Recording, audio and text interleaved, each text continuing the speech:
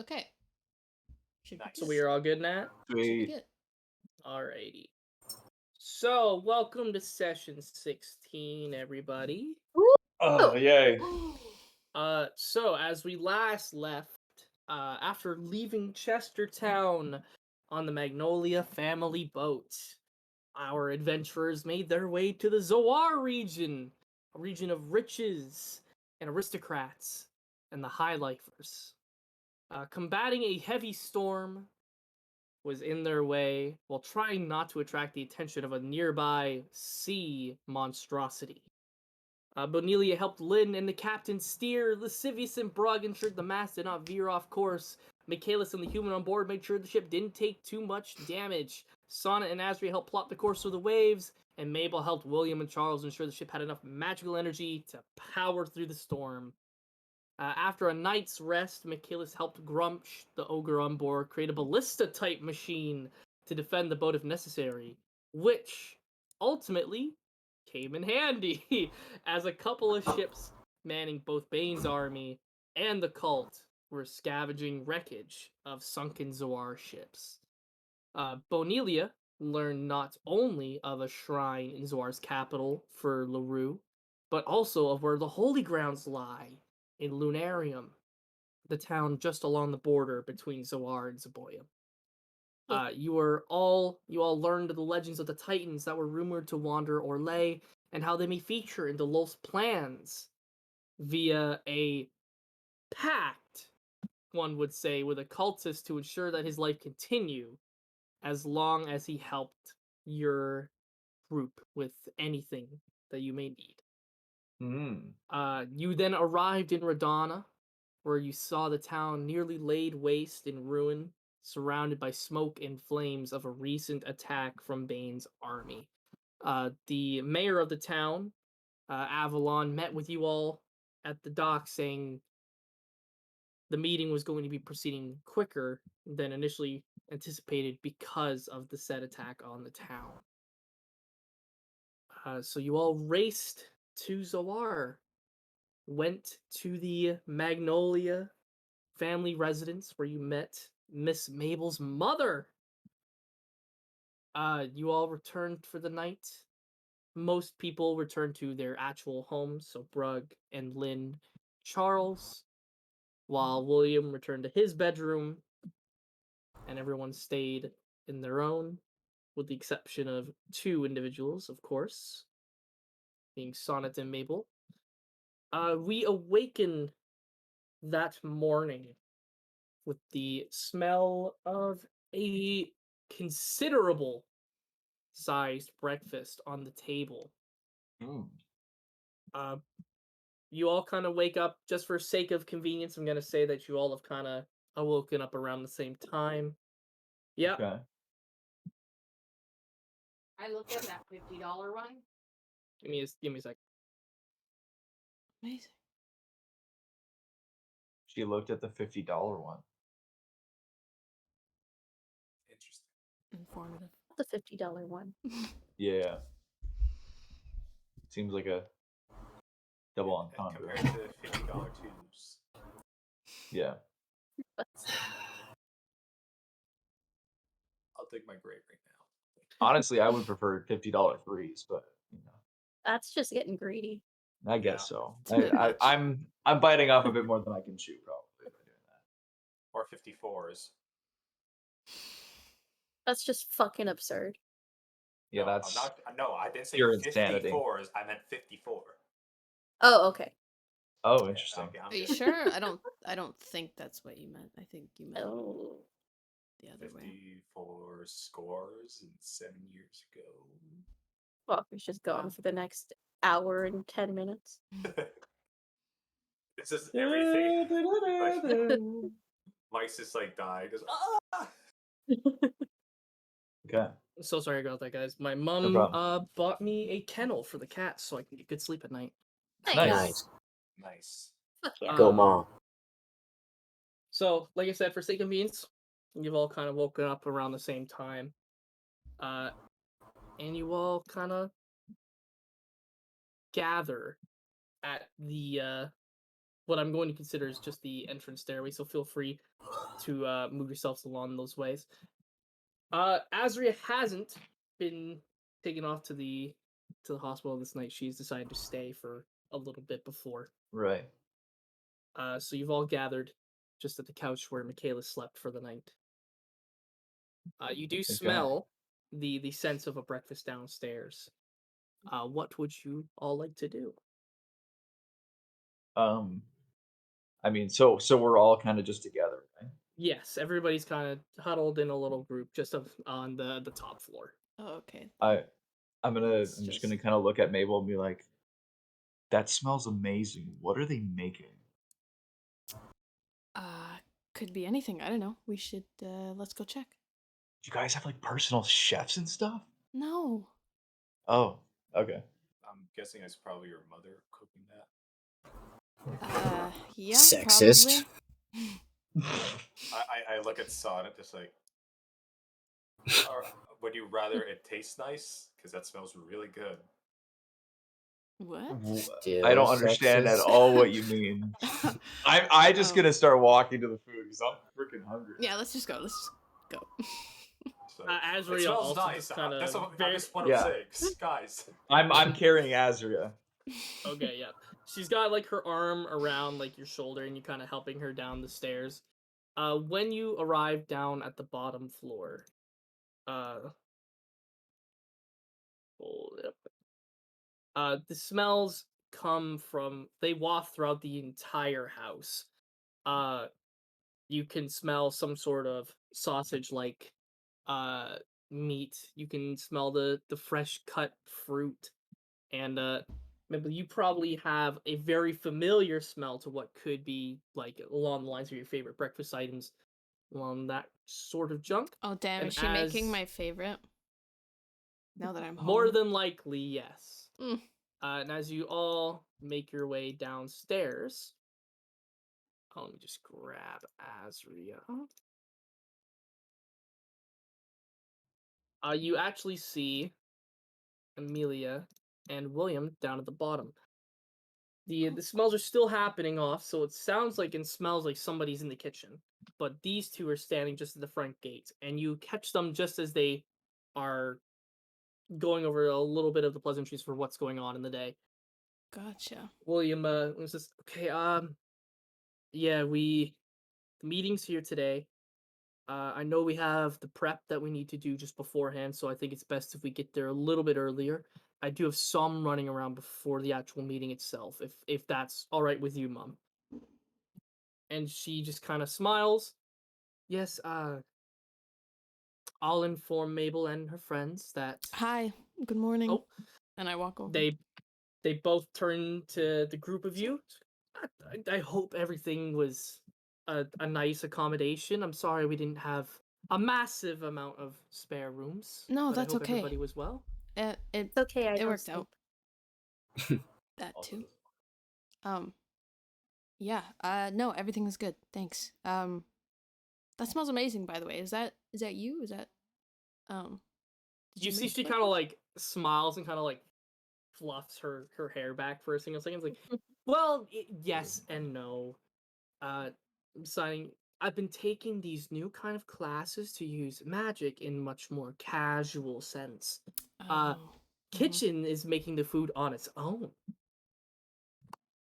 Wow. That's Ooh. That's interesting. Wait, you say kitchen is making it on its own? What? She, I you see, mean- she kind of like twirls her finger. You see like a little magical residue kind of twinkles around. And she goes, "Well, I mean, I'm kind of helping with giving it the little extra effort that it needs, but Is that safe? They- Do you know what you're doing? I don't. Is it okay for the kitchen to be on its own with no one there, like watching? I've read this in a book Oh. before. It didn't end well.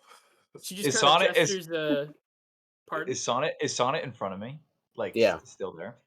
I'm gonna look at Sonnet and be like, dude, wait, is their kitchen alive? I'm just gonna look at Lascivious, and then I'm gonna run to the kitchen. Well, I'm gonna follow. I'm carrying Azri and I'm following him. Don't run. Please don't run. And I run after I them. still run. I'm still running too.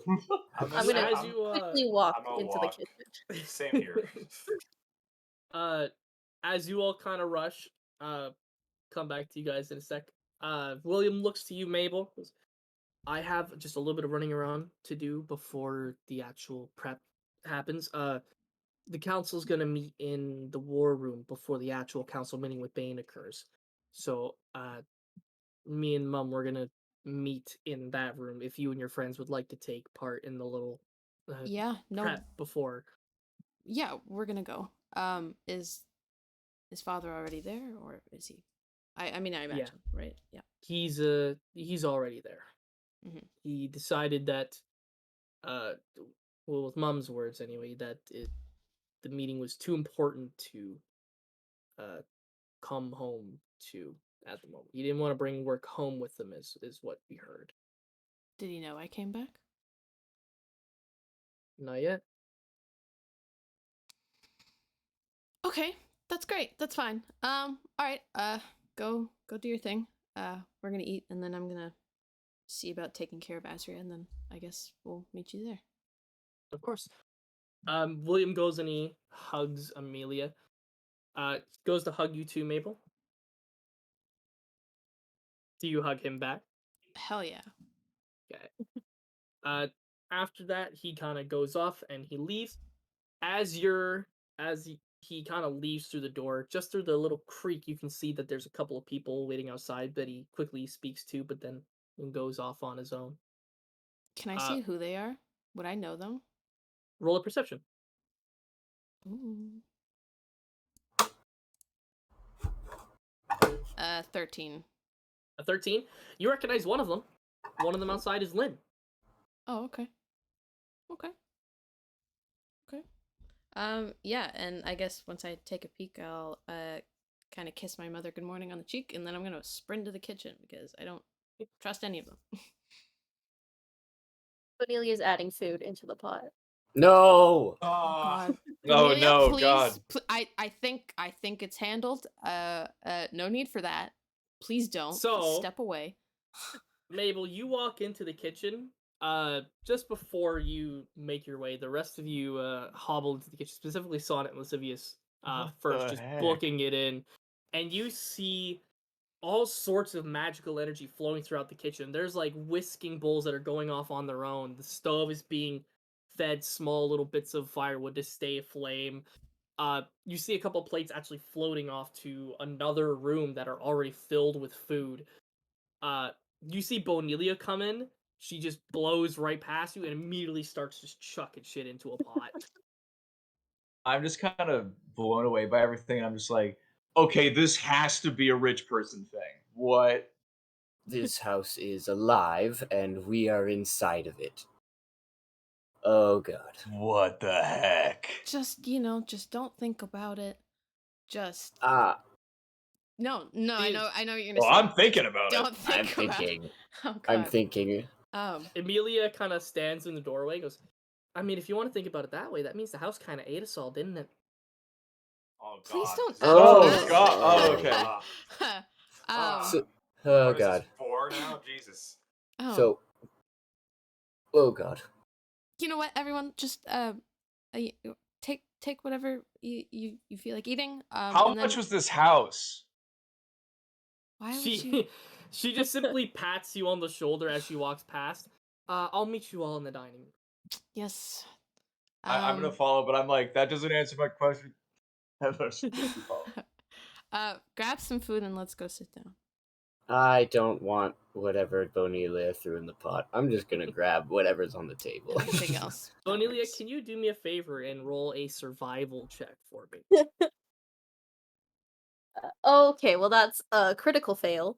Perfect. Oh my gosh. Classic. Every time. For fuck's We'll come back to that.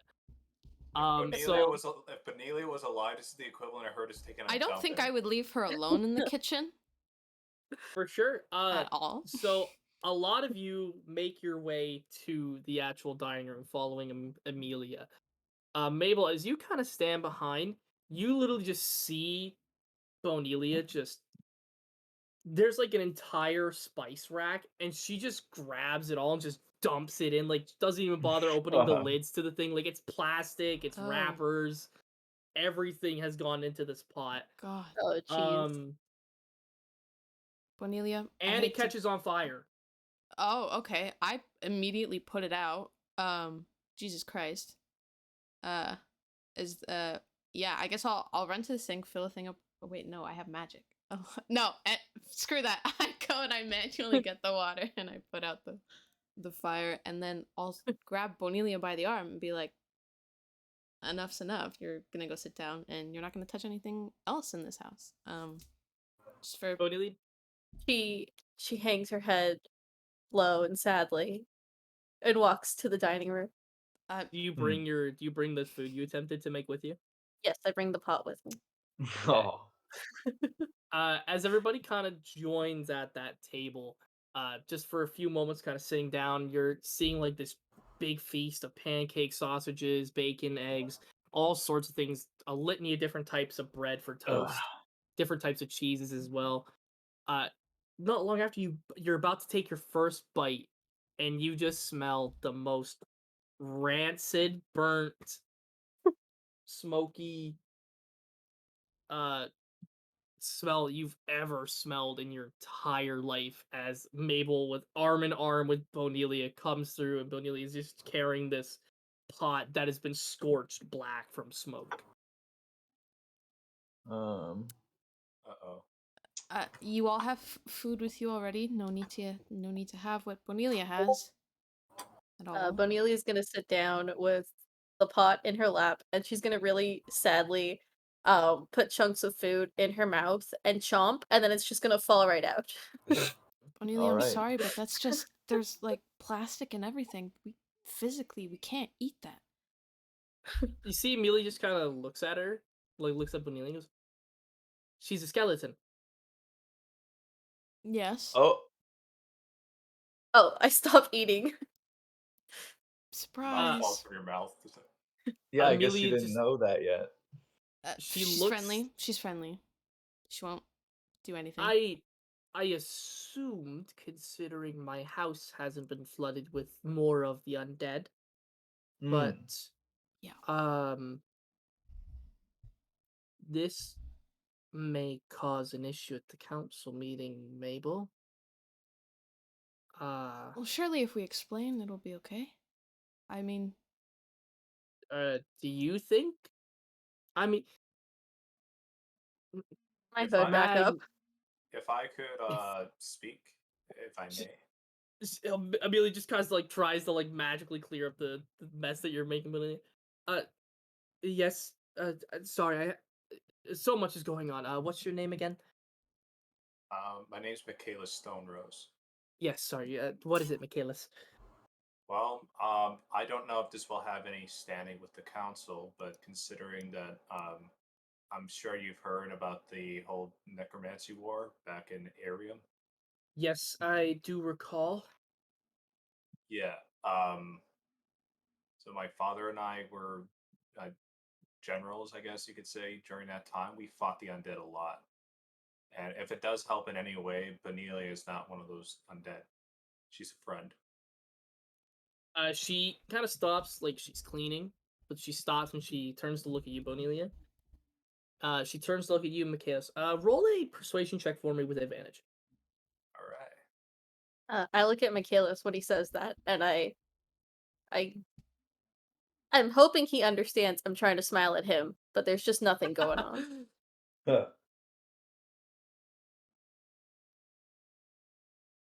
Okay. And this I is don't the like that. only this is only the second time that she's tried to poison us with food. So Well, I ate it the first time and I survived. So she let me tries her know. best. It's really What was it's your work in roll, progress. Ian? You said with advantage, right? Yes, with advantage. Yeah, my first roll was a 50, my second was a nat 20, 24. Hey, okay. Oh, Okay. She very simple. Okay. If the Stone Rose family believes that this undead construct is a friendly one indeed, she may he may which are you? See. She may have free roam in Zoar as she pleases. I'll put out word that there is a friendly undead construct amongst us, and the guards won't do a thing. After saying she, Bonelia is posing like she's got a hand on her hip, and she's just doing a bunch of girly poses. Mm. Mm. As I'm eating, I'm gonna be like, oh, even the silverware looks expensive. Can I make an investigation check to see what, like, around me, like, what might be very valuable, but, like, Yeah. not noticeable if I were to take it? Roll an investigation. Mabel just looks at Lascivious, and Lascivious is like it's like cartoon eyes sticking out. It's like, it's just like nice. 13. A 13. So, you said that doesn't look like it would be noticed if it went missing. Yeah. Most likely the silverware itself.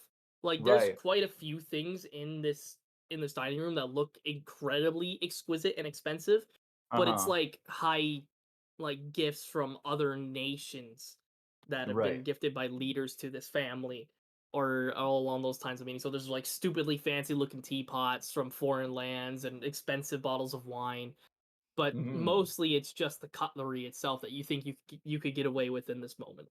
Right. I'm gonna be like, I would assume I've finished eating at this point.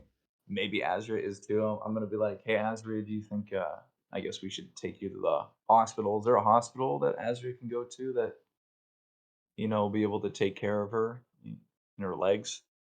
Yes, of course. She flicks the same business card that was given to Bonelia not Okay. too long ago for the for the Nostriel Medical. Mm-hmm. This specific man, he is probably one of the best medics in all of Orlais. He's your Okay. man to speak to.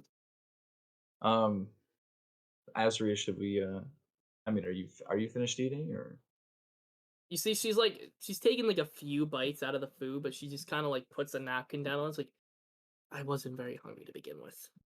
okay? Uh I'm gonna take Azria to the hospital, guys. So I guess I'll meet you guys at the meeting, or if Do you I know guess where to if I just go? run into you. Do you or I guess I I could think just tell so. you. It's the big you know the building you thought that I lived in, the big one. Yeah. Yeah, it's there. Oh, okay, cool. Mhm. I'm gonna like help Azri up, and then as I'm getting up, I'm gonna reach for some silverware and steal it. I'll roll sleight of hand. Roll sleight of hand.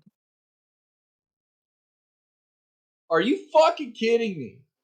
Actually, that's not bad at all. So that's gonna be uh 16. 16. Okay. You managed to swipe up the silverware. It doesn't look like Amelia has noticed. If anybody wants to, they can roll a perception check to see if they can spot it. But I'll do it. I'll do it. 6. Oh Oh. wait, no, sorry, that'll be a 12. 15. Reroll it, Ian. Oh, what did you get, Michael? I got a 16. Then he doesn't notice. Oh, It's okay, 15. sweet. well, he said to reroll it. Nope, we're good. It wouldn't matter anyway. I decided to do it. I got a 14, so it doesn't matter. Joe or Danica, are you guys rolling as well? Nah, I'm No, just I'm eating staring. food. I'm staring Okay, into the alright. pot. Yeah, you managed to get away with it. As you're kind of helping Azria like scoot Uh-huh. away, you see Azria just has like a very small grin on her face, and she kind of like nods at you. And I'm also gonna reach over and get a pancake and shove it in my face as I leave. Okay. You see, before you head off with Azria, Amelia actually she stands up from her seat. Goes, oh, before you all Yeah. go, I know some of you are still eating breakfast, but Mabel, how long have you been with this group for? Long enough. Why? Do you trust them? Of course.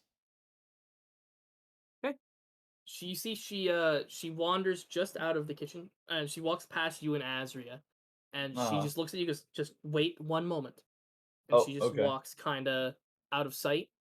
You see, she comes back with 5 pouches. Oh. Oh. She places one in each of your guys' hands, specifically each of you guys, not any NPCs or anything along those lines. And you feel it in your hands, and you feel it is hefty. What is Oh. this? What is this? Consider it a gift for what I can only assume is protecting my daughter for so long. Okay. Zoar has some wonderful shops. Have fun. All right, everyone, How hand much it is over. it? Hand it over. Absolutely not, Sonnet. Come on, hand it over. How did What's- you save her in a staircase? Come on, hand it over. Hand it over. Put mine inside my rib cage. He How does have a much point, is he has it? a point. Everybody gets to add 500 gold pieces to their inventory. Okay. feel So bad as I now? receive this pouch, I'm gonna Yeah. look. If Amelia's in front of me, I'm gonna look at her and I'm gonna be like, I'm gonna hang my head down and I'm gonna take out the utensils and put it on the table and just be like, I'm sorry, I don't deserve the gold. I stole some of your utensils. I was You going see, to she ask. like Mm. Hey, you were honest. That means something. Michael, roll a A pity check. roll a charisma check for me. Just plain old charisma. Okay. Oh God, that is horrible. Oh no. That's gonna be a 5. Oof. Hey, you. So what do you say to her? I just say, I'm sorry, I don't deserve the gold, and I hand it back and I put the stuff back on the table, so I don't get the gold anymore. You see, she like looks at the utensils as you place them. She looks as you kind of place the pouch of gold on the table. She just kind of looks at you with a slightly disappointed look in her face. Oh. She picks up the pouch, she kind of reaches into it, and she still hands you 100. She goes, consider it a discount. Oh. Damn. I will say he is trying. He's grown a lot. This is a work in progress. And if I'm gonna that gold's do- just going elsewhere, maybe the guy that saved your daughter a couple of times, could use a little extra on the top. You see, as We've she's all kind of saved like, her. Lascivious and Azra, you're actually free to go now if you would. Yeah. As I'm leaving and there's no one around, I'm gonna make another investigation check out in the hallways. Jesus Yeah. Christ. Okay, yeah. Roll another investigation. Oh yeah, baby. That is a 17. 17. Oh. Okay. As you're kind of wandering through the hallways, you see a litany of things that you could feasibly steal. You don't really know if they would go unnoticed or not, because some of them are bigger, some of them are smaller. But considering your background, it's hard to Yeah. tell how much value an individual item holds. But you can definitely steal quite a few things that would fit in your pocket.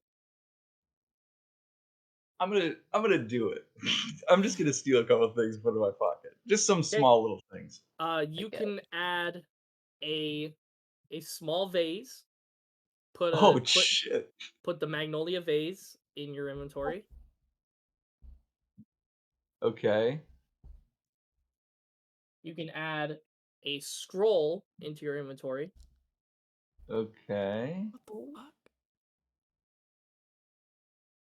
And you Uh. also manage to see there's some jewelry off to the side. You can add 100 gold pieces worth of jewelry into your inventory. Okay. Jesus Christ. And then a scroll. As Lascivious and Azra walk out, I just yell back, "Make good choices."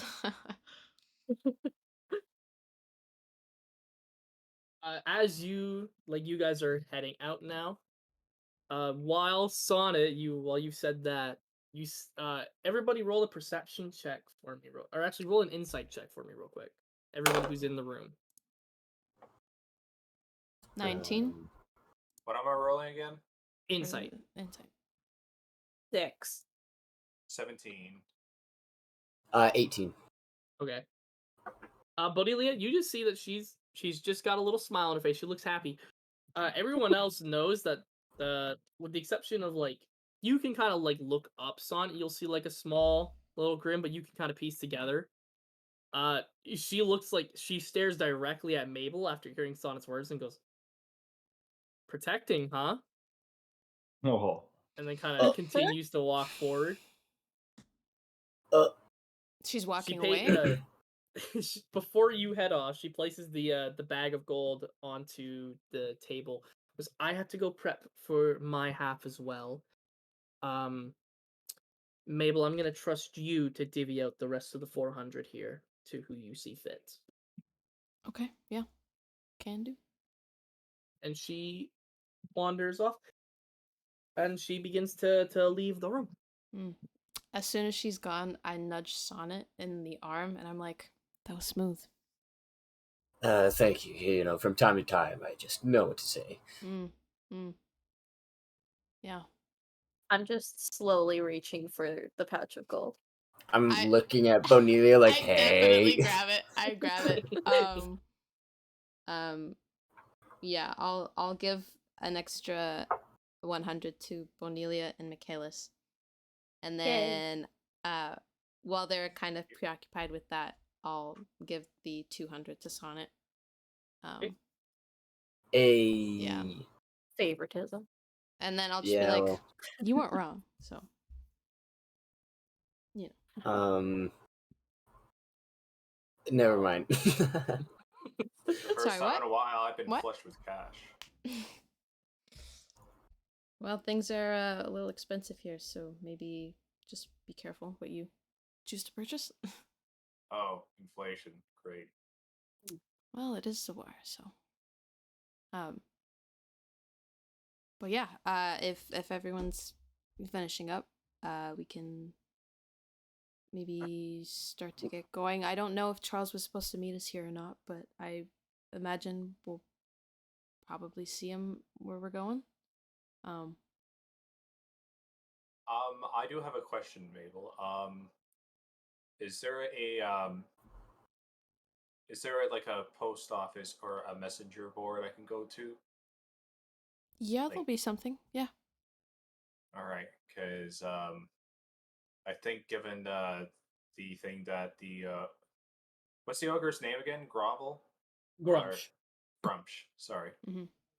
Given that Grumsh and I made that weapon system on the ship, I think it'd be a good idea that before we go to the council, we should send it out to some of our allies. I'm thinking mainly for myself. I'm gonna send it to Lucky Nagash. He's a blacksmith that used to work in my army. Yeah, no, I like that. Yeah, we'll definitely do that.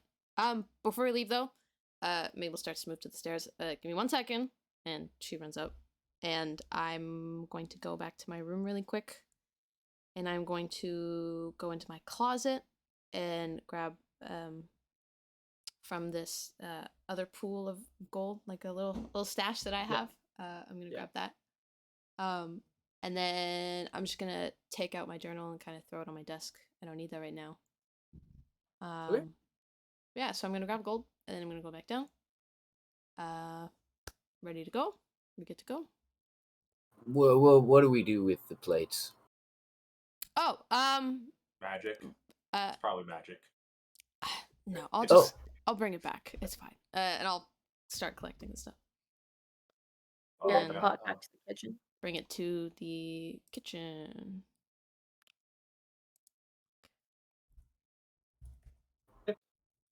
So you've all kind of put the dishes into the little washing section of the sink, some nice good water and things like that. You see some like scrubs, like even with Amelia kind of out of view, you see that her magic residue is still there and it's still working away. I imagine she has that handled. I'm not gonna bother with that. Um, and yeah, I guess we make our way out. Yeah. Is everybody following suit as you leave the Magnolia residence? Yes, sirree. As you yes, Stan?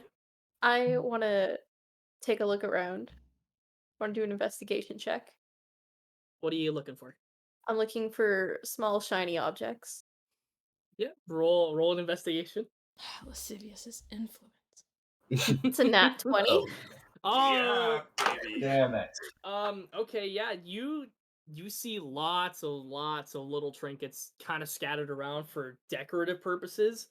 But you do see in the entryway as everybody's kind of starting to file out of the house, you see off in the entryway, right in here, you see there's a jewelry box that is already open and looks to be missing some pieces out of it. But you see there's still a good chunk of jewelry in there. I would like to try and steal a handful of jewelry. Okay. You can roll a sleight of hand check. And Mabel, considering you were kind of leaning them outside of the house, if you think that you would be watching Cornelia, then I'll allow you to roll a perception check at disadvantage. But if you believe that you trust Cornelia not to steal, then I'm gonna say that she can get away with it. I don't think I would be watching out for her if she would be stealing, but considering the mess she made in the kitchen, I would probably make sure that she's not, like, gonna break anything else, you know? Okay. I'll say you can roll for perception at disadvantage then. And Danica, you can roll a sleight of hand for me. I got 11 for sleight of hand. Oh, okay. I beat that. I have a 12 plus a 6. Ah! You do happen to see Bonili just kind of stuffing her pockets full of jewelry. You too, huh? She stares at you. And then she puts it all back. Thank you. Thank you. I'm sure you can buy some, with the gold that my mom gave you. Maybe, you know. Let's get going. I dropped the conversation.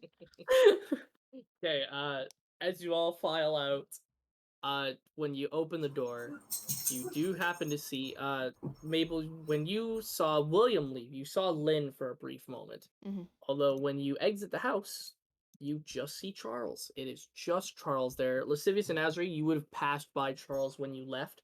You would have given like a very small nod. Is You he would have just seen this as waiting there? well. Yeah, it looks like he's just been waiting there. He also looks incredibly tired. Okay. Did he? I don't know if I could make some kind of insight check, but would I be able to tell if he was like planning on coming inside the house, or was he just lingering outside? Or Yeah, roll an insight check.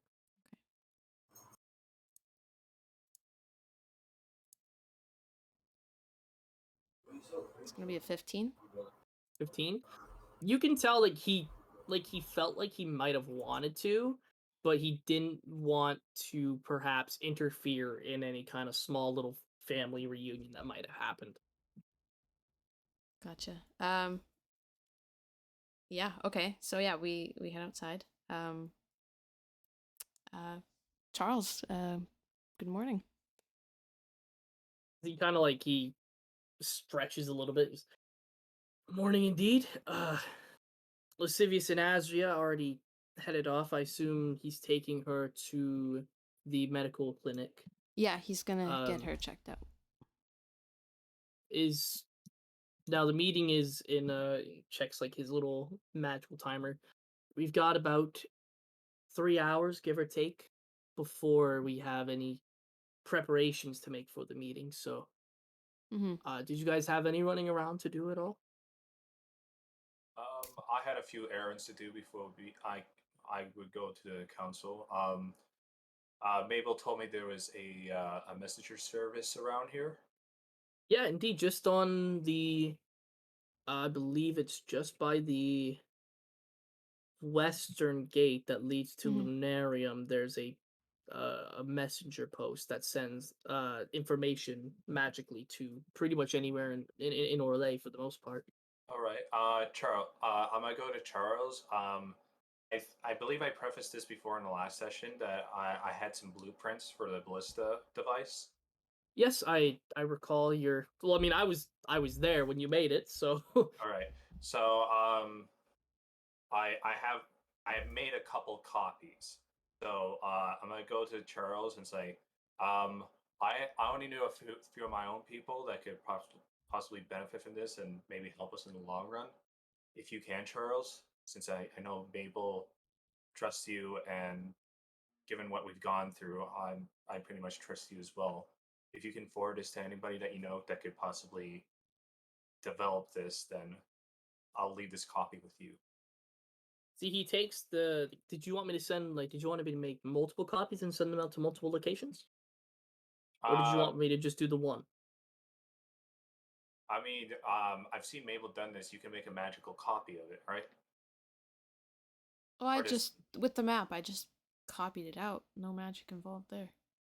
right. Like, sorry, I'm sorry. Forgive me for thinking that every time something happened, it has to be magically imbued. But It's fine. You're in one of the most magical cities in all of Orlais, so I figured it'd be this like a secondhand nature to say, oh, okay, and that that's it.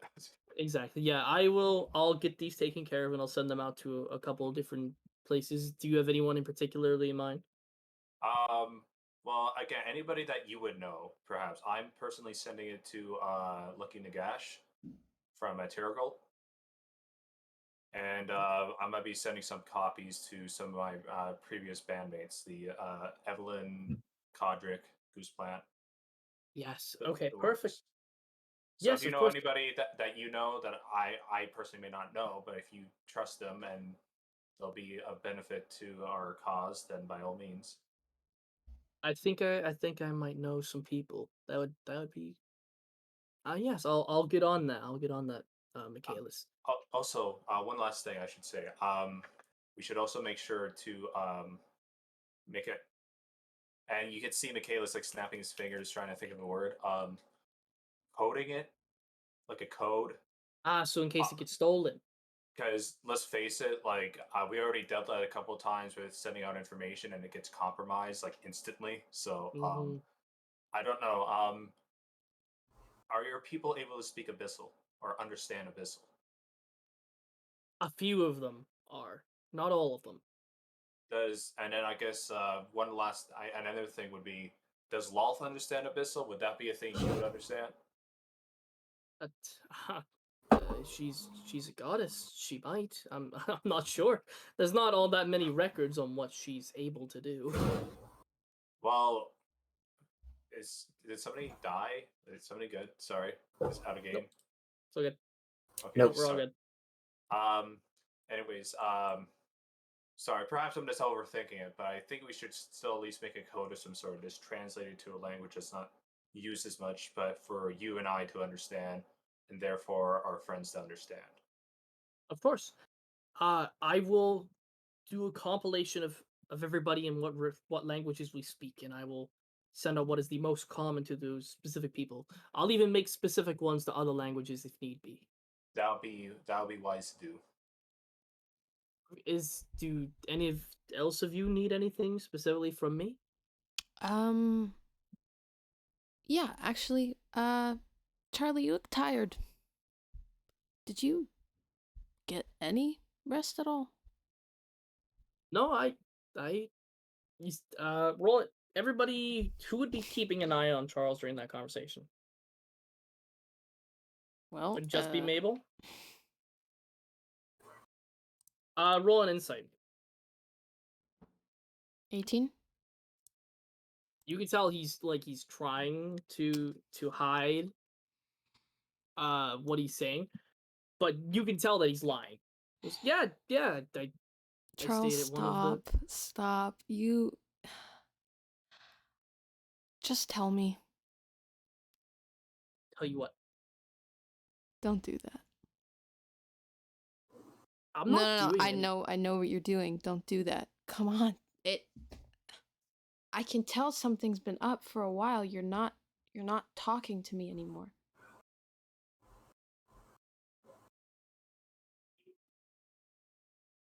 I mean, Are you okay? Mabel, can I speak with you in private? Yeah. So Mabel, I would like for you to go to the Keep Your Secrets channel real quick. Okay. You guys are just like stepping away elsewhere. Yes. Cool. I'm gonna go try and steal some jewelry.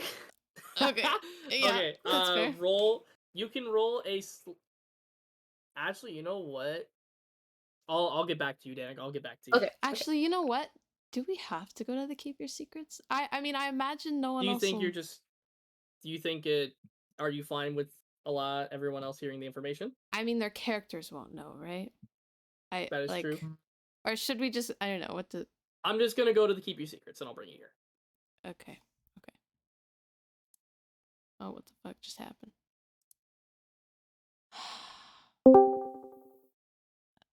It redid something. Okay. It's fine. Everything's fine. Hi. Okay. So Charles brings you aside. Being here brings a lot back that I didn't really want. Maybe there's a reason why I haven't told you a lot about my past when it comes to like my living conditions and family. I mean, I know your parents passed away. They were adventurers. What does this have to do with them? Or does it? It doesn't have to do with them in particular, but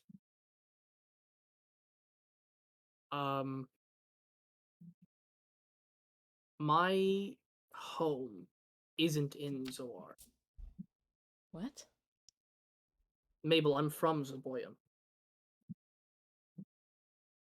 Wait, why didn't you tell me? Charles, I wouldn't have thought anything different of you. I mean, I know, but it's... Come on, you know me better than that. It's a complicated subject. Look, I'll promise you right now, when all this council stuff is all done, and we have a moment to relax from all the importantness, I'll take you all to my hometown. How about that?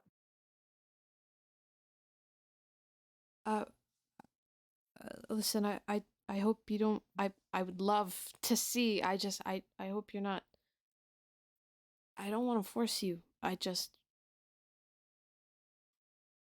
Yeah, it's fine. I would have had to have come back here eventually to sort out some personal matters anyway. Might as well kind of lump it all into one, right? It's fine. Right. When everything, like I said, I promise when everything is all said and done, I'll take you to my hometown and I'll show you where I grew up. How about that? Yeah, I would like that a lot. Are you sure Cool. that's... I don't mean to pry, but like, are you sure that's everything? You've been kind of distant for a long while. Like I said, we'll talk once everything's all settled, okay? Do you promise? I promise. Pinky promise. He pinky promises. Okay, I'm holding you to it. I hope so. Okay, let's Rejoin the group? Yeah. Perfect. Oh, okay, we're back. Oh, Okay. That is all. We're By back, the way, baby. that's fine that it's heard. It's just better for in that particular moment. Okay. So Charles and Mabel rejoin the group. Bonelia, you return just before Mabel and Charles do. yeah. I want you to roll a d8. Okay. Just a straight up d8, no modifiers. I got it. 2. A 2? Yeah. So you manage to steal an extra 400 gold worth of jewelry. Yeah. What the fuck? How much would she have gotten if she rolled an 8? Like, what? Let's just be happy she didn't. Oh my god. It's just to be like straight pimping and just like have gold chains and everything to say, strutting around to say, "What up, guys?" Okay. So you, Charles and Mabel rejoin the group. So I'm gonna handle what Michaelis asked of me. I do have some other little errands to run around the shop, so if you happen to be in the shopping district, we may run into each other, but feel free to, explore the city for a little bit. This may be one of the few chances that Zoar is yours to explore so freely, depending on how this meeting goes. Reassuring. Yeah. I mean, I well, don't mean to be negative about it, right? No, but I just, It's just the god of war and conquest is You're being in a this Yeah. is in the you're city. being a Yep. realist, yeah. So Yeah, that's great. Okay, yeah. Yeah, we'll do our thing. We'll meet you if we meet you, and, yeah. Sounds good. I will, no matter what, I will meet you all at the War Council room in about 2.5 hours. Okay. sounds groovy. And Charles heads off. And does anybody have anything else for Charles, or is he good to head off? I Didn't think Charles that say earlier in the before you guys when he showed up that we had 3 hours? yes, but with conversation and such like that. Okay, fair enough. Fair enough. I will meet you all at the council building. Okay. And he walks off. So now we're gonna treat this like kind of like downtime. So we're gonna Yeah. go person by person. Michael, I'm gonna handle you and Azria first, just because Okay. if it comes down to when you gotta leave and somebody else is doing their thing, it's not as important Yeah. if you're there. So you and Azria are walking down the streets in Zawar. This is the first time you've seen Zawar in Uh huh. broad daylight. Wow. So there's lots more people wandering around the city than when you first came by. Right. A lot more people are dressed in like business attire. You see lots of students walking around with all sorts of Mhm. materials, whether it's like scrolls, books, magical weaponry, even just regular like study books for what you can assume to be aristocrats Yeah. studying math equations, things like that. Mm. You do see there's quite a bit of hubbub kind of going up towards the main council building up in the center. Mhm. Like there's large crowds forming. But other than that, it's business as usual for what you can assume going about in the city.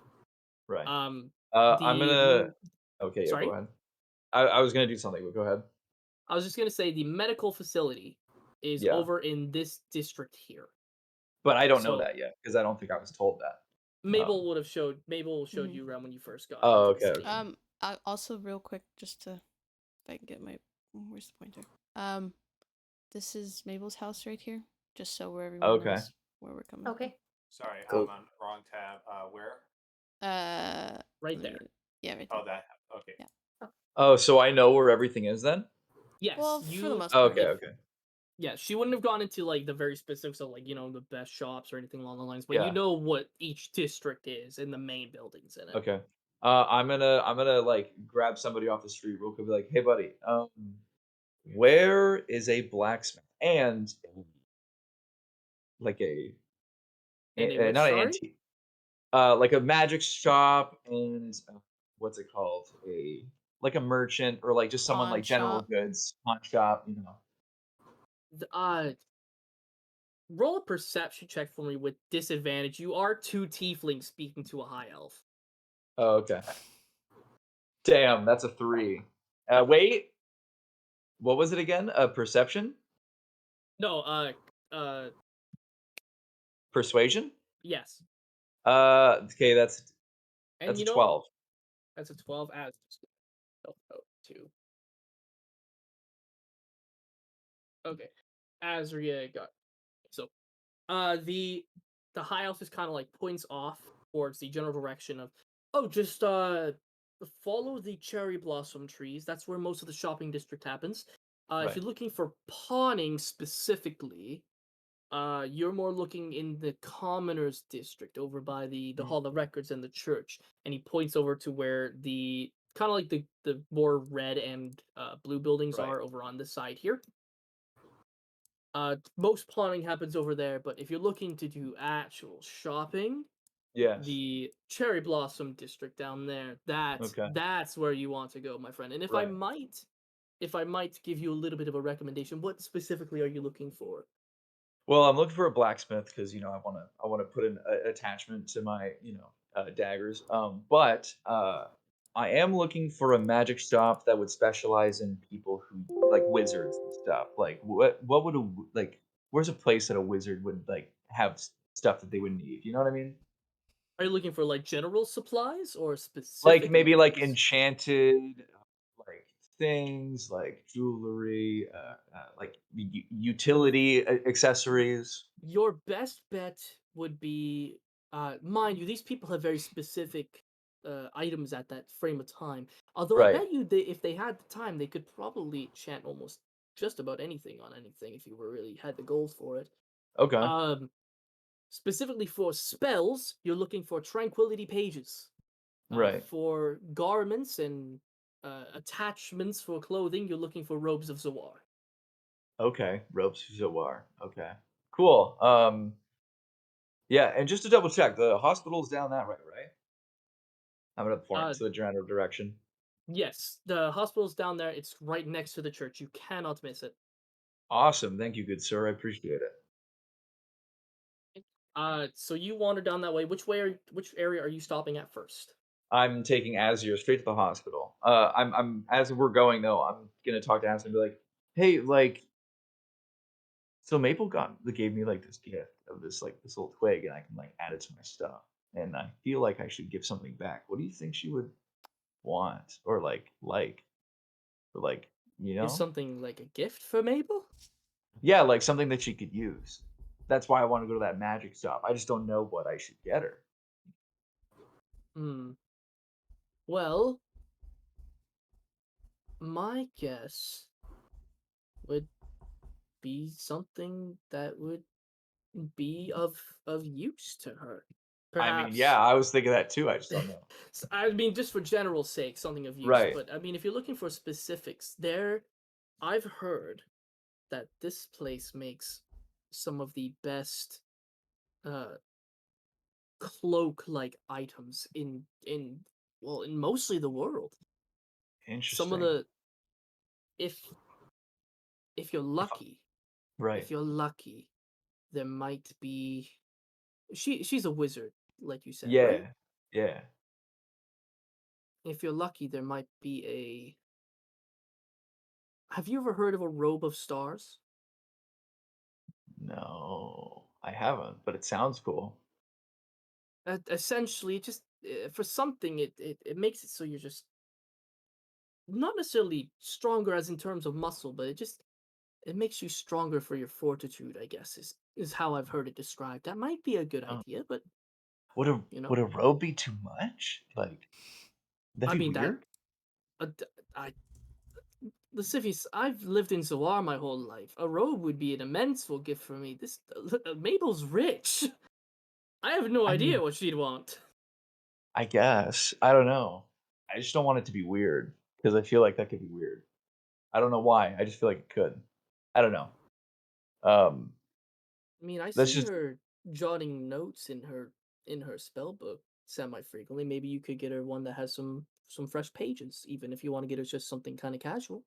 hmm, that's an idea. All right. Well, let's get you to the hospital real quick before I do Yes, anything. yes. So you guys go to the hospital right beside the church, which is right here. Right. You see this nice blue roofed building. There's some people walking in and out of it. Mostly have they look like guards that have some minor injury. Some are more Hmm. major. But you do see one man standing out front who looks to be kind of like siphoning people in and out. Like he Right. looks to be the man in charge for that particular instance. Hmm. I'm gonna go up to him and I'm gonna look at the card. And what does the name on the card say? The card.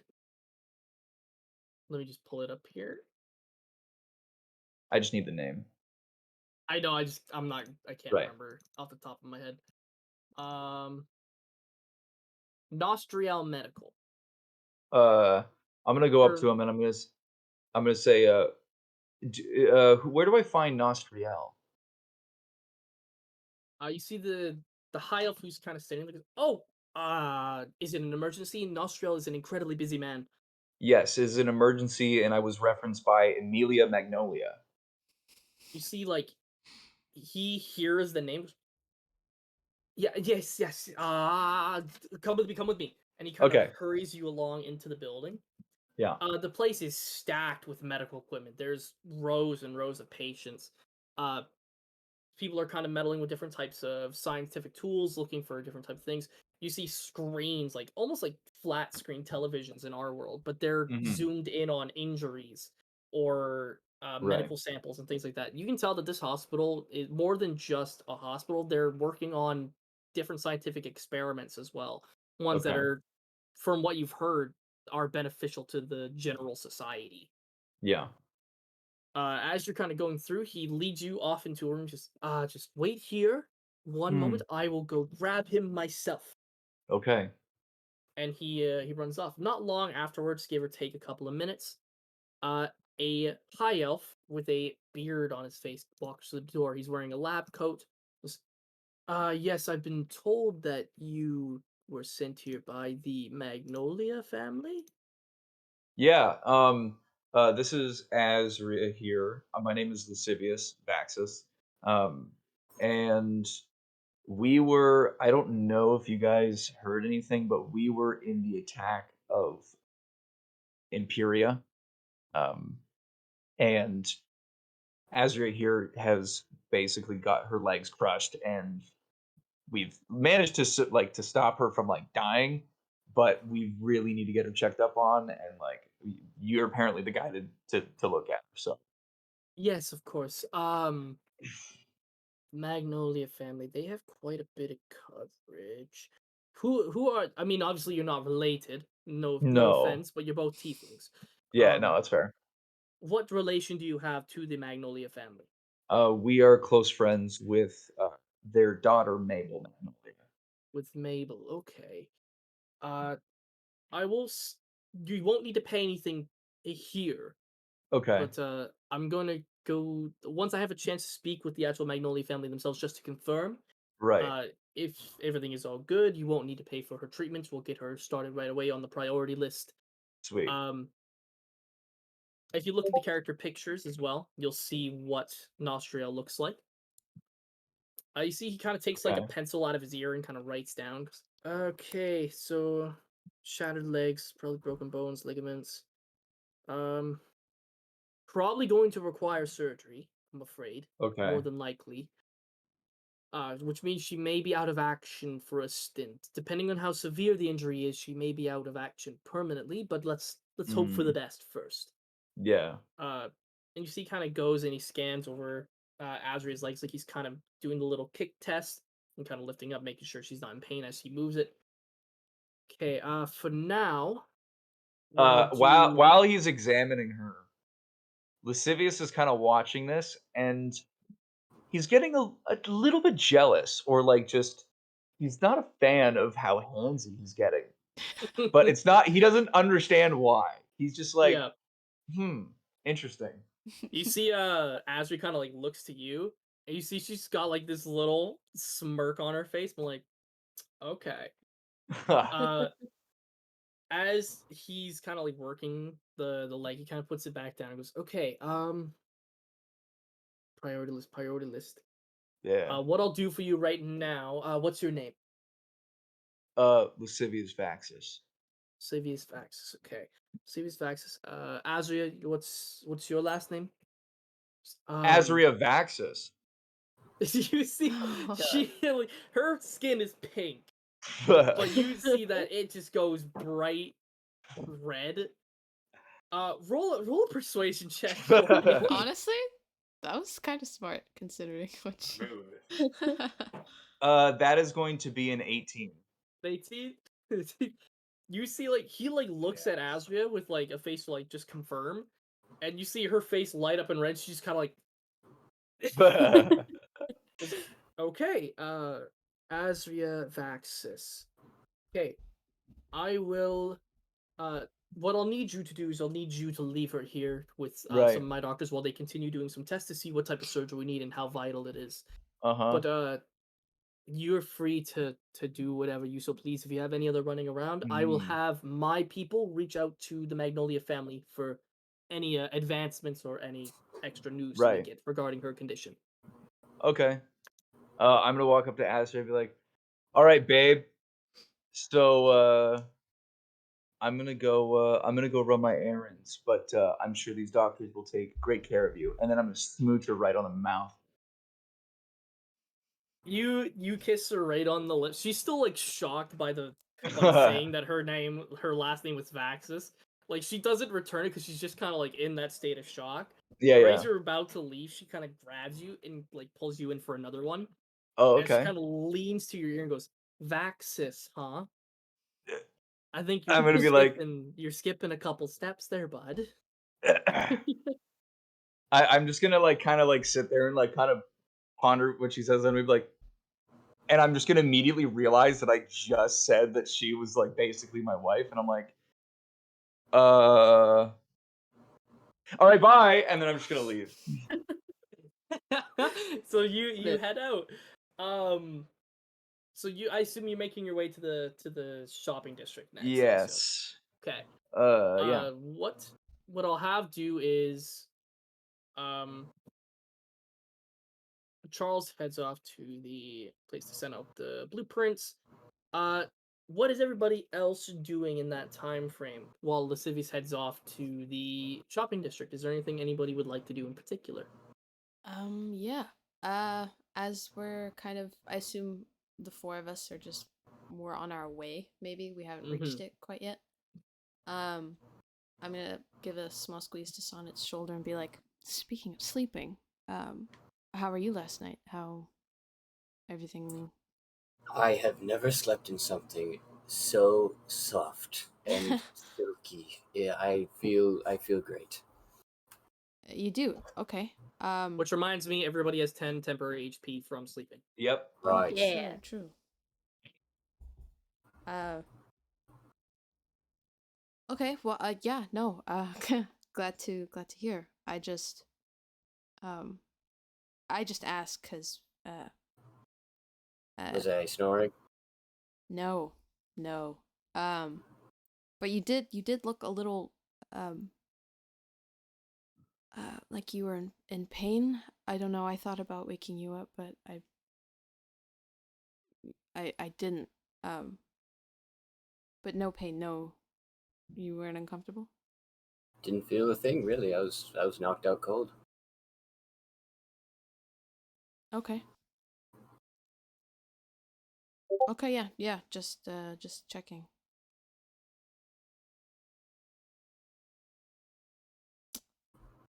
Um.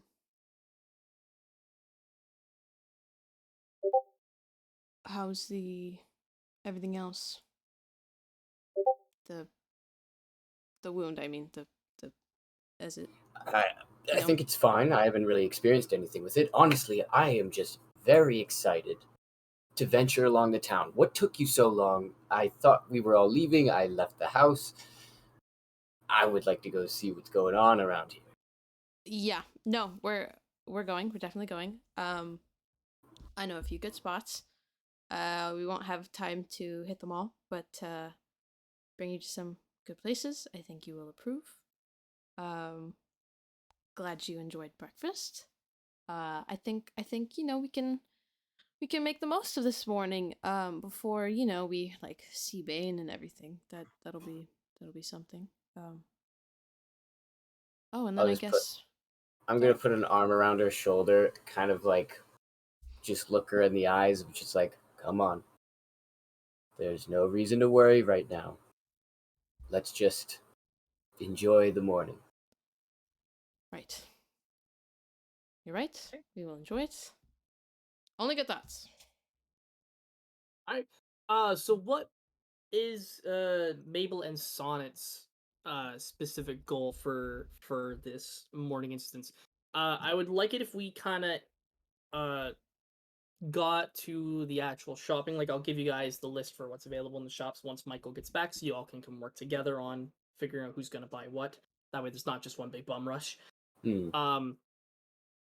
So in the meantime, Mabel, you know for a fact that there's quite a few different places to stop along in Zawar.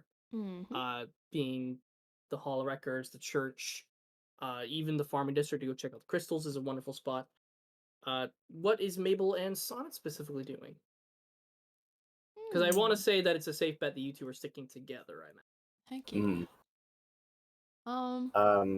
I would for sure at some point like to find like a jewelry store, and I want to hit up like the blacksmith and maybe a vendor, a magical vendor or whatnot. But other than that, if she wants to show me some places, I'd follow. Hmm. Um. Perfecto. Yeah. We could. Oh wait, no. I was supposed to Hall of Records. Hall of Records. Something happened last session. Right. Um. Supposed to talk to them about the wave thing, get some information on. Yes. Yes. I wouldn't mind doing that as well, but that can be the last thing that we do on the way there, since it's like right there. Um. But yeah, Sod and I were just gonna chill on the streets. Do our Wandering around thing. checking out the sites, I assume, hey? Hit the Yeah. town. Hit the town. Alrighty. Cute. Well, then we'll come back to you guys in a little bit when it's kind of good to go to the Hall of Records. For now, I'm just going to say that you guys are kind of wandering about. You're showing him the town, showing him the little spots where perhaps you might have gone to school for a little bit, Mhm. showing him the works. Bonelia and Michaelis, are you two sticking together? Are you following Sonnet and Mabel? Are you going on your own? How are you guys handling your free time for the morning? I'm going on my own. Ditched. Well, I was gonna go to that messaging place, the magical messaging board, whatever it's called, and For sure. And I've I'm got going to Nasriel. Okay, so we'll handle you guys one at a time. So, Bonelia, Yeah. as you're making your way through the city, are you wearing your hood still, or is your Yeah. hood down? I got the hood up. Okay. People are passing by you with real no kind of the reactions to you, just and your average person who's kind of keeping their identity hidden to the most general public.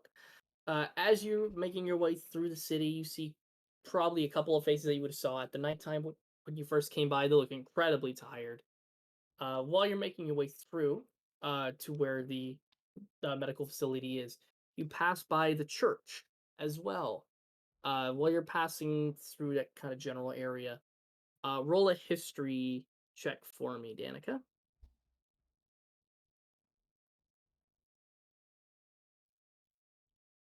That's a 19. 19. Okay. So you recall that back on the boat, that Lynn mentioned that there is a small little sect in the church for the followers of LaRue as well. And as you're kind of passing through that general area, you actually see the church has its major communion, so everybody who goes and sees, in wide amounts to go and pray to whoever they be, they all kind of come out in droves. So I'll give you a choice of whether you'd like to go to the medical facility first or you'd like to visit the church. Is everyone's leaving the church? Yes, it seems like the major communion that would have had the most amount of people in it at one time has just ended and they're filing out. Okay. Yeah, I'm gonna go in the church. Okay. When you get in there, roll a perception check for me.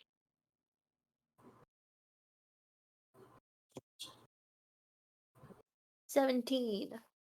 17. Uh, one sec here.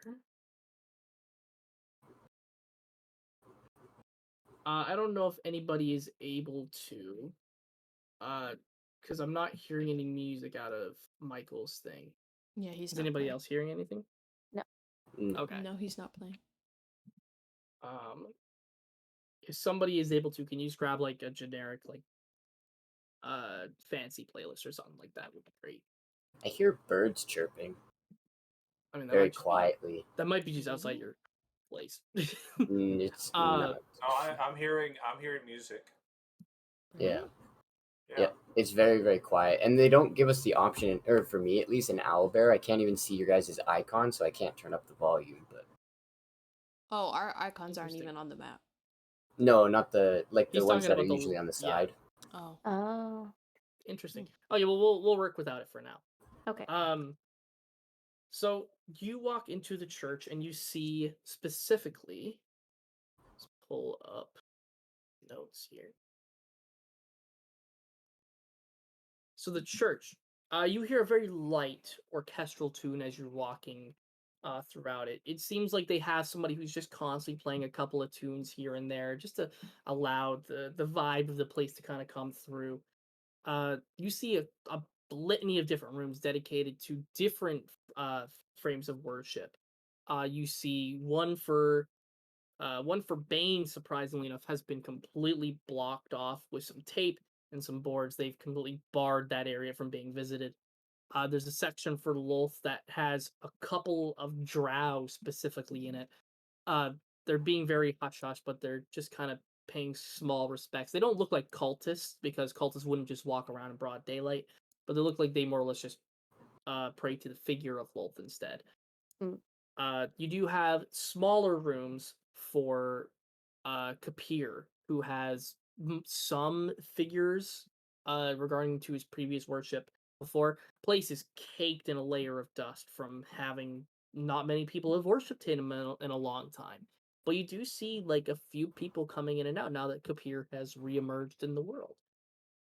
Uh, Not far down, there's a section that is also completely uh it's covered in a emerald green sort of concrete, and there's little linings of gold and some liquid pulsating through a couple different tubes. It looks like it's decorated specifically to Zahir, from the legends told about Zahir from many years ago. He's the god of poison and darkness, so you can kind of tell that this is his reign of worship. Nobody is in his hall of worship.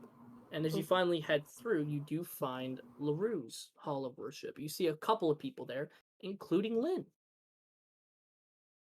Uh, I go up to Lynn and I tug on her coat.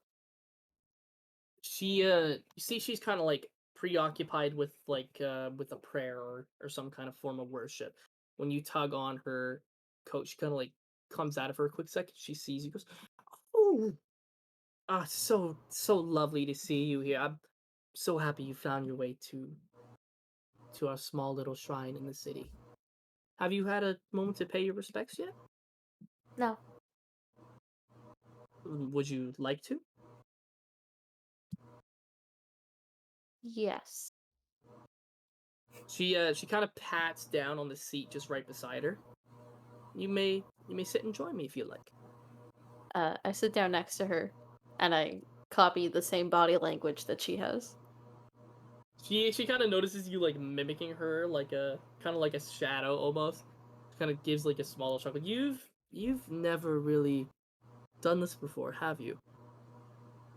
Not that I remember. Yes, that's right. You don't have any memory, hey? Well,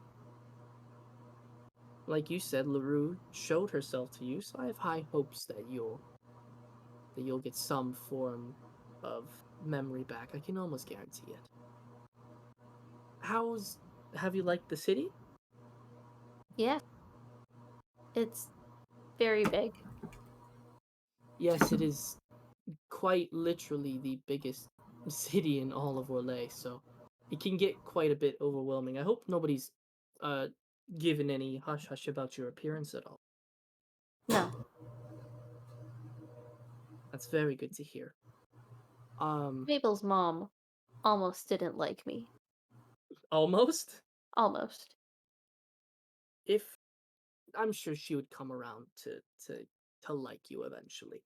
You're a very you're a very strange case for an undead construct. Being an undead construct comes with a lot of unfortunately bad baggage from previous wars in other lands, and unfortunately with undeads just being considered mostly monsters in our world.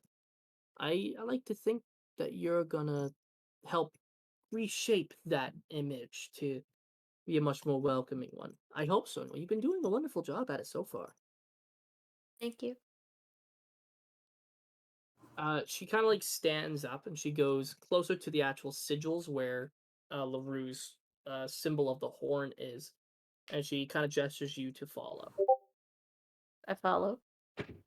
She as she gestures to each of the symbols and the vigils, each symbol here is more or less a resemblant and a reminder of what we do here for LaRue. Her main goal is to spread kindness to everyone.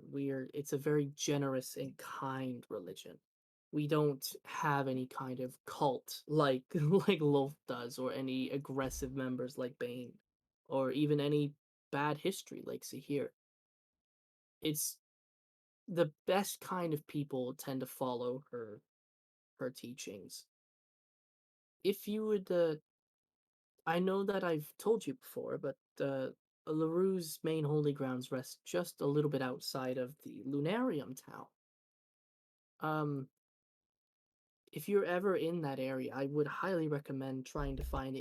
It's caked. The whole town is caked in mist for the most part. So we've heard rumors of perhaps there being a test to get into the actual holy grounds itself. I'm sure you'll pass with flying colors, but I thought I would give you a small warning, as reaching LaRue's holy grounds is not an easy task. Thank you. I'm Now not it's good not at tests. it's it's not so much a memory, it's more a test of personality and generosity. Knowing you just for this short amount of time, I believe that you'll pass with flying colors, but Thank you, Lynn. now I'm not don't feel any pressure by me being here at all or anything along the lines, but if you want to or you feel strong about it, you can devote yourself to LaRue if you'd like. I don't know. It's fine.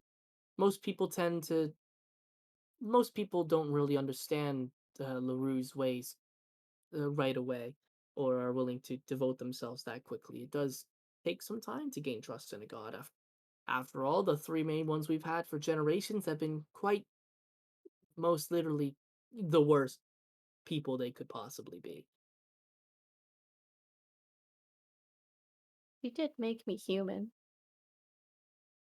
Just for a day. I believe that was a not a test or a reward of sorts. Maybe she knew you in your past life. Do you have you had any memories since then? No? Hmm. I'm sure something will come up, Amelia. I'm sure. You see, she goes up and she places a small little flower just right in front of like the main kind of like area. It's just a very light blue flower. She actually hands one to you. If you would like, this is something that we tend to do if on for her worship. We just leave nice little gifts every now and then for people. I take the flower from Lynn and I go up and I place it, and then I go and I sit back down and I intertwine my fingers and I lower my head and I say, please be the guiding light that I'm looking for.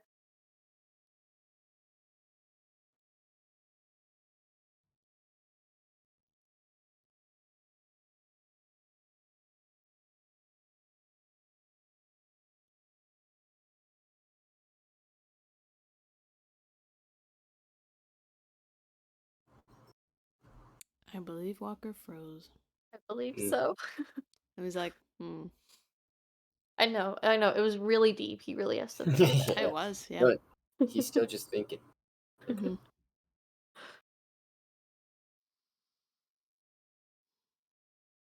I'm back. Welcome back. Bacon back. Bacon. The person who's getting my food is named Wolfgang on Oh my god. Uber. Damn, that's badass. That's the Yeah, best name. damn. I knew it. I knew it's happening. Hey, Oh, you're back. welcome back. Yeah. I just quickly swapped over to my phone's data. Mm. Oh, Uh, okay. Is my camera on by chance? Yeah. Yes, it's a little bit Okay, more pixelated, I think, but it's good. my for some reason my Discord is just showing that loading of like the did you know screen, so I Yeah. can't see any of you or see any of the messages that you might be leaving. So we're just gonna have to Oh, leave that open for a little bit. All okay. right. But know that we're still okay for now. All Hell right. Oh, yeah. now I can see everybody. Cool. Nice. So Yay. we're all good. Gucci. Alrighty. So that's all that you said for when you were doing your crossed hand Yeah. thing, right? Yeah. Roll a Constitution check for me. So just roll a d20. It's not a saving throw. Just Okay. roll a d20 and add your Constitution modifier. Ooh.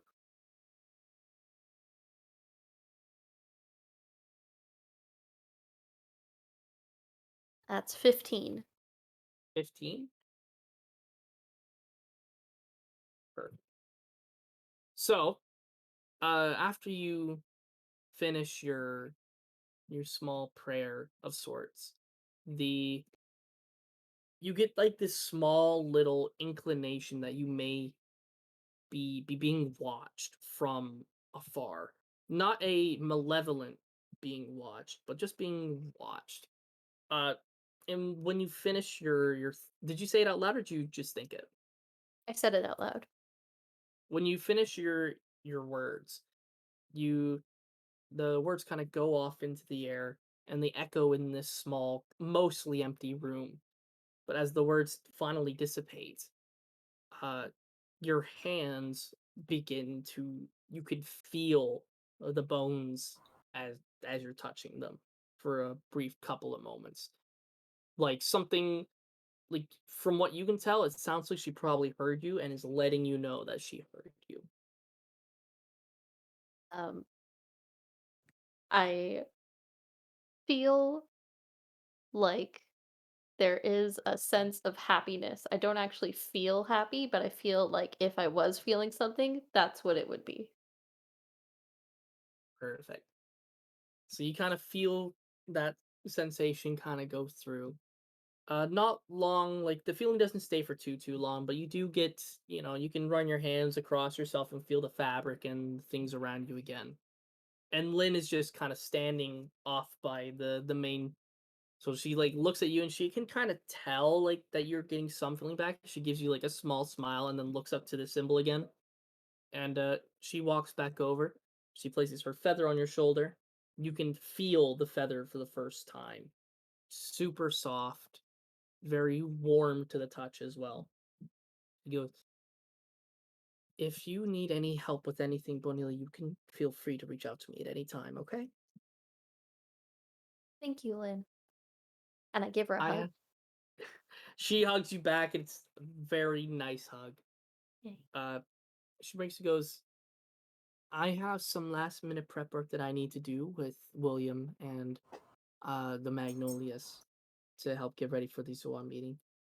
I assume I'll meet you and your friends in the council area in a short little while. See you. I'll see you there. She smiles, gives you a small nod, and then she walks out of the room. And you are left in LaRue's small little worship room by yourself currently. Cool. I just like I just look back at the little altar, um, and I say, "Thank you,"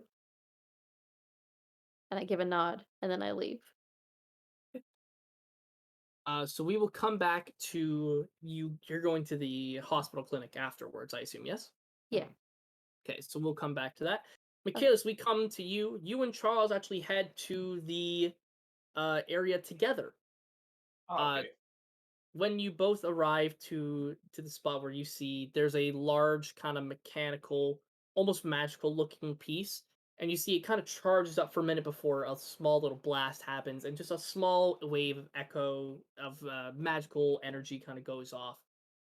When you go inside the building, you see lots of high elves kind of working away, making sure the machine's tinkering perfect. You see, funnily enough, you see Grumsh standing at the machine. He's kind of like looking at it. He's got like a little bit of a perplexed look to his face. If you go into the character pictures as well, I have a picture of Grumsh. Oh, don't need it to be in all caps. Grumsh! That He's not looks like a carrying- grumsh. That's a grumsh. He's not carrying the weapon, but he's pretty much the same kind of visual wise. You see, he's got like this orange scarf going around his neck. He's got some long, straggly, kind of greasy hair and a very thick beard, beard. as he's looking off to this machinery with just the most complex look. Like he's looking confused. All right. Well, I'm gonna approach him. Say, "Hey, Grumsh." See, he kind of like he stops looking at it and turns to, ah, the catapult friend. Yes, that is I. Well, what are you doing Uh, here? You're thinking of sending a message yourself? No, machine not work. For some reason, letter no send. In trying to figure out why. All right. I guess me and Charles can take a look at it. Can I roll investigation with Charles? Yes, you may. Charles will give you the help action, so you can do it with advantage. All right. Sorry, investigation. Yes. 13. 13.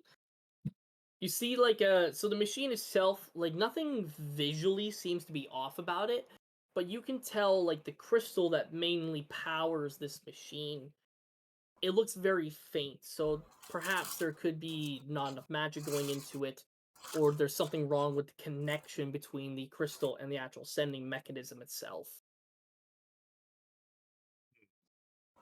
Okay, I'm gonna relay that to Grumsh. Say, it looks like this looks kind of similar to what we had on the ship. It looks like does this look kind of like it's faint to you? As he looks the machine up and down and notices like the kind of pulsating that's very faint. Just- Now the think, yes, perhaps machine not uh the touching it work, or perhaps crystal not have enough magic energy. So I You know- suppose we you should know probably. magic? I'm not a magical user. But I believe Charles, maybe you can help. He kind of like cracks his knuckles. And goes, I mean, I know a thing or two about magic. I mean, not to brag, but And okay, but I guess before we do this, like, is anybody in charge of this machine, Charles? Like, like somebody who does the maintenance on this, or is it just like whoever feels like fixing it can fix it? Grumps kind of like gives you a small little like punch on the shoulders. Goes, me mechanic. All right. Well, I guess we got our maintenance guy. So, Charles, Grumsh, and I'll help if I can. But let's try to fix this thing, because if this doesn't work, then Charles and I can't send our stuff either. So what I'm gonna have you do, Ian, is I'm gonna have you roll a intelligence check to kind of see if you can help figure out do some things. You're gonna be doing it at advantage because of Grumsh and Charles being there as well. They All will right. also be rolling and also with advantage as well. So it's the D20 plus my modifier, Yes. and with advantage, you said.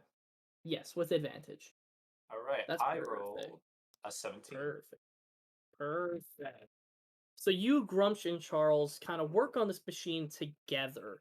You spend like a good 15, 20 minutes kind of like checking to see if the machine's just not working because it's not touching, or perhaps there's not enough energy. Charles kind of shoots some spell magical energy towards it to see if it'll help, and nothing really seems to be working right away. But when you get up to the top, you notice that there's a little hinge that looks to have been slightly loose. And just with some elbow grease and a little bit of intuitiveness, you're able to get the hinge back on properly, and you can see that the crystal begins to glow slightly brighter. You can tell, like, because it wasn't hooked in properly, it probably wasn't getting a good connection to where the magical energy was coming from. All right. Let there be life. I think we fixed it, guys. See, Charles and Grumsh kind of like they stand back with their arms kind of crossed, looking looking up at you while you just finish it off. Yeah. Grumps turns, he goes, "No magic, but magic mechanic, man." Yeah, it's funny how that works, huh? You kind of, so you hop down. Grumps kind of holds out his hands, goes, I know handle magic send, but I can make sure magic sends what you need." Oh, you'll deliver any messages for me? Like, Grumps deliver. all right. Well, I'm gonna dig through, and I know this out of the game, I guess, that me and Charles both agreed that we take blueprints that we were going to send, and we were going to code it up, like make a Yes. code for it. Yeah.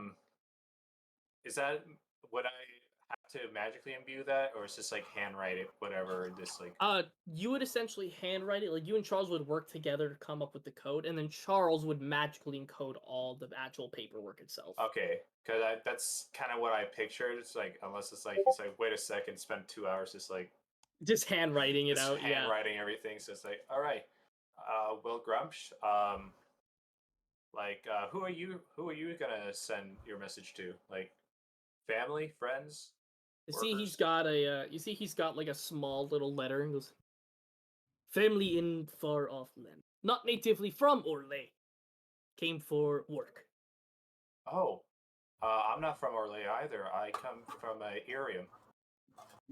You see, he kind of like he stops and he thinks for a second. Goes, the necromancy war, correct? Right. Yes. Never been to, never been, but no home is not too far shipwise from there. Well, Or as long as you got a good ship. perhaps one day could visit. Well, I will say, it's not what it was like before the war. They are rebuilding, but right now it's kind of in shambles. But I'm hoping that Icarium is gonna get back on its feet in the next decade or so. War does that to land. Hopefully, war end between Zoar and Gomorrah. That's what I'm hoping to. I like high elves. Their people are nice and fancy, and they give good tip. Very good tips. I can imagine. All right. I'm gonna pull out my copies. So like I guess he does. I don't have to. Do I have to tell him who I'm sending it to, or it says? I guess since it's written on the. It'll essentially like we'll just say that you guys worked out who you were sending them to, and they all got sent off.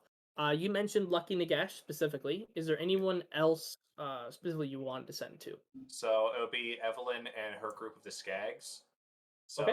I would imbue it that like on the off chance that one of the Skags receive it, only Evelyn could open it. Okay. So only for her eyes only. Same thing with Gooseplant and her group. Like say like if Okay. Niobe or somebody within the Underground Railroad, like in Gomorrah, Yeah. gets it first. Same thing. And then for Kojic it would be him in the School of War. So if Perfect. any of his students gets it, they are directed to him first before any of them would open it. And then Lucky Nagash. And furthermore, with Lucky Nagash, I would say directed also to any of my previous comrades from the IR Legion or anybody Yes. from my previous stint as a commander within the army. So you actually, funnily enough, so after seeing like a couple of people use the machine, so you kind of know how it works before Grumsh sends them out. You see that people who like it looks like some families come by, and it looks like they attempt to send out a letter, but it doesn't get sent. Um, you can kind of piece together that through the interactions of other people, if somebody is not alive or within a certain range, they don't get sent.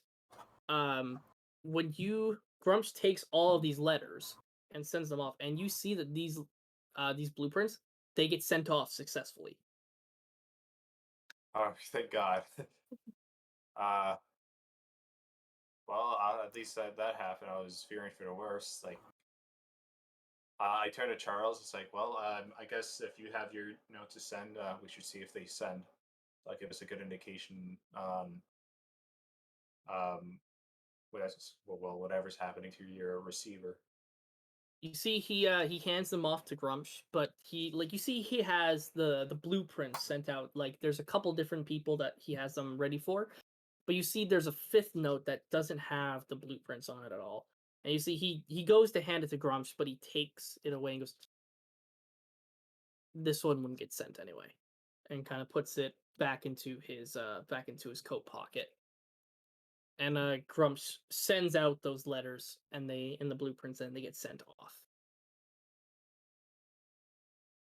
Um, I guess. Sorry. The blueprints that he sent off. Am I able to sneak a peek onto who he sent the blueprints to, Charles? Yeah, I'll let you roll a investigation check for that. All right. 7. 7? You can't make it out. You can just by base assumption, you can probably assume that he probably sent one to Cheshire, potentially one to Zoltan, but that's pretty much all you can really discertain. All right. So okay, so after that, I guess kind of this hang out with those guys, and Mrs. asks him, so what do you plan on doing now, Grumsh? Like you just hanging out? You prepping anything for the ships? For now, sailing boat doesn't go anywhere until council meeting happen. Zawar put on lockdown. No ship in or out.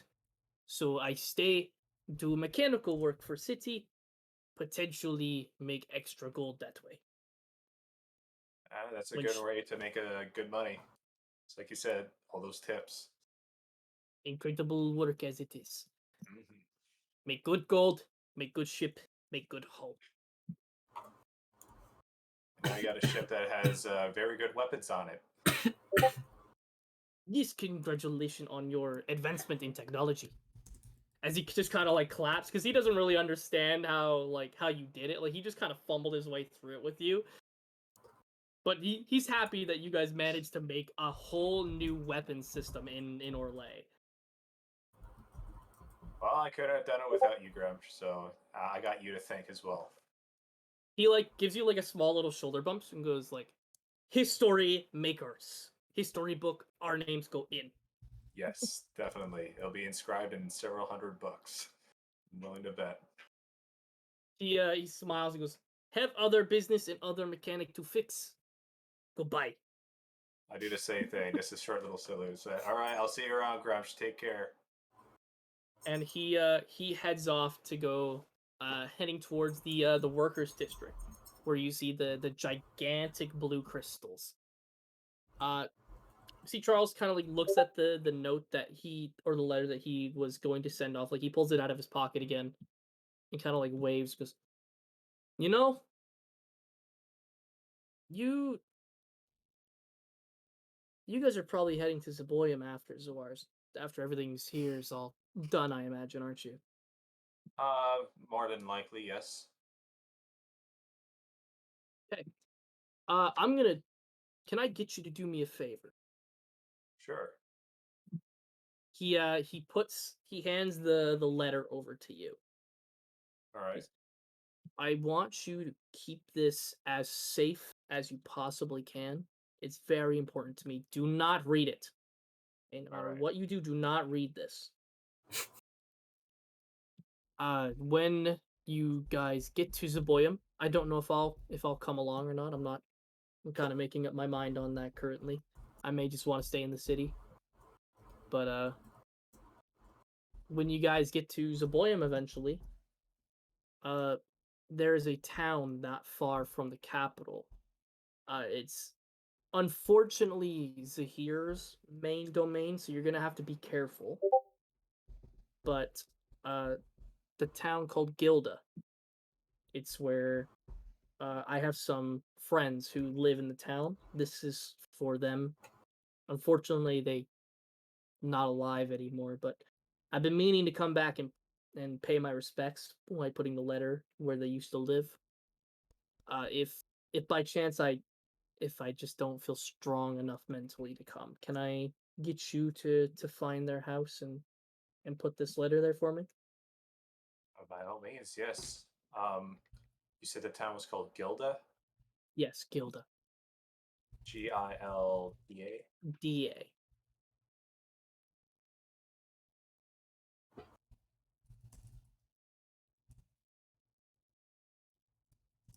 All right. He sees that I'm writing it down on a scrap piece of Yeah. paper, and I stuff it in my chest pocket.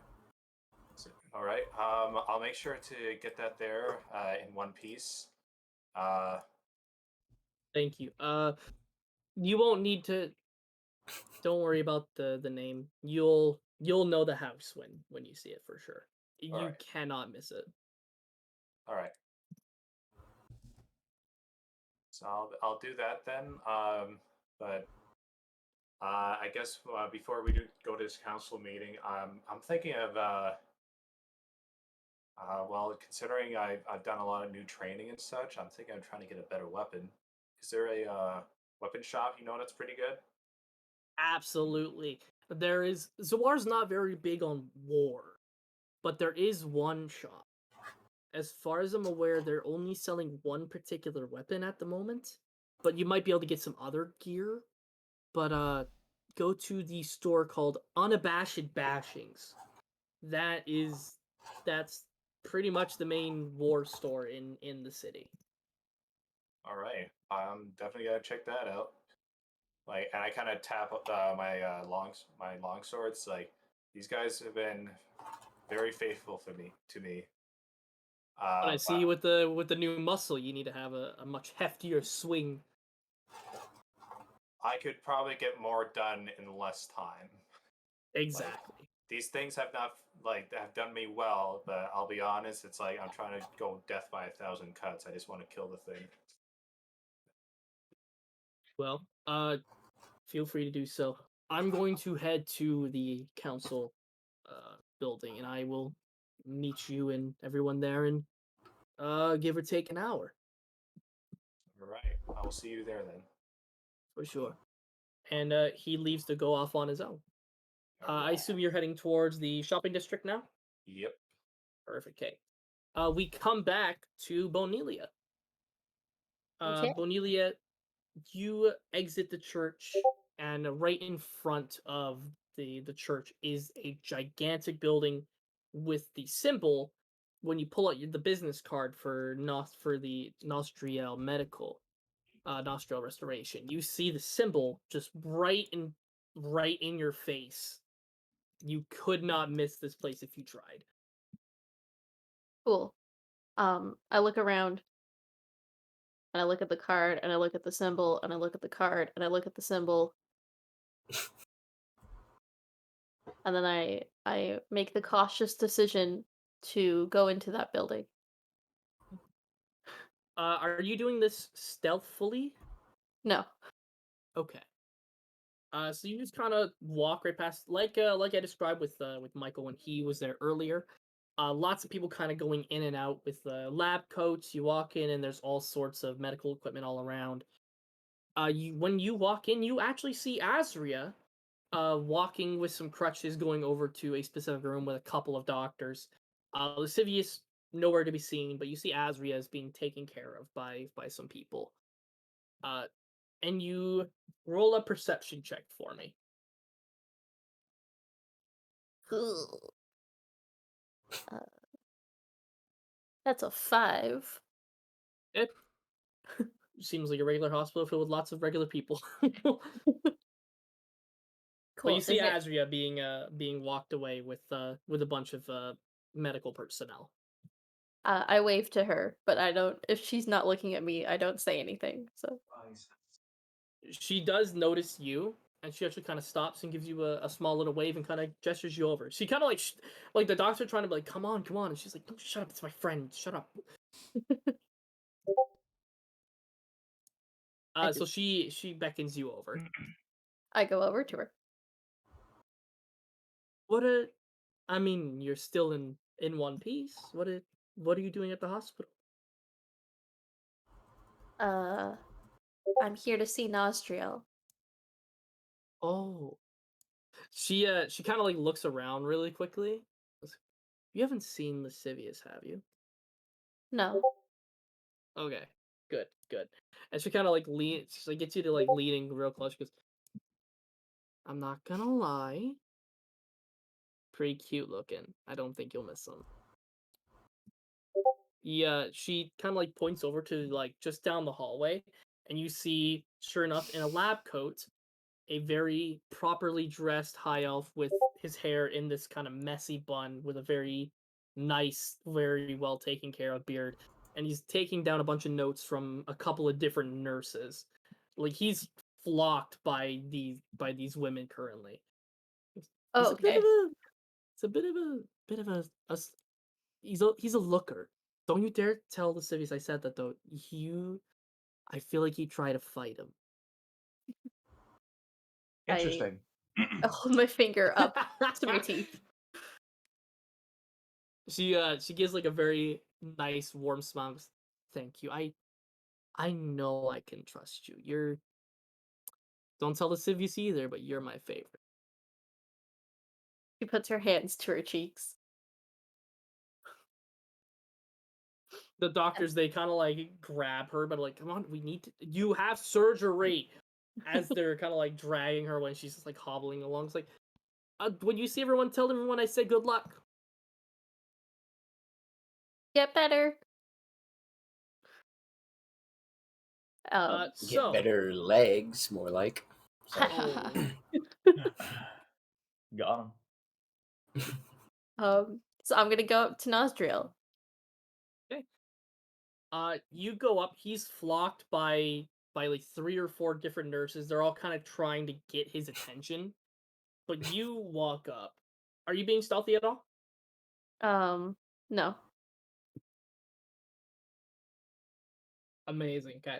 You see that he's flocked by like 3 or 4 nurses, and he's trying to get these notes quickly done. And he's trying to like address them all, but it's like trying to deal with like 5-year-olds. Like it's just like one story after the other. Yeah. And he's trying to like look around, and he notices you, and just immediately like his eyes go wide, and he just shoves past the women. He goes, "Oh my god, I was starting to think you wouldn't have even shown up."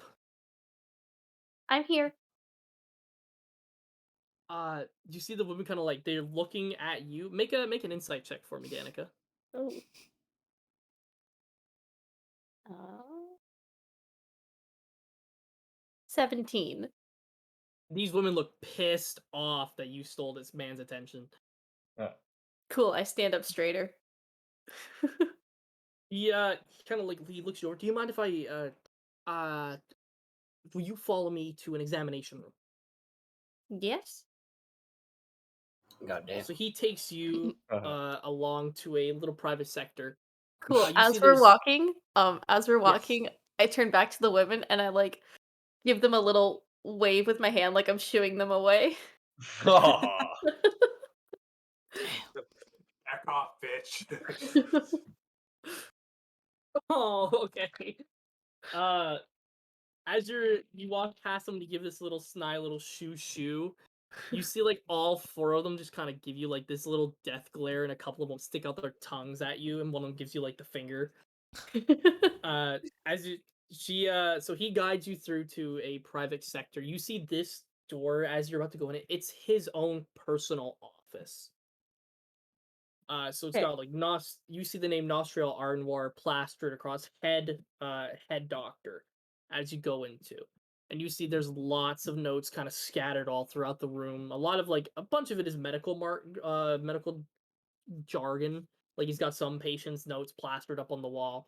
But you see there's one side of his wall that is plastered with notes about memory restoration. And just via like looking through these notes, you know that he's been trying, like while waiting for you to come by, he's been desperately trying to find ways to restore memories. Uh, He Go ahead. he just goes to his desk and he pulls out like a big stack of papers and kind of like, puts them down. And goes, Okay, I have so many questions. Okay.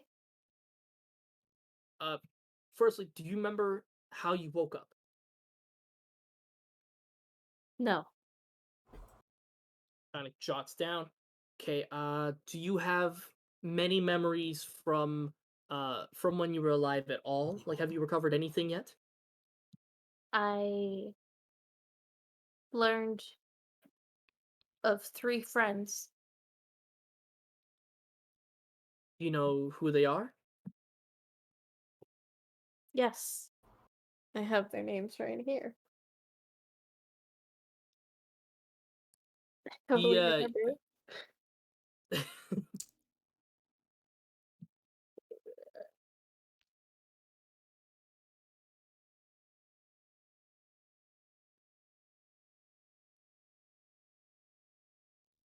Are you looking for them, Danica? Yeah. Yeah. Oh, okay. I Don't worry, we'll come. Don't worry about it. We'll Okay. we'll shoot that in after. Uh, okay. So you have friends that you remember. So you're remembering something, so that's good. Do you remember anything that could be a connection to when these memories come back? Mm, Roll a history check for me.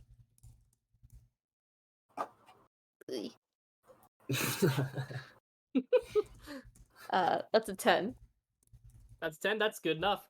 Okay. You can recall from every instance where you've remembered something, or that something has happened to you to have brought something from your history to light.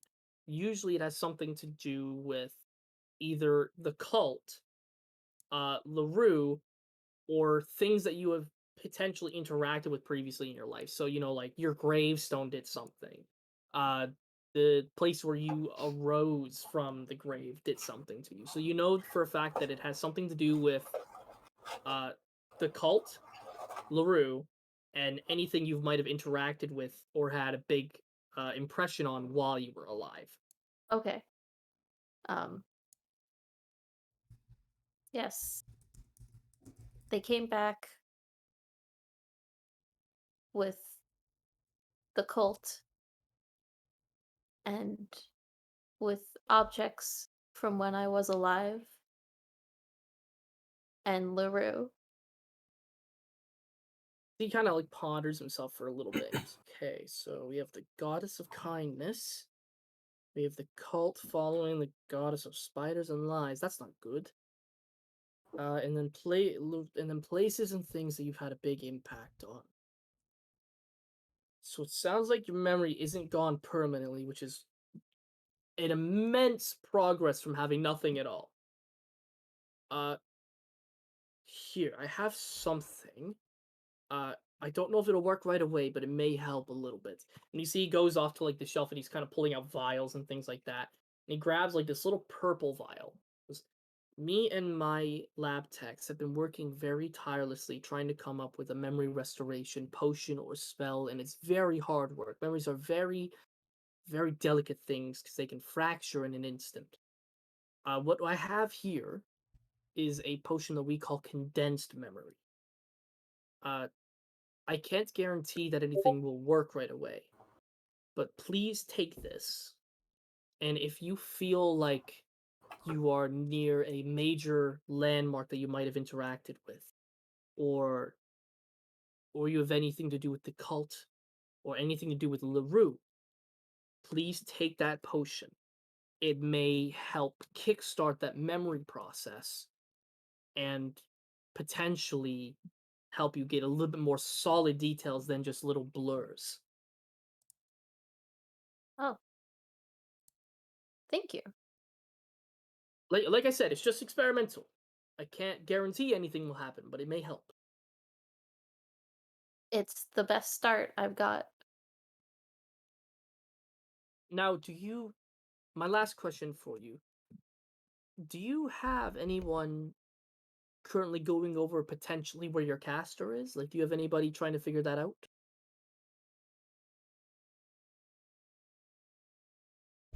No. Do a history check for me, Danica. Yes. Yep. That's another 10. Okay, you recall that Eldenor is currently trying to figure out how to trace where your caster is. Okay. Yes. Okay, good. Uh, what I'd love for you to do for me, do you still have my card from the ball? I know it was forever ago, but do you still have my card? Yes. Uh, what I would like for you to do is when you get back to the person who's tracing your necromancer, give them my card and tell them to reach out to me. I think if we work together, potentially, if he's already making strides in trying to find your caster, while I work on getting your memory restored, perhaps we can work this out together and make some major advancements. Not just for yourself, but potentially for all of Orlais. This could do incredible things for people with short-term or long-term memory loss. If it works, I will Uh, give this to him. Thank you so much. If you don't mind, just for my personal notes, what's his name? Eldenor. Eldenor. Perfect. You see, he kind of like jots that down. Okay. Roll another insight check for me, Danica. Okay. That's a critical fail. Holy Oh crap! no! He looks stone faced as he's writing down notes. Um.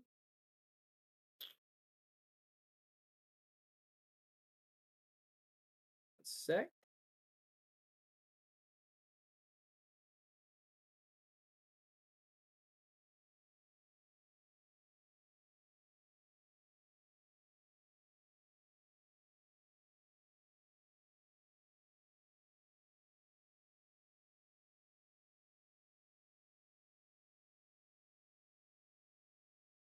I knew someone was looking. I just couldn't remember.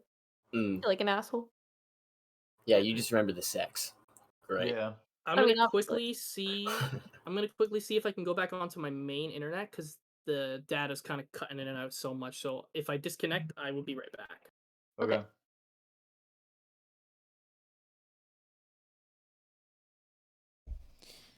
Can't wait to make a new character. Same.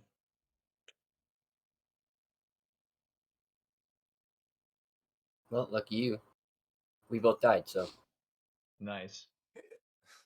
Makes sense. Mm. Yeah, sorry about that. Rip. Right. As in, like, you forgive her, or. I 'Cause you mean, I just don't said know. right.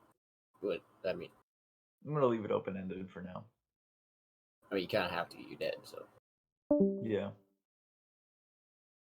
Yeah, Bonelia like was walking down the stairs and tripped and just cleaved our heads off with a scythe. Yeah. But at It least she has appears your that I'm soul. gonna have to keep working with the Right. data for now. So I'm gonna have some cutouts here and there. So I apologize if I have to get you to repeat yourselves. Okay. No worries. So you speak with Nostriel. Okay, so like I said, use it whenever you feel like an inkling that you could potentially get a memory back or you feel that sense coming on because it could heighten it.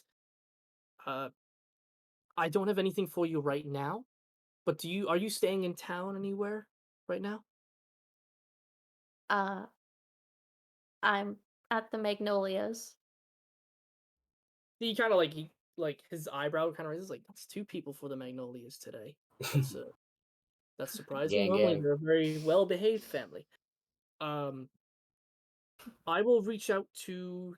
I mean, I already was, but I guess I'll reach out to her about your case as well. Uh, there's gonna be no charge for your procedure. I'm doing this out of my own want. I'm even studying this kind of thing on my own free time. Uh, but I will reach out to the Magnolia family or to Eldenor if I come across any significant findings, potentially speeding up this process. Thank you for showing. Thank you for coming by. I know it's been a couple of months since the gala, but thank you for I remembering. give him a big hug. He just kind of like he stands back from it and was like, oh, of course, and he just gives you a very nice, gentle hug. We are going to Hold on work as just like hard. a little too long. Okay, yeah. He kind of like tries to shove you, and it's like, oh, okay, okay, yep, yep. This is okay. And he kind of eventually kind of breaks free. I do have to get back. I have a lot of patients I have to see today, and I have to prep for Azria's surgery. So if you ever you can feel free to stop by the clinic anytime. As long as I'm not busy, I'm more than welcome to have a chat.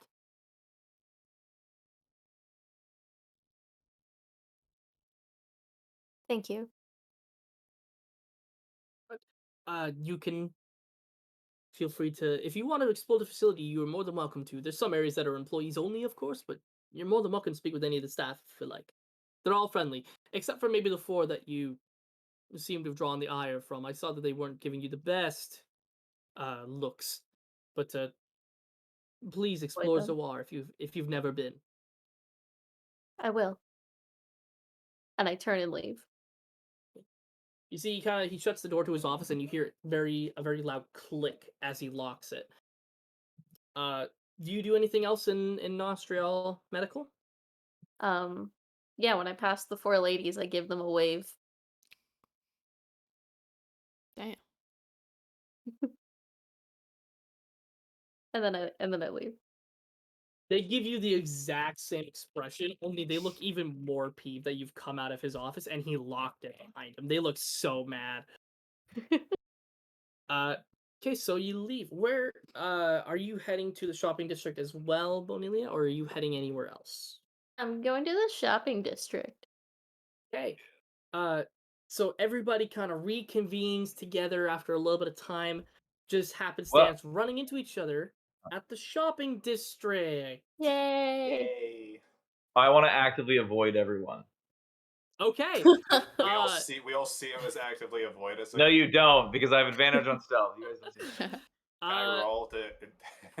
I'm gonna say, Michael, if you want to try to hide yourself amongst a bunch of Honestly, high that'd be elves funny. while you're a red-skinned tiefling, you can try to roll stealth, but I'm gonna have you do it at disadvantage because you're really out of the ordinary in this area. So then it's a flat roll because I have advantage on stealth. So then yes, you can roll a flat roll. Anybody That's who wants beautiful. to try, That's a anybody wants to 17. try and find them. Oh, no. 17. Anyone who wants to try to find them can roll a perception check. No one Not would be really. actively looking for it. No, not me anyway. I got a 21. God damn it. 23. Bonelia would be actively looking for you because she went to the hospital and didn't see you there. Yeah.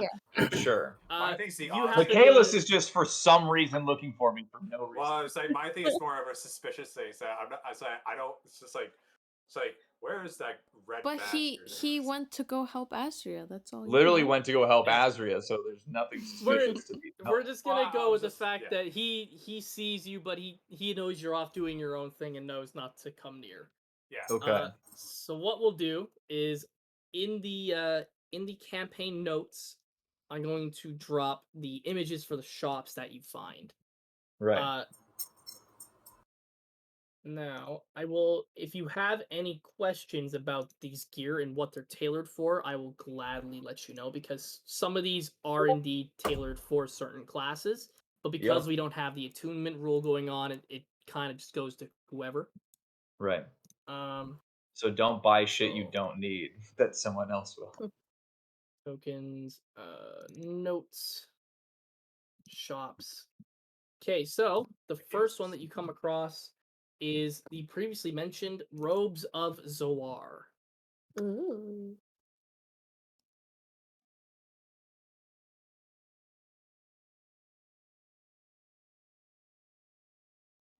As you're kind of going through, the next shop that you come across is Tranquility Pages. Hmm. Oh shit. Scroll of Shadowblade. Oh. Sponsored by Hollow Records. I love that. The next place that you see, Michaelis, you find the Unabashed Bashings.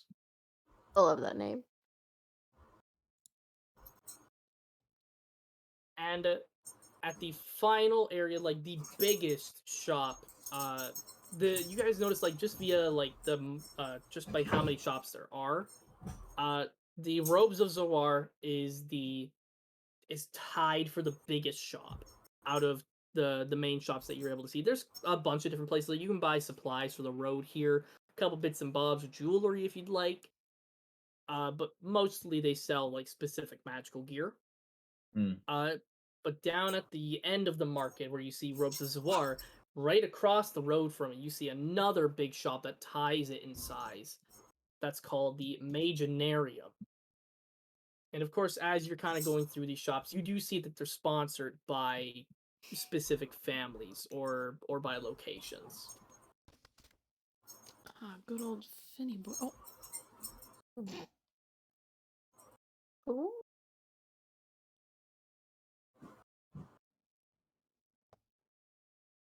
And I'll say this now, there's only one of these items. So if you buy something, Yep. it locks another person out from it. Mm-hmm. Cool.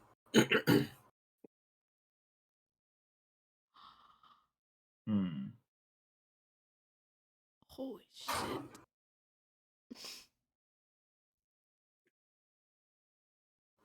Hmm. That's interesting. That is so expensive. Okay, well, I want to go to a pawn shop.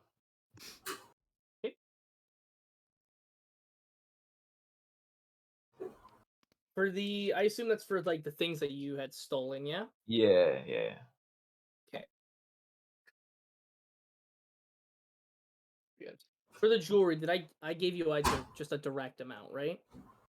Yeah, 100 gold worth. Okay. For the other two. Okay. So you managed to find a buyer for the Okay. vase.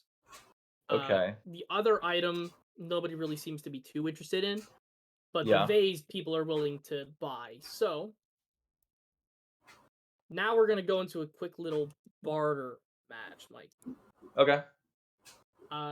What we're gonna do is I have the merchants' charisma scores for Okay. these people because some of these items could be bartered for if you so Sure. chose to. Mm-hmm. You're gonna name a starting price for what you want to sell it for, Okay. and then we're gonna roll dueling charisma checks to see if they either accept it or deny it. Okay. 300 gold. Okay, so just roll a flat charisma check. Oh, fuck off. I didn't sell it. What was I your rolled roll? that one. And that one, yeah, they they don't accept that. They Nope. want it for 100. Hmm. And I can't do anything. Bargain again and be like $2.99. And then If you do it, you're gonna do it at disadvantage.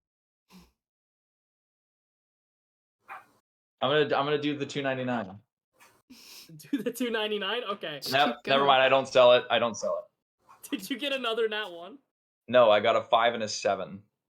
Yeah, well, you never know. They still have to roll, and if they roll lower, then they will. Okay, accept well, it. if they roll lower than a 5 somehow, they're gonna accept it. They got a 4. Yes! Yes! Okay. Stop! Sure Yes! got them. Fuck yeah! That's funny. Okay, that's what's up. I'm so upset. God damn. $2.99 gold, baby. Yeah. Oh my god. Now can I barter with them on the scroll? No, they don't want the scroll. Okay. Now you said it was 100 gold worth of jewelry. Can I barter with them on the jewelry? No, jewelry just has like a set amount. Okay. Then I'm gonna be like, pleasure doing business, my friends, and I'm gonna head to the blacksmith real quick. Fucking, oh my god, what a shit fucking scenario. Thank Awful. fucking god. Because it was just, I didn't like, there was no modifiers on these guys. It was just whatever the flat roll was. Yeah. Oh my god. That's funny. Okay. So you head off to the blacksmith. Yep. Very simply, I assume this is to put the lightning damage on a weapon. Yes. Right? On my shadow daggers, yes. Okay. For the shadow daggers. So the blacksmith in town is willing to add the lightning damage onto it for 150 gold.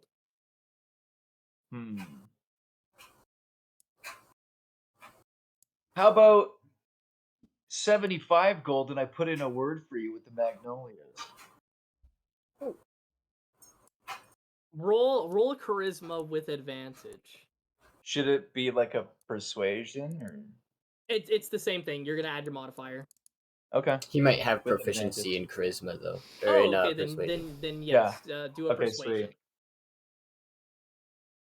Okay, so that's gonna be a I'll tell you right 17. now. You beat it. You beat it. Okay. So So 75 gold. they'll attach it for 75, and now your shadow daggers do lightning damage specifically. Beauty. I will configure that later. And then I want to head to the magic shop, of course. Okay. So what we'll do is we'll go shop by shop, and I'll allow you guys to kind of speak with each other on what you would like to do. Kind of work together on this, because with shops it is kind of a little bit of a bum rushy situation. Mm-hmm. So we'll go with robes of Zwar first. Does anybody want the belt of dwarven kind? Yeah. I do Does not. anybody want the robe of stars? I think we know, but I want. We'll see. Okay. Does anybody want the cloak of elven Yes, kind? absolutely. Okay. Does anybody else have any disagreements on that? No. Okay, Michael, the cloak of elven kind is yours. I'm pretty sure that is a complete set of elven kind gear. Dang. I have the boots and then I have the cloak. Yeah. Just 1 second. I got to do some calculations real quick. So Yeah, for sure. the cloak, whatever. Okay. Okay. I'm gonna try Now, something. if I'm remembering correctly, I believe you're wearing a cloak that's just a +1 because you got rid of the curse on it. Yeah, it's a +1 to my AC. Yeah, so if you have to pick between the robe of the stars or the Yeah, I know. cloak, or the not the robe of the stars, the cloak of elven kind or that +1. The cloak of protection. Yeah, I will probably pick the Elden Stars. And you know what? I'm not gonna buy the robe of stars. Okay. Because yeah, well, you'll see. Next up is Tranquility Pages. So, does anybody want to buy the Scroll of Shadowblade? Okay. The Shadow Blade. What the fuck was that? Excuse me? Yeah. It's a one-time use thing, right? The scroll is, but magic users can add it to their spell list if they choose to study it for a certain amount of time. Where is the Shadow Blade? It's All on over. Tranquility Pages. Yeah, First Tranquility thing. Oh. Pages.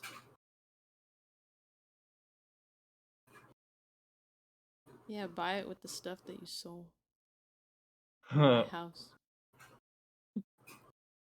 Filthy. How could you, Lascivious? Okay, so I could get that and then add it to my spell list and then just make it a regular spell that I can use forever. Yeah, if you study it, if you take like some downtime or anything like between a long rest to study the spell, you can add it to your spell list. Okay, cool. Then I will absolutely buy that. If no one else is buying it. Go for it. Okay. Is anybody buying the Scroll of Focusing Chance?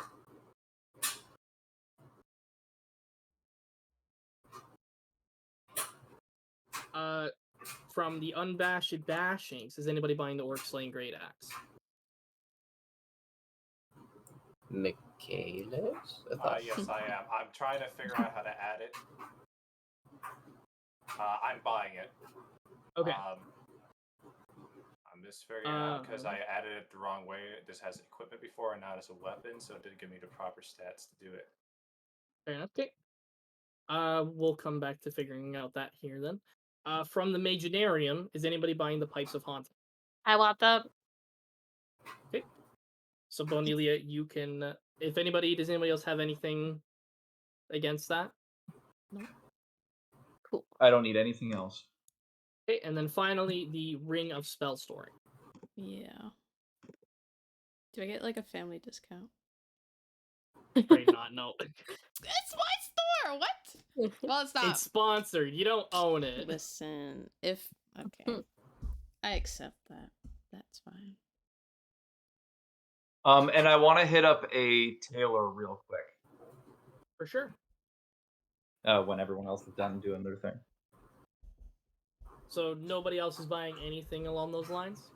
Could I get the robe of stars? Because I don't think that was purchased, right? Yep, the Robostars was not purchased. Dope. So while you apply that, Joe, that means +1 to all your saving throws. Yeah. Because I don't think you have any kind of robe over Nothing. top of you already. Yeah. As far as I'm aware, you don't have any additional armor. Nope. Okay. Cool. Alrighty. So that's 3, 4, 5. Okay. Alrighty. With that, so now is a good chance as well. This will be the last time before we move on to the next bit, where, like Michael said, he's gonna visit a seamstress or a tailor. Yeah. If there's any of those specific shops that you may want to visit to potentially do any individual upgrades on gear or anything along those lines, now would be a good chance as well. That is an opportunity. Cool. Cool. I want to do that. Yeah. I still want to hit up a jewelry shop at some point too. For sure. Okay. So we'll go with Michael first. What are you trying to do with a tailor? I want to kind of freshen up the cloak of protection, and I want to Mabel. What is the color of the dress that you normally wear? Like the outfit that you normally wear. She definitely has like she's wearing blue. There's some gold to Right. it. I'm gonna go to the tailor and I'm gonna assume that they know what they're doing. So I'm like, I want to get this kind of like just freshened up a little bit and kind of fitted to maybe be more feminine. Like I don't know, like whatever a girl would like, you probably know. And whatever color would go best with blue and gold. Okay. Or if you could change the color, I don't know. They take the robe and they kind of look through it. It's a magical robe, so just be careful. Yes, I can just tell by the lining and material that it has magical exuberance. Are you trying to get rid of the effect on the magical No, item? no, or no, you're no, no, just... no, no, no. I want that to keep it. Actually, would you be able to strengthen it at all? I can try. It'll cost extra to make it to do a bonus to it, but I can try. How much total would this all cost?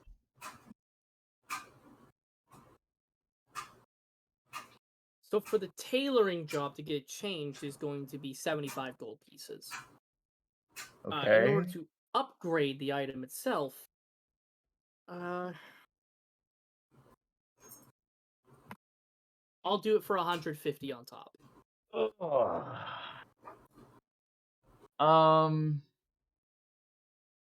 Interesting.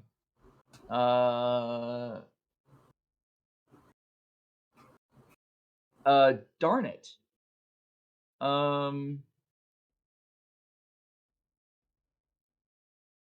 I have this leather armor here. Would you guys want it? Like, and I could like add that off the cost maybe. They they take the I'm just gonna be clear here. I only have 94 gold, so they look at you like you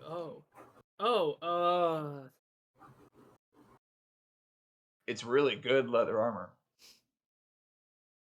roll a persuasion check for me. What are these rolls? 18. 19. You go, if give us the leather armor, we'll do the adjustments, and all right, fine. If we'll take the rest of your gold, we'll take the leather armor for ourselves, and we'll make the adjustments. Awesome. Thank you so much. You guys are the best. So make that transaction, so you're Yep. dead broke now. I have no money. And they make the adjustments. So they go ahead and they take the robe, they change the coloring, they fix it up so there's probably a couple tears from combat. They make sure it's looking pristine and pretty. They make sure the gold lining is much more vibrant, and the blue is a very nice shade of like a baby or a sky blue. They Mhm. do add some details along it just to make it seem a little bit more fancy.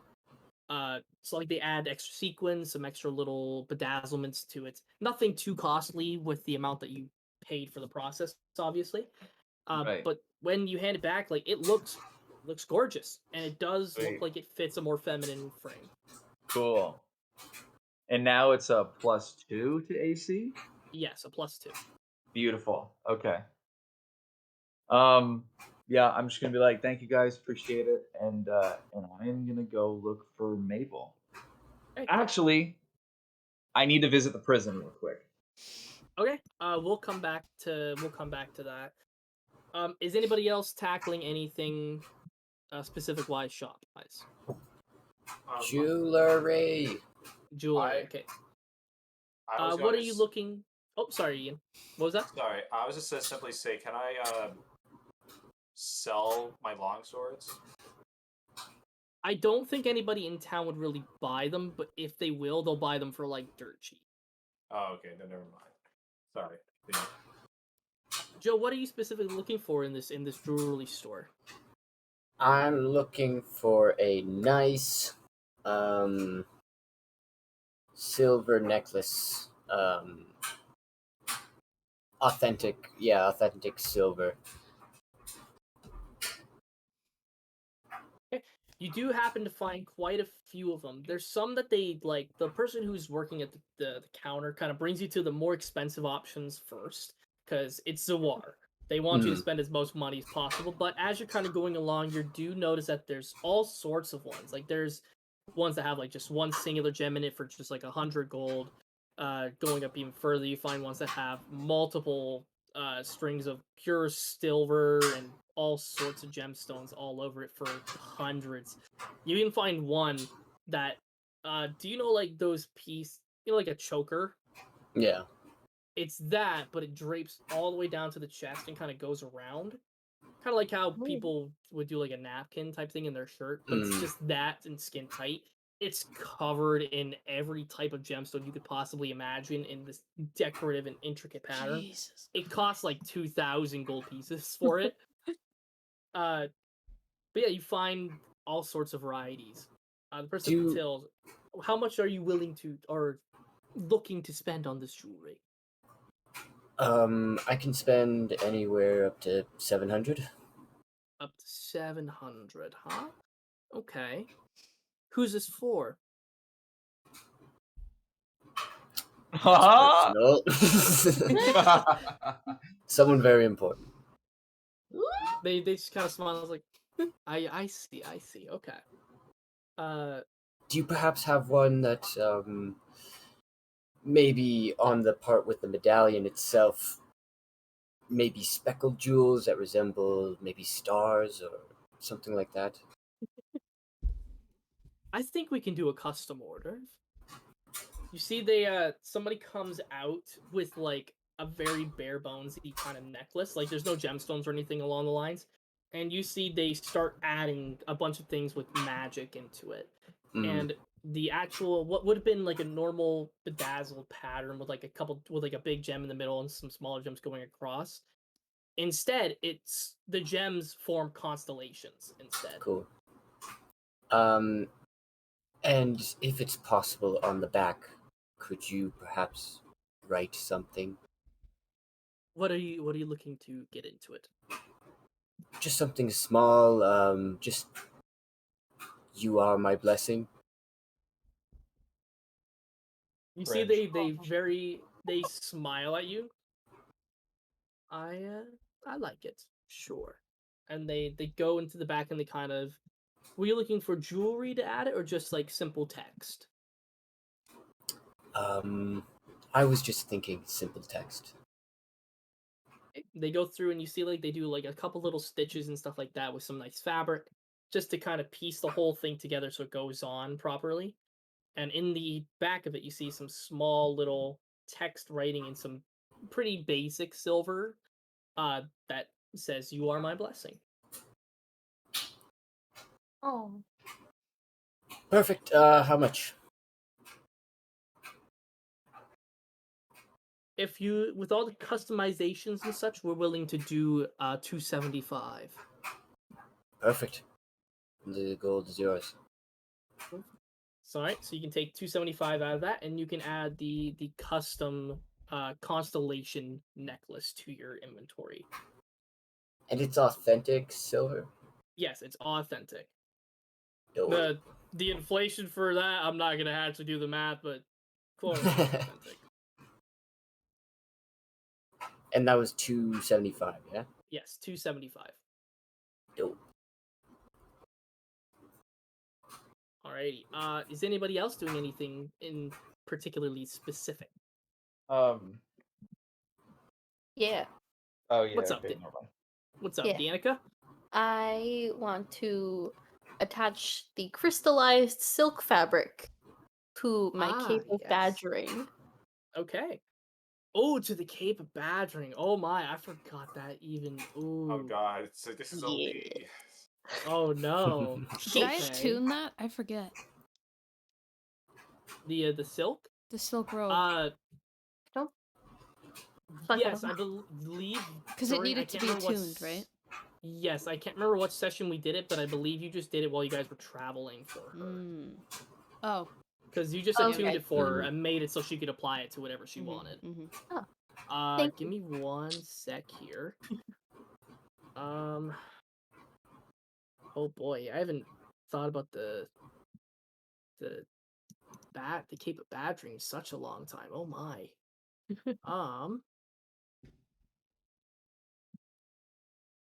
Where is it? Here we go. Jeez. Oh, okay, yeah. And the silk, correct me if I'm mistaken, Danica. All this does is make it so you can cast web once a day, right? Yeah. Okay. Yeah. So you take your cape of badgering to a tailor. You see Lascivious in there getting a robe nice and done, and as he kind of Fuck. sees you Yeah. coming Oh, in, God. what do you do when you see Bonilia coming in with her robe as you're walking out with your robe? My robe's hidden already. So she doesn't know what I was doing. I was just in a new one Okay. with my cloak of invisibility. Hi, Lascivious. Hey, Vanelia. How's it going? Good. Are you stealing? No, no. You see the lady behind the counter who's stealing? Sorry, what? No, I'm not stealing. I'm not stealing. Okay. Are you stealing? No. Okay. What you doing? Are you getting the robe fixed up and stuff? Yeah. Nice. I'm just gonna fist bump Bonelia and leave. A fist bump back. Okay. You head off. Bonilia, you go through the same process. The lady takes the robe. So you're looking to apply this silk material to it, correct? Yes. Okay, we can do this. It's kind of very crystallized into it. You see, she's kind of like figuring out what she would need for it. Ooh, Danica, roll a flat charisma check for me.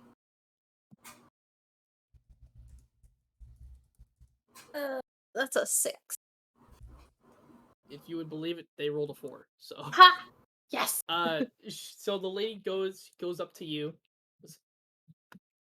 So for doing a custom adjustments to attire, we usually charge an extra 175, give or take 150 for alterations. This doesn't look to be too difficult, so I could potentially do this for a measly 100 if you'd like. Yes, please. So she takes the cape of badgering, and you see she applies the silken material across it. She brings it back to you. She takes the 100 gold. When you put it on, you feel like this very sense of like, I want to say stickiness, but that's the only thing that I can really think of. Like you feel a little extra sticky, if you could. The Okay. crystallized material looks really nice on the cape. Like it just kind of glides over. Like it's not pushing it. It's not overbearing. It's just very nicely laid over top. And now you can cast the spell web once per long rest. Yay. Nice. That's handy. That'll be good. Yeah. That's your shabby. Now, you said you were gonna do. We'll do one Yeah. unless. Does I somebody wanted else have to- anything else they want to do before Lascivious? Because Lascivious is going to be the last thing. Okay. Okay. So what On are you my way trying to to the do, Mike? prison, I want to go to the prison. I need to talk to the prisoner and like check up on him. But on the way, I want to put the cloak above my head, and I want to my invisible mage hand to go around and maybe loot some stuff from people on my way. Okay. So they're gonna get disadvantage checks on seeing if you can on spotting it. Yeah. Do you sleight a hand for me? Okie dokie. Oh yeah, man! That is going to be a 25. Ouch. 25? Jesus. Holy Yeah, boy. Fuck. Yeah, Okay. boy. Nobody spots you. So off of these citizens that you're kind of walking past, most of them just aren't paying attention to you. Yeah. You managed to get another 500 off of people just walking through the Holy street. fuck! Yo, this place is stacked. Okay, sorry. How much? I'm Sorry, yelling. you cut out for me. How much did you? I got He got 500 gold. 500. Damn. He got, I won't lie, he got really lucky. I rolled a d8 and he had the chance to get 800, and as low as 100, he got the 5. That's honestly, Damn. I'll take it. That's a solid amount. Okay, so yeah, I need to go to the prison, and I'm just gonna say, I have a prisoner staying here. Brug brought him in last night. You see the I take guards, the they hood kind off, of, obviously. yeah, the guards, they straight up, they just look at you and goes, "You're with the Magnolias?" Yes. You see they open up the door and they allow you in. When you go inside, you do see the prisoner just kind of chilling out in his cell by himself. He's just kind of flicking a rock against the wall. You see Mhm. Brug there as well, just kind of standing guard outside of it. Right. And he sees you and he Um, just kind of gives you a very slight nod. He goes, "Hmm." Sup, Brug? I'm gonna fist bump Brug. He just looks at your hand for a second and just kind of puts his hand over it because he doesn't really know what a fist bump is all that much. But then he I'm just gonna realizes take. afterwards Yeah, and yeah. does it. Nice. Cool, Brug. What's up? Does the prisoner have like a bag over his head? No, he's the guards didn't like Mhm. he had like people made sure he didn't really know where he was in Zoar, but like once he got in the prison cell, they let him see. Right. Hey, Brug, were you was he blindfolded or did you cover his eyes as you brought him over to the prison? He just kind of nods. Like No up see, and down or no see? no see. Okay, that's good. That's good. Um, I just have one quick question for you. What is even your name? I don't think I asked. To the cultist or to Brug. To the cultist. He kind of like he. Did I give him a name? I thought I might have.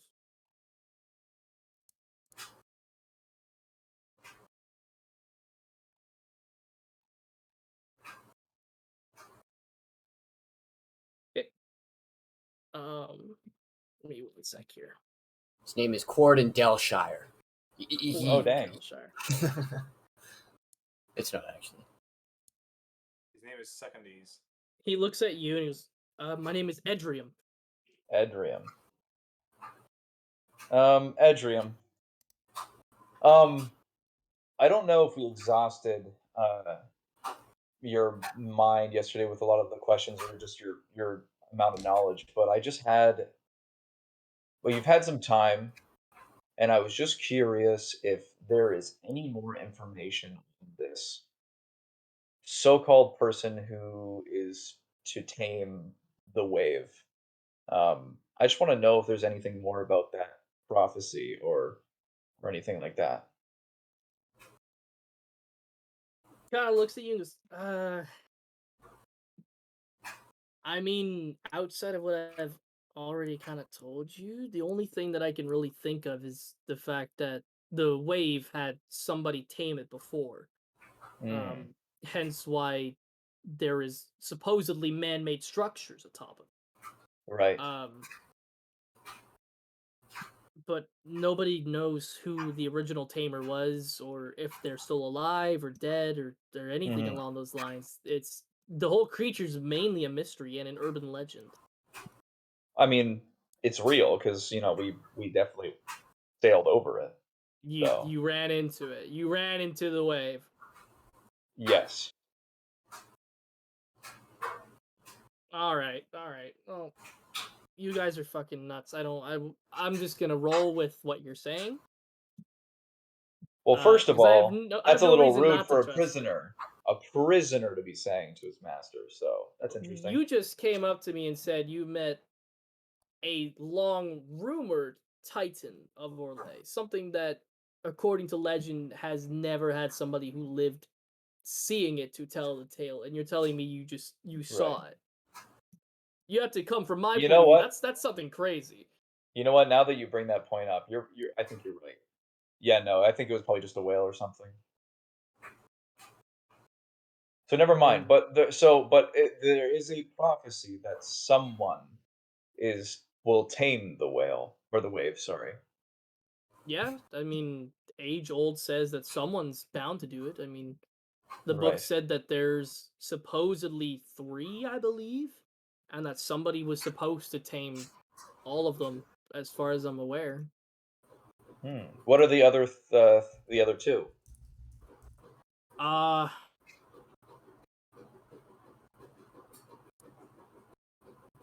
I recall one being some kind of described as a bird-like creature, Right. and the other one being described as some sort of four-legged mammal type creature. Like, I've heard stories of an elephant being described, but I've also heard stories of giant wolves or bears. Hmm. Interesting. Why And why are you this, so curious about these titans? I don't know. I just find it interesting. I mean, I guess Orlais folklore has a history past, so I guess. Yeah. No, it's just interesting. But that's enough. That's more than enough that you need to know. So. Yeah, for Mm, for sure. all right. Well, I'm gonna go not tell you what we're doing. So. Uh. Fair enough. Is there any chance that I can get let out to have like food or something? I'm sure they'll bring food to you. And I'm gonna But look like at Brug. I can't be let out. No. Oh, okay. He looks Uh. very sad. I'm gonna look at Brug and I'm like, whatever you do, he cannot know where he is. Okay. he just Obviously, kind of you know. he just kind of nods, goes help or council help no. Um. I mean, that's not up to me whether or not you can help with the council. I think that's something that you should discuss with the Magnolias because, I mean, I assume you work for them, right? Uh, Yeah. But hang in there. Just make sure he doesn't know where he is. Um, he just gives you a thumbs up. I'll give him a thumbs up back, and then I'm gonna head towards where I'm assuming everybody is. Okay. So with that, after a nice day of visiting sites, uh, checking up with other NPCs, and a delightful day of shopping, you arrive at the council building around 11 o'clock. You see the place, the crowd that was there before has probably quintupled in size. Like Right. there is a huge sea of high elves Okay. waiting outside the building. As you all kind of group together, you see like some guards try to shove through and make a path.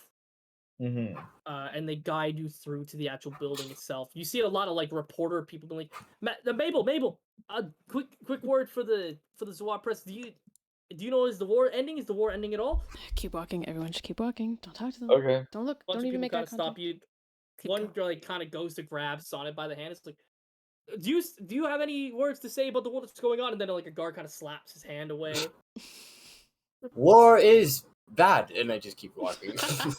You see like a bunch of people War like is bad. quickly writing down notes. Yeah. I'm like looking back. I'm like, no one wants to ask me any questions. Who You the see like fuck a are bunch you? of people, kind of like look at you, and you've got like the tiefling horns, and they just kind of like Yeah. go back to their notebooks. Oh, so we're racist, I see. Okay, fine. As you enter into the hallway, everybody give me a perception check. Ooh. All right. 19. Oh, that's a natural 20. Nice. Hey, let's go. I got a 15. I see everything. I got a Okay. nat Danica? 1. Oh, Ooh. oh no! She's so nervous. She's so nervous. I got a Danica? 30-20. A dirty 20, okay.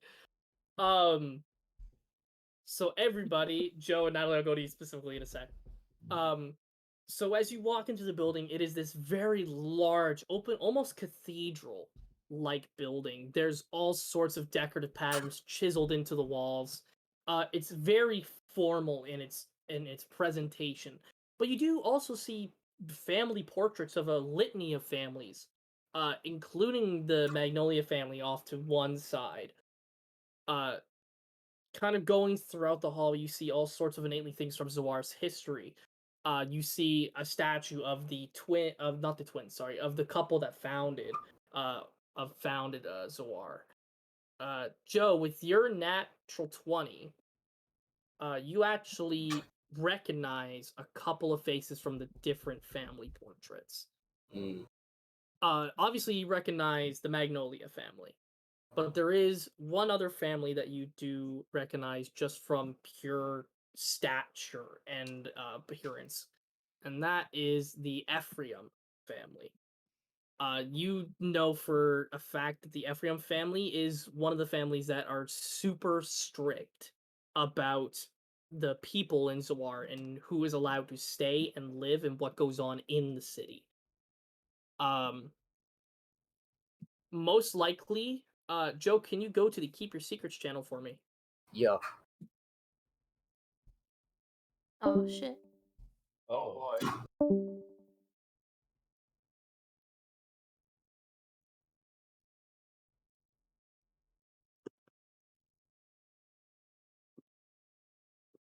I'm gonna go grab a drink. I'd pee, but I don't want to move. It's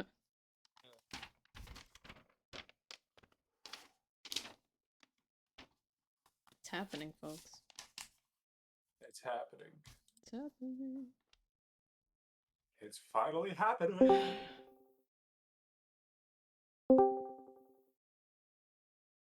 So you recognize the Ephraim family. Natalie, with your nat 1, you just see like a giant cluster of people kind of into the room. Yep. As you kind of go forward, you see just for the group of you now, you see Charles kind of standing off to a hallway and kind of like waves over and he's like, war room, this way. All right. I'll Yeah, get I into follow. my sticks. Mabel, as everyone's kind of siphoning off to go into the war room, you just keep heading straight. While you're heading straight, like memory kind of serves you correctly in the layout of this building. It's been a long time since you've actually been inside of it.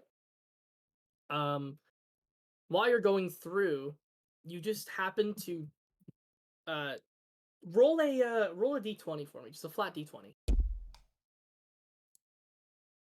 17. 17, okay. You damn near bump into some. You don't recognize them immediately, but Mm. as your eye gaze kind of goes from like the foot up, you start to recognize the mist down by the bottom of his feet, the belt, and then the green skin as you kind of go up to Oh. the top. You see Bane standing in front of you with a couple of Oh my guards. god. He sees that you almost like kind of bump into him, and he just kind of turns and just stares down at you. What? Nothing. Nothing. I just He stare kinda- at him. he like so he looks you like completely up and down, like he's scanning you, trying to know who you are.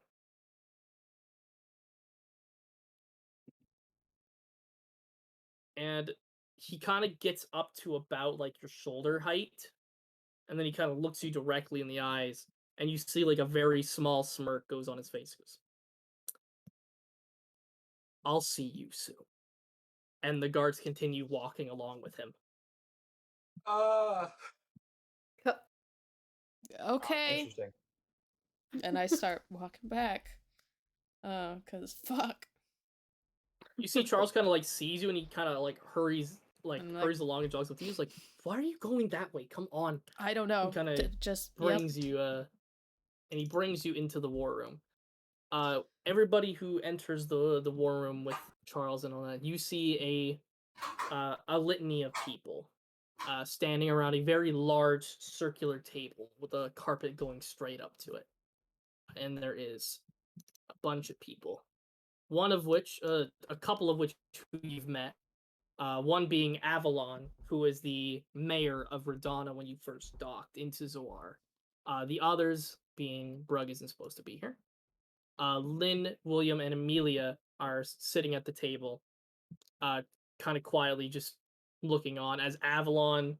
Maybe when you come in, you see that like your group as well has just been listening to Avalon scream and hark about Bane being in the capital already. Radana was supposed to be the best dock city in all of Orlais, and now it's damn near destroyed. It's gonna take months to get to get those ships up and ready. Do we have any idea how much progress we have lost?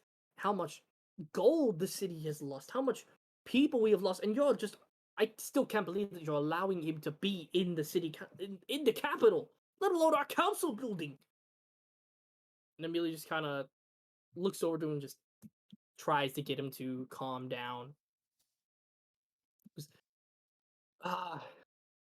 Avalon, we know that you're stressed about the state of Radana. We all are.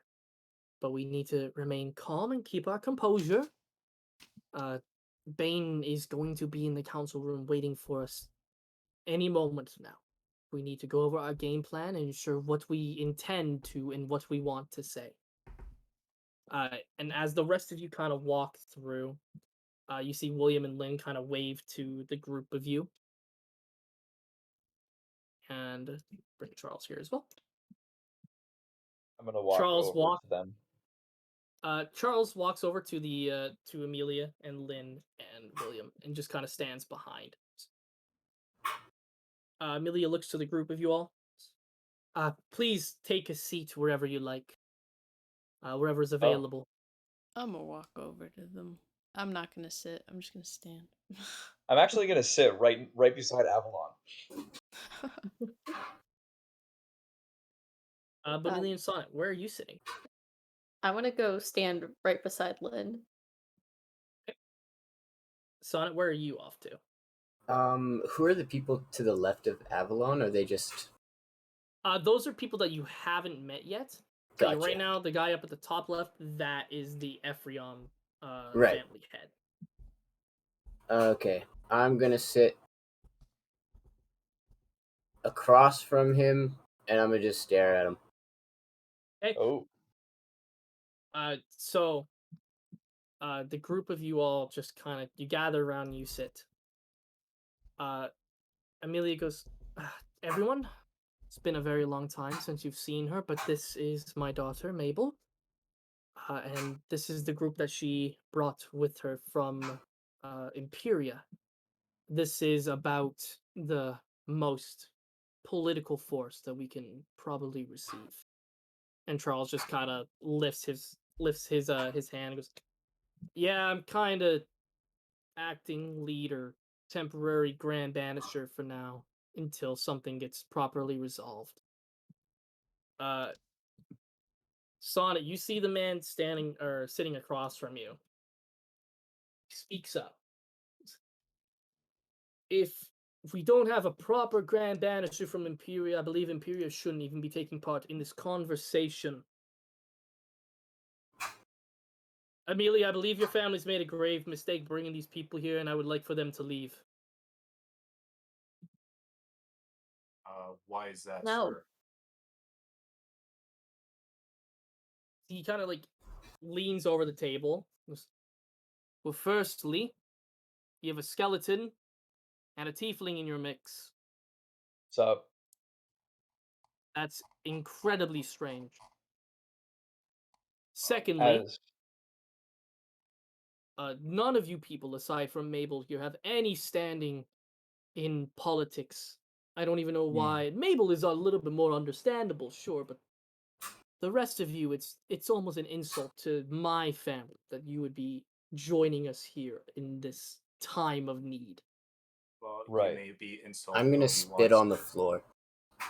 You're gonna spit on the floor? Oh, When he shit. says my name, I'm gonna spit on the floor, and then I'm just gonna look him in the eyes and be like, "This is about Orlais, not Zoar." And He just kind of looks to you. Joe, roll an insight check for me. go. That'd be a 15. So you can tell that he's looking you up and down. He's trying to recognize you. He hasn't done it yet.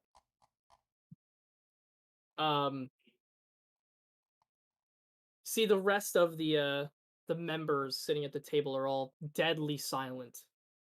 Uh, uh, he, the Ephraim leader, just kind of looks to you all. You know what? It was incredibly rude of me to make assumptions without at least learning your names. indeed. So why don't we have a little bit of a kumbaya moment and let's share with the rest of the class, shall we? I'll start. My name is Adonis Ephraim. Never heard of you. Wow.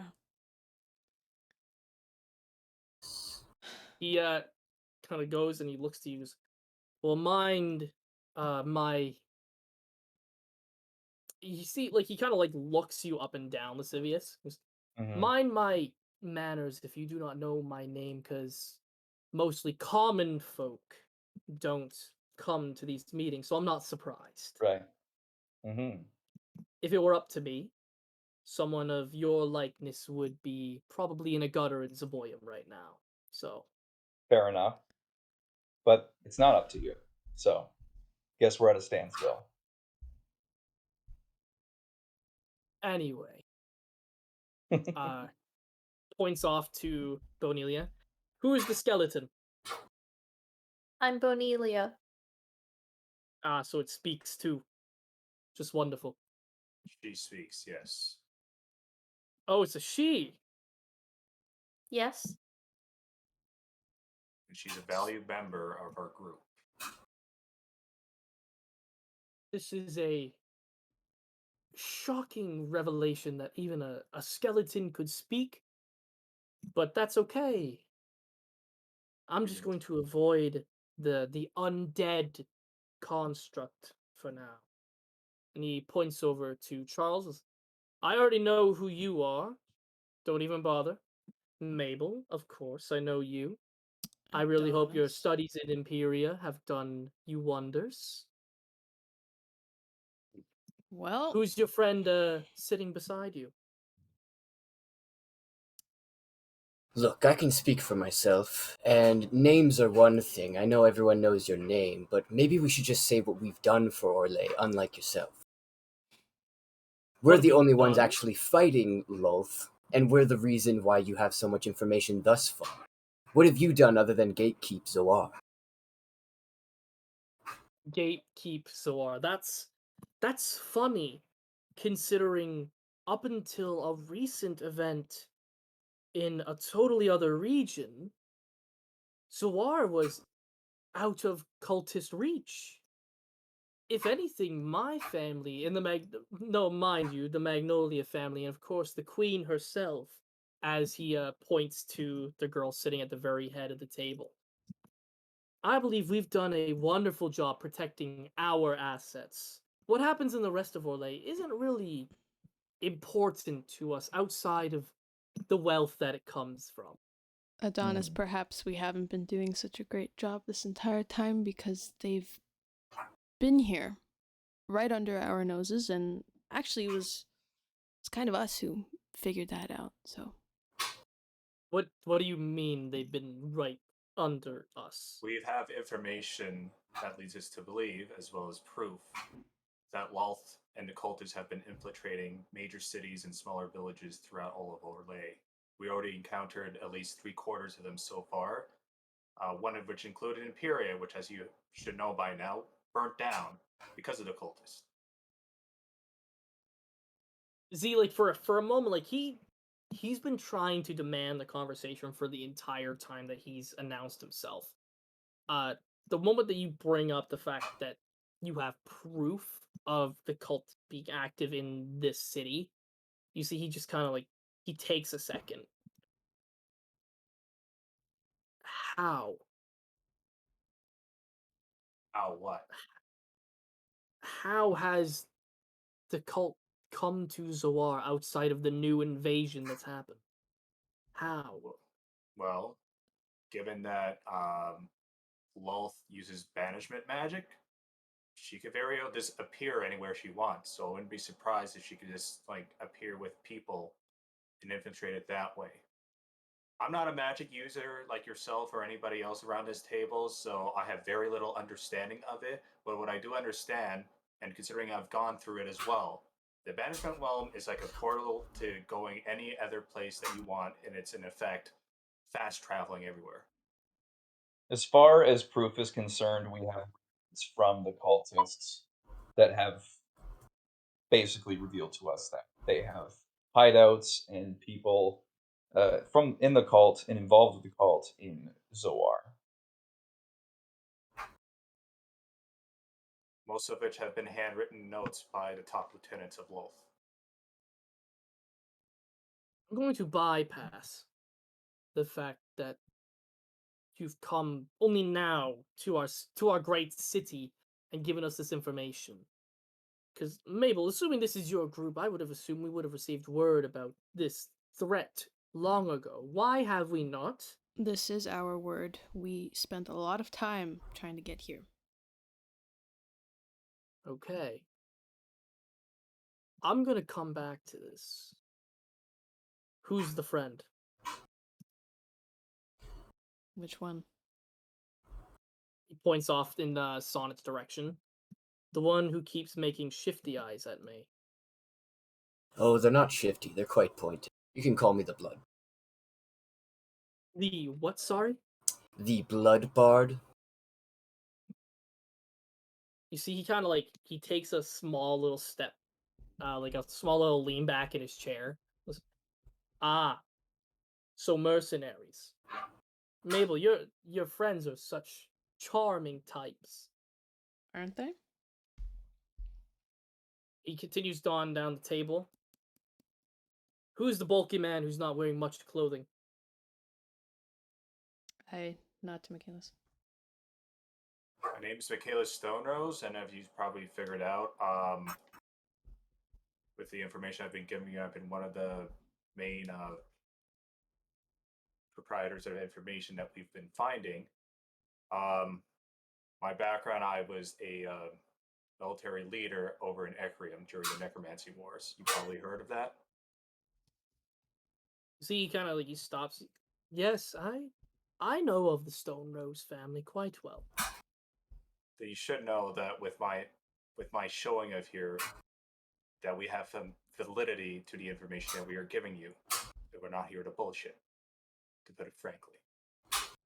See, here's where my problem lies, Michaelis. I assume that guessing by last name purposes, unless you are the adopted son. I am under the assumption that you are the son of. Pardon my name. I haven't.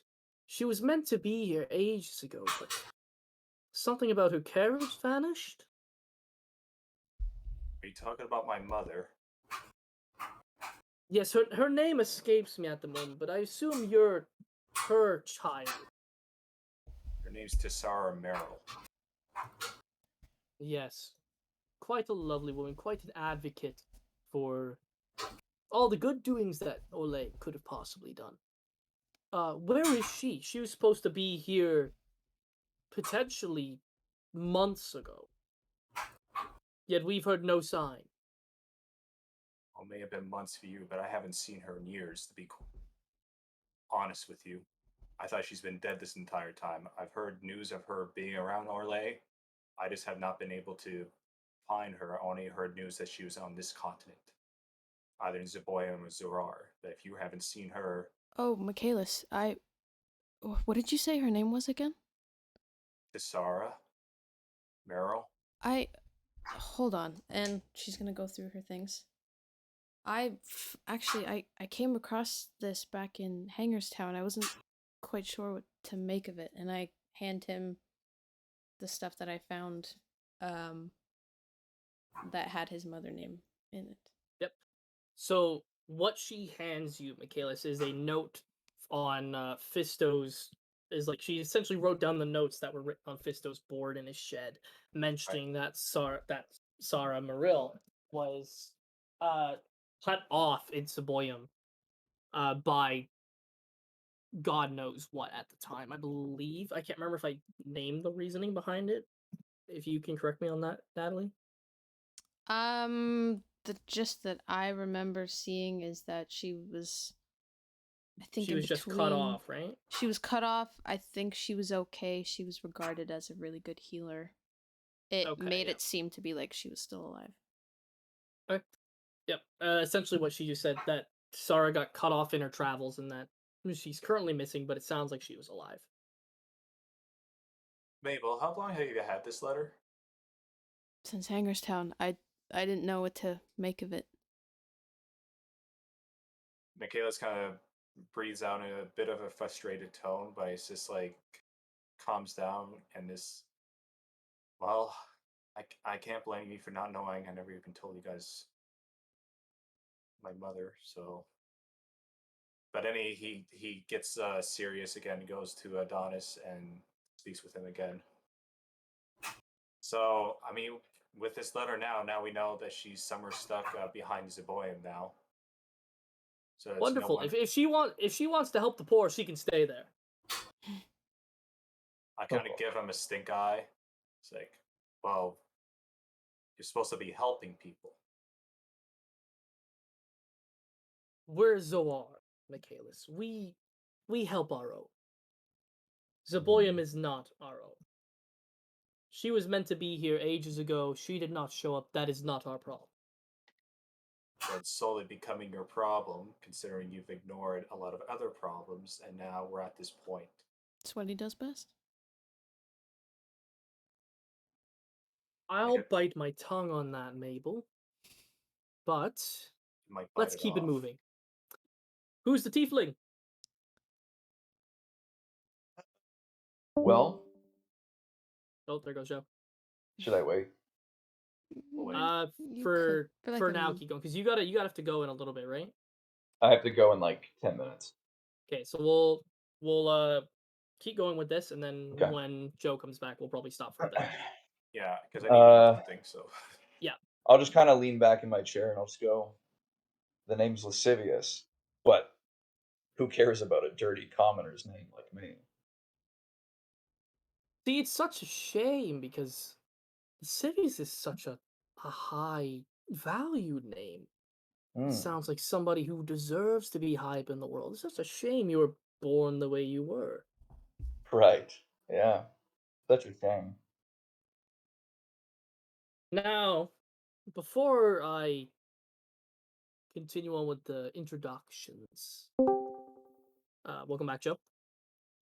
Before I continue on with introductions, might I just say how happy I am that you are all here, even if I may not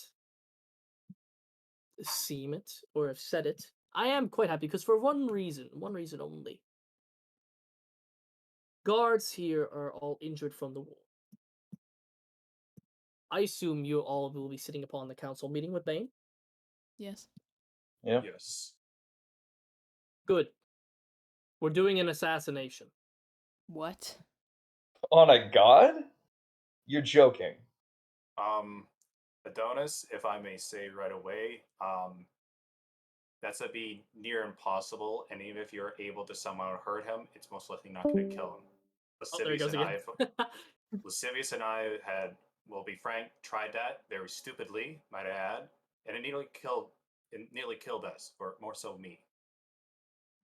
And I kind of looked at You- Lascivious like you're pretty good at getting the shot at him. Yeah, you know. Pretty good. Well- He almost died. Here's the difference. It was just you five. Now, look who sits around this table.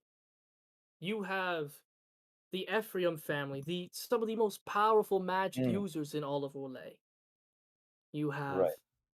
Avalon, no offense, but you're going to be utterly useless. So I wouldn't really advise you attend. You have Finn Torvier, who holds the hall records. He probably knows more about this god's weakness than anyone else, as he points to the elven man with the mustache. And he just very silently kind of like just looks around with a very disappointed look. I kind of look around the table and I go, well, I don't know if you guys see one, but I don't see any gods around this table. And unless you all are a bunch of idiots, I think you'll maybe think twice about trying to assassinate a god. If you Because I don't know if try- you know this, but gods aren't easy to kill unless you have a god on your side. I also fucked up his name. His name is Elias Xanthos. Fucked up his name. I think it would be in everyone's best interest if we tried to persuade him to defect from Lolth and help our cause. Yes, I agree. If you try to kill him, he will kill all of us. He will be sentencing Mabel, do every you not person in have- Zawar to death. Mabel, do you not have confidence in our queen? As he points to Queen Levira. If everybody please make a history check.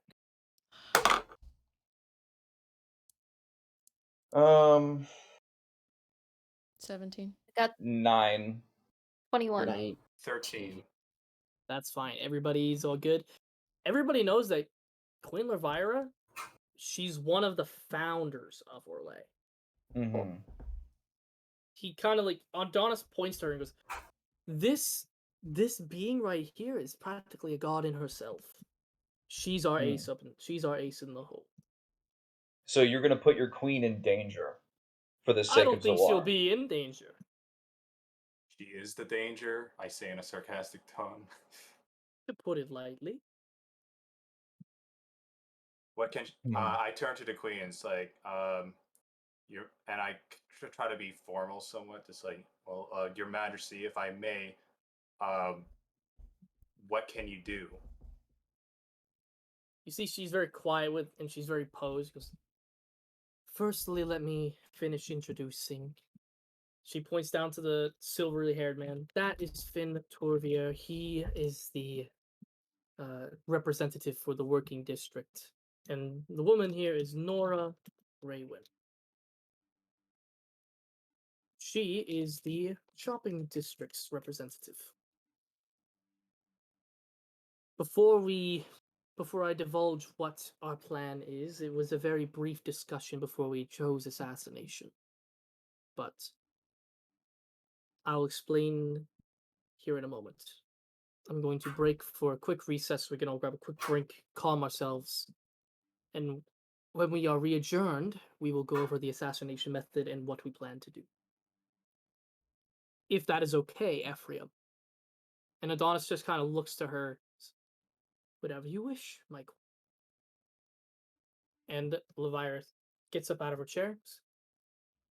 Please catch your breath. We will return in a short while. And that's where we're going to take a quick break. So Michael can go pick up his mom. Everybody can grab a quick bite to eat or a quick drink, stretch your legs. Do anything along those legs. Cool. I'll be back in like 15, 20 minutes. All Hey, right. All right, I should be not as long too. I have a hankering for a slice of pizza, so I'm going to the Pizza Hut or the Pizza Ugh. Pizza. do it. I'm gonna go see my dogs. Do it. I'm going to go grab a pizza pocket real quick. Nice. Do Okay, it. I'm gonna be quick then. So toodles in a bit. Before I do head out and go get my pizza pocket, everything going okay for everybody so far? Yeah. Okay, good to know. Good to know. All right, I'm gonna go grab my little bite to eat. I.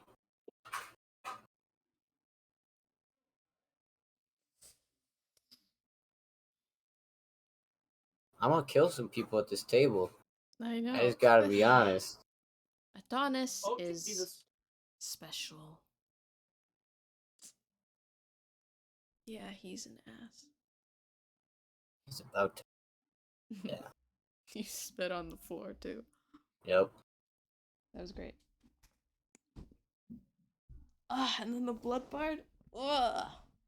I'm getting into it. Mm-hmm. Oh God.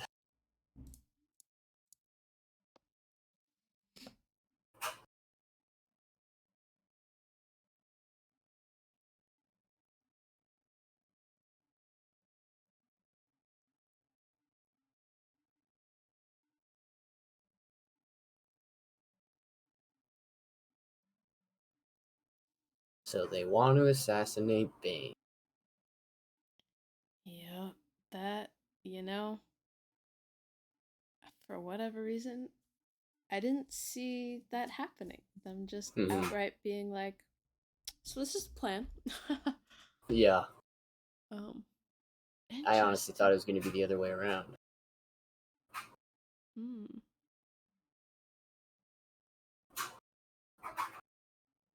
Damn. Stupid. Bane is expecting some shit, even if he isn't. I mean, the man has a plan as well, so. Mm-hmm. Oh man. And then now I gotta fucking defy my queen without defying her at the same time? Well, My queen. damn. Damn.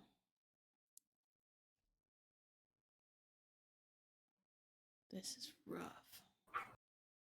Yeah.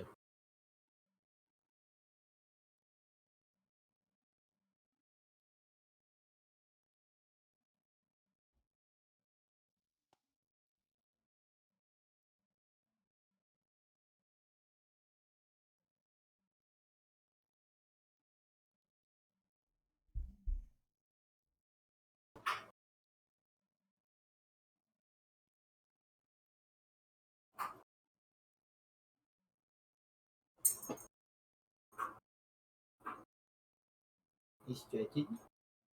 You stretching, puppy? Oh, you lay down. You're so lazy.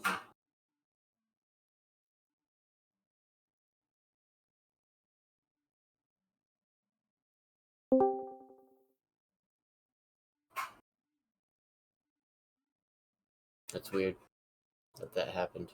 Mhm.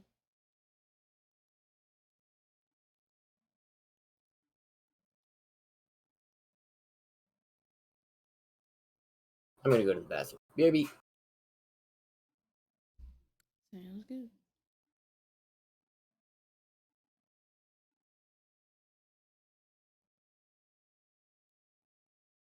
And then there was one.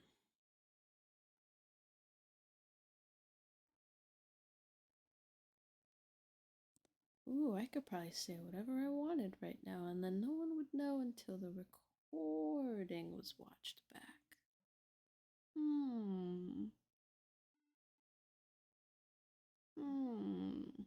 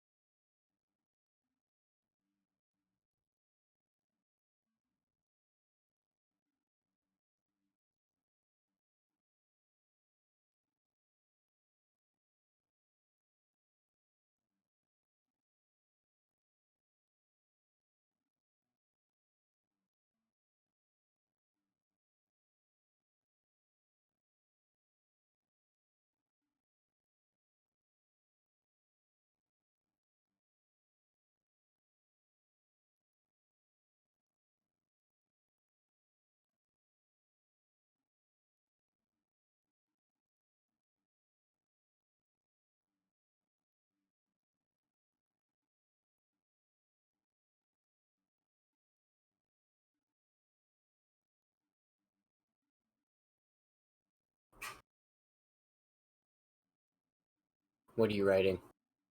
Huh? Huh? I'm not What are you writing typing about? anything. Is that a lie? Nope. Full honesty. Oh, I think it's just the water of the soundtrack. I can't hear anything. It's just Dark Souls music. But I want a soundtrack too. Like, it doesn't show that Michael's play. Oh, he's not even. Well, I Really? don't see that anyone's playing anything. Under Tyrannosaurus Rex. No. Oh, I got the soundbar. Maybe try exiting and re-entering, and see if maybe you had to accept hearing his thing. Oh, maybe. Because I used to deny it all the time.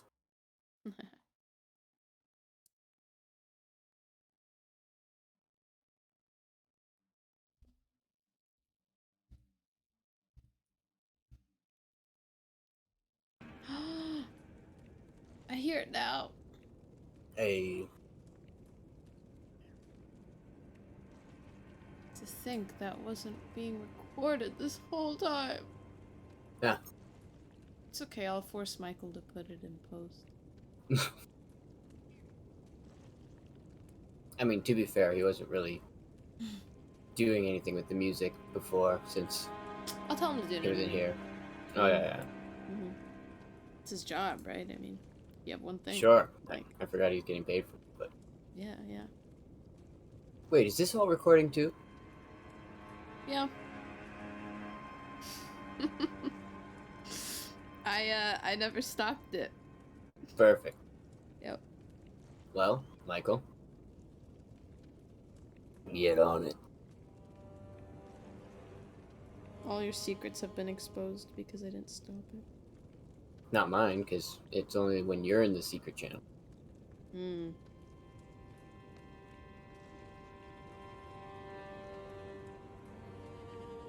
So y'all won't know nothing.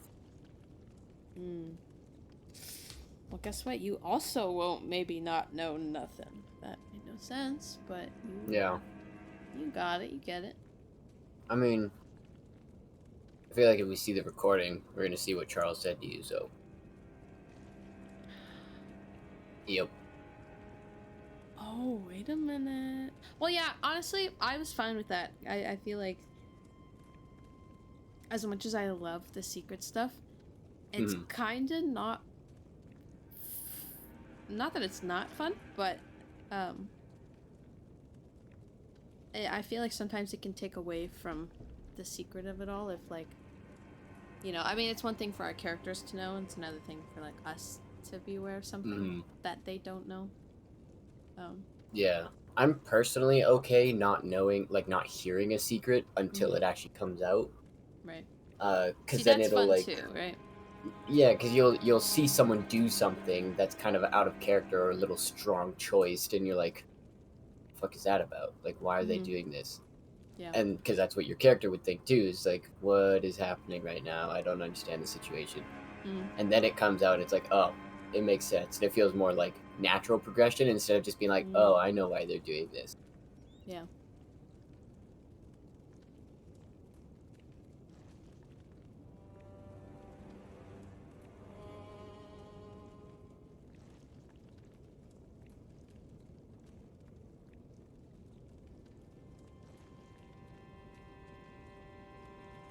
So we're gonna kill Bane, huh?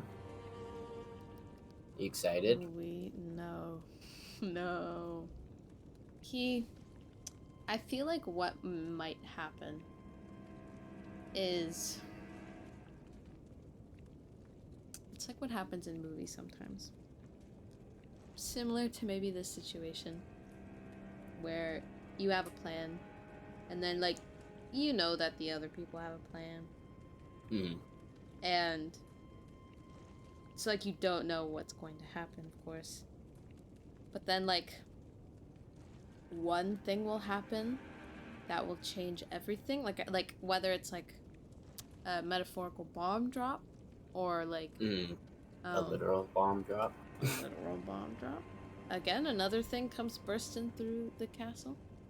Mm-hmm. somehow manages to crush Azria's leg again, the same one, even though she's not here. It's actually her arms. Yeah.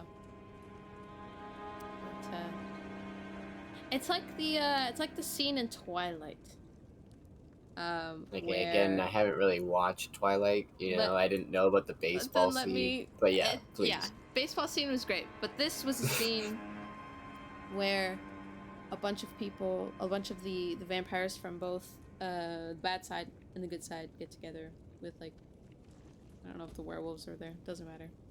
But I'll probably butcher this, but they were meeting. This meeting was planned. They knew shit could possibly go down. They were trying to basically, Bella Swan's daughter that she has with Edward has, like, these insane powers. She's like this miracle child, and so they have this meeting, that way they can prove to her that she has this ability or these abilities, and it would be like a good thing. And so they want it. Hopefully they take this well and they realize the stakes here, and aren't so bad anymore. And so basically this daughter, unbeknownst to the audience, this daughter basically shows them a future in which a fight breaks out and kills a bunch of people and a bunch of things go wrong. Audience thinks it's happening in real time. And the father of Edward, the blonde guy, he gets his head ripped off. And the entire audiences in theaters, everyone was like, what the fuck? It was this huge thing. And then when they realized that didn't happen, they're like, oh my god, like, how could you do that? So I feel like something like that could very well happen in the council room. Not like a head ripping off, but maybe just like a thing that none of us expected. And then it'll be like, oh fuck. Because Bane is Bane, right? So Bane is Bane. Bane is True. Bane. That's a true sentence. Mm-hmm. Yeah. No one has been more Banier than Bane. Yep. Mm. So I don't know. What A are you little thinking, worried. Matt? A little What are worried. you thinking? What are you thinking? Thinking stuff and things, and you'll Oh, yeah? you'll see kind of what I'm thinking when you watch this back. But Cat. Oh yeah? Yep. Cat. No, she's on my dice. Yeah. She's straight up laid down on my D. Oh, Zeta, those are D4s. How is that not hurting you? She just wants to feel something. Indestructible. Hello, Zeta. Yeah. I'm gonna get these spiky bits out of you. Yeah, And honestly, just like the nerve of Adonis, like I knew, but actually like witnessing, I love Adonis. I was like, Adonis is an asshole. Yeah, you play an asshole pretty well, and I don't mean that in a bad way.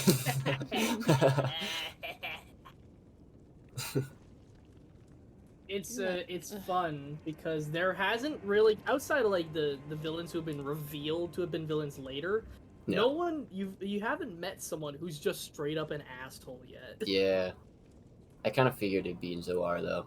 No offense, Mabel. I'm taken. She knows. You know what? I think that's incorrect. I think you've met one other asshole, and it was the ogre who used to teach at the School of War. Right. He was a bit of an asshole too. Yeah. We taught him a lesson real quick though. Yeah. But I mean, like, he left. Adonis and him are like two different kinds, right? Like Adonis is just straight up privileged sack of shit, you know? Data, do you wanna roll a dice? Is that what you're trying to do? Here, roll that one. Oh, I thought you. You train to roll the die. Yeah, I just thought Get a nat they 20. just swap it off Get a nat 20, the desk. Zeta. Get a nat 20. What are you doing? Huh. Oh. Yeah. You keep leaning back and mucking up my piles.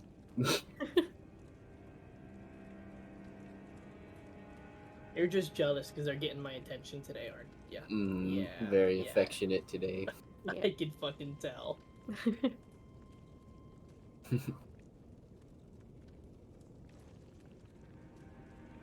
Oh, she's so happy. Yeah. Yeah, I fucking love this cat. It's so strange because most cats you cannot touch their stomachs either.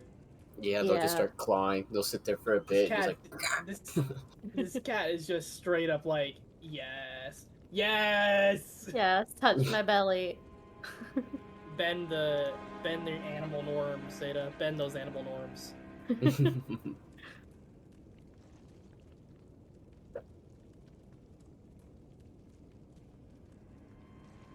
Bunch of my dogs just came back from camping.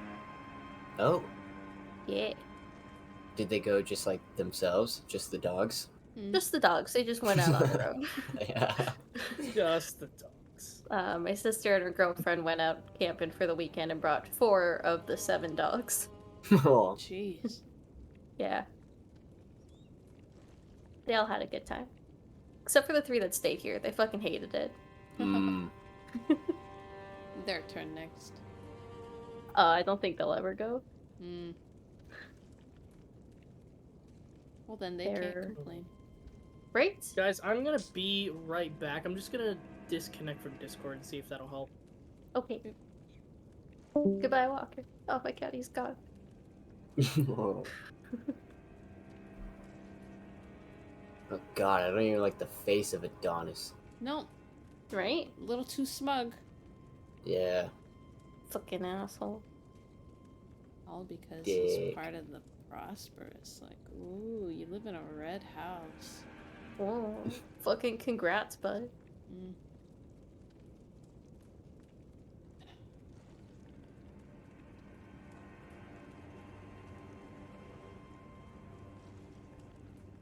But Nora's pretty chill. We kind of stand her. Hasn't said anything, so actually maybe I take that back. I don't know. Or do I know? Do you know? Who is she? What? Well, you know. But Elias. Elias is clearly fucking the coolest guy at the table. Right? It's the stash. It's the stash and it's the True. name. I mean, Also Elias. Jesus. Elias, it's the best name. Right? Yeah. Brilliant. We See, like now, that. now she's fucking nice. Do it now, you turd.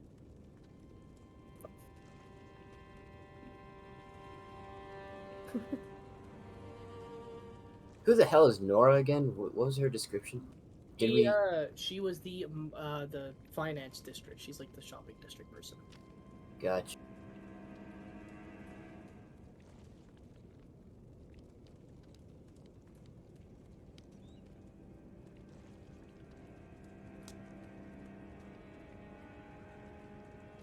There she goes. She's trying.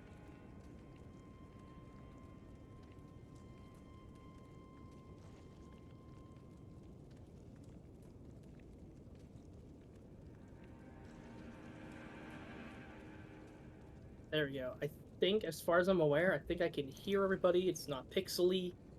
Nice. Good. Oh, nope, never mind. It's bad. God.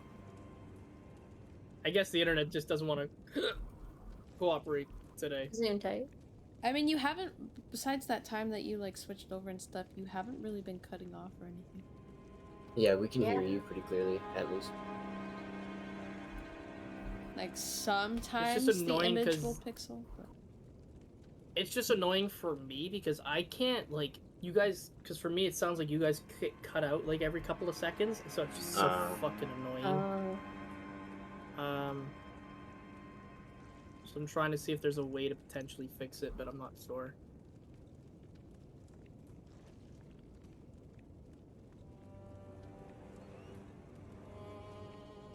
Fucking hell.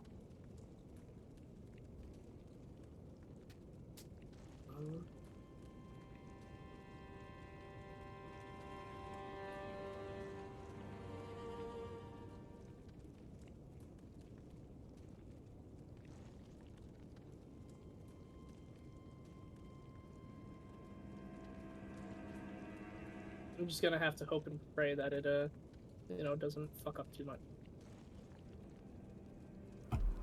So for now, I'm gonna disable everybody's video Yeah. just for now, in hopes that it might help.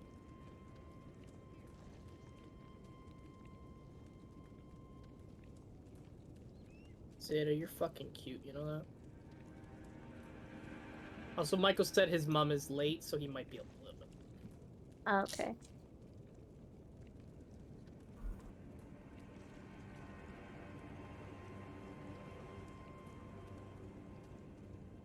How's everybody doing, like, energy-wise for it? I know it's a bit of a heavy discussion happening at the moment, but is everyone doing okay?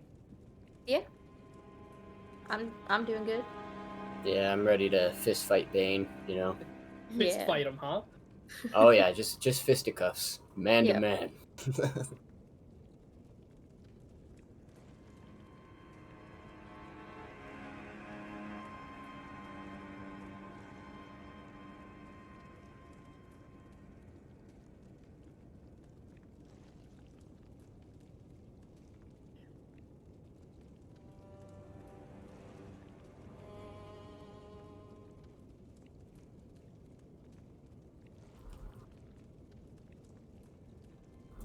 God, it's just fucking awful. What is going on? Like, it sounds so bad on mine. Like, the music. It's like if it was a constant stutter. Oh god. It's so fucking like annoying because I hear things, like I hear them clear, but they just constantly stutter.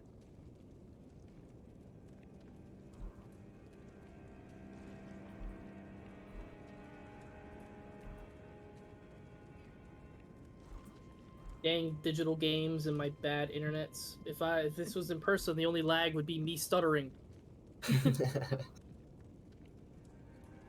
What's up, Zeta? What's up? Oh, you're gonna go in my lap now? Okay. Cool.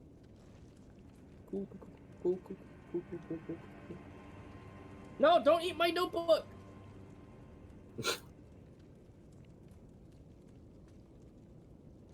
Paper's okay. not good for you. Paper's not good for you, Zeta.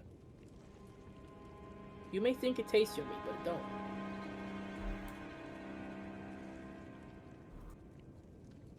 Stop it! That's it. I'm just gonna. I'm sorry. I'm sorry, Zeta. Goodbye.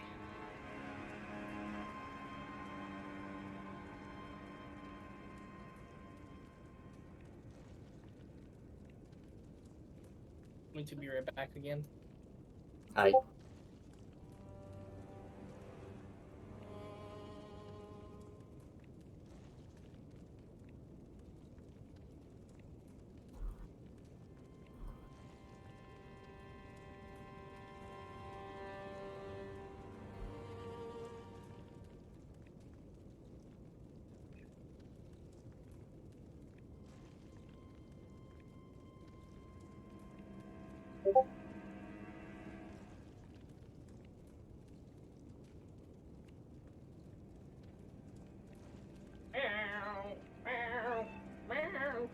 I hear you, Zeta.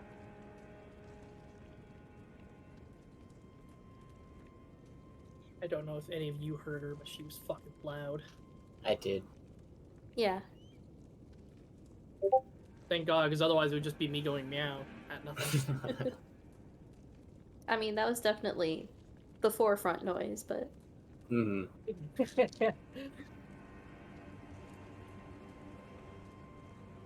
Wow. So I'm just rolling dice for fun. I rolled 5d4s and 3 out of the 5 were 2s. oh god.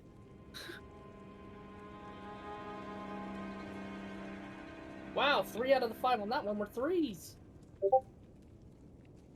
Was it the same 3 dice? No, I don't know. Oh, okay. And if I can get 3 4s, you know, that is 3 3s again. Oh. Oh my god, what is happening? Stop spamming me. Oh, it's Rollo. Geraldo? Oh, you know what? That time I got 1, 2, 3, 4, and then another 4. So you know what? I count that as a win.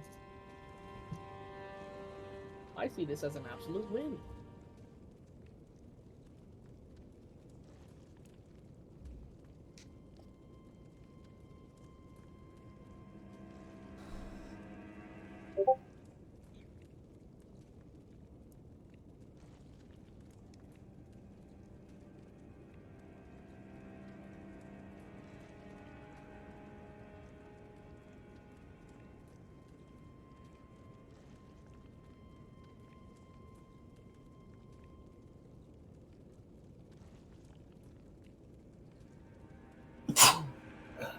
Bless you. Bless you. Thank you. I think I may have reached a good point in the internet situation. Nice. Maybe. Doesn't seem like it's going haywire, so.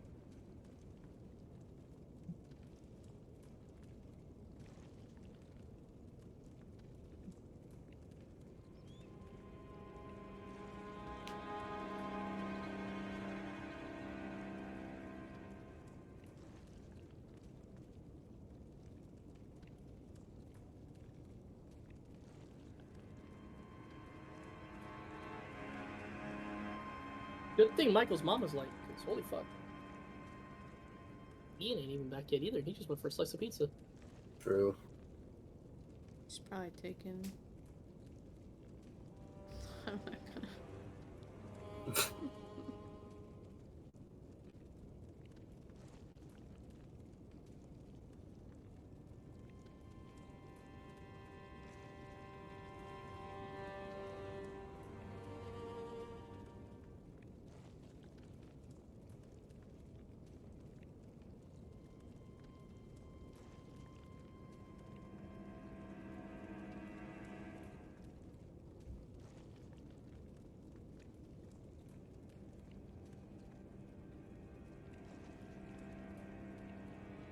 Listen, you know what'd be fucking nuts, Natalie?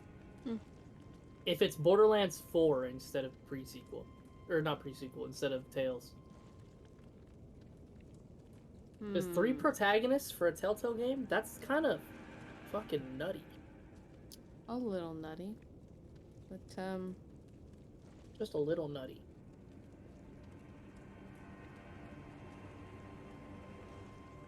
But also, why would they only do 3 classes for Borderlands 3? Or Borderlands 4, so... I don't know. But, this is all very interesting stuff. And nonetheless, I am pumped. And we will see what happens tomorrow.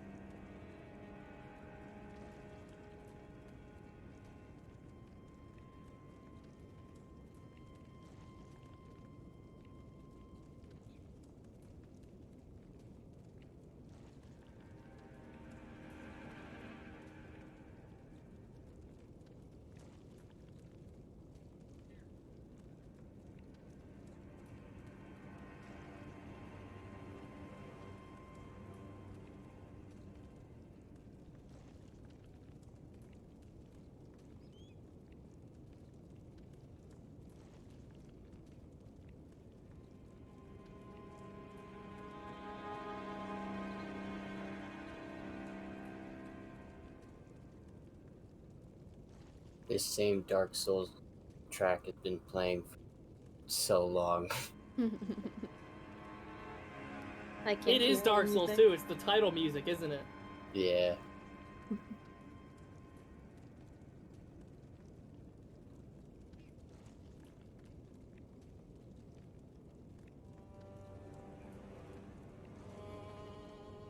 I'm not against Dark Souls music, but man. Me neither. I just don't want to listen to it on the break, you know? I think it was pretty good for the conversation. Yes. The argument, I suppose.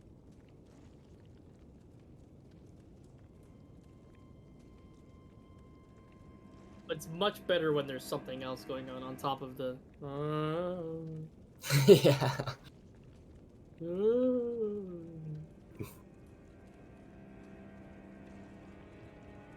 I'm just gonna mute him for now. Oh yeah, I did that too. I just turned down the volume.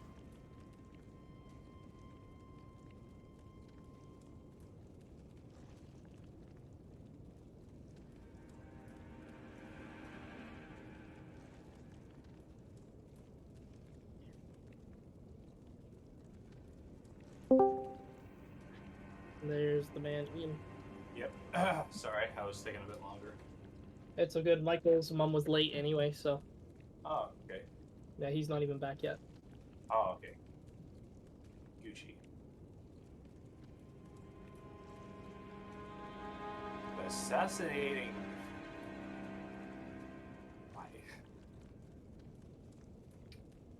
It's like I legit have PTSD from attempting to do that. I nearly got my my spine ripped out like a predator alien. Hey, what's that? Long story. Fucking dude, it was so funny. I don't know if I skipped out on a bit of that sentence, but were you talking about Bane or are you talking about when Wolf got you with the web? No, with Bane, when Okay. Lascivious backstabbed him, and then I full frontal assaulted him and had a bunch of orcs just pile drive him. Like, the visual for that will be fucking funny. It's just like he's trying to retaliate after he gets me in the back, and he's walking, but then all the undead orcs are just like, you know, football pile driving. Dog pile! Dude, something that I think will be really cool for the little animated portion is when you have that grotesque green dragon and you summoned the dead bodies from the pit, and the dragon, like, I was so high and mighty about the poison breath, and then you're like, they're undead, they're I can't immune. breathe. They're immune to poison. And No one. No! I was you're so just like, upset. you're just like, fuck. Literally, it's just the breath weapon can only be used like one or so many times per long rest. And so the dragon has only so many charges that it can use the breath weapon for. And because it was a grotesque one, I intended for you all to be in one big little circle for me to breathe the poison breath at. But you were all so spread out. So I was like, hey, fuck it, we'll take out the giant amount of the undead that's in front, because otherwise they're just gonna start picking away at him and it's gonna be quick. No, it just immune. Never in my life have I been so excited to be in, like, yes, I can't wait to deal this damage, and then been like, oh. Mm.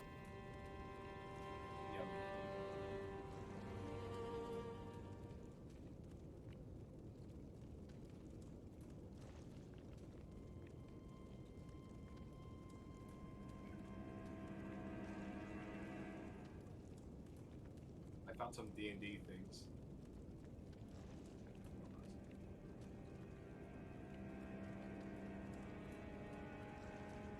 There it is.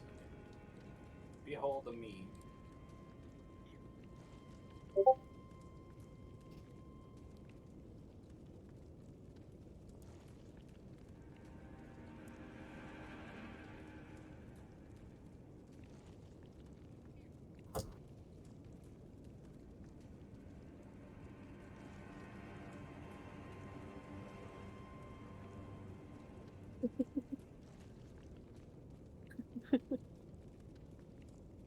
Oh, 1 second.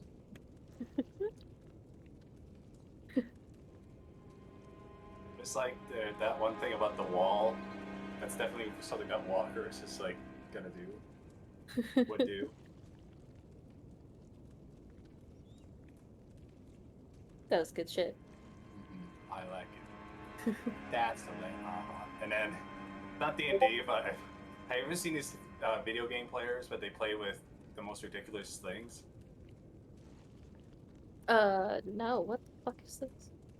It's a recorder. What? What? And it's like the high street, the whoop headshots. I've seen people play Call of Duty on like the Dance Dance Revolution mats. What else was there?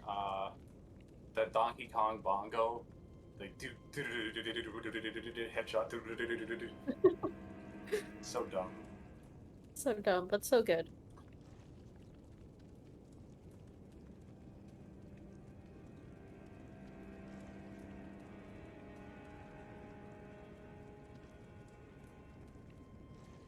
Oh shit, that's what it is.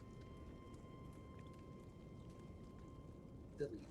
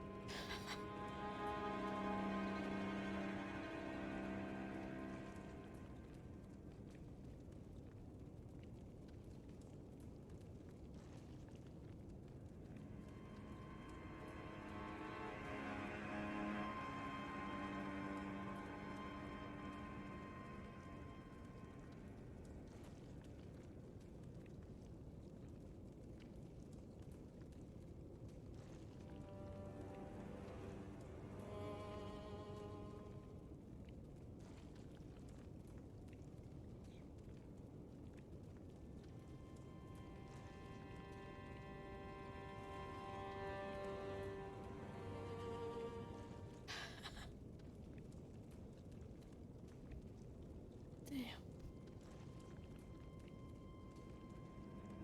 Oh, Nat. Yeah. I found something especially that I think you'll like. Okay. What's that?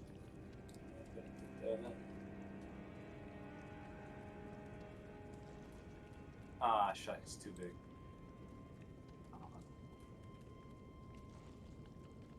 Maybe on the server.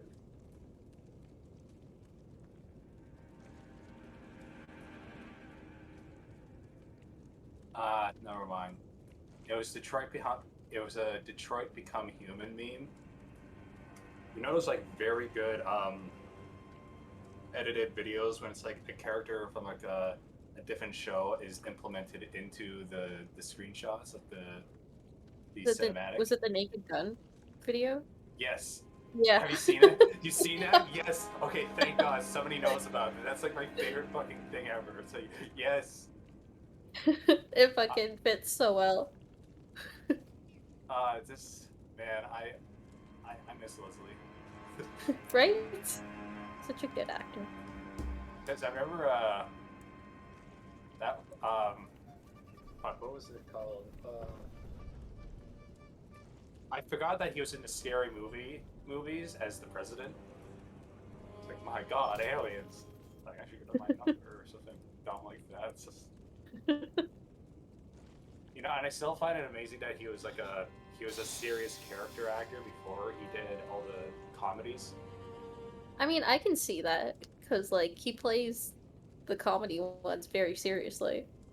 I think that's the thing that really helps him. So I think literally the director's thing was like, play it as it's the most serious drama ever. Yeah. Be like serious, like, my God, the bird flew out of this woman's mouth. Like, we gotta do something. Like, we gotta get this woman to a hospital. What's that? It's a big building with hospital beds in it, but that doesn't matter. I'll be back. All right. Toodles.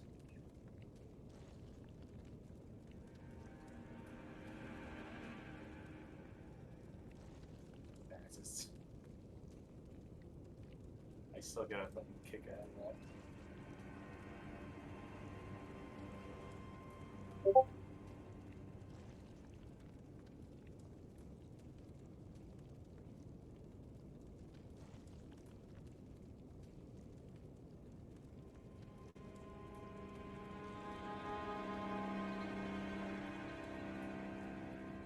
How did you get past the guards? I rolled stealth. You can't do that. It'll be DC 35 because it's so well guarded. I have expertise in pass without trace for plus 27. It's a DC of 35. I can't let me roll for it. I have reliable talent. My minimum is at 37. I can't fail. Can't even fail in Nat 1. Nat 1 is an auto fail. Truer words than never been spoken. Isn't there like some rules that certain DMs will have? It's like Nat 1 or Nat 20 will be like, if you roll it, even if the DC is supposed to be like 45 or something ridiculous like that, that something will happen. I don't know. Like, I remember saying it wasn't vanilla, it was like 2 different set rules. Either like for certain scenarios, like social scenarios, if you roll 1 or a 20, then whatever happens will happens. But if it's battle, then it's completely different. And then some people will just do it like, unless it like completely ruins the storyline, that you kill the big bad evil guy in like 1 hit in the very beginning. That's like, nah, you fail. I am obligated to tell you I cannot do that.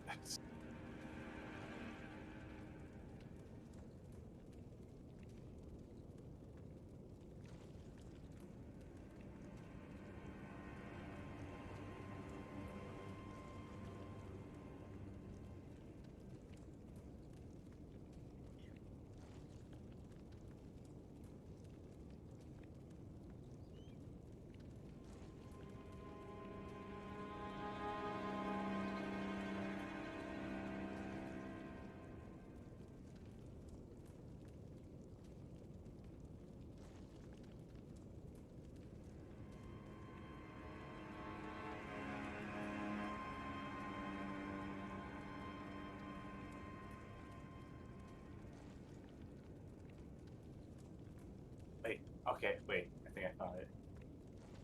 Yes, I found it. Okay, I can actually send it now. Found the link. There it is in its full glory.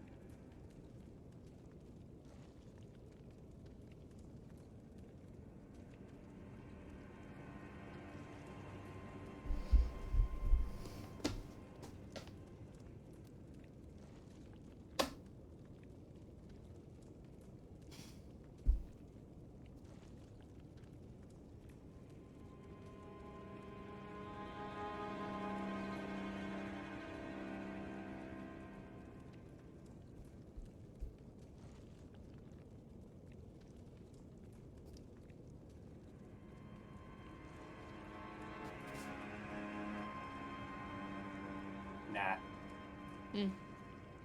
Check the D&D memes. I have found it. Uh-oh.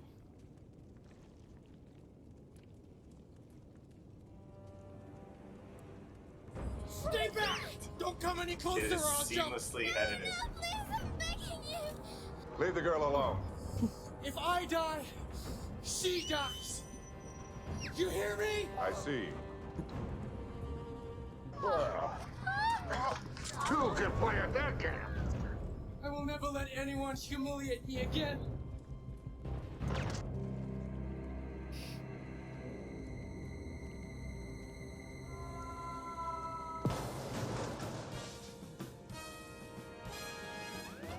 like the editing that they put the circle on his head too. Yeah. Like I only noticed that the second time watching, but I was like, oh shit, they did a really good fucking job. Credit unions. Any other victims? Station employee. Oh. I was scared. Don't play dumb with me. Welcome to Jericho. Yes, a Jewish holiday, Mazel Tov.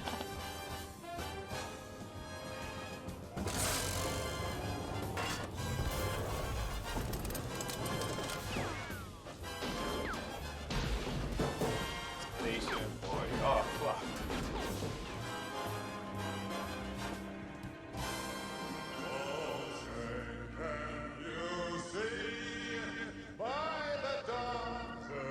Incredible. The deviants are singing. Tell them to stand down.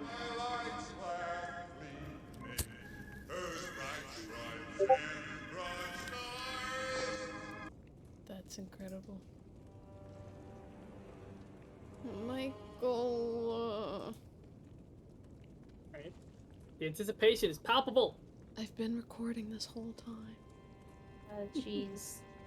Oh jeez. I mean, I guess you could just cut out the middle bit, so we don't have to. Yeah, like, Michael can. I'm not doing more work. I ain't doing jack shit.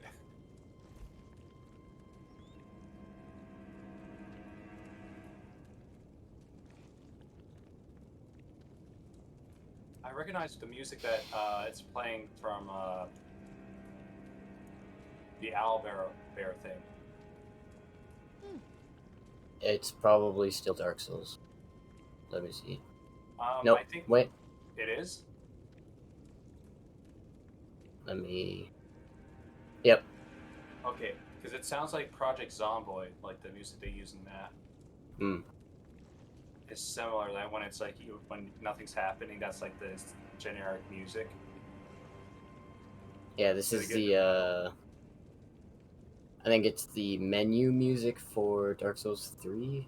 How Yeah, fitting. it's definitely Dark Souls 3. Hmm. This is I played Dark technically Souls 3 not our even a month ago. menu. Yeah. What did you say? It's our menu? Yeah, right now, technically. Because we're waiting. Oh yeah, technically True. we're on a pause screen, so.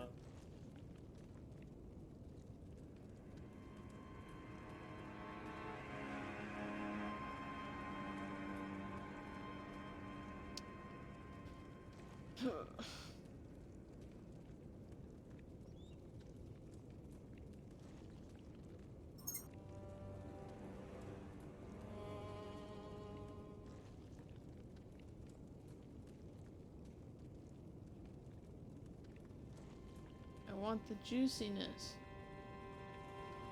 I want to know the plan of what the fuck this guy's brilliant plan for an assassination is. Right? So I'm gonna shoot him. Shoot Well, him just with like, what? Adonis, you're a fucking idiot. And he's like, what are you talking about? I'm a It's dog. like- I'm never wrong. Yeah, Literally. instantly as soon as I realized, like, oh, he's one of these assholes. It's like, He's like, Like why you did say, you guys like- just kill him? well, Why I haven't was you just- thought of it like it? Yeah, I why? was- Why I didn't wanted you to just do a kill thing. him?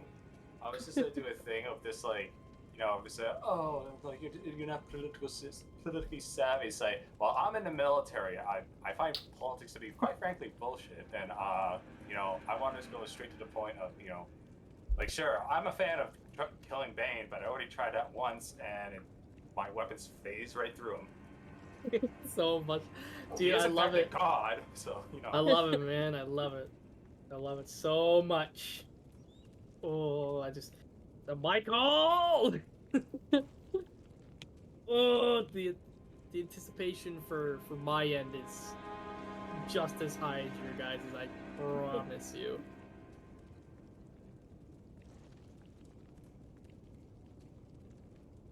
It's so much fun too, cause like, as a DM, it's so fun trying to like play off, being like, for instance, playing Fisto, being like, ah, yes, I'm helpful.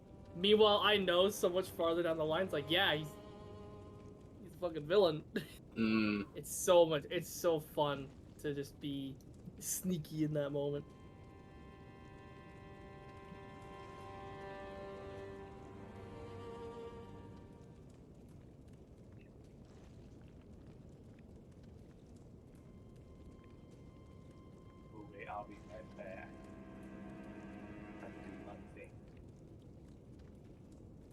My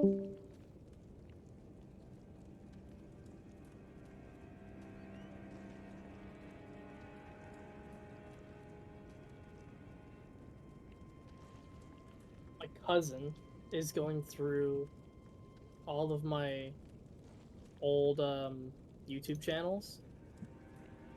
So like, he found one from when I was stupidly young, and he's sharing me screenshots of it. Like there's a screenshot of me when I was like probably like 14 maybe, and it's me with this greasy ass hair with buck teeth that are in braces, wearing a fucking Xbox headset in those really thin nerdy glasses Hmm. with my mouth agape looking at the camera, and it's titled "Sad Video Update." Do you know what the sad video update was? It was because at the time I was recording. So I did two things. I tried to record Xbox gameplay with my webcam on my laptop. So that was up there for a little bit, but I took that stuff down because at one point, oh god, it's a whole thing. But the other one was I was going to record things on my computer, so I needed a screen recorder, and I didn't know anything about it, so I went with what everybody went with, which is Bandicam, or at least for what people always started with or anything. And the thing is, with Bandicam, you only get a limited time before they ask you to pay for it. So when my Bandicam free trial ran out, instead of starting up a new account and getting more Bandicam, I decided to record a video being like, sorry guys, my Bandicam ran out, so until I can get some Bandicam, no more videos. It was so bad. So bad.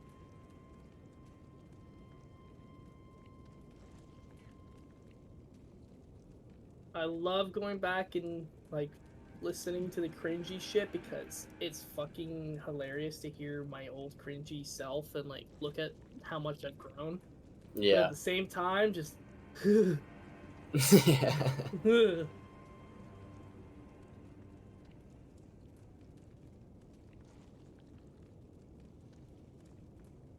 Alright guys, I'm gonna roll 66s. What's it gonna be? There's The gonna total? be 2 4s, 1 3, 2 1s. Isn't that 5 numbers? 2 4s, 1 3, 2 1s. Oh yeah, and then we'll do a 1 2.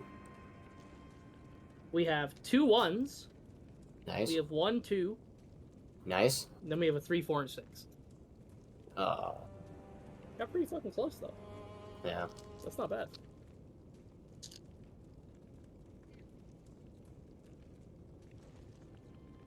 That's pretty good.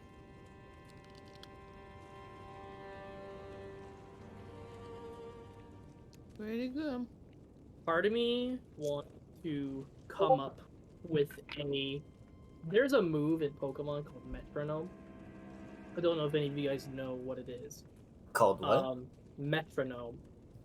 Oh, yeah. Essentially, do you know what it does, Joe? I think it's the random move, right? Yeah. Yeah. Essentially, it takes the entire pool of Pokemon moves and it just picks one at random to use.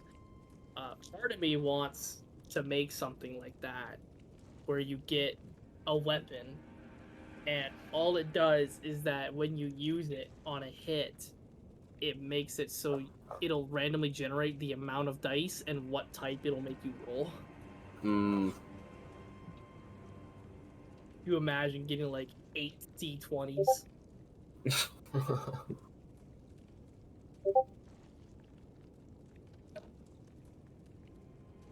Wow, that's awful. I rolled 6 D20s in here, and literally 3 of them are natural ones. Jeez. Thank God I'm not rolling for a character right now.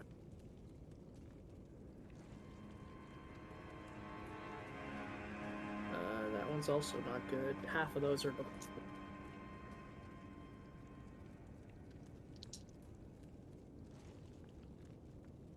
Ian's a little too Fucking preoccupied Jesus. messaging me, and he should be running home with his pizza. Did he come back? Did he go to get another slice of pizza? Did he come back? Yeah. He came back for a small stay. Then where is he? I can't remember where he said he was going. He just said he was gonna be right back again. You on the toilet? I wish I had Michael's dice tray. Fuck, that thing is nice. And my dice tray is currently super fucking tall.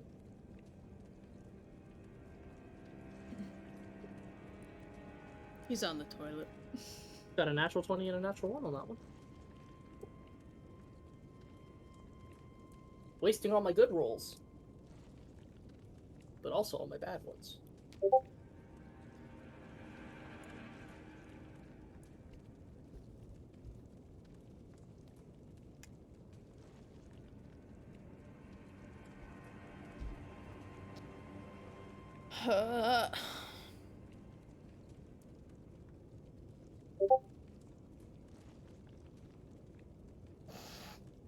Why is he saying that?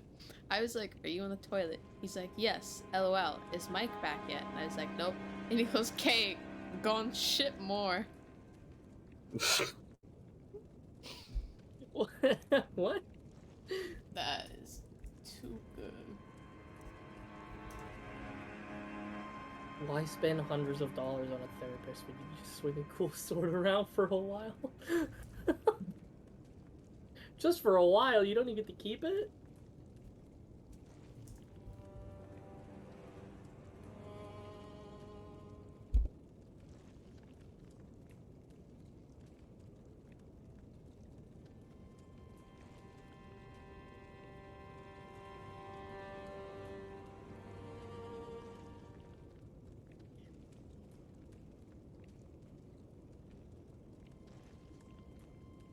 I can't even fail on a nat 1, and nat 1's an automatic fail. That's fucking hilarious. I still find it wild that nat 1s in D&D's core rulebook only applies to combat. Same with nat 20s. That's kind of fucking wild, considering how integral that is into the D&D experience. Oh, like it being like a critical fail?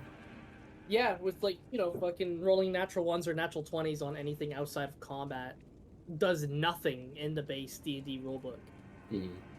That's fucking wild to me with how integral that mechanic of rolling a dice to see if you succeed or fail is.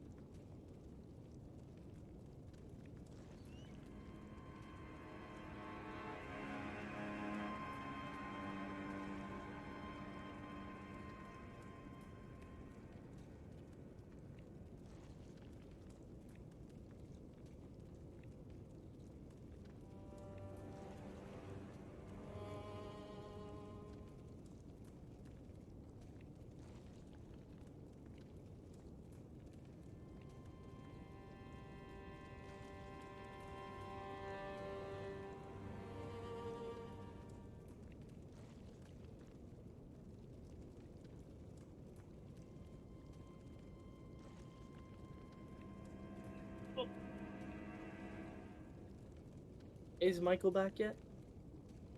Nope. No. Grumble, grumble, grumble.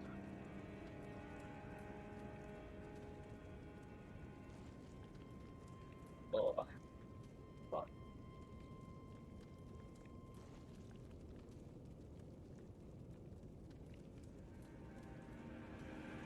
Oh, like I just popped my knee out of place. Oh, not the knee. Yeah, that don't feel good.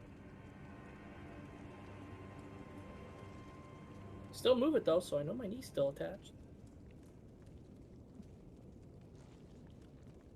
Wow.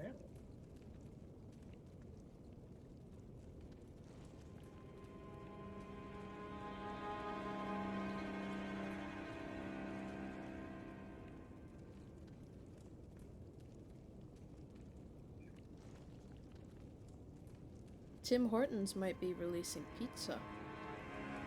Why? What? What? Just Yeah. what? Some stores are testing this out. That is so just But wrong. what if it's amazing? What if? No. You know? That's a nice thought. If it They was should like stick- really good, if it was like extraordinary, you know?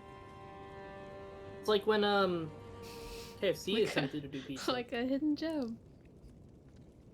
You know? An uncut jam. Just like put Pizza out of business. Well, that I feel like wouldn't be too hard.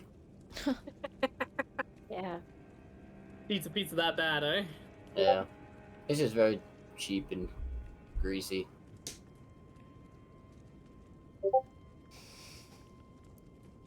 Real talk. What is the best fast food place? Triple O's. Huh? Triple O's. Never heard I of that. Yeah, I don't know what that is. Oh, well, it's delicious. It's the best fucking burgers ever. And milkshakes. And it's Oh. just... Dude, now I want a Triple fucking O's. milkshake. Oh, ETA's 10 for Michael. Yay! Second best is A&W. A&W. A&W is pretty good. A&W is so fucking expensive, though. Like, it's so pricey. Like, holy shit. A&W? Yeah. Fucking, we went to A&W just the other day, and have you guys ever heard of this? Right? You go to a fast food chain in Canada specifically. You go and you get a meal at this fast food place, but you swap your fries for poutine. Yeah. How much does that poutine typically cost you extra? Like a couple bucks? $3 or something. Some places are like $4. Yeah. A&W charged $7. What? What? What the fuck? Yeah, That our doesn't- A&W in town did $7 for changing the fries to a poutine. That's insane. Yeah, that's fucked. That hurts. That's stupid. it was ridiculously overpriced. They did the exact same thing with onion rings for my mom's as well, because she wanted to swap the fries for onion rings. And it was $7? Yeah, That's... which I'm pretty sure isn't the price of onion rings. No, it's definitely not. What the fuck? Which Yeah, I don't A&W know. are you going to? The one that's in Whitecourt, man. The one that I Oh. probably will not go to ever again. Yeah, that's stupid. That's just so stupidly expensive. I damn near swore myself off of A&W, actually. Whoa. There was a time in film school, back when me and Sam were dating, we were calling all the time. I was stupidly hungry at like 1 in the morning, and there's only 2 choices for 1 in the morning. There's either the McDonald's that's down on Yonge Street, or there's an A&W that's not too far on Gerard Street East. And I didn't want to walk to McDonald's. McDonald's was farther, so I went to the A&W. And food was good as normal. It was good as normal. Until about 4 in the morning when I woke up and just couldn't keep it down anymore. Oh no. Sam recalled me kind of murring in my sleep and then just rapidly waking up and going bathroom and then ran to the and then I was silent for a couple of minutes and then I came back and was like, yeah, that didn't go well. Oh. Right. Yeah, And that'll... that trip damn near took me off of A&W for life. That shit sucked. Yeah, that's fair. I haven't had Five Guys since I had food poisoning after having Five Guys one time. I don't think I've ever even had Five Guys before. Oh. It's delicious. I would have said that was number one, but again, I had food poisoning. I haven't eaten there. If they hadn't ruined their gosh darn reputation, Exactly. because I heard their animal style fries are. I haven't tried those ones. Michael, does this mean you're back? Michael. Michael. Michael! I guess not. Did he message saying like? Well, ETA he said again or something? ETA 10, but then he joined, so I was like, oh, interesting. He joined? I didn't. Yeah, he's back now in the thing, but that might be. I don't think he's back. So, but soon we will get back to business. Sorry, my mom once said that and I haven't seen her since. Joe, that's fucking funny, man. Painful. She go off for milk? Yep. That's okay. Mine went out for cigarettes. Yeah. At least yours was a healthy choice. She smokes all the time, apparently, so. Your mom? Yeah, she just didn't go out for cigarettes. She went out for milk. But she still smokes. It was just bad all around.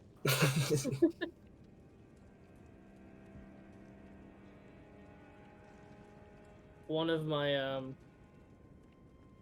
I remember one of my a little sketchier friends had that situation actually happen to them, where I think one of their parents went out for something and then just didn't come back. And they would constantly make that joke because it was hilarious to them that joke existed. But I remember one day they were like, yeah, I don't like talking about it all that much. And then proceeded to tell us every single detail about it. That sounds right.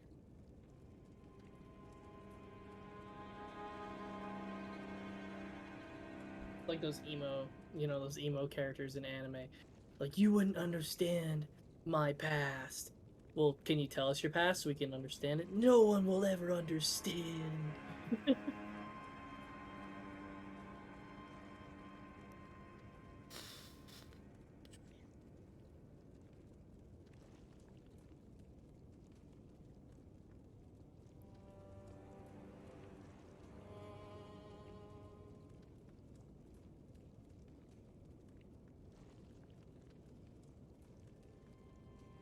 Natalie, I might have missed it. What's your favorite fast food place? I never said. But.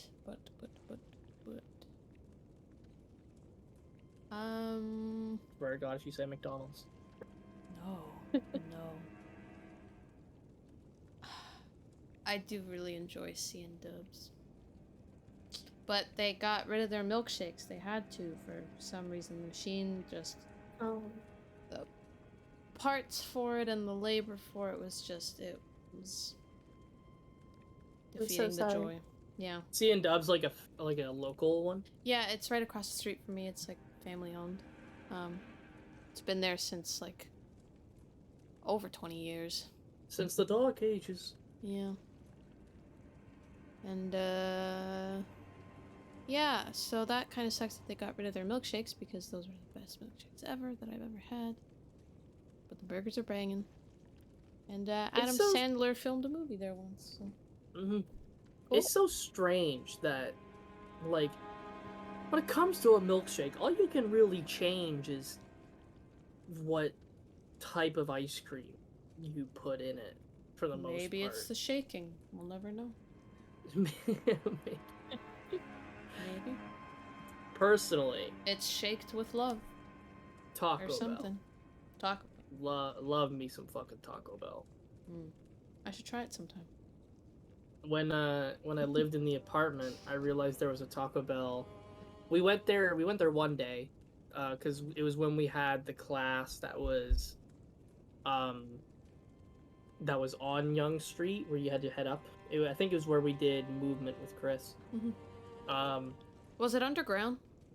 No, it was in like a building, like a tall office building type space. I remember going across the street because there was a food court in like a little underground section with a subway. Oh, underground. Yeah, Okay, yeah, then yeah. I was there.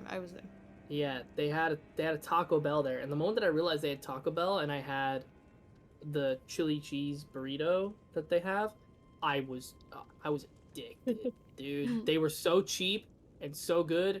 I would go there and I'd buy like 10 of them, and I would just have them for like the next 2 days because they were good reheated too. Okay.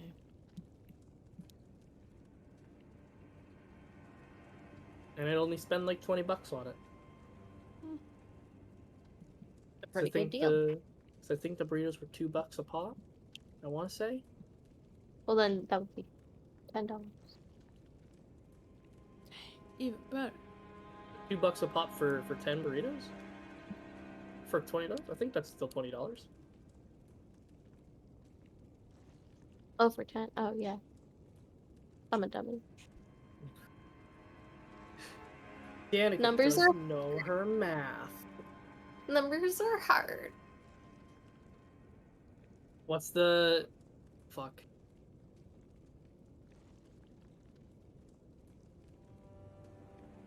What? Damn it, what is it? I had it in my brain. It's too late now, but now I'm just trying to do it for my own sake. Oh no. Shit. Oh, you're so pretty. That's what it was. You're so Oh. pretty. Thanks. At least you're pretty. You're so pretty. At least you have... thanks. My favorite thing, man. My cousin says it all the time. You're so pretty. You're so pretty. What does that mean? Just be happy you're pretty. Your dad's friend used to say, at least you have nice hair.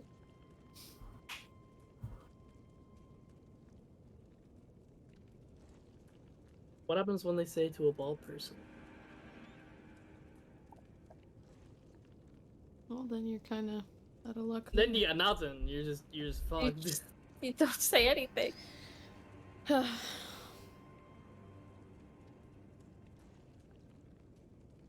I love how like a good hour of Natalie's recording is us just waiting for Mike.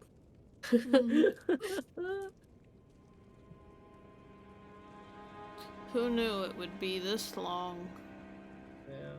Right? Could have put on a movie. Could have watched an episode of Dimension 20. That's a lie. Those episodes are like 2 hours long. But, you know. Oh, Danica, you'd fucking love the one that I'm watching right now, called The Unsleeping City. It's based out of New York, and everyone is just so New York, and it's so funny to hear all the accents. That sounds fantastic. There is a fairy mob. It's so Oh my good. god. It's so fucking good. Is that Dimension 20? Yeah, that's Dimension 20. Okay. That one's called the Unsleeping City. It's so good. It's so good. So good.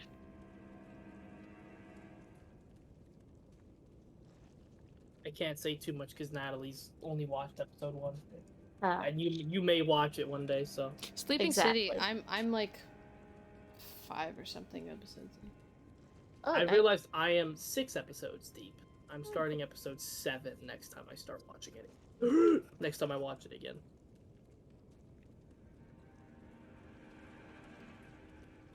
Hello?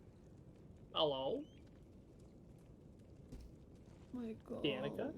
I don't know who made that noise.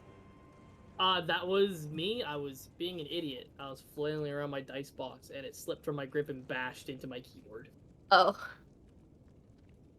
Oh, I got chipped a little. Rip. No. Rip. I'm back. Welcome back. Ah! Ian's pooping. It's Ian, fine. the fuck? Someone at him, in all caps. Tell him to get his shit over with. I'm just gonna tell him to wipe.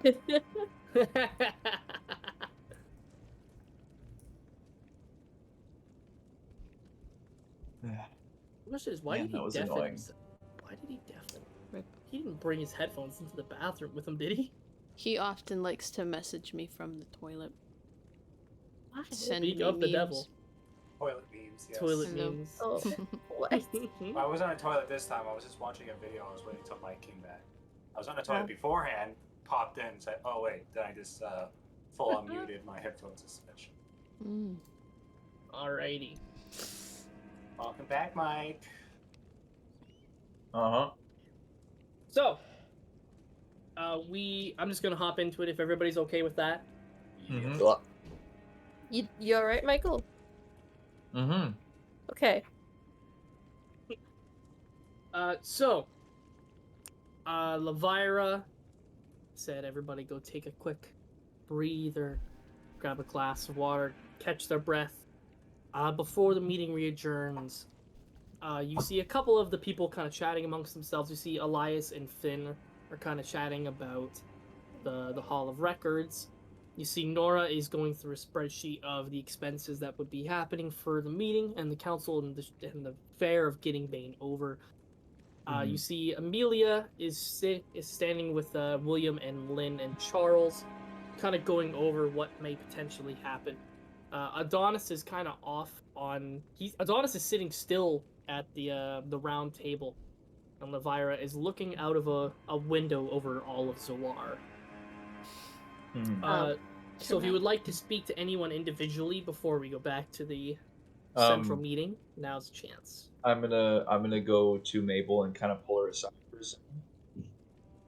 I'm gonna be like, I would have liked to give you this under different circumstances, but this is just as thanks for helping with Azria and for the gift that you gave me. And I'm gonna show her the cloak of protection. Figured I should give you this now because if these idiots end up trying to assassinate Bane, then who knows we're gonna need all the protection we can get. Oh God, Lascivious, you didn't have to. But it's fine. I wanted to, so. Well, thank you. I appreciate it, but you, I don't mean to sound not grateful. You didn't happen to. Actually, no, never mind. No. Thank you. Thank you. Yeah, you're welcome. I'm going to walk up to them.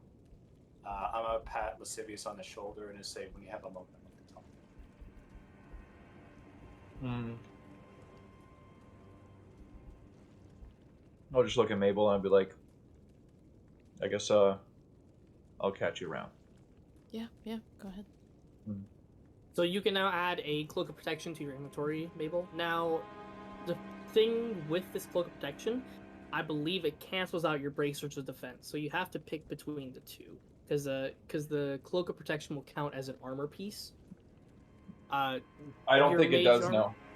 No? The Cloak of Protection does not count as an armor piece. Oh, okay. So it's added. So what does that do? It gives you an plus extra 2 to your... to AC. Yeah. Natalie's damn near unhittable if I recall now. Damn. Walker, was Elias the one who was the holder of the Hall of Records? Yes, he was. Alright, just making sure I got it correct. I'm gonna be like, so, what's up, Michaelis? I was just kind of thinking, with the whole thing about the Titans and such, correct me if I'm wrong, but there was some sort of thing I heard you guys talking about, or we were talking about, with somebody who's able to control these Titans. Yeah, apparently, I went and looked into it, because I'm a little interested myself in the prospect of, taming Have you these talked things. to Elias? Michaelis doesn't know that his name is Elias, first of all. I Yeah, he said does. I said Elias. It was introduced. Yep. Yep. The names When? are all there. Of the slave?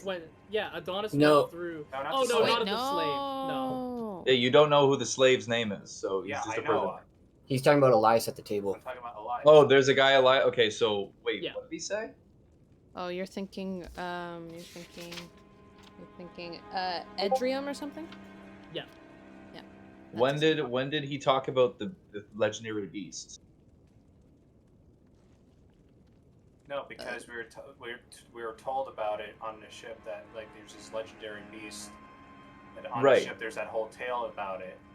And Yes. so back into the game, like this is Michaelis. It's like, Yeah. look, I might be going on a far-fetched conclusion here, but given that this is like an old, like apparently could this be a wives' tale, but given that Elias there runs a Hall of Records, do you think it's going to be such a bad idea to check out the Hall of Records? I can help you with the research. I'm proficient at history, so.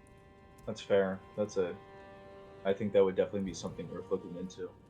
I mean, we first have to deal with Bane, of course, whether or not they want to go ahead with assassination or do what you want to do. But Yeah. I'll be honest, as much as I'm a military man and I'm very good with combat, fighting Bane is going to be suicidal. No, these guys are idiots. They literally have no idea what they're up against right now. So and it's very clear to see. So my proposal on depending on how this council meeting ends with Bane, which is probably not likely, we're gonna have to either like besides escaping and trying to save as many people as we did like in Imperia, I think it might be a good idea to check out the Hall of Records. We might get some good information there about maybe harnessing some Titans or all of them. Yeah. No, I think you have a point. But I don't know. It doesn't seem like they're gonna budge on this assassination thing. So I'm gonna try and see if I can get them to at least consider persuading Bane first before acting like that rashly. Right. Meanwhile, though, I'm gonna talk with Mr. Torvier there.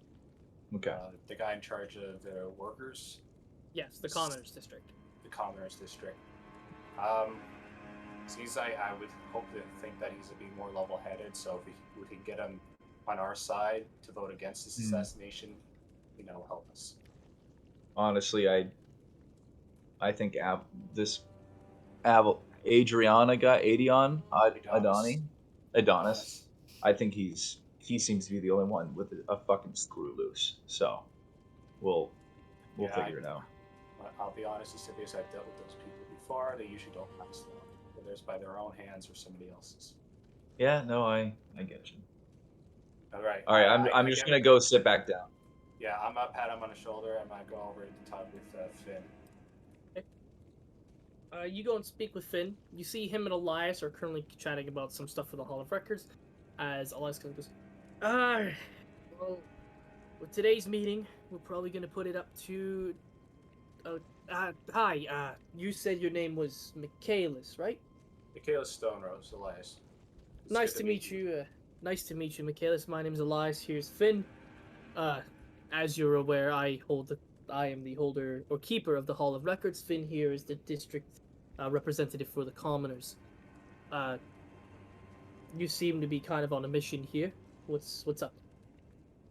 I'm gonna let it known to you, Elias, that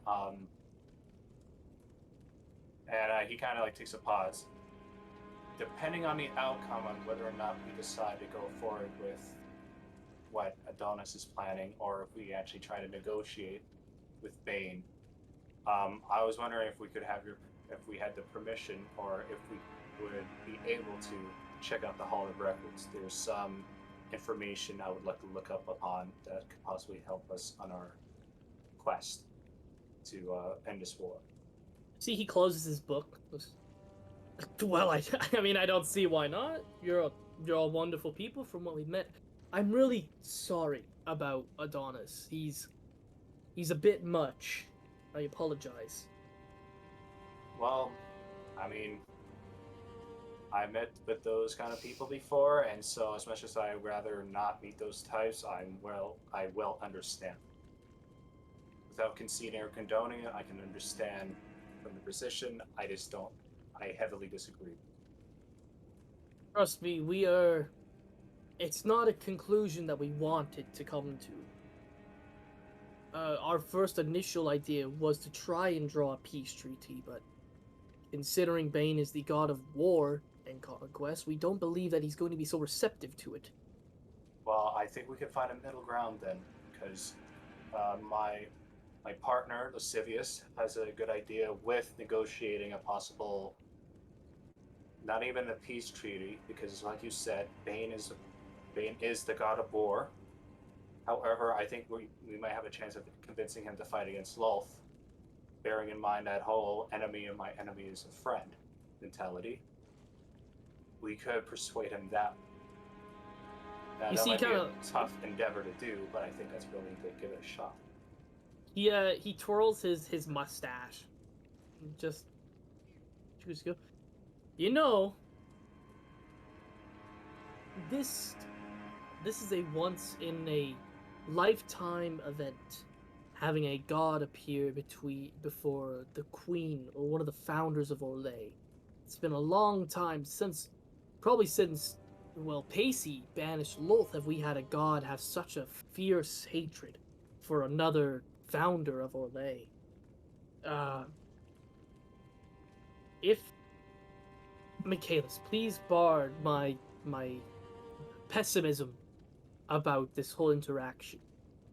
But while we may have the idea that we are going to get an upper hand by assassination, we do believe that Bane also has a plan of his own. We don't think that he would accept this invitation so quickly as he did without having some sort of game plan. That game plan, however, might be just to straight up assassinate Lavira. Just to let you know, I mean, you probably have thought of that, right? Yeah, He's coming here to kill everyone. Yeah, he turns and he looks at Lavira.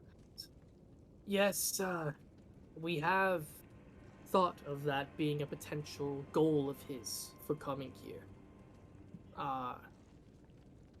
We do have something in mind for if something happens, but I can assure you that Lavira can indeed defend herself. She's not a founder of Orlais for nothing.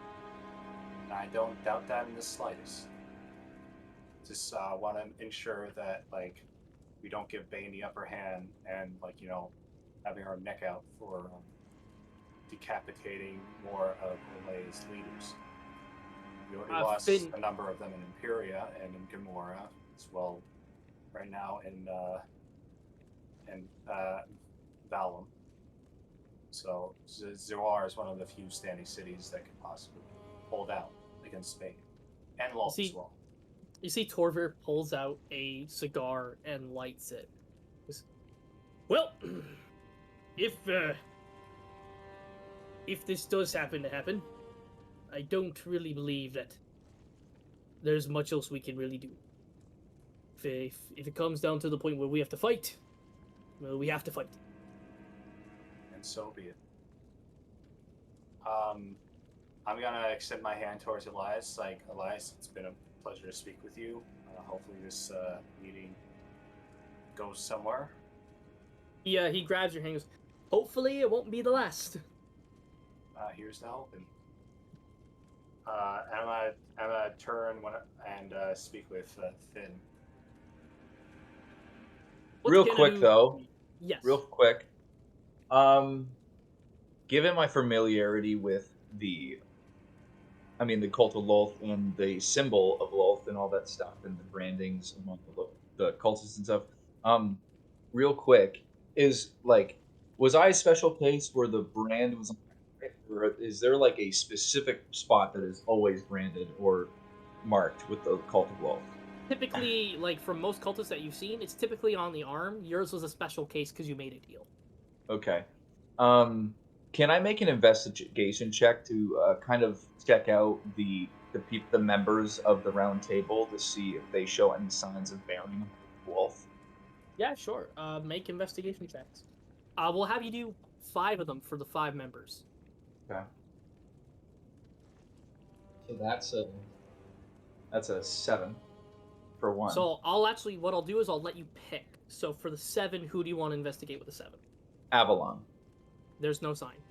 Okay, and this is Also, going I to will be say, for. Avalon is not a council member. He's just attending this briefing because That's his fine. town That's was fine. attacked. The next one will be for Finn.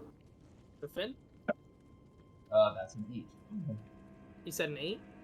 Yeah. No. Nora. That's another 8. Nope. Elias.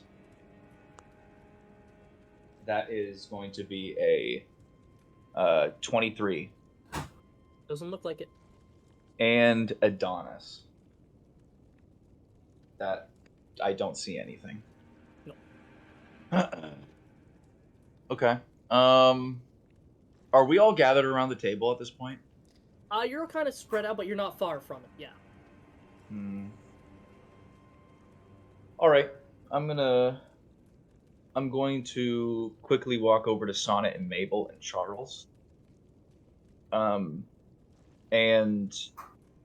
I'm just gonna say,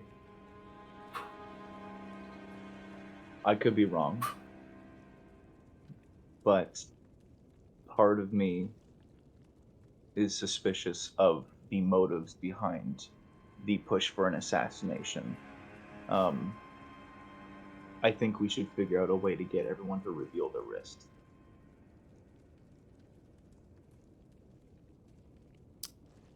I am going to cast message to Lascivious. And I'm going to say, I agree. Go for it. And that's it. I'm gonna look at Sonnet and Charles and be like, yeah. For someone so prideful, he seemed pretty quick to admit that his gatekeeping failed and people have entered. I'm also a little skeptical of him. Yeah. I don't know that showing the wrist will really prove anything. Feel like I'll still be skeptical with whether or not we find something. That's fair, but I just don't want other people to feel safe by not seeing something on the wrist and then let their guard down.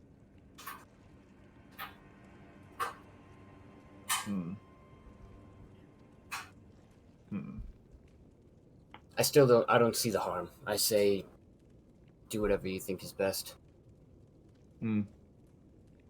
Okay. I'll keep that in mind. Charles, do you have anything to say? I think it's a smart play. Okay. I'm gonna go and sit down. Okay. Michaelis, you wanted to say something to Finn beforehand, right? Yeah, I just want to speak with Finn for a short bit before we sit down. For sure. So same thing. I go to Mr. Torvier, and say, hello. I hear you run the workers' shop or the workers' sector. That is correct. I am the representative for the workers as well as the commoners district. I see. Like, not to be too, I don't want to fill it in with useless talk, but like, how has it been in Zoar? Have you been treated fairly, or has it been sort of one-sided? Well, when it comes to the wealth in terms of Zoar, obviously the wealthier get wealthier by the day. The workers mainly are here to keep the city afloat and functioning for the most part. We take part in some activities and things along the lines, but it's mostly one-sided towards the rich. Not to say that the poor not to say that the less fortunate go unfed or unhoused. No one is homeless in Zoar. But it is the bare minimum. It pretty much is, yes. What are your thoughts on this proposal to assassinate Bane? If it gets rid of the problem, it gets rid of the problem. But what if I was to tell you that a few of us in our party has already tried to kill Bing, and it did not work at all? I wouldn't be surprised. I would be surprised that you attempted, but I wouldn't be surprised that you failed. I can see the reasoning behind it. But my proposition to you, and I know we've never met before, nor am I a native of Zoar, let alone Orlais. But what are your thoughts on potentially negotiating, not a peace treaty, but negotiating with Bane that he instead fights against Lolth? That way it causes a three-way army. But two of those armies are fighting against each other. It could be a viable solution, potentially. However, say Bane defeats Lolth. Bane will be the primary god in Orlais. And I can guarantee you, if this is based off of, from what I've heard of riffraff about the Magnolia family merely being mentioned, and this being the spark, I think once the big threat is out of the way for him, he may attempt to go for all of it instead. Well, I'll be honest, I come to expect that if Bane once Lolth is dealt with, if it goes our way, that he goes to war with Lolth. But at the same time, I would think that once Lolth is taken care of, or even on the off chance that Bane gets defeated by Lolth, we're only dealing with one god instead of two. Therefore, the power threshold is cut in half. Potentially. I mean, if we can get a god on our side for the fight, we can get a god on our side for the fight. I'm gonna look over to Lascivious and then lean in. It's like, have you ever heard of the god of truth? The Lascivious? No, No, to the Finn. To Finn. To Finn? I look at Lascivious, but then I turn back to Finn and lean in close and whisper to him. You see Finn lifts up his sleeve, and you actually see the sigil of a white feather across, going down his arm. Like, I know Kapir very well. And you should know that he is quite lively and has been on a conquest since Crusade against Bane. Yes, indeed. So when you say that if Bane defeats Lolth and there'd be nothing to do against him, we have Kapir. Kapir could very well help us, and we'll have, not only will we have the side of Bane fighting against Lolth on our side, but eventually when Bane turns on us, we'll have Kapir as well. That is true, but Kapir has already lost once. He was I not bear at full this. strength yet. I bear this symbol because I trust Kapir, but that does. Or sorry, I bear this symbol because I devote myself to Kapir. That does not mean that I believe in his willpower to defeat.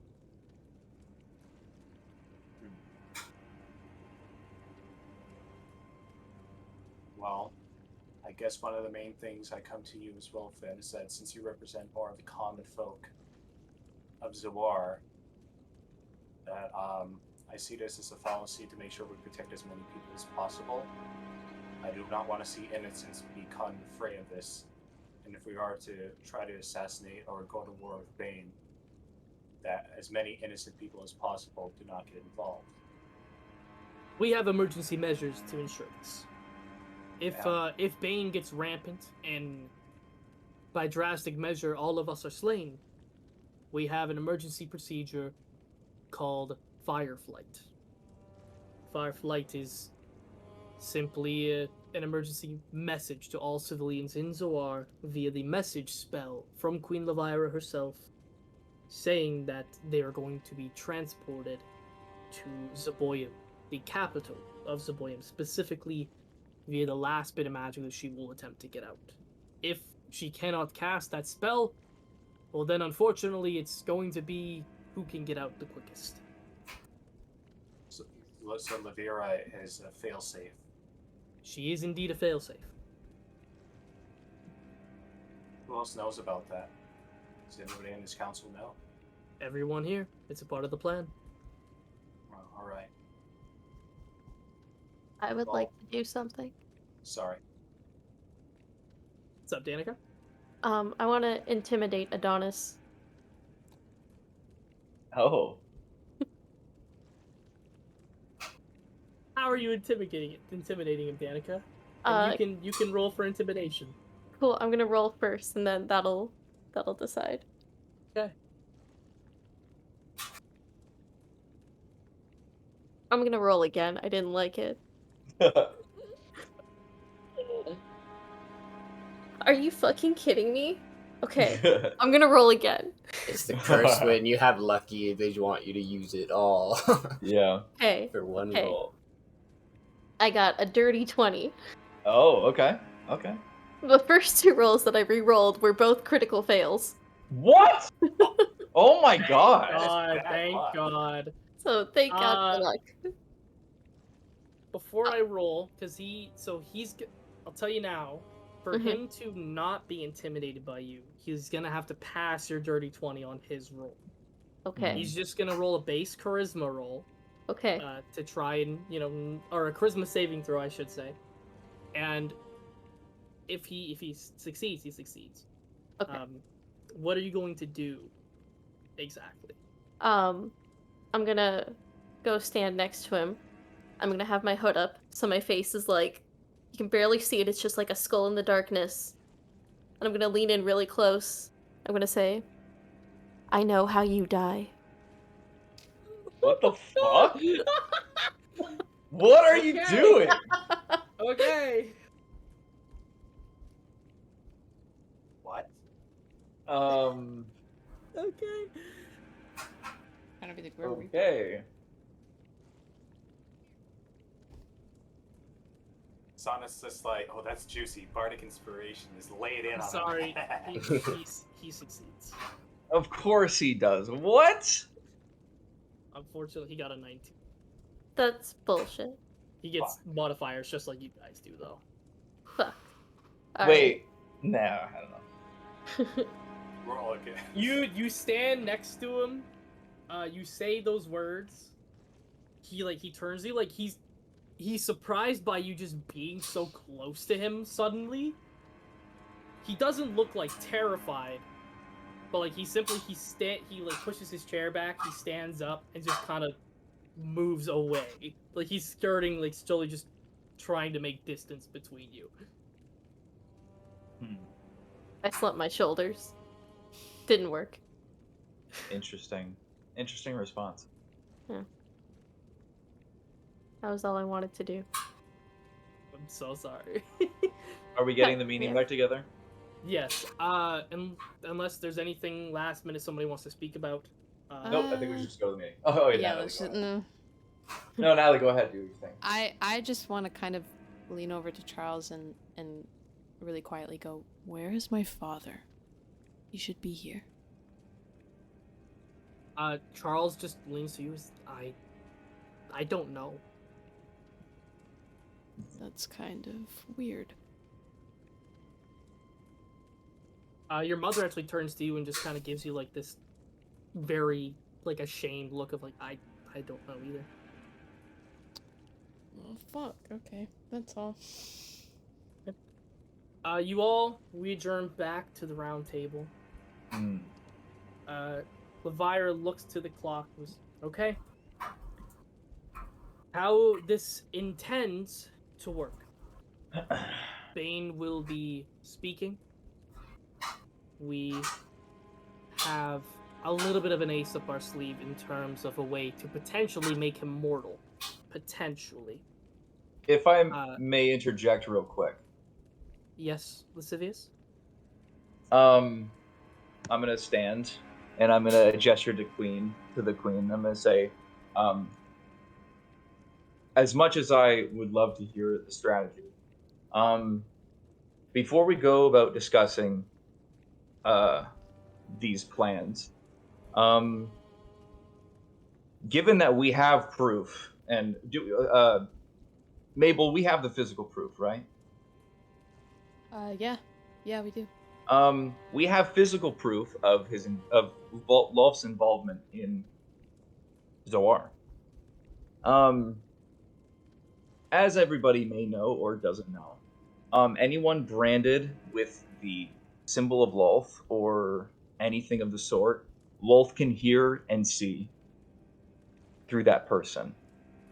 I believe that it is in our best interest currently, right now, with no disrespect to any of the council members here or anybody in this room, that everyone should reveal their wrist so we can make sure that, to at least the extent of that knowledge, that no one here is involved with Lolth.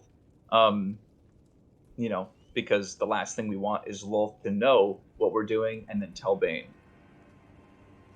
You see everyone kind of like turns, like they're looking throughout, like all 5 of them are just kind of turning and they're looking to each other, kind of whispering. Adonis slams his hand down on the table. Are you accusing us of siding with Loth? I'm not accusing anybody of anything.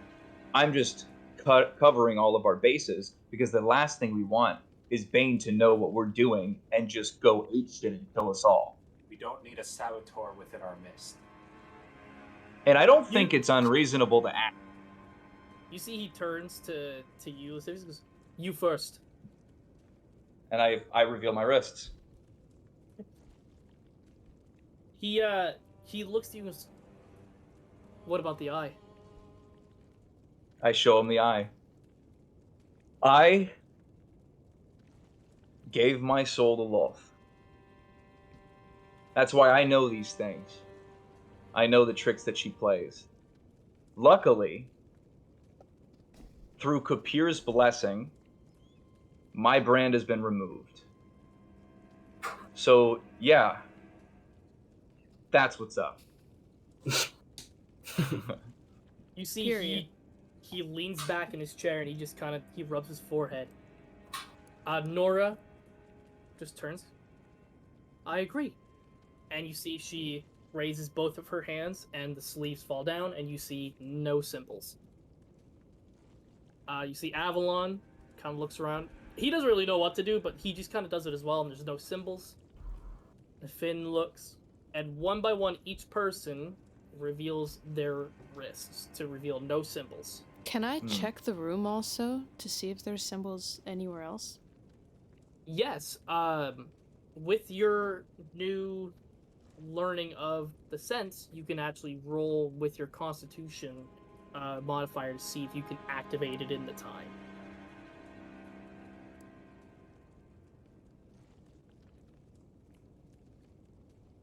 $19. So as everyone's kind of revealing their wrists, as each person's going through, Mabel, your eyes, for once, on command, they glow white. Oh shit! Hell yeah. And the room doesn't change a bit. And as each person reveals their wrists, sure enough, there's no symbols on Avalon, on Finn, on Nora, on Elias, on Amelia, Charles, Lynn, William, they do it. I assume all of you guys do it as well. Yep. Levira gets to her, and she simply looks to Mabel with the white eyes. You see she raises her wrist and pulls them down one by one very slowly, no symbols.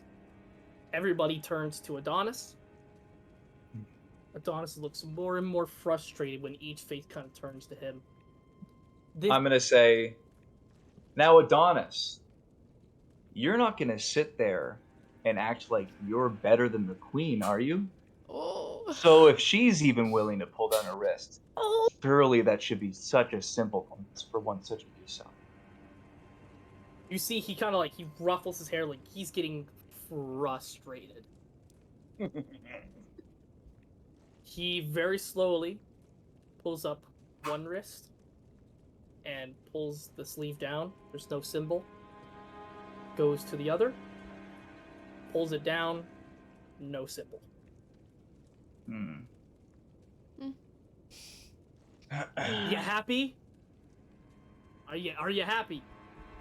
Am I done being interrogated in my own council room? Yes, You're not now being we know. Yeah, pretty much, yeah. Now we know that you're not a traitor, you're just incompetent. Alright, let's move on. Everyone kind of gets back down in their seat. Where's Kay? Now, don't mind my being snoopy, but I have high keen senses. Mm-hmm. I know you guys want to try and get him on our side. Yes. Mabel, Yes. your family has been a great service to Zoar for many, many decades.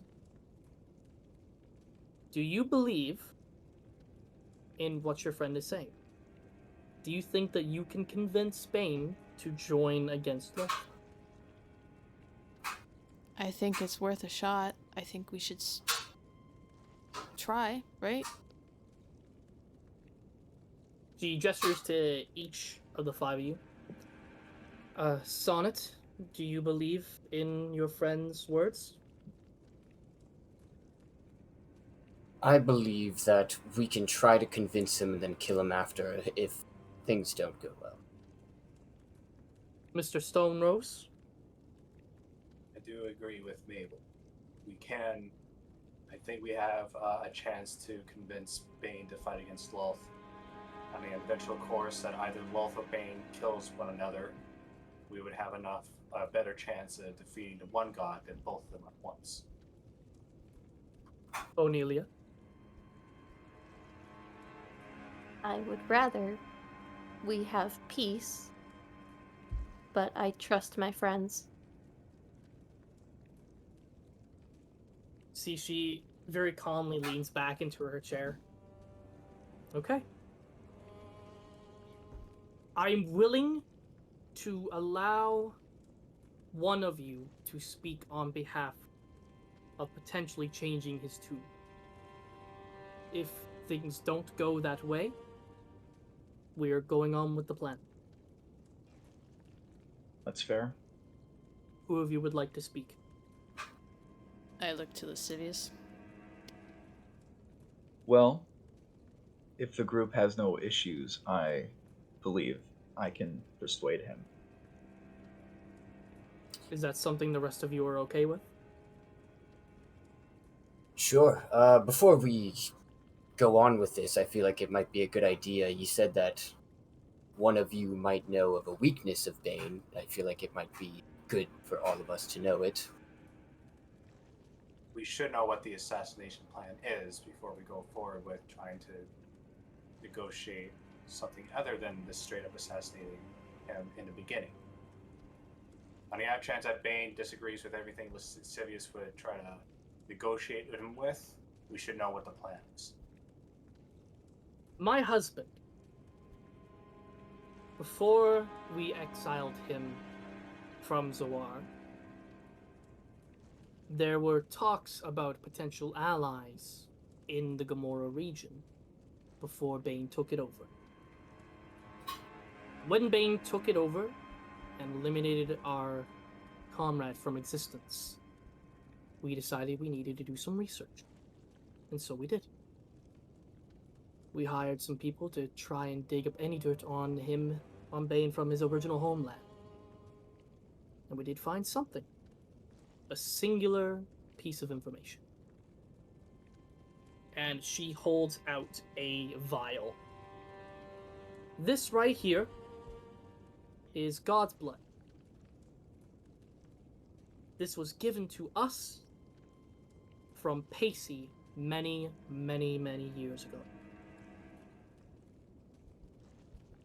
Pacey happened to have it on hand because he was friends with and allies with most of the gods here before Lolth, Bane, and Zahir took over and appeared.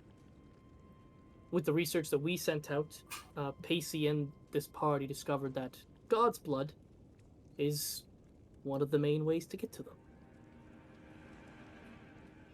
So, with that being said, I'm going to imbue some magic with it. And if I can hit a vital point, we can make him mortal. What if you miss? Well, then, I guess we are fighting a god at full strength. Does it have to be fully contacted with him? Like, does it have to be like a poison dart or like on a blade? I do not think that normal weaponry or even some magical weaponry will inflict what needs to happen. I have a spell in mind that I have customly created for this purpose, and I have strong faith that this will work. Well, if it has to be magically imbued, that's the only way. Because if it doesn't work, if it's like a liquid, you slip it into a drink or gaseous, I don't think that would work. At this point, all gods are magical, and anything that's like a commoner trope probably won't work. Am I correct in that? From most of our research. But if we can make immortal, we think we can do some damage. Well, at least Not we have think. some sort of contingency. That is My- a contingency. And my apologies, I don't think, I know. But I'm sorry. How can you guarantee that you won't miss? Because if that's our only shot and if we can't do it, then everyone's... Mabel, with all due respect for your family, of which one hasn't shown, I believe I have this. Okay.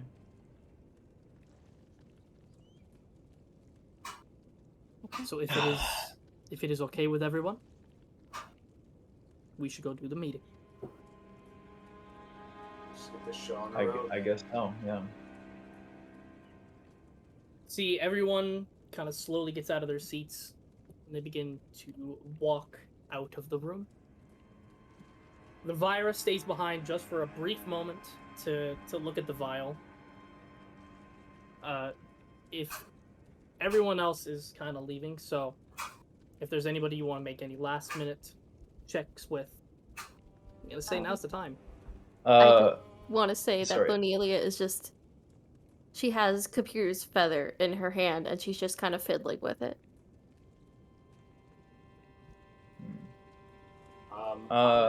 Sorry, I'm gonna quickly go over to, the civvy, like the five of us, and just quickly inform them about the virus. What was it called? The fire. Called Firelight. Firelight. I'm gonna Either fire. If I said Firelight or Fireflight. Fireflight. Yeah. So I'm just gonna go and say, hey guys, apparently most of the council and most of the people of Zoar know this, but considering we haven't been here, there is a failsafe on the off chance that they ain't going on this other rampage. Lavira will send out a what's called a fireflight. It will instantaneously send a message to all of us, and Walker teleports us all to the nearest city or to Zavoyam. She essentially, Lavira will send a message to every citizen within Zoar and will try her best with the magic she has available at the time to teleport them out of the city and into Zoar's capital, or into Zavoyam's capital. Yeah, so that. Alright. Perfect. Well, that's good. So, I mean, they do have a fail-safe in case things go, shit up. So, Yes, because the capital of Zaboyam is the best place to be. well, it's better to be in a place where Bane isn't. Well, honestly, I might rather. I want to quickly walk over to the queen. Okay. I'm just gonna kind of lean in and kind of quietly whisper to her. I know that I don't really have any standing in the council, but I would keep your eye on Adonis. I don't trust him. She looks at you, she looks back to the vial. I appreciate your honesty. Mm-hmm.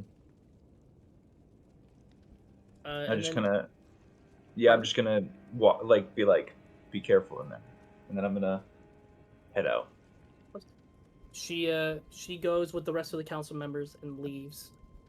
You all have a moment to yourselves, Lynn and Charles and William. Amelia has gone off with the rest of the party as well. William, Charles, and Lynn rejoin. Lynn looks to you all. I'm not gonna lie. Things aren't looking good. Would you like me to take part, or should I wait outside? You can come in with us. I don't see why not. I have no Can say. you handle yourself? Are you gonna be okay? If things get dicey, I will try to make a swift exit, but I will help as much as I can. Thank you.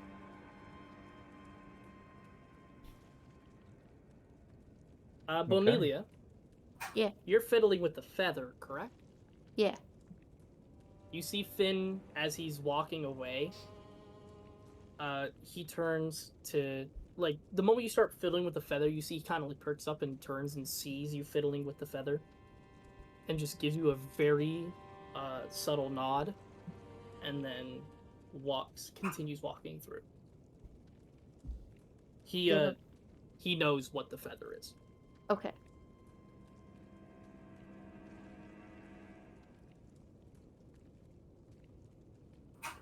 William Okay. speaks up. So, we should go, shouldn't we? I guess There we so. You all walk through the halls going in. Before you get into the console room, everybody give me a perception check. Oh, damn. Yikes. That is a 4. 19. this is There's people! Don't worry, I got a 5. Oh no. I That got is a natural 1. Oh my god. Ooh. That is a 24. Jesus. Natalie? 18 19. plus 6. Okay. So you're able to make out the door that opens up to the council's main meeting room. You can tell just from afar that it is a luxurious room. But you should be very happy Ian got so high. Yeah. Was 19 not enough? No, I'm saying with the fact that the three of them got so low, especially Oh, Joe's natural oh. one. Hmm. You're blind. As you're all kind of going through as a group, you do happen to notice a small figure kind of moving in between the shadows, going off to the council room as well. You can't make out the shape of what it is, but it's small and it is fast. Is it a bird shape? You can't tell. But it has gone into the council room. I'm gonna pull the sleeve off of Sana and be like, did you see that? Yeah, I think if she's pulling my sleeve, I would have had my head on my sleeve. I kind of look slightly in pain. Mm-hmm. Just looked like, no, I'm sorry, I must have missed it. What's going on? I just thought I saw something. I don't know what it was. It went inside though.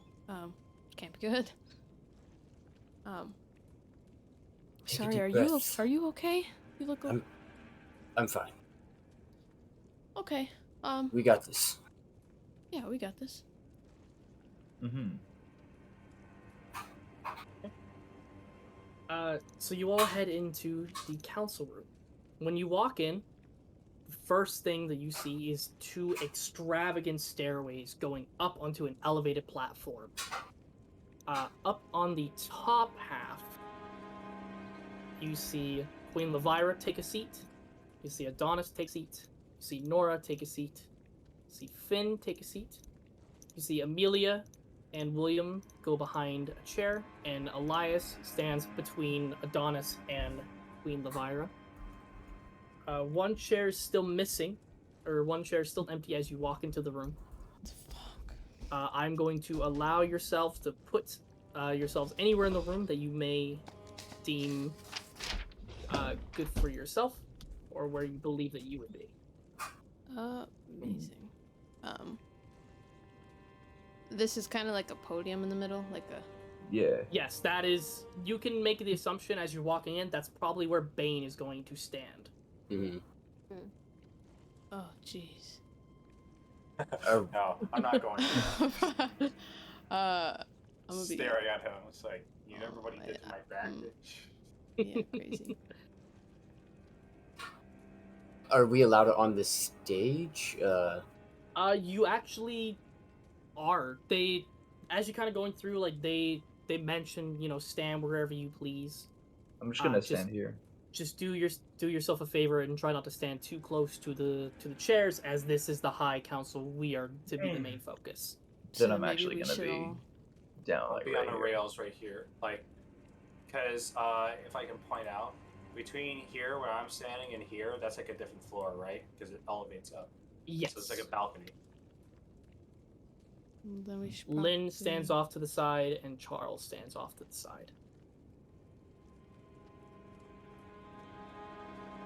Yeah. I'm gonna be up here. Yeah, I'm gonna be right beside the statue too, keeping my eye on things. Where are you going, Maybe- Joseph? Attention, no. I was thinking maybe down here. Lit. Okay. Then I go here too. As you all kind of get into your spots and get kind of comfortable, standing, leaning, resting against anything, one last person enters the room.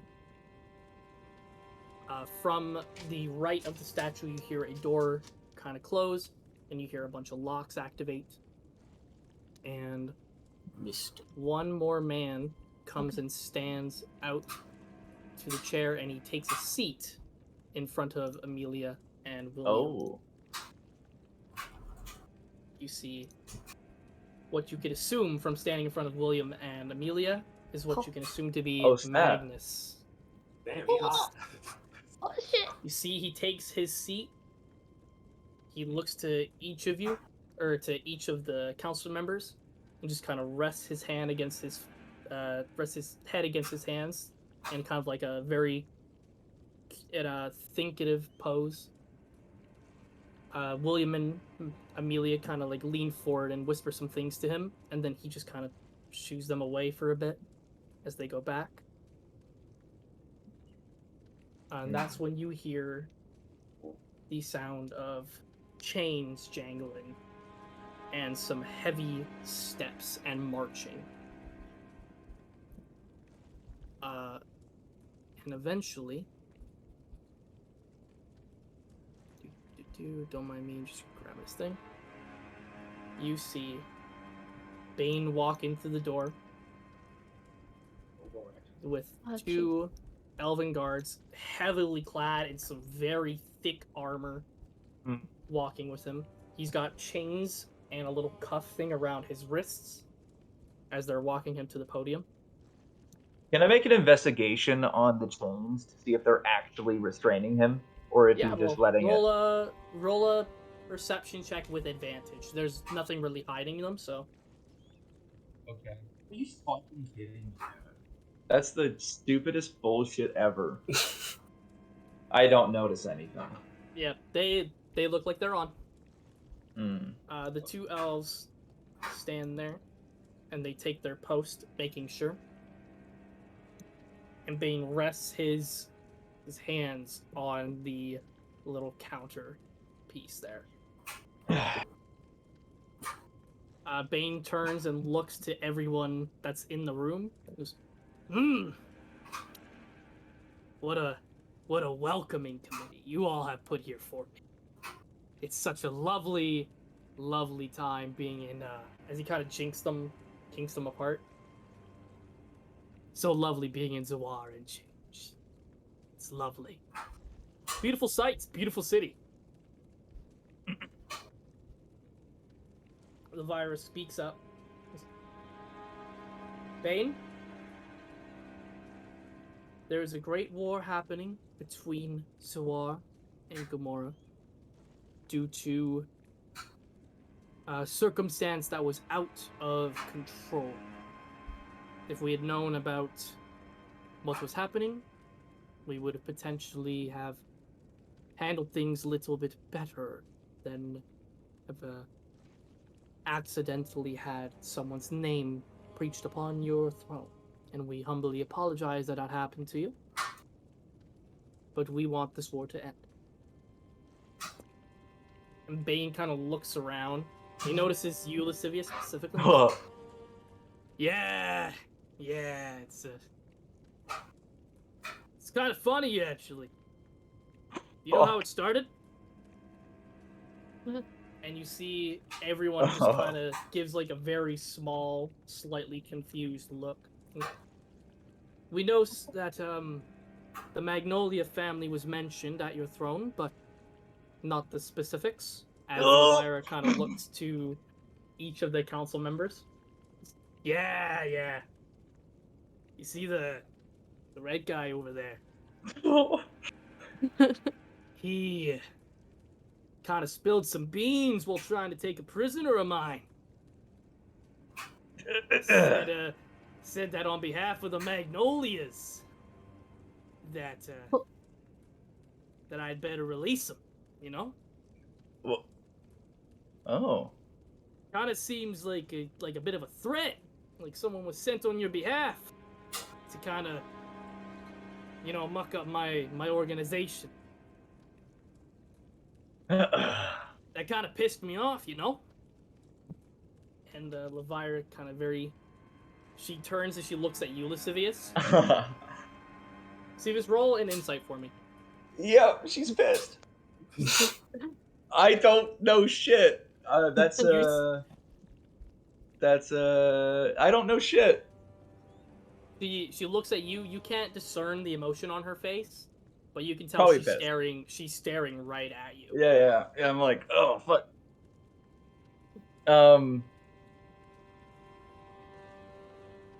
Bane, yeah. he looks to you again, Lascivious. You know, if it makes things easier, kill the red guy. I'll surrender right now.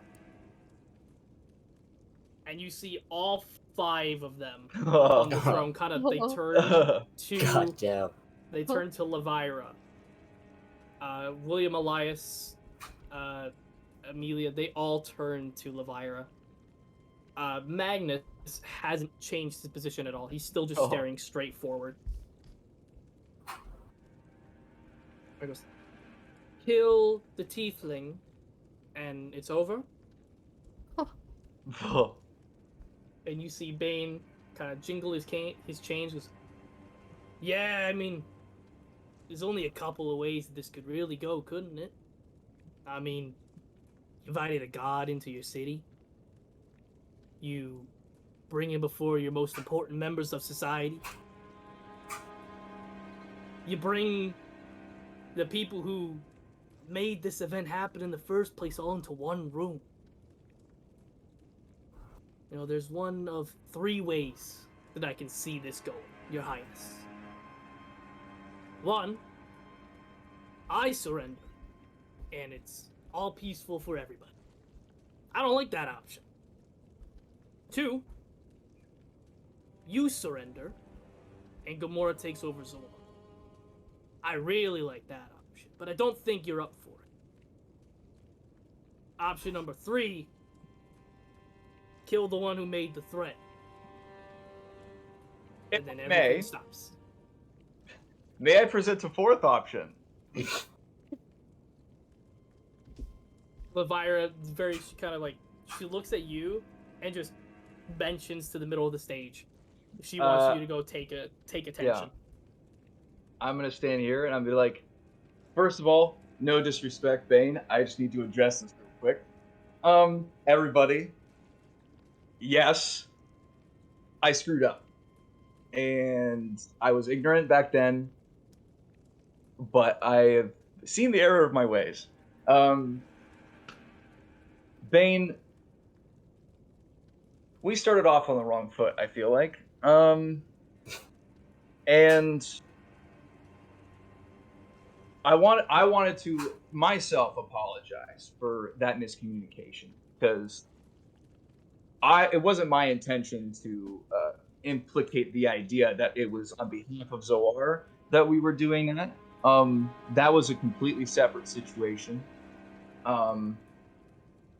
But you know what? That's my fault. I'll take the blame for that. It has come under our attention through, discoveries and such that you are in tangled with Lolth. Me entangled. I mean, we're working together, but we're not fucking. I mean, you don't have to go that far. Okay, but that's not what I meant. I kind of wanted to, you know. But I wanted to ask, with no disrespect, are you working for Lolth? See, he very like gently puts his hands down onto the podium. Hmm. Working for her. That's a funny concept. You see, I'm the god of war. I don't work for nobody. And then I go, exactly.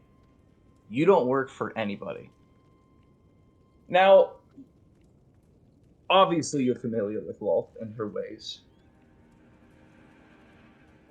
What do you hope to gain, if I may ask, if you don't want to answer whatever, but what do you hope to gain working with Lolth, knowing that it's probably inevitable that she's going to trick you?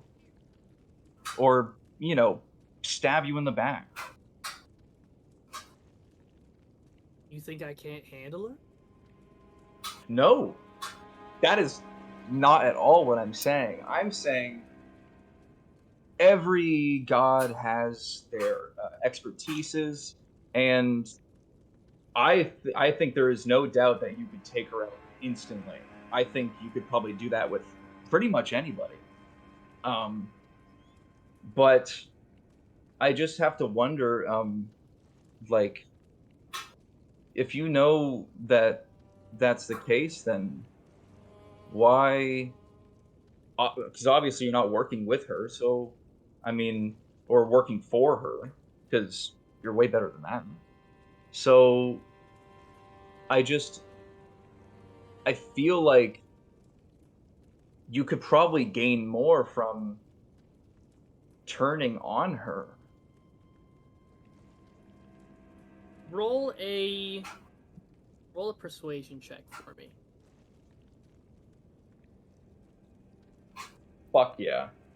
That is going to be a 21. 21. Yeah. No, you are kind of right. There is this idea that after Loth is taking over Orlais, that I could be tossed aside. Didn't even think about that. I was too busy sinking Zawar ships. Right. You know, I have another question. Oh, sorry. Go ahead. My apologies. I was just gonna say, because you bring up a good point. Why bother fighting her down the line when I could fight her now? That's not a bad. Go on. Okay. Go on. Are you familiar with the 3 legendary beasts? Ah, yes. Mm-hmm. The wave, the wind, and the forest. Yeah. Are you aware that Lolth plans on capturing these 3 beasts for herself?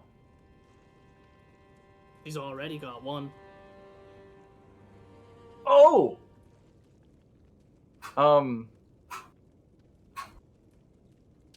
You mind if I ask you a question? Okay. Where are you from? I'm from Balam. Did you know that Volum had its own Titan? I did not know about these legendary titans until a couple days ago. Well, there is a Titan in Volum. Or at least there was. It's been awakened. Not fully, but it's getting there. It's getting there quite quickly, in fact. It's known as the Forest. It is a giant elephant-like creature. Now, the problem lies in the fact that Loth doesn't have it fully powered yet. Right. so it's not a threat. Right. So if what she's trying to summon to take over Orlais is not a threat, why is she a threat? Because as long as you're, maybe not to you, but may oppose this potential outcome is that if you continue working with her while she does her slimy, slippery shit behind your back, like she obviously is, as you probably already know and anticipate, what happens if she gets all three of those beasts? I'm not doubting your strength, but would you think it not be an issue if she had all three? Because, as you already know, as a very established warrior, the strongest that's ever been, you would know that the worst thing you could do is underestimate your enemy.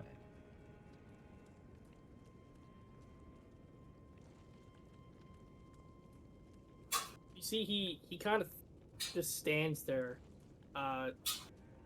very stoically thinking it over. Who's on the bottom floor right now? I am. Lynn, Sonnet, Mabel, and Charles. Sonnet and Mabel, roll perception checks for me. 23. 18. 18? Okay.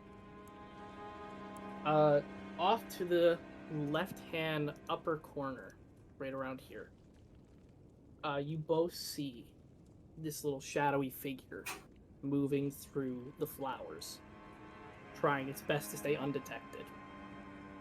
But it looks like it's trying to get closer to Bane.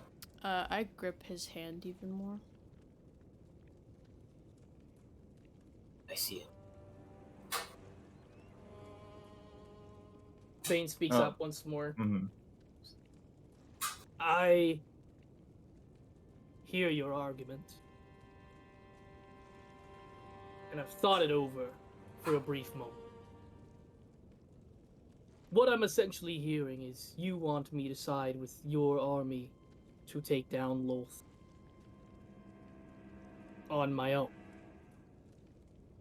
Like, just join your guys' side. Is that correct?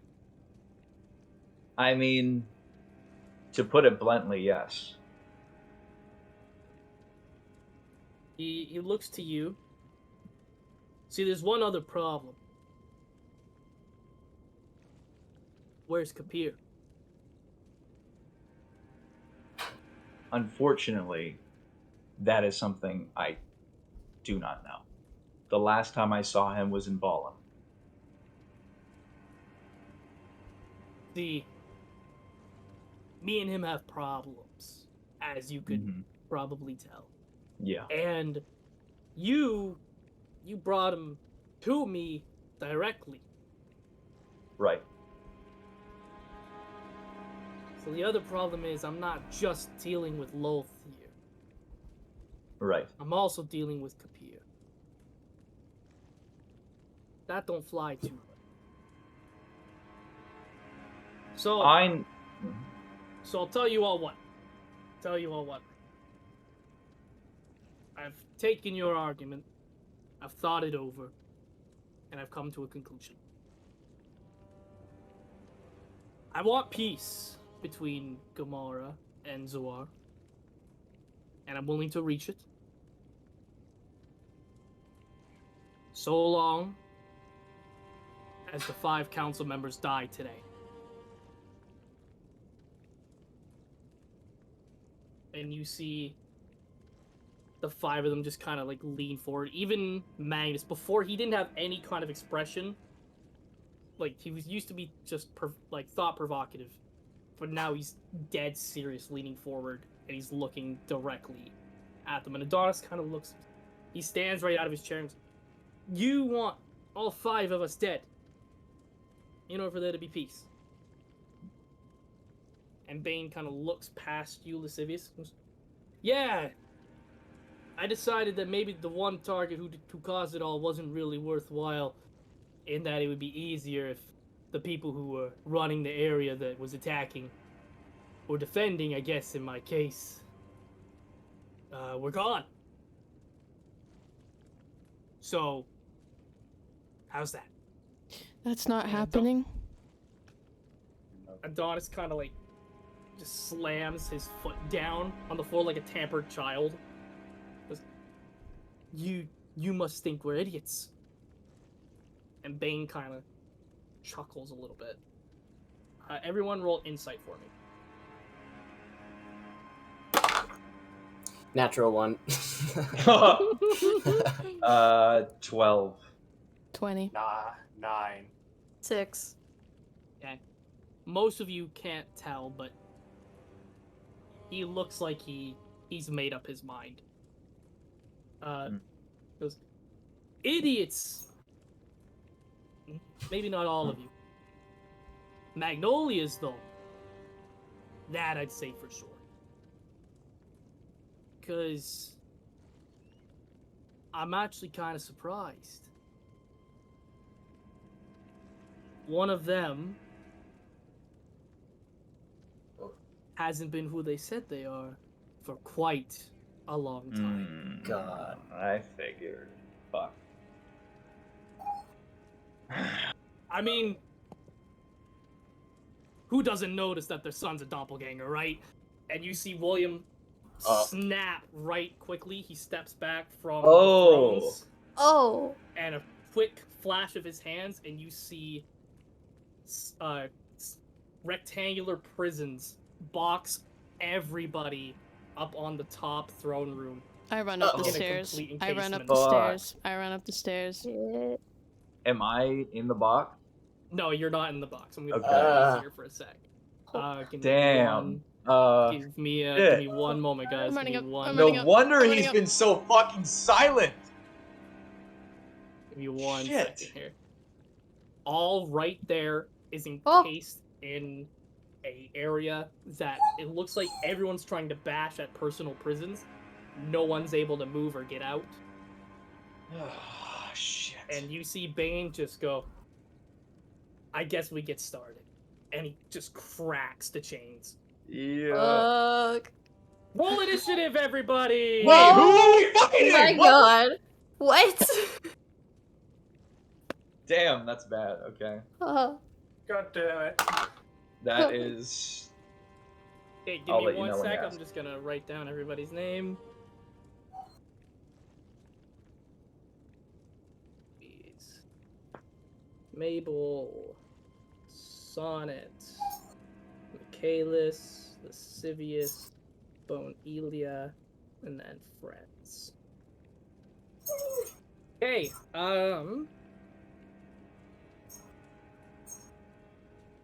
Okay. Mabel, what'd you I didn't roll yet. get? Sonnet, what'd you get? Dirty 20.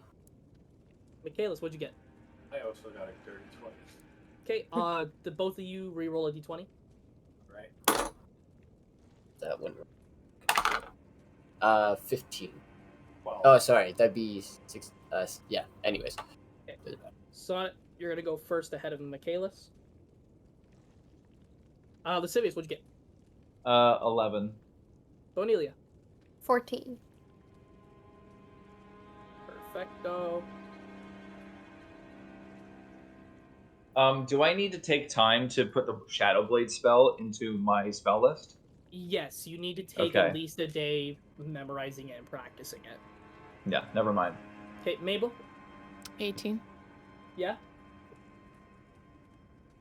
Can you do me a favor? What's up?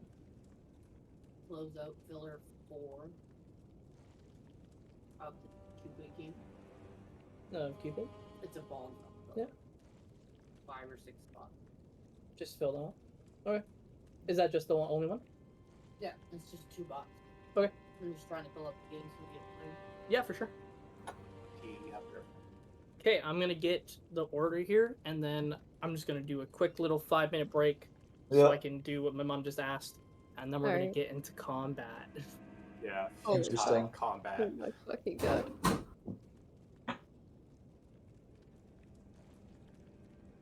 Well, I thought I could convince him. Apparently not. I mean, won't I sort lie, of did. It was a very good effort. I won't lie. If Bane had rolled a little bit lower, I think I would have let it work. Damn. Fuck. So he rolled higher than me. He did roll higher. Fuck. Dude, if only I hadn't rolled a fucking 12. If I rolled like a 18 or something, he would have been convinced. Son of a bitch. And I didn't have advantage on that, did I? I'm just gonna quickly do what my mom asked, and then we can. If anybody needs to stretch their legs, catch a quick breath. Just try not to take too long. Gonna run to the washroom. Ah, Okay.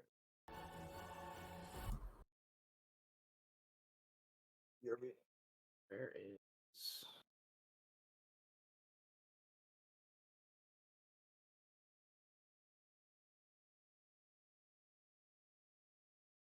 One, 4, 7. Can somebody write this down and read this back to me real quick? give me 1 second to get a page open. Thank you. I just need some numbers written down. Go ahead. 1, 4, 7, 9, 11, 13. 1, 4, 7, 9, 11, 14. Perfect. Thank you, Joe. No problem.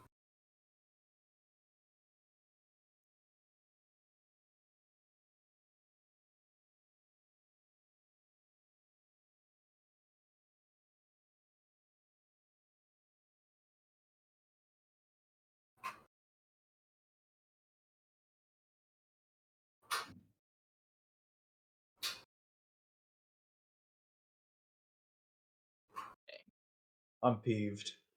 Oh, why are you peeved? Go. Because that should have worked. I think I was very convincing. What the fuck? So roll the dice, my man. Roll the dice. Fuck the dice!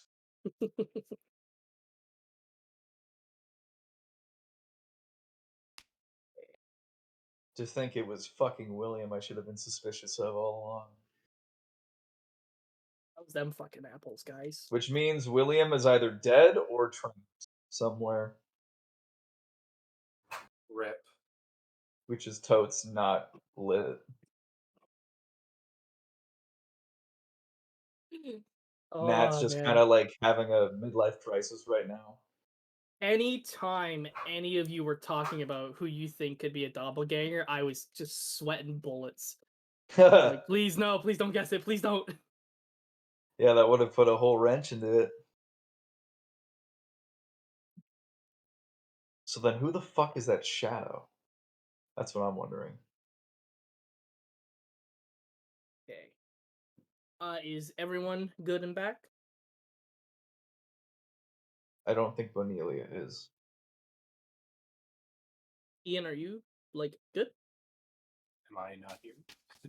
I mean, I saw you, but I didn't get a response, so I just needed to make sure. No, I'm here. I'm here. Okay. Oh. The worst thing about being a DM is holding on to your secrets. Hate it. Oh I hate it, man, but I love it. I've got so much shit planned for my campaign now. Dude, it's actually gonna be insane. Walker. I cast bullet. I cast gun. I cast lead. Or cast Hey, that would iron. work. That would work on Sonnet. I guess it's lead, not silver. I mean, if I had like silver coins and I melted it down, it's like you got a Thompson.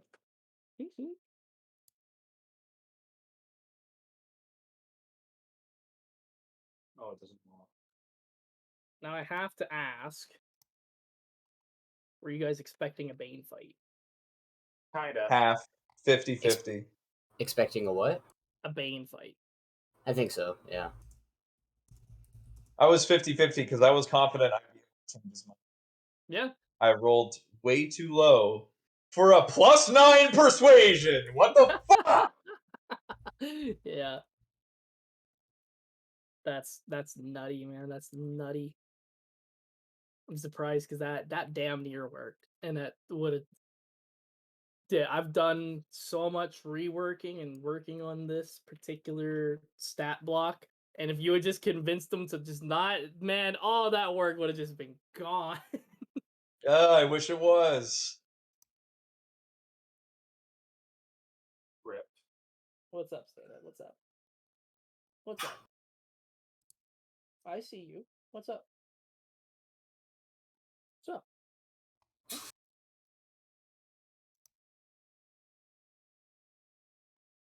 Yes, you sun gazing or something? Whatever it's called.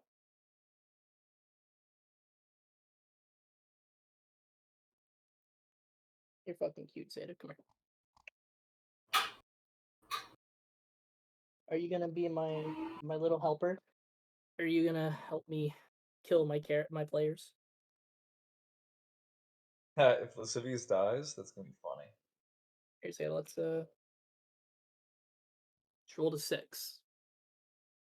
So Zeta will not be rolling my dice. Fair enough.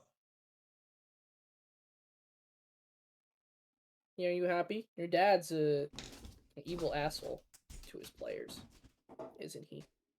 Yeah, he is. Joe, you look so lost in thought, my man. Okay. Hockey duck. Welcome back, Danica. Thank you. Alrighty. Nat's gone now. Yeah. That's hilarious. Shucks. Danica, I got Zeta to roll a dice for me. She got a 6, so Aw. she will not be rolling my dice. Oh, yeah, that's a good idea. Zeta's trying to keep you all alive. I'm trying to kill you. That's a joke, by the way. Yeah. I mean, you are trying to kill us. That's the point. But, Yeah. you know. Well, I mean, it's not player versus DM, but when I am the enemy, technically speaking, I am trying to kill you. I am what I am, and that's all that I am. And all that I am is a bastard. I love it, man. Love me some plot twists as to who people think are what. I mean, for us, it's a plot twist. For you, it's exactly how you wanted it. It would have been a plot yeah. twist if I convinced him. Yeah, that would have been a fucking plot twist. Holy shit, man. Were you like worried when I rolled that high? You're like, oh. When you were giving your speech, I was low key like, fuck, I'm gonna actually have to entertain this idea. Damn it. Because I won't lie, if your speech sucked, I was just gonna not have you roll. But your speech was pretty Obviously. good, so I gave you the chance. Gave you the chance. Thank you. Hey, you were expecting a shit speech, huh? I You were mean, like, it's you were thinking improv, I'm gonna be right? like, hey man, like, don't. You were gonna be like, hey man, no you. No, you, a loser. I bet you are ugly too. Loser. Feel like I bet you don't have a hot bitch like, oh, mine can't walk. She's a cripple. Whoopsies.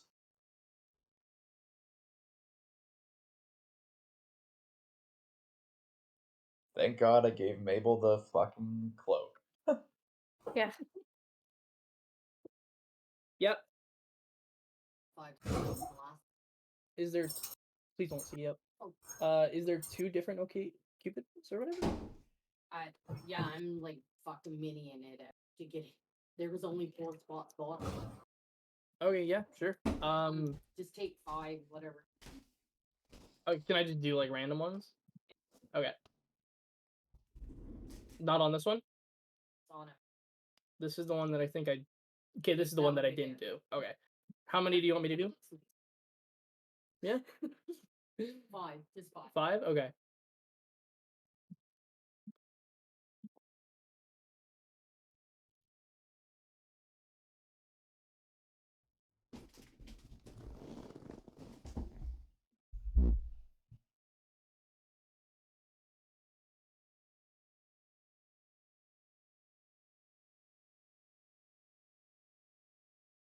Oh boy.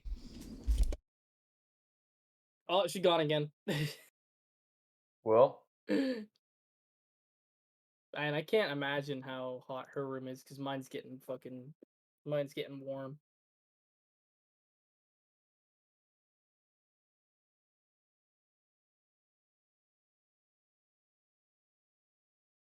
I hope everyone's doing okay energy wise, by the way. mm-hmm. Yeah, doing all right. If we need to stop mid combat for anything, if some people want to stretch their legs or whatever, just let me know and we'll take a break or two or whatever. So this is gonna be a long one. Sounds good. I mean, he's a boss, so Ah, shit. this ain't your average everyday random encounter. Yep.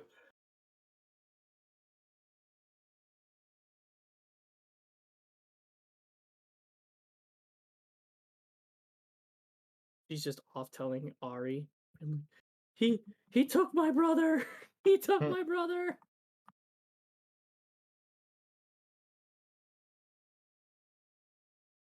All right, we good to go? Let's go. All right. Alrighty. So firstly, we have Sonnet. Wait. What did you roll? Sonnet rolled a 20. Yeah. Fucking hell. Sonnet and course. Michaelis rolled a 20. Yeah, but then I rolled a 12 after and I fucked. Well, I mean, that's just to decide between the two of you who goes first. So, so Sonnet, you are up first, my man. Cool. I'm going to let me see. Measurement. How far? Here we go.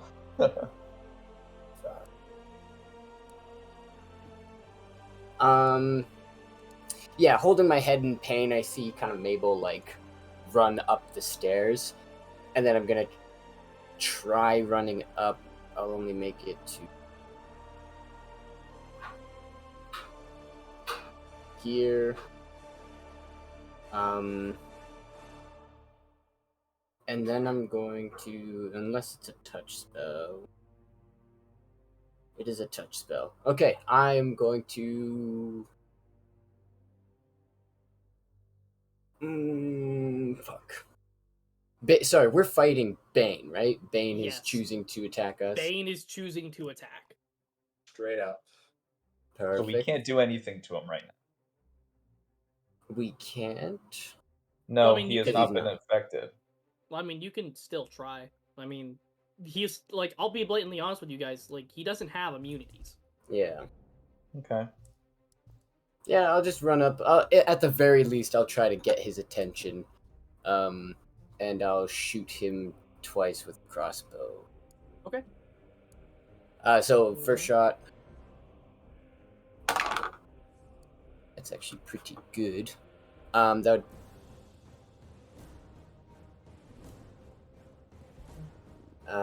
Crossbow, that's a +6. That would be 22. 22 does hit. Oh, fucking right. Okay. Yeah, I'm going to hit him, and now that I know that it hits, I'm going to use a defensive flourish on the Okay. shot. Ciao. So it'll add a D8 to the damage, and then that will be added to my AC for until next turn.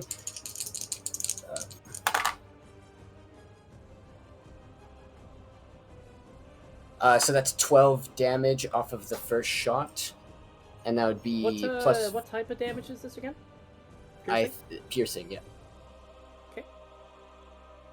You said how much? 12? 12. Okay. And then seeing it hit, I'm just gonna be like, oh, I'm pretty damn good, and then I'm just gonna shoot him again. And this one would be a 23. That 23 will hit as well. Fuck yeah. So it's over a 20 at least. Okay, not too great of damage. That'd be 6 damage. 6 damage, okay. Alright. So you fire off the bolts. They stick into Bane. He doesn't really look bothered by it at all, but you know that you've done damage for sure. Anything Yeah. else that you are able to do?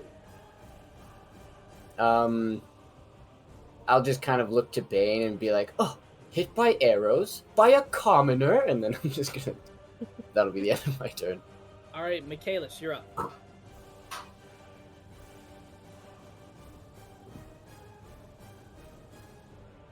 I'm going to draw out my longbow, my Thorn of the North. Okay. Now, keep in mind, I have 7 explosive arrows. Yes. One of which is a regular one. The other 6 are the crystal ones. Yes. I'm gonna use the final regular explosive one, and I'm gonna use a charge from the Thorn of the North. Okay. Roll to see if you hit him. All right.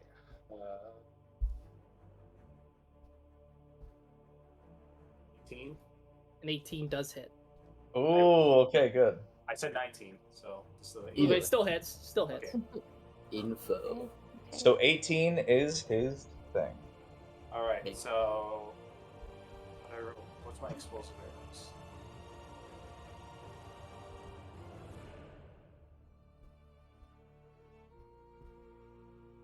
Okay, so technically, I guess to do it all at once, I can roll 2 d8s. I think it is. Yeah. 2d8s, and then does that include the Thorn of the North's charge damage afterwards? I had that plus. I would add. So I'll do 2 d8s plus 3. This because the plus 3 comes to the Thorn of the North since I'm proficient in it. Yeah. Okay. So I'm gonna do that first. Roll. 2d8. Okay, I rolled an 8 and a 5, which is a 13, plus 3, that's 16. And then 16 it comes, damage. and then it's, I roll a d4 to do the thorn damage. Which is a 2. So 18 in total. 18 damage total. I'm so bad at math. Give me a sec. Okay. So you fire off the charge with the Thorn of the North with the explosive arrow. It embeds itself into him, and then it just explodes. You see the thorn charges go right throughout his body, and he's just stoic as can be. He's tanking the hits. You see from where the explosion happened, there's a giant chunk of him missing, but it's regenerating. Of course it is. Make a medicine check for me, Ian. All right.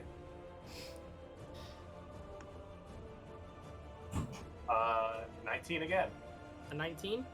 You can, judging through like medical history that you may have potentially come across, you know that he's not, like, his physical body is reforming. He's not healing.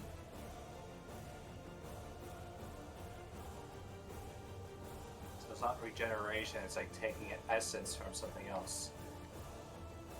I mean, it's like regrowing a limb, essentially. He's still taking the damage. It still hurts him, but he's able to repair the physical damage that happens. Okay, since Mabel's right there, I'm gonna pass on that information to her. So it's like, Mabel, we can't hurt him. It's just he has such a high healing rate that it's denulling it. So we gotta find a source of what's making him heal that fast. Might be Sorry. I should explain this better. Sorry. He's not healing the damage you did to him. It's just cosmetically, it's reforming. He still takes damage. He's not healing your damage. He's still getting hurt, Ian. Okay, that's a simple thing. Yeah, he's So not regaining health. So I'll still relay that to Mabel then. It's like, since I can see that, it's like it looks like that he's not getting hurt, but he's getting hurt. I can see that. To be honest, I don't think I'm hearing you right now. So It's kind of like, the ringing of the ears. It's like, this like, she a little busy. She a little busy. Anything else you got, Ian? Shit, I didn't say this before, but it wouldn't have mattered as much. I would have moved here to fire, but that's about the only difference. Yep. Ian, use your bonus action and rage. Oh yeah, rage. I'm a rage. Sorry. So you go into your rage. So now, am I mistaken with rage? He can't use ranged weapons? Am I correct in that? You said that he could. Okay. We're gonna keep that then. Yeah. Alrighty. So you rage. Although technically, no, you should not be able to. Technically not, but again, we discussed this, so it's like I know it's all kind of fucked, but so we're just gonna let it.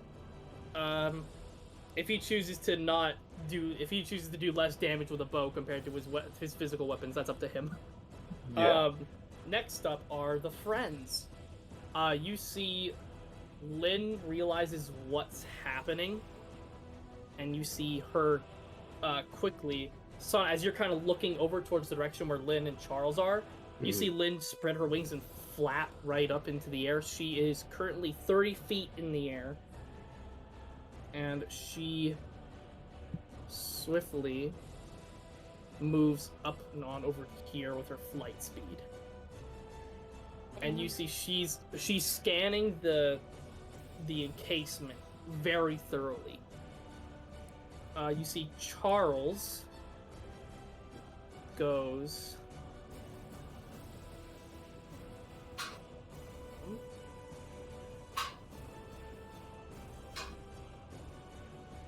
Charles heads up to here, and he's kind of looking over the major field, and currently he's going to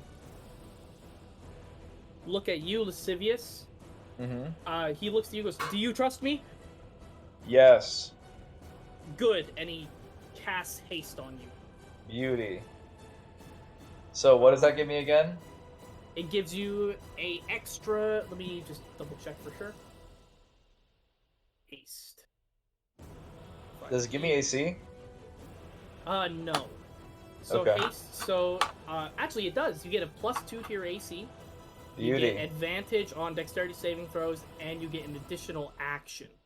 The action can only be used to make an attack, dash, disengage, hide, or use an object. So no bonus. So no bonusy action stuff. Okay, so I get an extra action. I get what again? Sorry. You get +2 to AC and advantage on Yeah. dexterity saving throws. And Beautiful. it'll stay up for as long as he has concentration. Okie dokie. The two elven warriors grab their lance type weapons and they go to stab Bane from behind.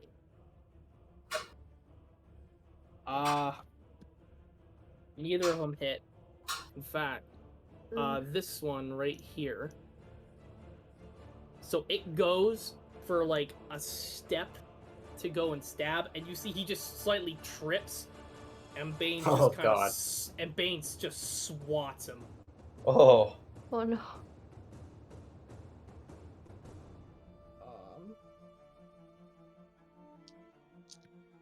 The second little piggy did a big mistake.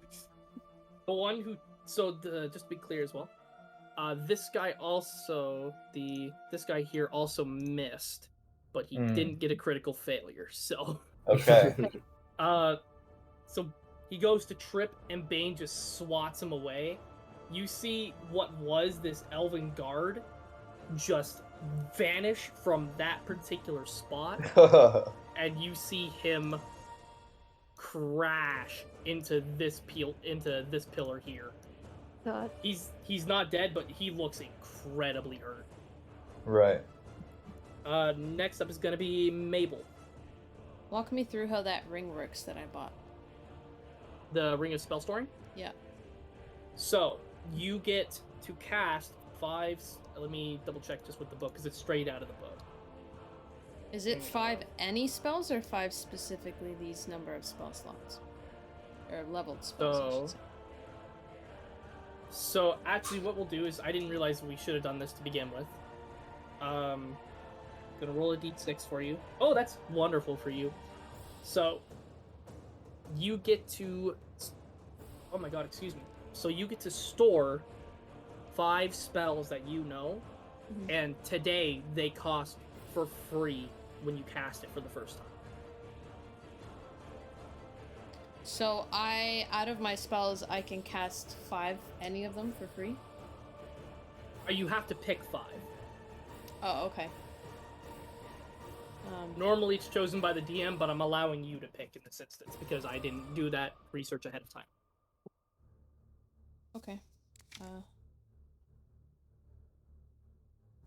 Okay. This prism. I would know William's spells. What is this? Exactly. Make a history check with advantage because you do know William pretty well. 19. This isn't his spell.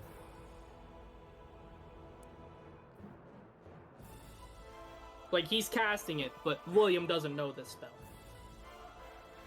It's a doppelganger, so yeah. Okay. I am going to cast Mage Armor on myself. And I am going to move into the prism. I'm assuming I can Misty Step as a bonus action, so I'm going to do that all at once. So you're gonna go into the prism? Yeah. You might not be able to come out, just so you know. Okay. I can Misty again. Unless there's no magic allowed to be happening in it. But yeah. So you Misty, I'm gonna say it's too late now. Yep. You Misty Step inside Right of here. the prism. Right here. Amazing. You see William's inside, and he has himself encased in a prism as well, but it looks like he's hosting the prism's magic from the inside. Mm-hmm.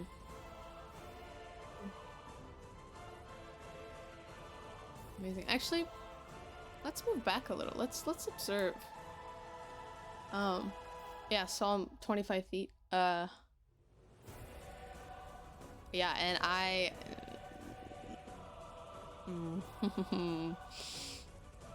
I can't do anything else, but I'd like to look to my parents. You can say stuff, you can still roll like a check for stuff, as long as it's not like a full action type thing. Yeah, I'd like to roll insight into... Do I have to pick one, or can I do both? You can pick one. I'm gonna My say father. you pick one. Okay, roll an insight check.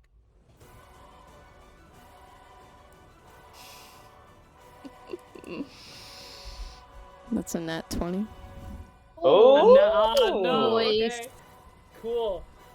With a nat 20, just looking at your father, like, your father normally has a very stoic gaze.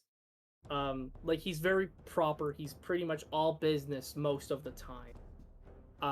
In this particular moment, you catch a glimpse of weakness in his eyes, because he's only just realized the fact that his son isn't the one that's beside him.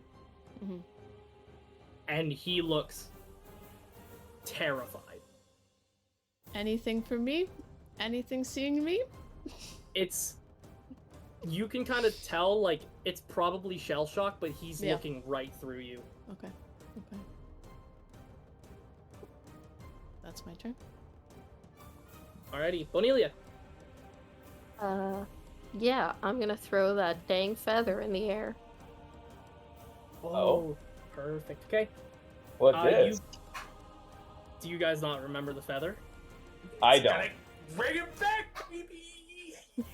Bonelia, you look at the feather for a brief moment before flinging it up in the air. Everyone is able to see.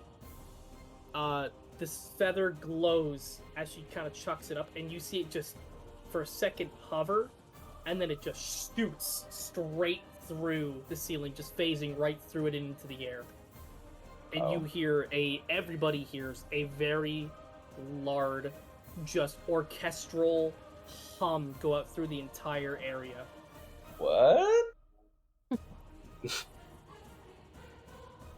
So I'm going to say that's an action to do that, Danica. Yeah. What else would you like to be able to do? I would like to move here, and as a bonus action, give some bardic inspiration to Lascivious. Oh, damn, Lascivious. okay. Yeah. Perfecto. So now, Lascivious, whenever you so choose, you gotta announce it beforehand, but you get a D8 to add to whatever roll you do. Except for damage. Okay. Sounds good. Is that the end of your turn, Danica? Yeah, that's it. Then next up is Lascivious. Okay. So, I'm gonna use my first action to put my hood over my head, and so now everybody has disadvantage against saving throws to see where I am. Okay. I'm gonna use a bonus action to hide. Okay. So, I have to make a stealth check. Yes. Now I'm gonna At advantage. say, I was gonna say because there's not a whole lot of space you can do to hide. The cloak cloaks whatever environment I'm in. I know, but there's really not unless you're gonna blend into the chair. Okay, then you know what? First, You know what? It's gonna work. I rolled in. It's gonna work. okay, so then I guess I hide. I'm gonna move.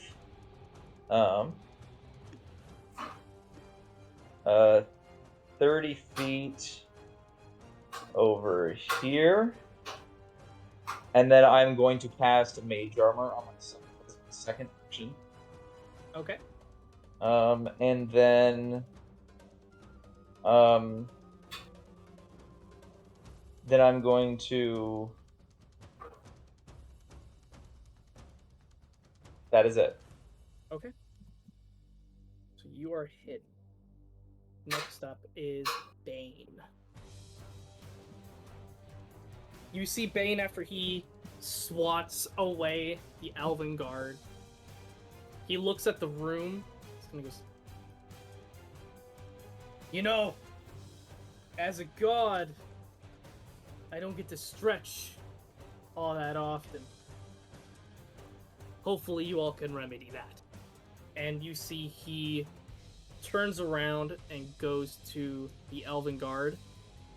And everyone roll a perception check with the exception of Not me. Mabel. Not me. Oh, of course, it's a nat 20 on a perception check. Right? I You got say that 3? too. Yeah. Oh. Shit! I got 21. Oh my god. Ian? We can see the fuck out of this. I rolled a Yeah. 25. This is Jesus. so useful. Our eyes So zoom technically, in. yeah, that's fucking dumb.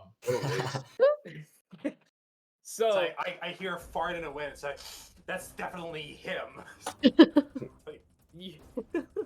you all see Bane's hands glow.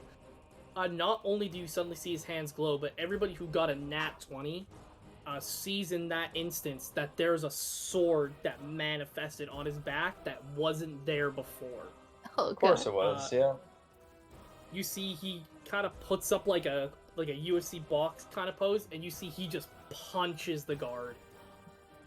Oh no. Okay. Oh no! That poor guard. I'm so Oh, no. sorry, guard. You get a Oh. nat 20? He did. Oh, no. Thank God it's on the guard. Yeah, that's a dead guard right there. Yeah, Oh, he absorbed it. Stop it, he's already dead. You see Bane pick up this guard like Oh my by the scruff of his neck and just lean back, and just with a single punch you see his head just explode. I have to Oh ask, my god. for a nat 20, can I at least glean some useful information about Bane after like observing him with a nat 20? Yeah, who else got a nat 20? It was Danica, right? Me. I got a 25. You didn't get a nat 20. Nat so. 20. Okay, So, sorry. I'll ask you guys, both of you then. Mhm. What information would you like to dissertain about Bane in this instance? I want to know if there's any obvious or potential weakness. Potential? Okay, Danica, is there anything else you would like to know, or are you just going to ask the same question? I want to know how fast his attacks are. If he, or no, I want to know if he has a wind up to his attack. Like, if it's a wind-up? Yeah. So for you, Danica, no, his attack, like, he just did it for showmanship. Like, he pulled back, popped a muscle, and just did it. Oh, shit. So it doesn't look like he has any kind of charging attack that you can see right now. Lascivious, you can kind of gather that through looking back to earlier today, Yeah. you remember that Michaelis bought an axe, specifically an orc slaying axe, and you remember that Bane is the god of the orcs. Oh my god. Right. Okay.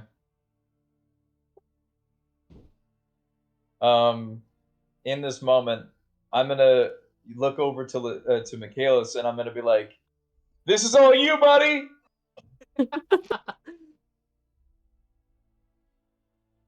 Okay, Bane, so he's dead. You see Bane. Who's next? How much movement does Bane got?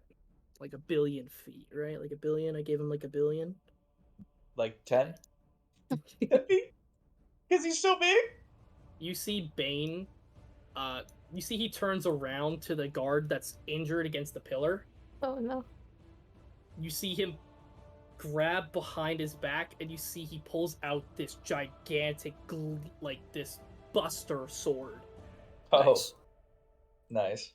And you see him Guts. chuck it into the air, grabs it, and he just throws it like a spear. Oh, Oh. dang. Oh my god. That's gonna be a hit. Oh. You see his buster sword just fly through the air, Oh, this guy's so dead.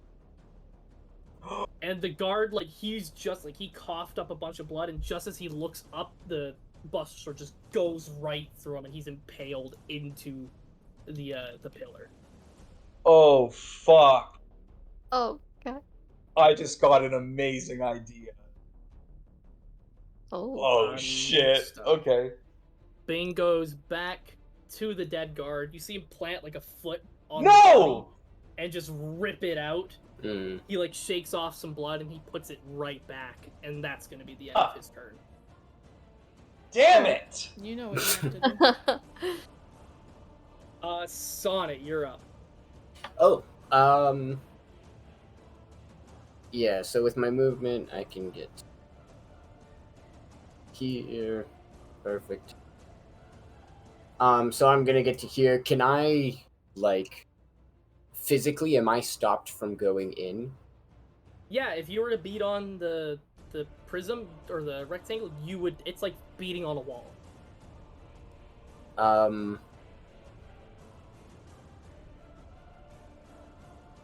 Fuck. Like, I'll tell you now, if you have some way like Mabel has Misty Step, you can pass through it, but Yeah, I kind of figured. Yeah, I'm just going to. I'm just gonna like kind of once beat on the thing, and then I'm just gonna ask Mabel, please come back, and then I'm going to turn around and shoot twice at Bane again. make the shots, my man.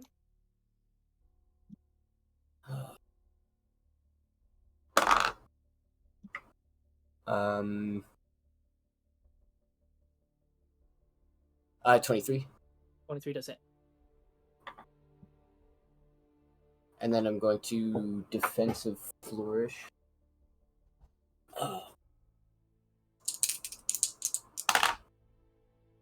Jesus. Okay. 4 plus 5. So 9, 11, 12, 13. 13 piercing damage. And then I get a +4 to my AC until the end of my next round. +4? Jesus, that puts you at like 20 or something, does it not? No, I'm only at I have pretty low AC. I'm just at 15. Okay. Oh my god, okay. Sorry, like right now I have 15. Yeah, 19 now. So. Okay, gotcha. Okay, cool.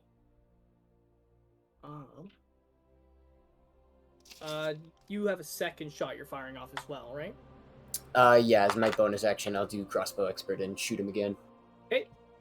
Roll to hit, my man. Yikes. That would be. That's 13. 13 does not hit. Damn. So you fire off the first shot, it goes right into his back, but the second one just kind of tinks off and hits the pillar. Okay, and I think that is my turn. Hey, Michaelis. Right. So, seeing that Bane has pulled out the sword from the other guy, like the guy he just Yep. Skewered. So move a slight bit that way. I'm going to load this time another explosive arrow, but this time it's made of that crystal stuff. Okay. And use another charge from the Thorn of the North. Sounds good. And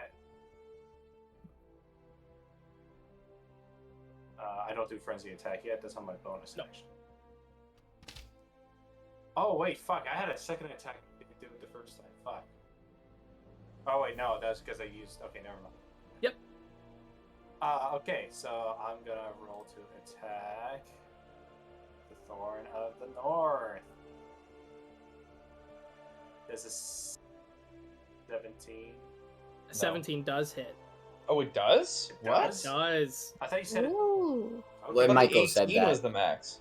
I could No. have hurt. I could have. Oh, wow, okay.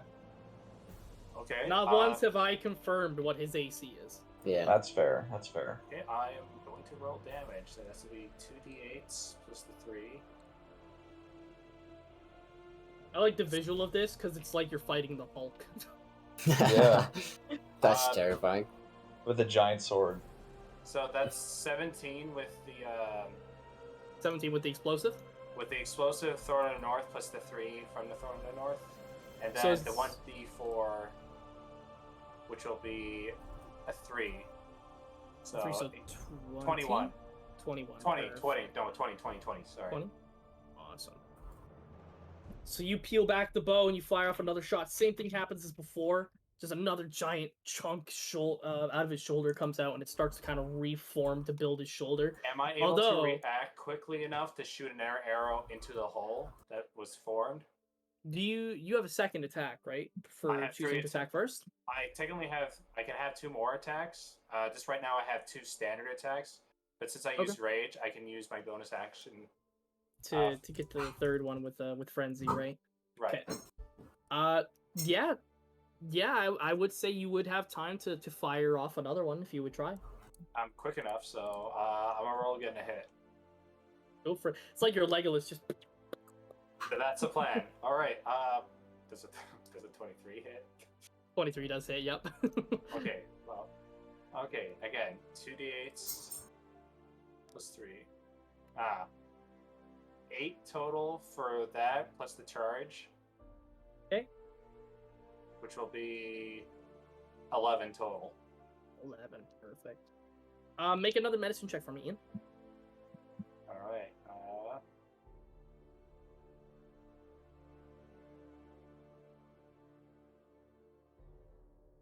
Oh shit! I was clicking the wrong thing. That's what was confusing me. I was going to say, why is that a +8? Say, oh, that's athletics.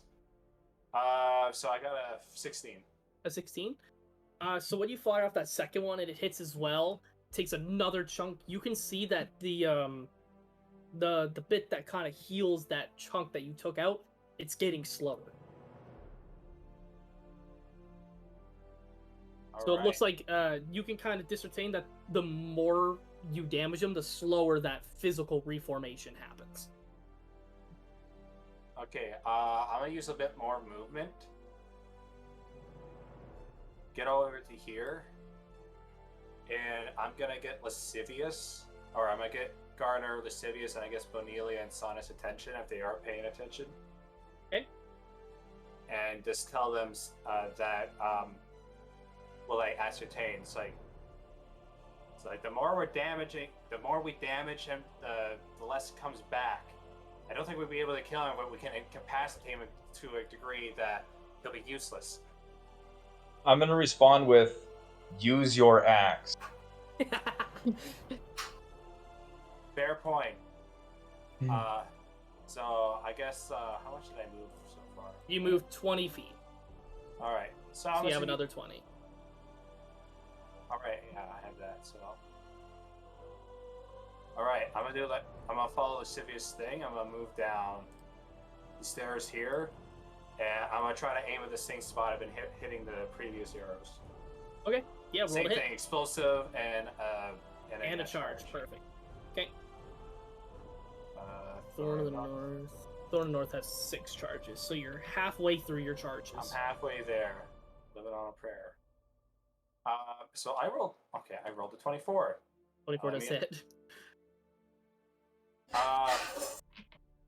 So 2d8s plus 3. That's a 9 plus a d4 will be a 11 again. 11? Perfect. Okay. Once again, the thorns, he's just riddled with thorns. Slowly they kind of go back into him as his body reforms, but it is slower than before, for sure. Alright. I guess since I use my bonus action as a frenzy, I don't have any more actions, so I'll just end my turn. Okay, next up are the friends. Lynn goes over to you, Bonelia, and she quickly just kind of puts her arm around you. Goes, this is gonna sound very unorthodox, but do you trust me? Nod my head furiously. Okay, get your scythe ready. She flaps her wings, and you see the talons on her feet grab hold of Bonelia, and Bonelia is lifted with Lynn. Oh my god. And with that, because Bonelia is willing, she's able to go with Lynn. So Lynn goes to swoop down and brings Bonelia down to there. You're still 30 feet in the air, but that's going to be the most of Lynn's movement, so you're just going to stay in the air for now, Bonelia, with her. Charles. Let's see.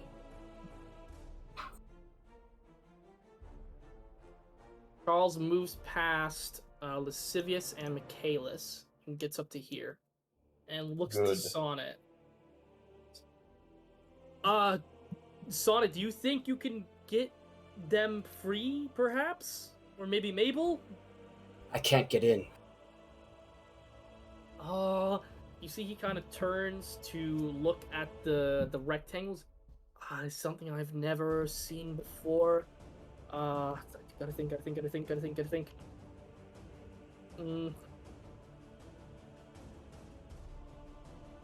Sonnet, I hate to ask. Can you bring your bird friend mask thingy?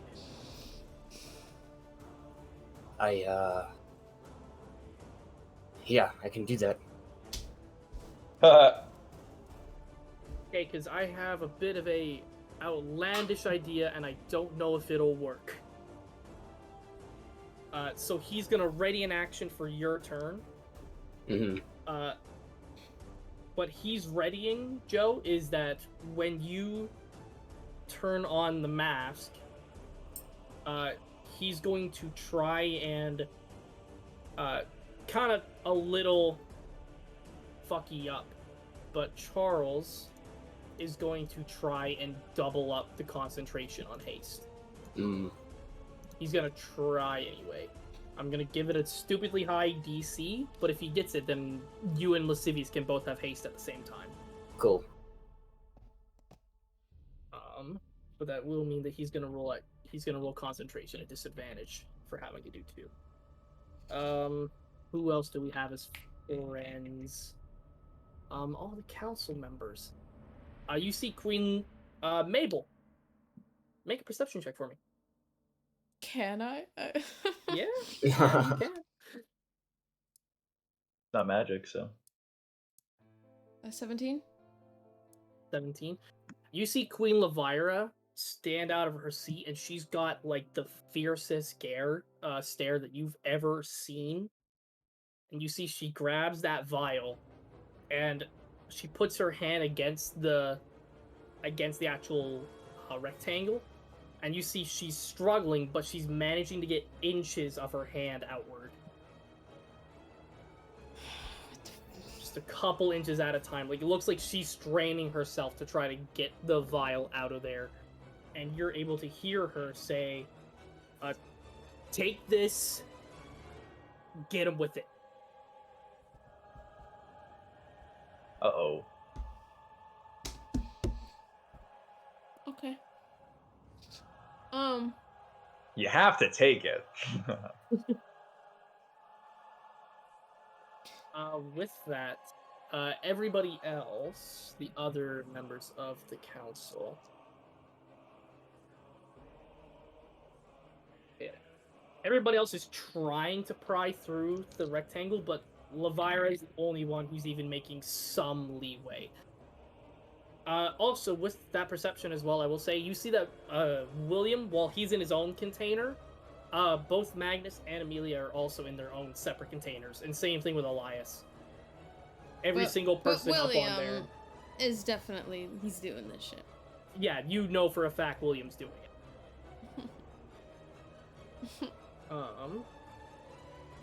Mabel, you're up. Okay. Can I hear outside voices from outside of the prison? Yeah, you'd be able to hear them.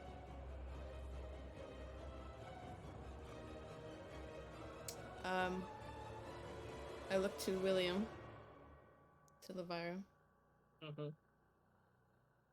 back to William, and I ask him, "Where is my brother?"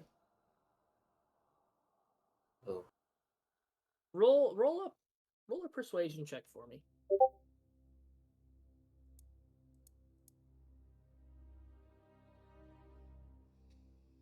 $18. Don't tell me. Okay, I was gonna say don't tell me yet another nat 20. An 18 though. Just beat it. You see the Williams doppelganger kind of turns to you, and you see he opens his mouth, and you see just a long ass like silver gross tongue comes out, like it's showing you that it's not actually William. Ooh. And it just looks at you and goes, "Hopefully dead in a pit somewhere." Oh. Well. Okay. Okay.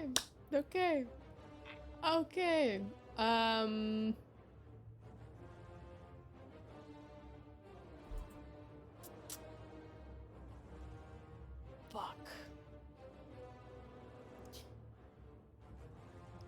Okay. I am going to move to Levira. Right in front of her. Okay. And I'm gonna cast Witch Bolt on the doppelganger at 3rd level. Third? Okay. I assume, are you taking the vial from her as well? Can I? I mean, she's got it through the thing. She's asking for you to take it. Then I take it. Okay. Roll to hit. And you said Witch Bolt, right? Yep.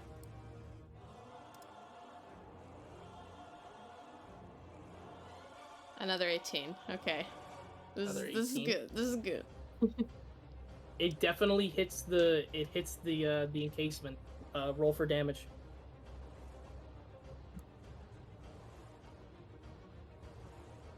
Okay, that is going to be 3d12. My god. Damn. We're gonna do 22 damage. 22? It's lightning. Like lightning, right? Or lightning or thunder? Okay. So probably in what is the most either... How do you cast it? How do you cast it, Mabel? Well, I'm gonna move over really quick to Levira, and as I go to grab the vial in one swoop motion, I'm gonna cast it. And it won't be like a gradual, oh, the space around gets really dark. It's gonna be like real sudden. Like we're talking like if you blink, you could miss it kind of thing. Yeah. 22 damage. Wow. 22. Okay. Okay. When you cast the Witch Bolt with the most fiercest, angriest, almost like grievatory anger, you send out the Witch Bolt, and it strikes William's container, and you see there is a gigantic crack forming around his in particular. Hasn't broken through, but just by judging how much that did, you can probably get to him in maybe one or two more. Okay.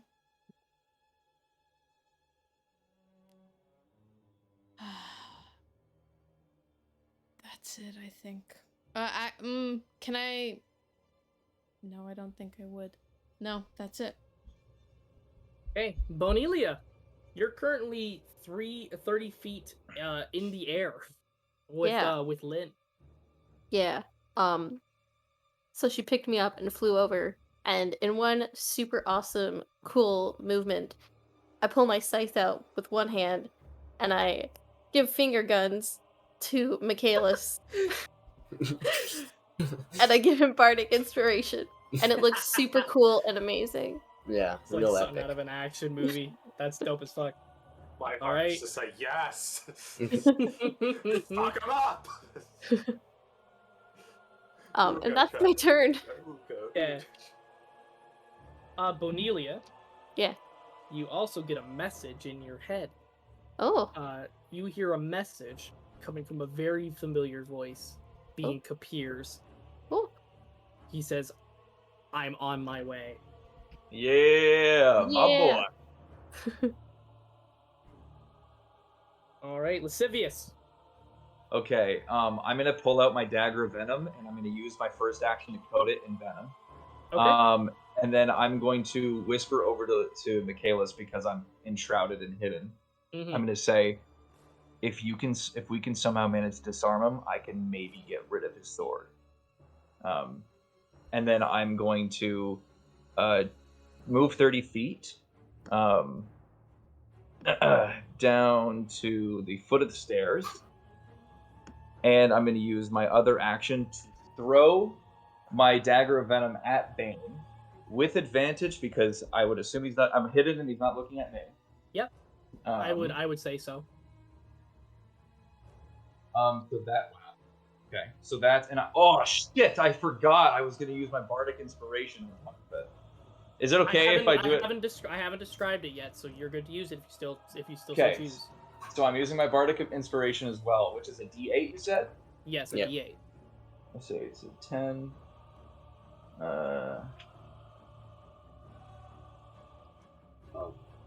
13, and then I have my attack, which is a +8. So 10, 13 plus 8 equals more than 17. So I hit him. Yes.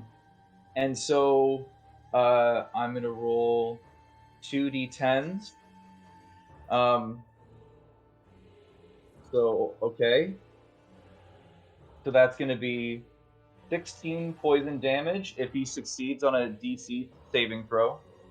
That's the poison damage. So if he takes half of that if he succeeds. What saving throw does he need to make? I think poison's what type of saving throw? Is it Constitution? Oh yeah, it is. Yeah, Constitution. And then I gotta roll these. You got a 24. Re-roll it. That's a 19. Okay, so he takes half of 16 damage. He is not poisoned. So that's 16 and a half is 8 damage. So then that's plus 1 plus 5. So 8 plus 6 equals 14 damage. 14, okay. Um, roll a medicine check for me real quick. Okay. That is 6. I don't know anything. You just, you hit him. And then as a bonus action, I'm going to hide again.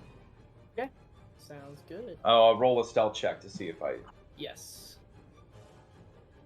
Ooh. Yikes. That's going to be 12. He knows you're there. Yeah, of course he does. Even at disadvantage. Oh, he's got disadvantage. Okay, I'll roll once more. You're very lucky you mentioned that because he got a natural 20. Oh, thank God. That's going to be a 14. Yeah, so he sees me. But he doesn't see through my entire life. Yeah, not critical. Yeah.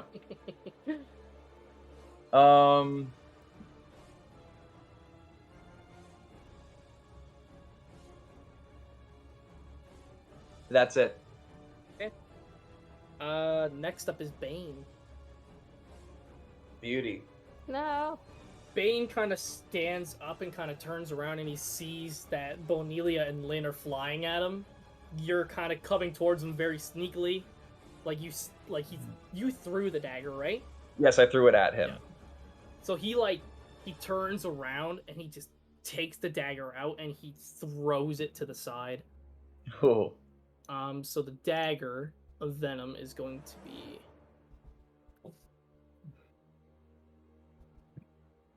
right over. Oh, that's a square. It's going to be right here. I don't know if you can see it all that well, but it's right here. Yeah, I can see it. I got it.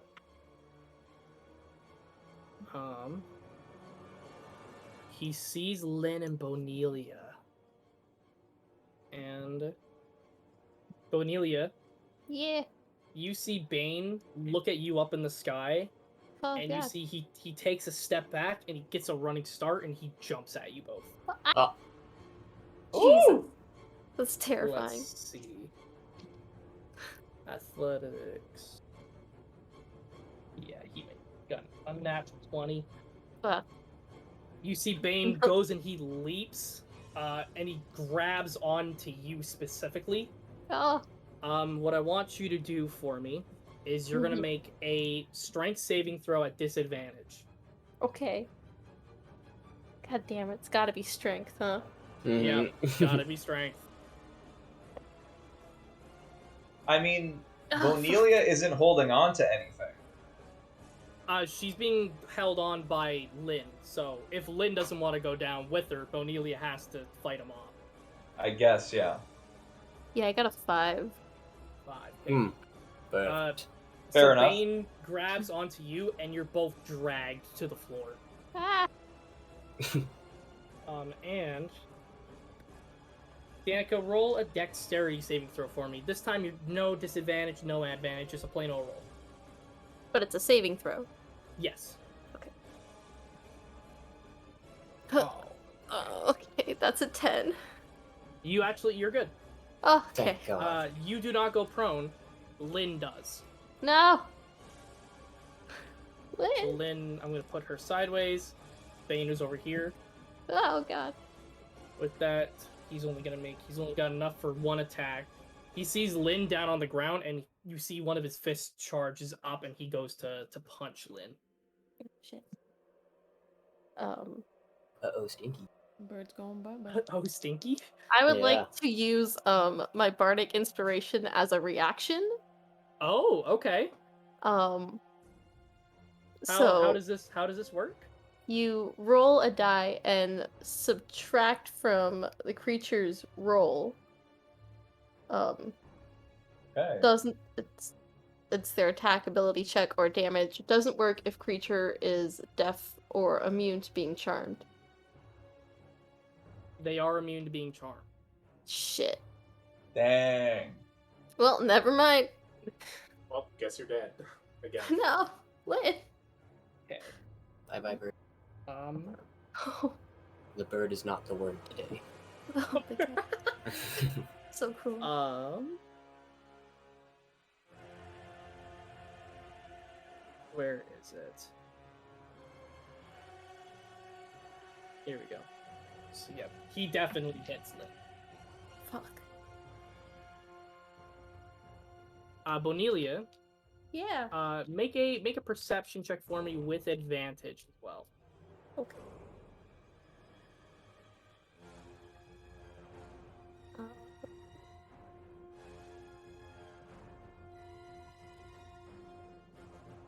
It's a dirty 20. Okay. Because you're so close, you can discern what type of damage he's doing. With his fists, you see like they charge up. You can tell that it's not just the fists aren't doing it, it's the gauntlets he has around his fist. And you see they crackle with lightning. He's dealing lightning damage specifically. Fuck. Okay. And you see he goes and he punches Lynn. Lynn's down. Oh. but he doesn't have another attack. So, Sonnet, you're up. Cool. Perfect. Yeah, I'll just look to Charles and ask him, is there a way for me to get in here if I bring Teku in?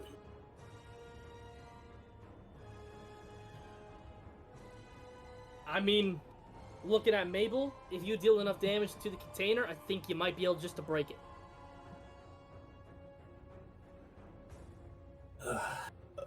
Okay. Yeah, I guess I just kind of like take a breath and then Tekuin, and then like kind of, I guess this is the first time that it's going to actually be painful. That the mask just starts forming on his face, and he kind of like takes a half a step back, and then also on his hands, these metal gold talons also grow from gloves. And then yeah, he's going to, after Tekuin is formed, he's gonna look up at the thing, and then he's gonna look towards Bane, and then he's just gonna shoot him twice. Bane. He's gonna look at Bane? Yeah. Okay. Fucking idiot, Charles.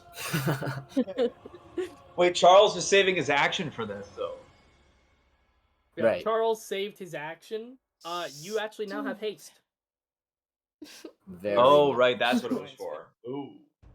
He does. He He rolled a natural 20, so yeah, he fucking succeeds. And Nice. so that another holy fucking Yeah, natural. so okay. you get another 2 to your AC as long as he Yeah. holds that spell. Gotcha. You get advantage on dexterity saving throws, and you get an extra attack if you choose to attack with your main action. Gotcha. Okay, so I got it. So I have an extra 2 to my AC. So 18. I think I described that right. Yeah. I get extra attack when I choose to attack. And sorry, how much do I get more movement? You do not get more movement. Gotcha.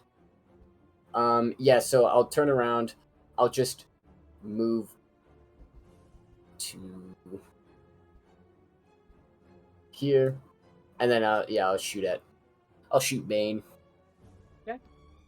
It roll to hit. That would be 16 plus 5. That'd be 21.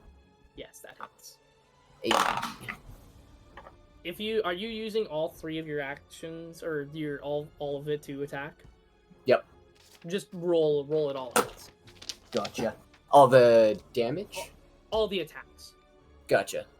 So I'll roll 1. The second one would be a 17. That also hits.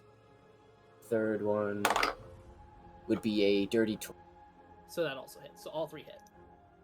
So I'll do 3, 6. Oh, okay.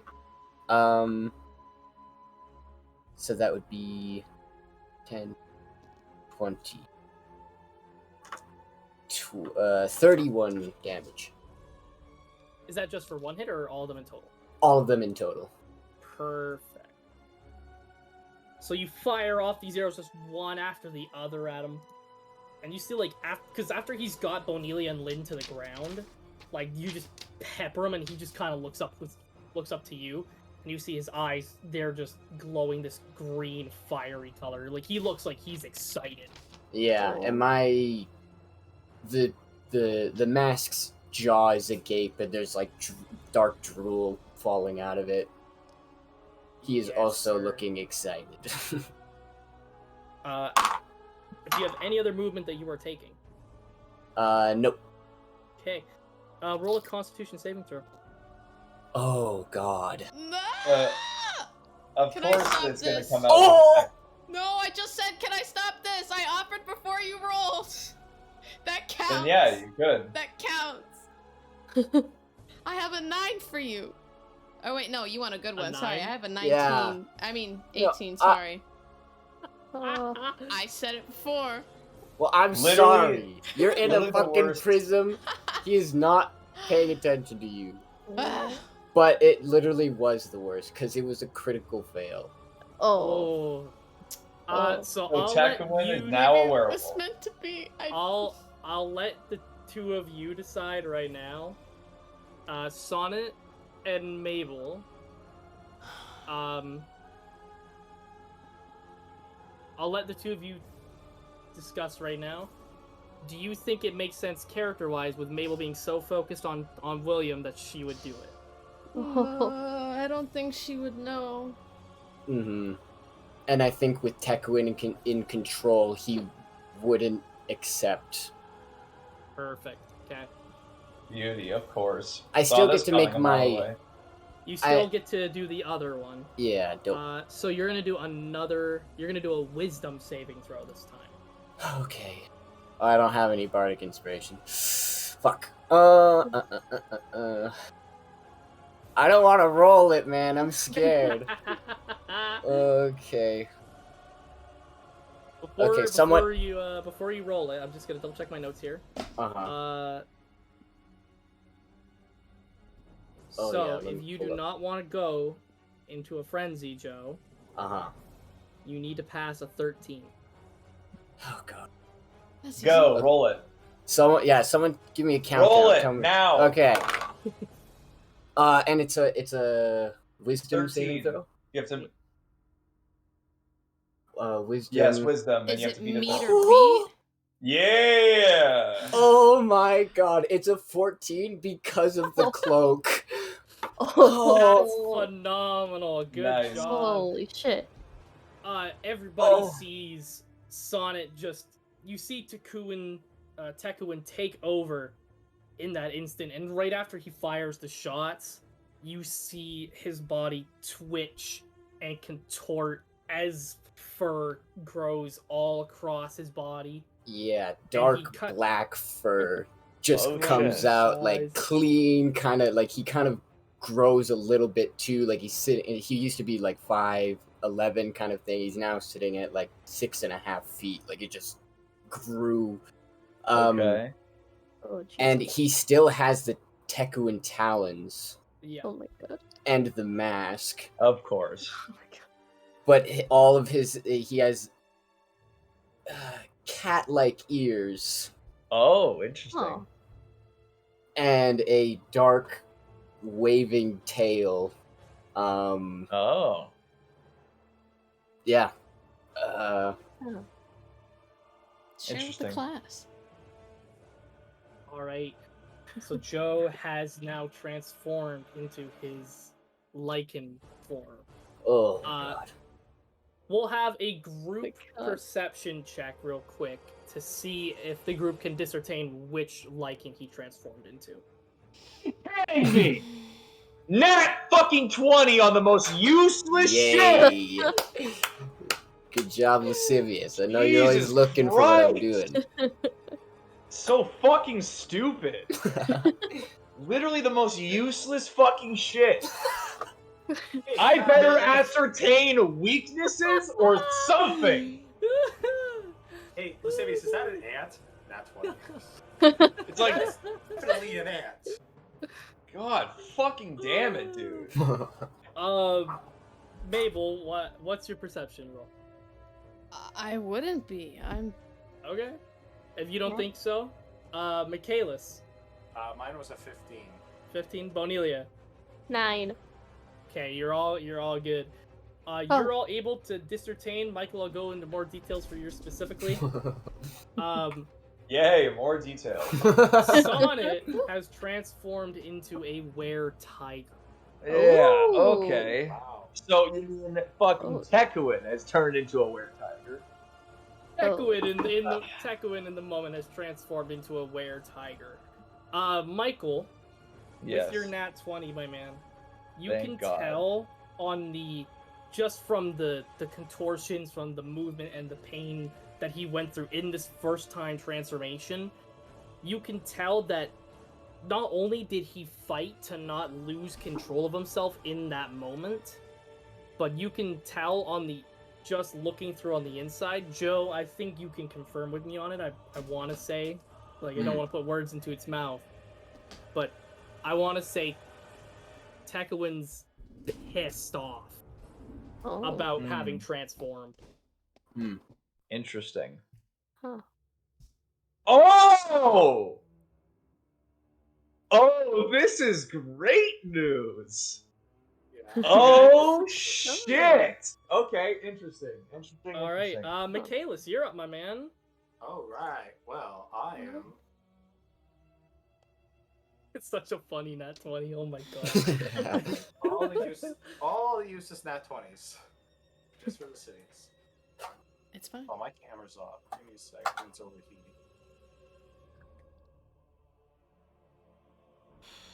Good to fucking know. Still bullshit. Good to know.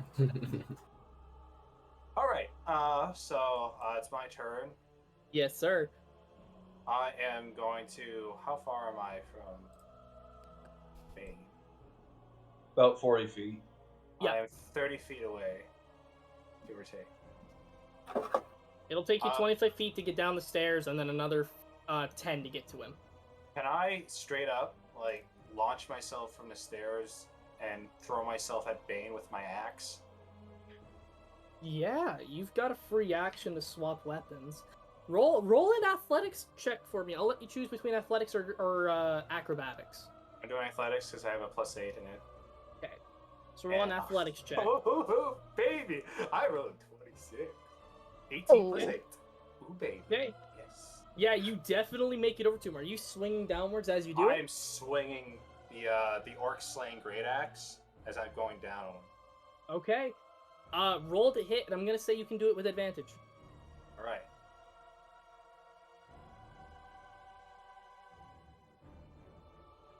Thank God. 14, then a 21, so I got a 21. Okay. And did you add? Okay, yeah. Definitely it's already added to it. It's a +5. Oh wait, is it supposed to be +6? Oh, You no. add something to the damage. For rage, let me double check. Is that an extra D8? You add 2. You add 2 damage to your roll. Thank you, Michael. To my damage roll?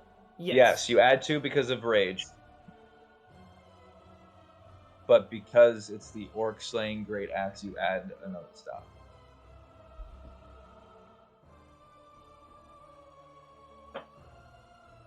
D12 plus 6. Okay. I was just making sure I had the correct rolls when I was adding this because I realized it was a +5, not a +6. So I'm just changing that. Alright, so I rolled a 10 plus 6 plus 2, so that's an 18 damage. 18 damage, okay. So you go, you leap, and you hack into him.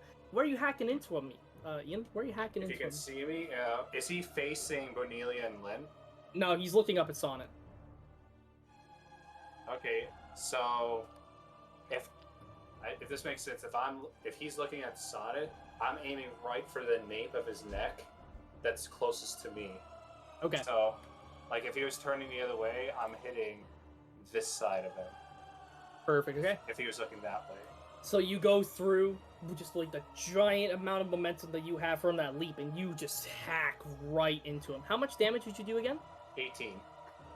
18. Is that with the extra modifier for the giant? With everything. Or the orc? Okay.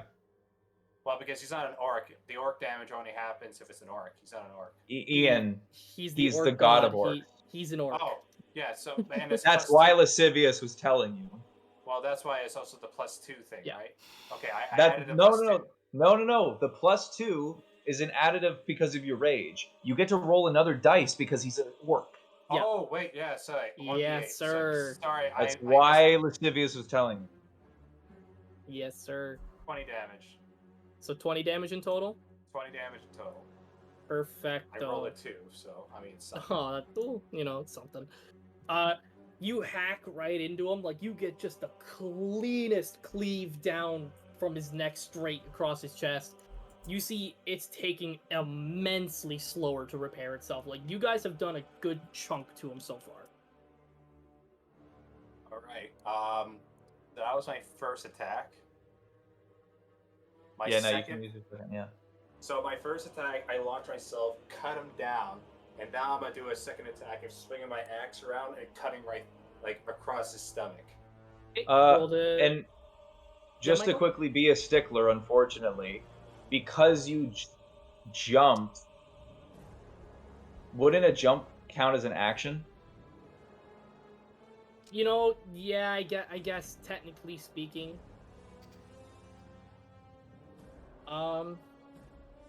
I've already gone with it for this particular one, so we're Okay. gonna let it slide just this turn. Cool. Sounds good. So I still get 2 more. Yep. Yes. Okay. So I'm gonna do another attack then.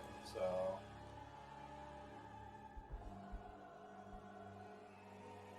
Does a 24 hit?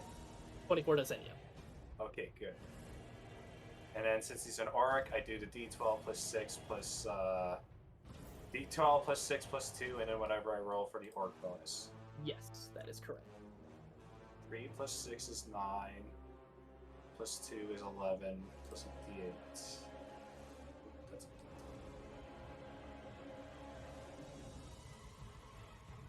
okay. That's 17 total. 17. Okay. Thane is going to use up one of his legendary resistances. Oh. That's like a reaction?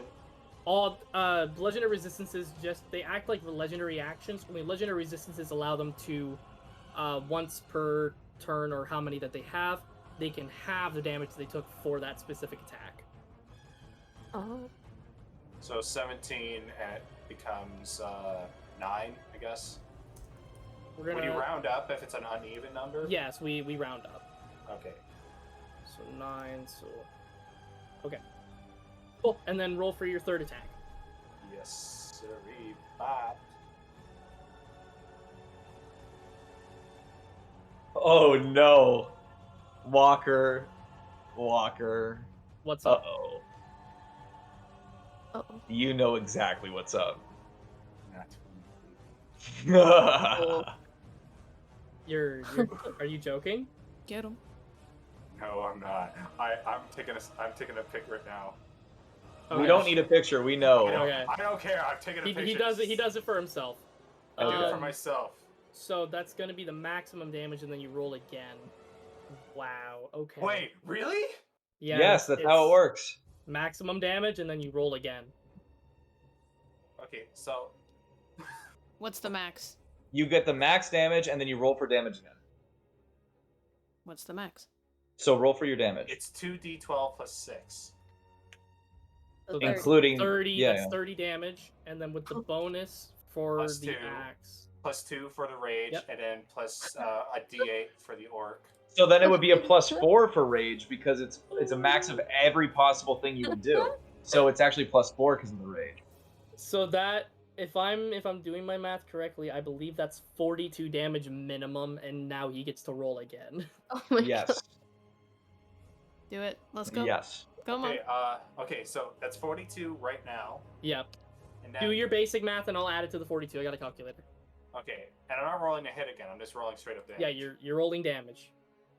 How you would have done it without the nat 20. God. Huh.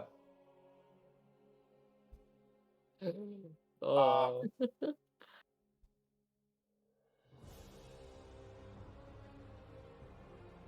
Wait, did I fuck up? How? 10 plus. Oh, wait a second. Oh wait, sorry. The system's weird because you said I roll max damage no matter what. This one is giving me that since I rolled a 20, it made my 1d12 into 2d12s. Yeah, don't worry, just roll it like you would have, when Yeah. you're, No, I have to. I'm just saying I have to re-roll again because Yep. it That's fine. automatically did that the first time, so I'm gonna roll Yep, again. no worries. Uh, God, that's gonna 9 be so plus much. 6, 15 plus 2. Oh wait, do I add that bonus or had that always Yep. been added? You still at it. Okay, that becomes 17, and then a d8 for the orc stuff.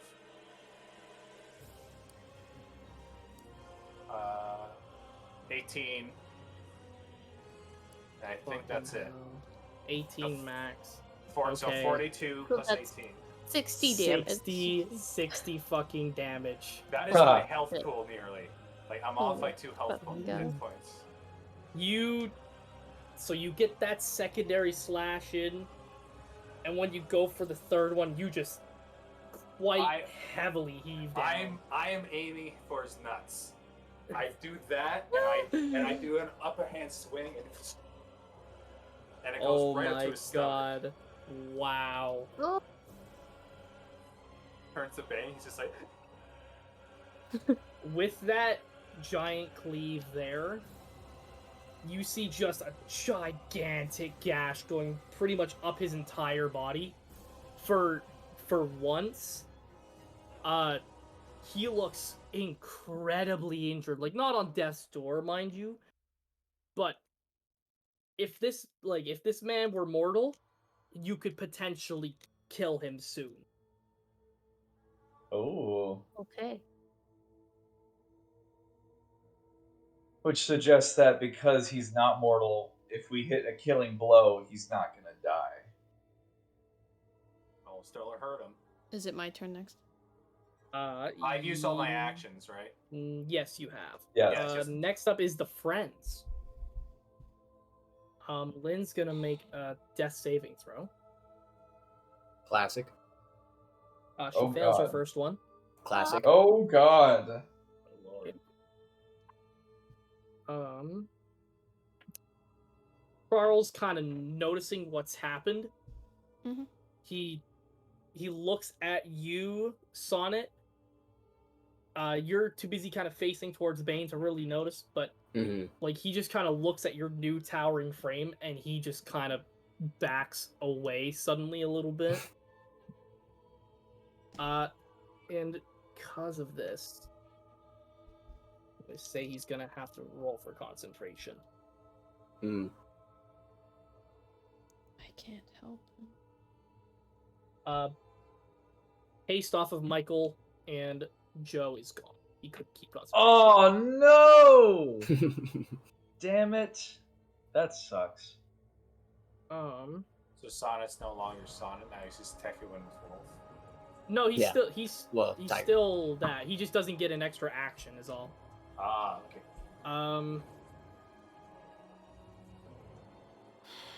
Charles then turns to Mabel. And Charles grabs like the staff from behind and you see he just jams the business end to the actual rectangle and you see he just starts trying to cast magic into it to cause some damage.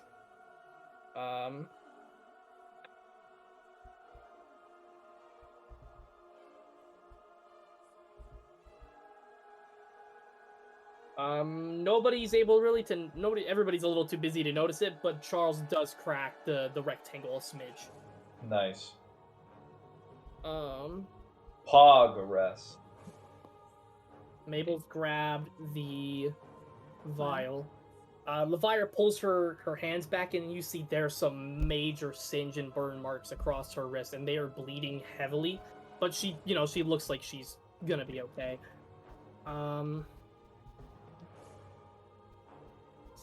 That's gonna be it for them. No one else has the wherewithal to go for it. Mabel, you're up. I'd like to make an insight check. If On on the vial. what? Okay. If I casted Thunderwave, would that break the vial?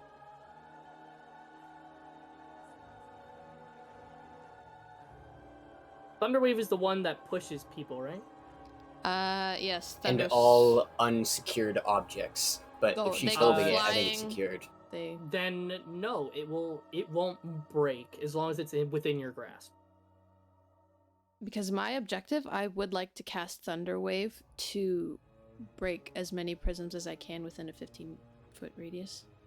Yeah, you're holding on to the vial, so yeah, you can do that, and it'll affect as many within that 15 foot. So it'll affect Magnus, Levira, and Adonis. But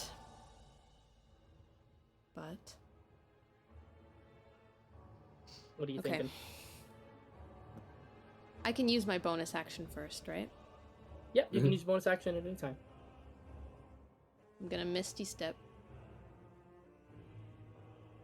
Fuck. Okay.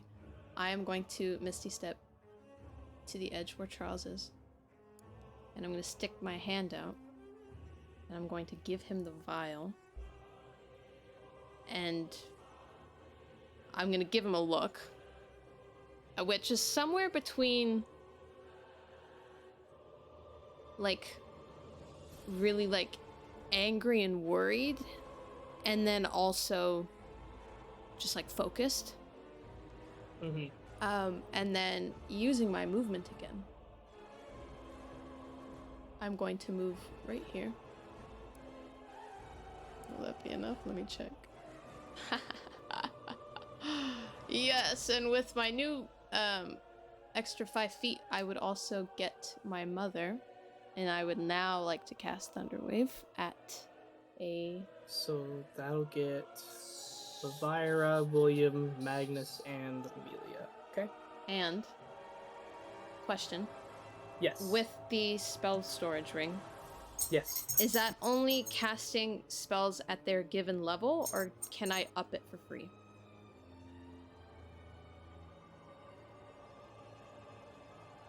I would like to cast Thunderwave at a 3rd spell slot, but I only have 1 left, and if I cannot use it right now, that would be lovely. You cannot up it. It's just level 1.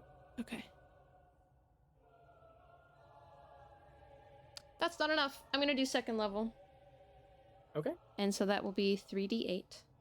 Yeah. Oh my god, 3d8 for fucking hell for a level 2?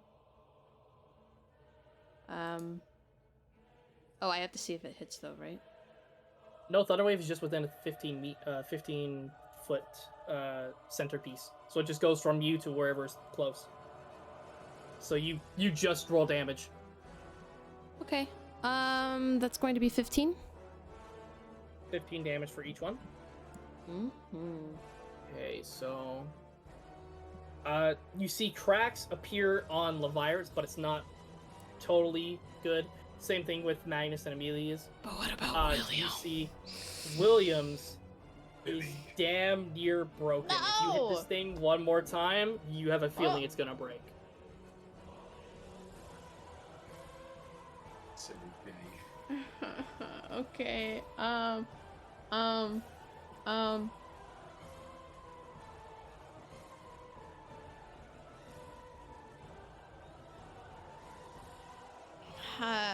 That's it. That's it. Okay. Bonelia. All right. I see Michaelis beating the shit out of Bane, and so I'm gonna take this time to cast Cure Wounds on Lynn. Okay. Cure Wounds, so that is verbal. So you just rolled a heal. That is 6 total. 6 total, perfecto. She's no longer downed, but she's still Yay.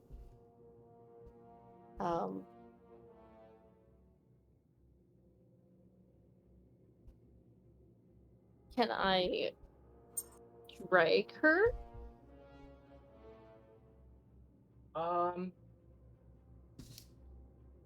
You can. I Like want to it's- say dragging. You would need. Is Healing Word a bonus action? This is Cure Wounds, right? Sorry, is Yeah, Cure it's Wounds? Cure And Wounds. Healing Word is a bonus action.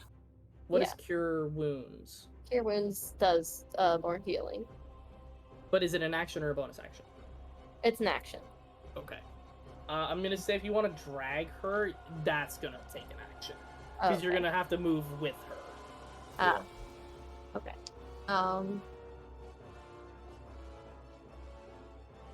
And I'm just gonna back up a little bit, but I don't want to get too far. And that's my turn. You're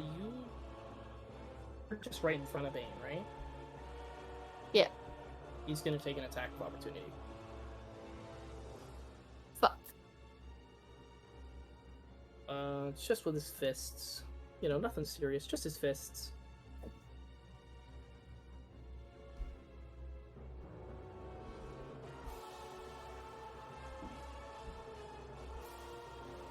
Danica does a 16 hit. No. Okay.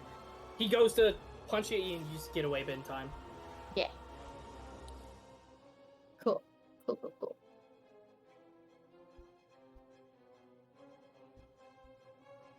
I look at Sonnet to cast Bardic Inspiration, and then I see it's a fucking tiger monstrosity, and I'm like, no. Never mind. Where'd Sonic go? Okay. So then Lascivious. Okay, first thing I want to do, I want to make an investigation check or an arcana check on his sword to see if it's magically linked to him in some way. Roll an arcana. Okay. Oh, sick, 19. 19? Thank you. You're talking about the sword, right? The sword on his back, is it magically linked in some way? As if, like, it will always be on him? Physically, no. It doesn't look like there's anything keeping him there, nor magically. It looks like if you manage to get it off him, you get it off of him. Okay. I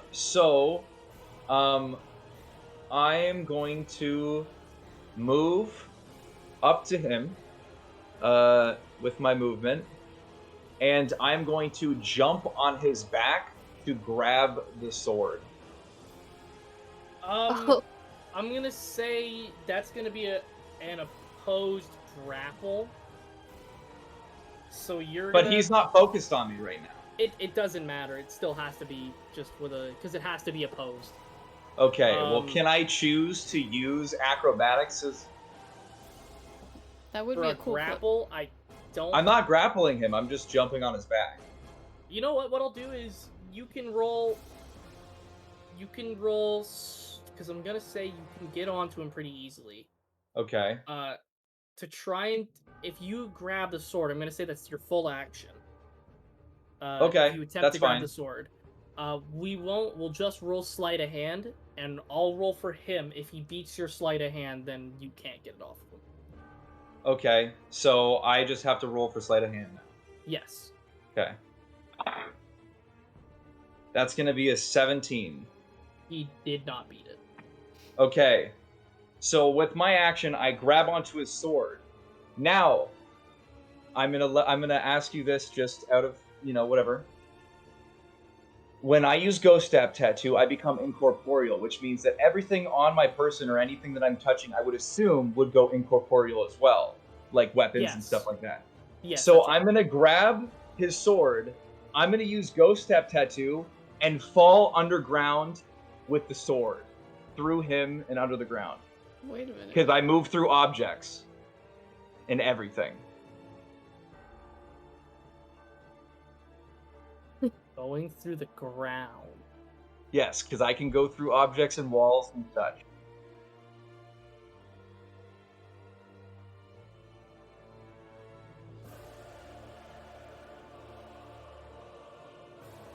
Hey, I'll be blunt with you. Okay. I'm telling you now, if you go underground, it's solid. So if you end your turn under there, you're gonna suffocate. Okay, can I drop down and then have the sword fall through the ground and then let go and then stay above the ground? Yeah, you could absolutely do that.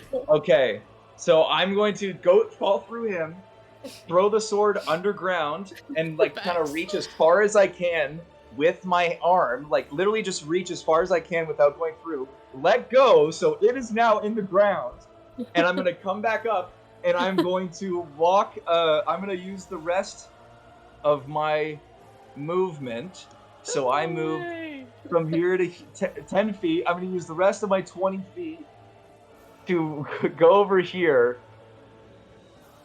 and he can't use his attack of opportunity because he already used it. Oh, gotcha. He already used it. Yeah. And until the end of my first of all, there's no way he can know where it went because I dropped it under and whatever. And then now, I am resistant to slashing, piercing, and bludgeoning damage from non-magical attacks for the rest of my turn until the next turn. Oh my god.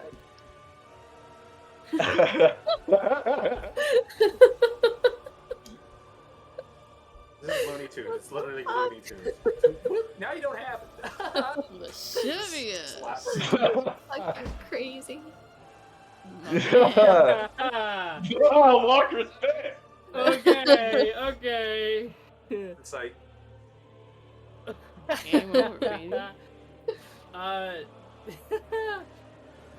To answer your question, Joe, yes, but it does have a physical form. Cool. So it would work.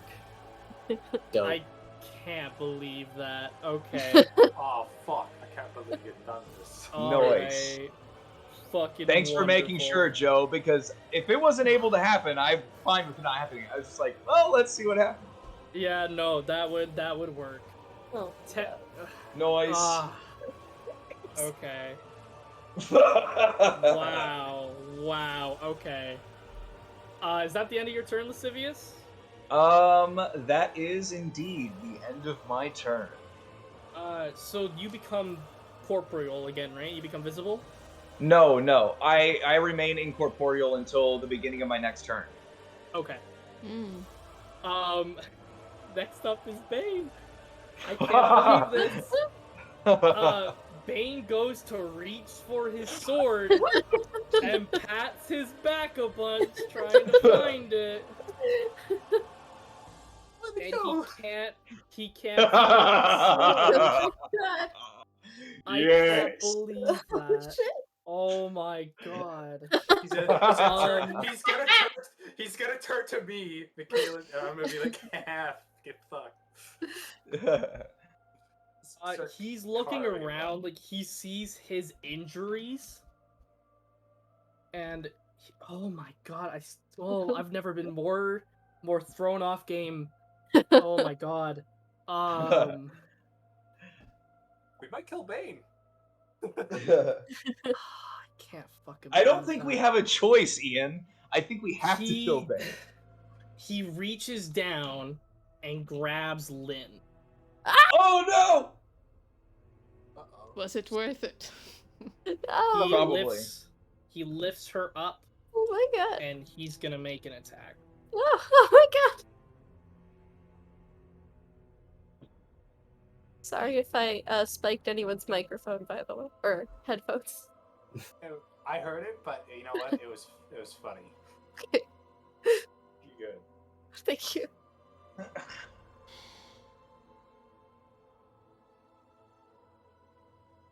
I can't help, so. Oh, he's rolling the damage. Oh my god. Probably to more than one person. I assume Lynn's gonna fucking obliterate. You see Bane picks Lynn up. Oh my god. Oh jeez. And in a quick flash, you see his fists light up with lightning and punches Lynn. Danica, roll a dexterity saving throw for me. Oh no. Oh no. Oh my gosh. I don't like this. He's just playing games now. Don't Not worry yet. about it. That's him playing games? Oh yeah. Okay, that's a 10. Okay. Lynn goes flying and she hits you. Ah. Danica, you are going to take Oh, fuck. 10 bludgeoning damage. Oof. Because you're undead, that is doubled. Fuck. Okay. You and Lynn both go flying over to the wall. Make a medicine check for me. She dead.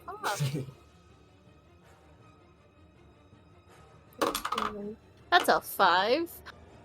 Okay. What you can discern, there is a lot of blood, and I mean Does she have her head? A lot. Does she have her head?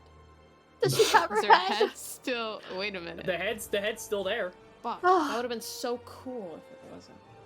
No. How dare you? Just like the guy from Twilight.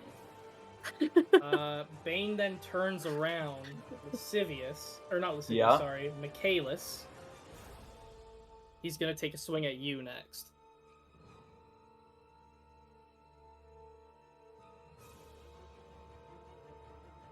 Yeah. What reaction says this guy had?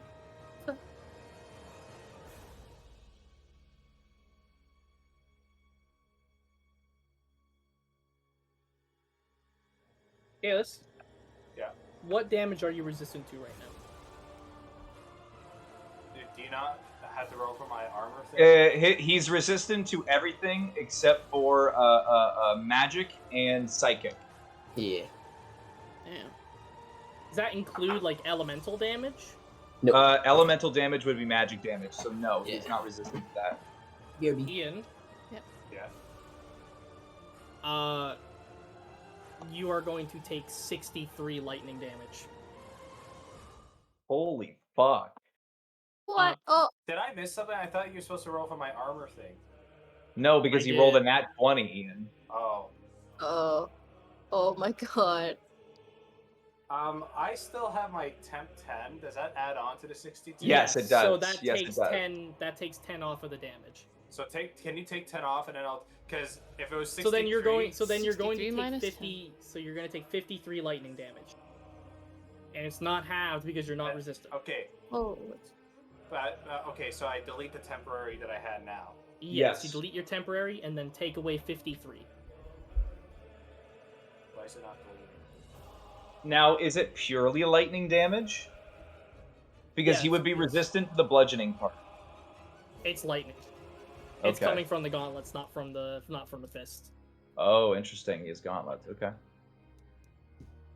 And lastly, Would you have been dead?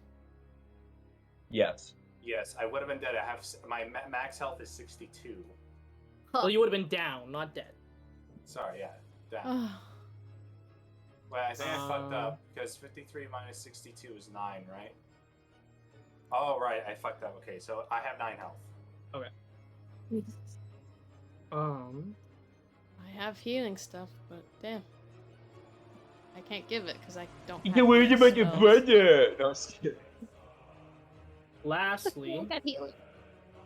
Bane ends his turn, but he's taking a legendary action.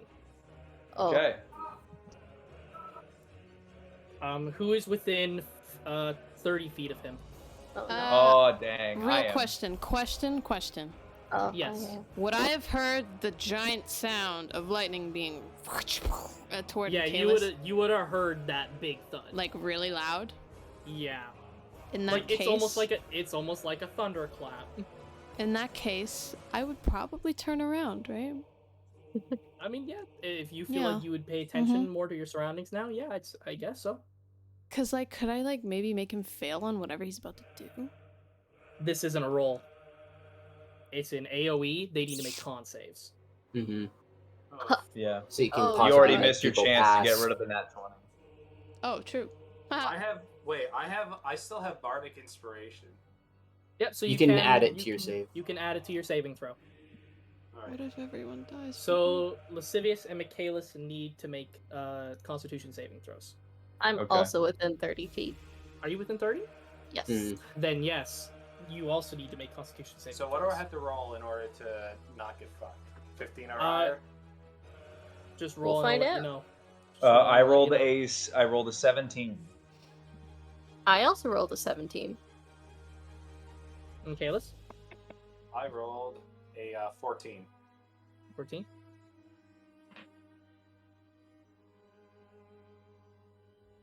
But do I add my Bardic Inspiration to that, or... You'd have to add You it to the can, roll, yeah. but Yeah. So what is Bardic Inspiration again? You Eight. added D. 1d6. You added D. No, for 8. them it's a D8. Oh, 8. Yeah. Right. Okay, I'm gonna do that just to be sure. Okay. So it'll be 18 now. 18. Okay. That might have just saved your ass. You have Okay. 9 health. Yes. So everybody saved. Yeah. Everybody saved. Yay. Halved. Oh no. So this is already half. So this is the damage you're all gonna take. Yeah. You're gonna take 10 damage. Okay, Goddamn. so I'm gonna half that and take 5 damage is my reaction with Uncanny Dodge. Oh, Wait. Michaelis. That cool, Walker? Bye-bye. That's okay. Okay. So Michaelis, if I'm correct, you're down, right? I am down. I had 9 health points, so now I'm down. So do I minus 9? No. So I'll just do 1. we will come back to you in a second when it comes to your turn. Alright. So not Lynn. Sylvia and Bonnie, you both took your damage. Yep. Yep. Perfecto. Okay. That is all Bane can do. Sonnet, you Dope. are up. Before you make your attack, you hear some whizzing happening above in the skyline. In the sky? In the... Yep. Yep, so you hear something soaring through the air currently. Okay. Can I discern what it also, is? Yes, roll 2 perception checks for me. These aren't going to take up your actions, just roll 2 perception checks for me. And they're separate? Yes, these are 2 separate rolls. So I got a 21 for the first. And then a 17 for the second. So you quickly hearing the whizzing, you look up and you see just the small little bit of the sky roof that they have, so like some of the glass area, and you see somebody flying directly down towards the building. They are Oh, dope. coated in a golden and white light. Bane's home. Bane? Oh, I mean, fucking computer. This isn't Yeah. Bane. Also, Another Bane. Second down on the bottom floor, you see a green, tiny snake going up to Bane, trying not to get noticed. Oh. Dope. I don't care. Or at least Techwin Werewolf doesn't care. So, how far is the drop off the stage? 10 feet. Okay, I'm just gonna drop. You don't take any fall damage from 10, so. Nice. And then I will move up to my speed up to him. And since it's more than 15 feet, I'm going to try I'm going to attempt to attack him and trip him, knock him prone. Okay. Yes, roll for your attack.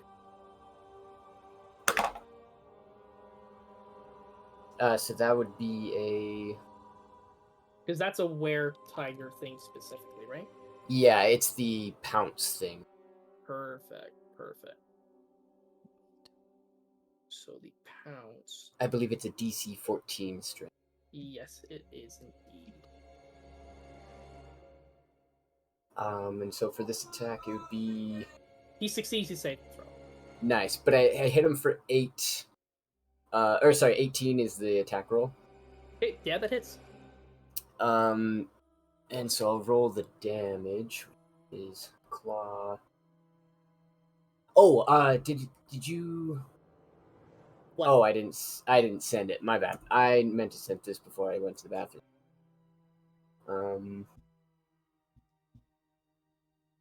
Yes, I'm gonna say because they go over it, I'm gonna say yeah, you can use them. Dope. Okay, so the trip didn't work, but I'm going to use. So he'll have to make a con 14 save as well. This is so he doesn't contract lycanthropy, right? No, this is the talons. Gotcha. Oh, Okay. If Bane became a lycanthrope in the fight, what the fuck? He got an extra 20. He got an extra Dope. 20. But yeah. So I'm going to do the. Because you are hitting him, though, he does need to make a saving throw to see if he contracts it or not. Fuck. Gotcha. But he's not immune to disease? No, he's not immune to disease. Hence why they have, like, this blood thing ready for him. The gods, like, gotcha. they're extremely powerful, but they can be mortal, right? Yeah, no problem. I got a 8 plus a... I know he succeeds. He doesn't contract lycanthropy. Nice. Fuck, that'd be funny, though. Yeah, that'd be fucking crazy. Terrifying. Terrifying. He just goes and then turns into a fucking were-orc. So that's 13 off the first hit. 8 perfect. And then I have multi-attack now. Yes, that is correct. So I'm going to attack him again with my claw. Okie dokie. He makes another con saving throw. Yeah, he's gonna make another con save. We're gonna do 2, because one is for the claw and the other is for his lycanthropy. Uh-huh. He makes both. I know Dope. for a fact he makes both. Yeah, the attack was 18, so I guess we probably should have done that before he rolled. But 18, so the attack hits. So now we know that he succeeds on the hit. He does indeed succeed. But for this roll, I'm going to use a mobile flourish. Okay. And so I'll roll an extra D8 for the damage. Wow, that's 2 8s. So it'll be Ooh, 8, damn. 9, 10, 11, 12, 13 damage plus the other 8. So 21? Yeah, 21 damage, and then he moves 8, 14 feet back. He gets pushed. He's gonna go right over here. Does he go through my attack of opportunity? No, Okay. Well, I don't Okay, think yeah. so anyway. Yeah, no. no, and I then- don't think so. Did we decide that I can't? Well, I feel like for the first transformation, I probably can't use spells during Yeah, no, werewolf form. not magic, not until you kind of get the reins of it a little bit more. Yeah. So then I'm just gonna like roar at him, I suppose. Okay. And that's my turn. Perfecto. Michaelis, make a death saving throw. You're gonna roll a d20. If you get below a 10, that's a fail. You get above a 11 or an 11 or above, that's a success. If you get a 1, that's 2 failures. If you get a natural 20, you're instantly up to 1 HP.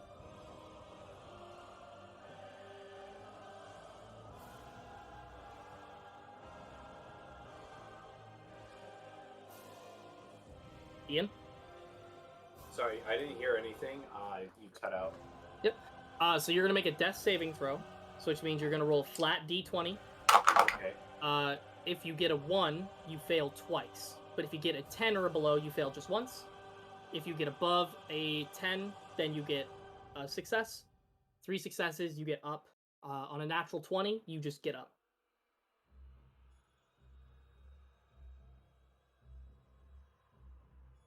No additives, you said? No additives, it's just a flat d20. 17. Okay, so that's a success. Next up is gonna be the friends. Okay. Charles is going to continue attacking the... Hey. Hey. Mabel, as you turn back, you see that the cracks are starting to form slightly more. They're slowly going, but they're starting to go over throughout the entire rectangle that's trapping you all in that one giant space.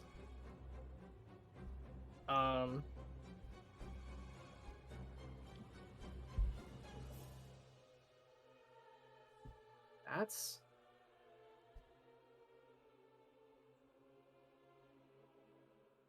Yeah. So is Charles just going at it at the prison? Charles again? is trying, Charles is spending all of his time trying to get the thing to break. Okay. Next up is Mabel.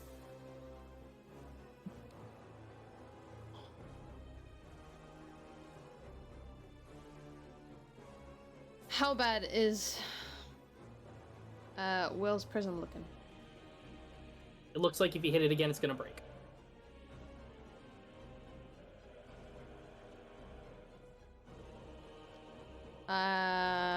Okay. I am going to...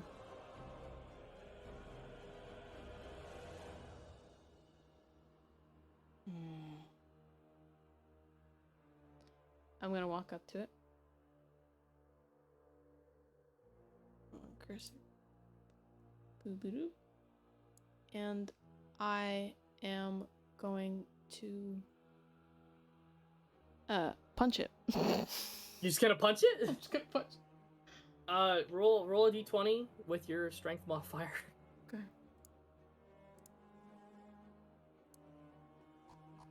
I've never used strength before. I don't know what it is. Oh. Okay. Probably low. Okay, 17. 17, so it does hit. So you're gonna roll 1d4 for damage. 'Cause that's just what base unarmed is, I believe. 4. 4. Would you look at that? So with just the fury of our grieving sister, Of you course. lean back, and you punch through. William turns to look at you. It's like a slow motion moment. Like, he turns to you, hit that stupidly long tongue still out, and right as you punch, that rectangle around him just shatters. Dang. Nice.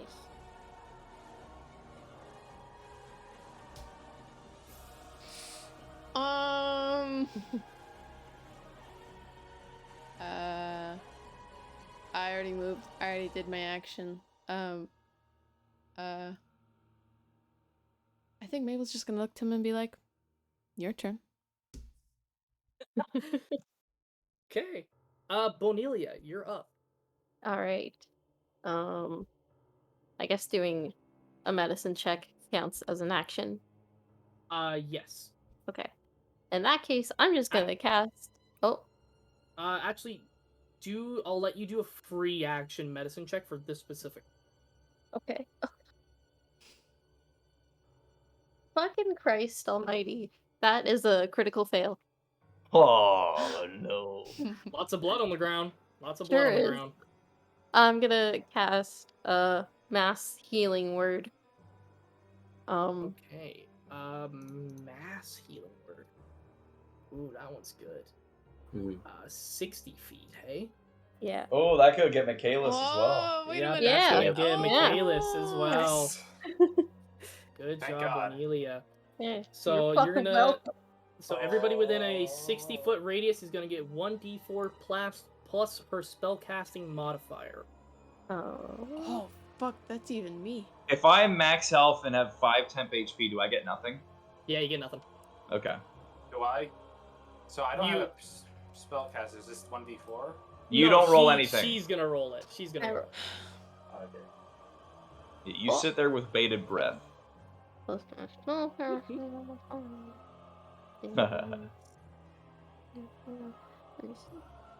That is 7 HP. Ooh, not bad. So everybody heals 7. Ian, you are no longer down. Thank God. Yay. So you are currently going to be back up to 7 HP. Thank Just God. hope that Bane doesn't hit you again.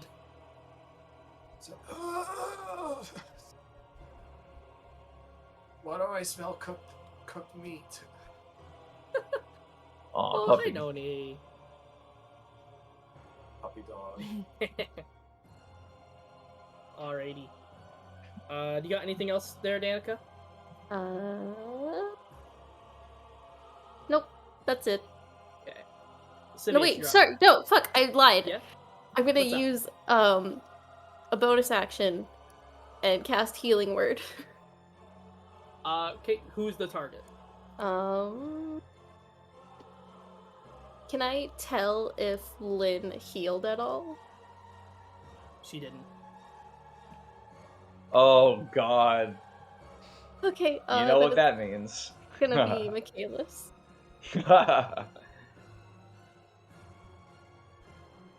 Now you're just making me feel bad. I was like, oh, choose me. It's like, how's the lid? Honestly, when Lynn got punched, she was dead instantly. I'm willing to bet. Do you want complete honesty about what happened? Yeah. He got a natural 20.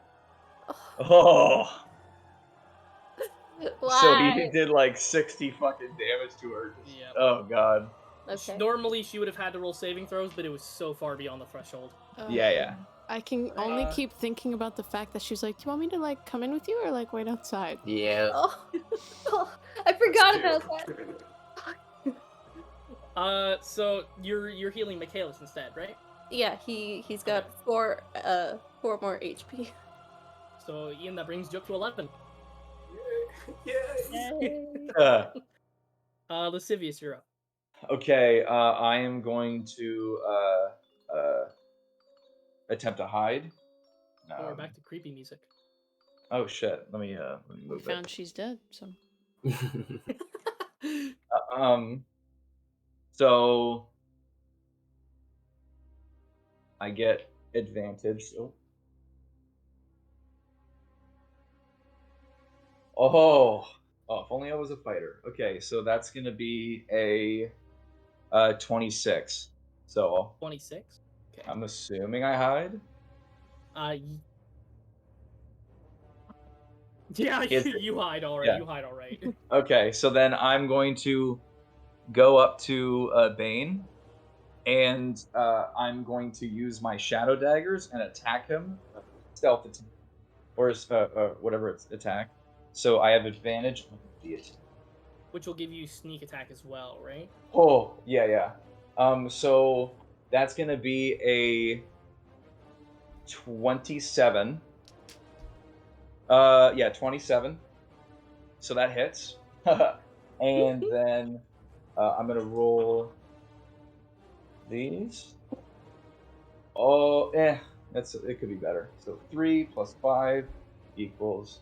You also 8. reveal yourself when you hide, right? Or Yes, after you I attack do. when you hide? Yes, I Okay. do. So 3, 5, so 6, 7, 8, and then 9, 10, 11, 12, and then 12 plus 2 is 14, plus 3 is A lot of math. 5, 6, 7, so 17, and then plus 5 equals 23. 23 damage. So that'll be 23 damage total. And then as a bonus action, I am going to cunning action disengage, and I'm going to move. Did you not use your action to hide?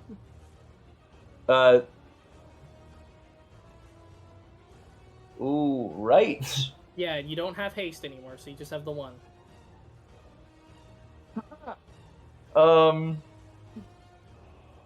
Sick. I'm gonna. Actually, you know what? Yeah, I'm still gonna move away. Has he used his opportunity attack already? All right. Not this turn. I'm gonna move 10 feet this way. He's gonna take the swing. That's fine. Is it? That is going to be a 17 to hit. That just hits. Okay. So. Did you cast Mage Armor, Michael? Yep. He did, yep. Oh, you're at 17 with Mage Armor? Yeah.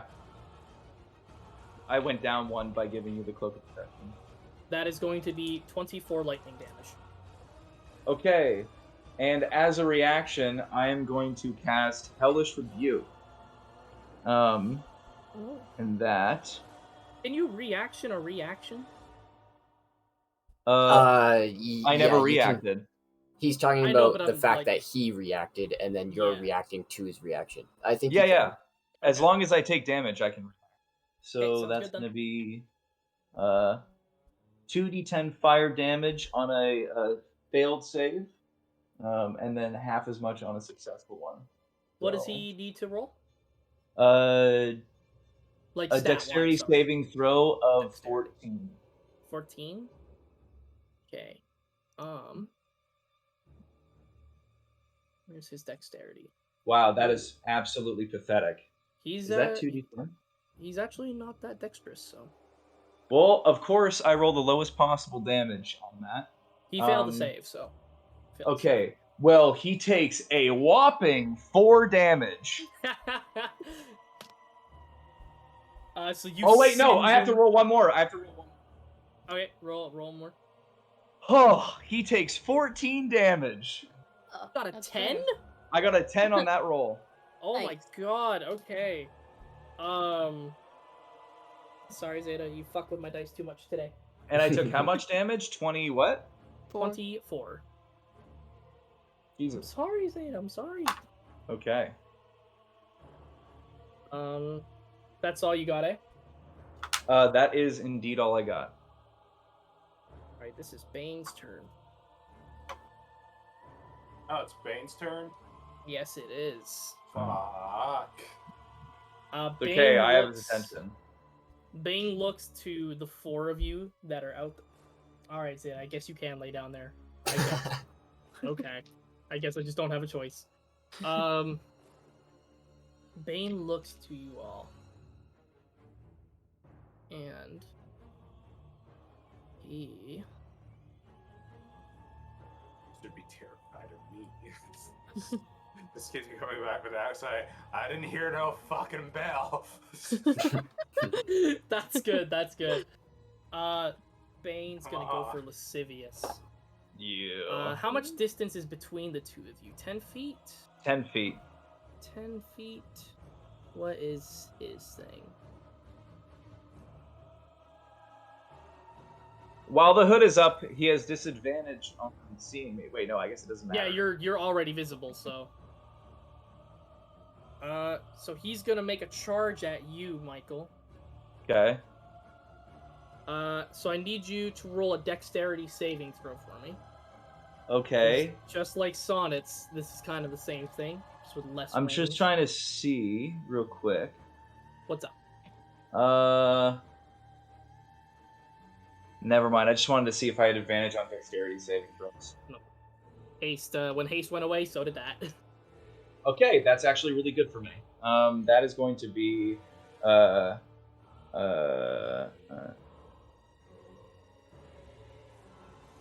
that is a 23 for me. 23, okay. You do not go prone. Cool. Nice. You do take some damage, though.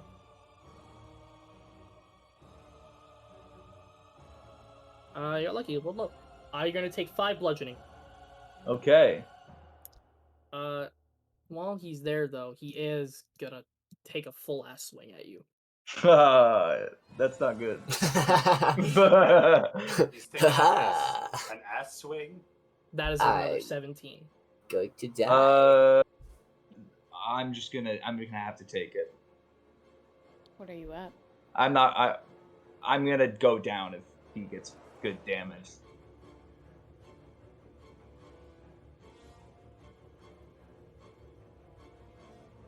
That is going to be 17 lightning damage. So I am now unconscious. So Lascivious goes down. Next up, he runs towards Michaelis. Oh, fuck.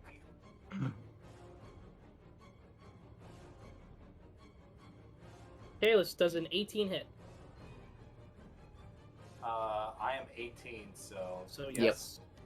Fuck.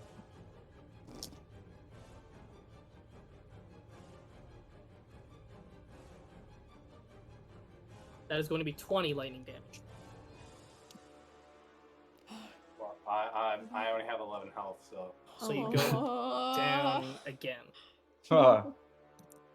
You restart your saving throws though. You don't keep the fail or successes each time you go down. Bane then turns. Each time. Yeah, Bane turns to you, Sonnet. Yeah. You see, like, he's just decked these 2 party members of yours, just boom, boom, and they're down. And he just turns to you and goes, "You look pretty tough." And he just gets his fists ready. Tekwin smiles. He's gonna take his last action to charge at you.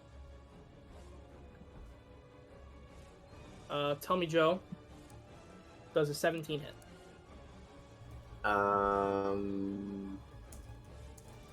Let me scroll up as fast as possible. Yep. Yes. It will hit? Okay. Yeah. Now this is magical damage, so you can still take it. So that is that is that is going to be 30 lightning damage. Nice. You're not down, I suppose? Nope. Okay, perfect. He gets those, just batters the shit out of you. Mabel, all you hear is just a thud. Lascivious kind of groans in pain, and then you hear another thud. You hear Michaelis groan out in pain, and you hear another thud. O'Neilly groans out, and you hear multiple thuds, and then you hear Sonnet starting to groan as well as multiple thuds happen. You're just hearing a pummeling happening downstairs. Why could this have been after I kill him? That's going to be the end of Bane's turn. Right as the end of Bane's turn happens, everybody hears a crash in the windows of the ceiling. Yeah, boy! Yeah. everybody conscious hears it, so not Yeah. really too many people. I'm just I'm just Mabel, Bonili, and Sonnet, Lascivious and Michaelis, you're looking up at the skylights, so you do see just a blinding light crash through the window in the ceiling, and just thud into the podium as Kapir stands there. Yeah. He turns and he looks at the surroundings, and just realizes what's happening. I am so sorry I am late. And you see him kind of jump up into the air for a brief moment, his wings kind of flap outwards, and you see a bow and arrow just magically christen into his hands, and you see a ginormous arrow made out of gold and white light string, and then fires. Unfortunately, he misses. Oh, that's awkward. Oh. Yeah, awkward. He's gonna lose again. Sorry, I'm late. Sorry, I'm late. Fuck. He shoots the bow, and it just lands right in between Bane and Sonnet with just a hefty crash. Stupid. Sonnet, you see Bane was like hyper focused on you with the fist, but the moment that arrow goes down, he turns and you see like the slight green flames that were in his eyes. They just burst with rage. Kapir is going to end his turn. Sonnet, you are up, my man. Yeah, so I feel like as soon as he looks away from me, I'm just gonna do a heavy swing at him with the claws. Oh, and also I checked, and the weretiger claws don't contract it. It's just the bite. Just the bite? Okay. So I'll stop rolling for that then.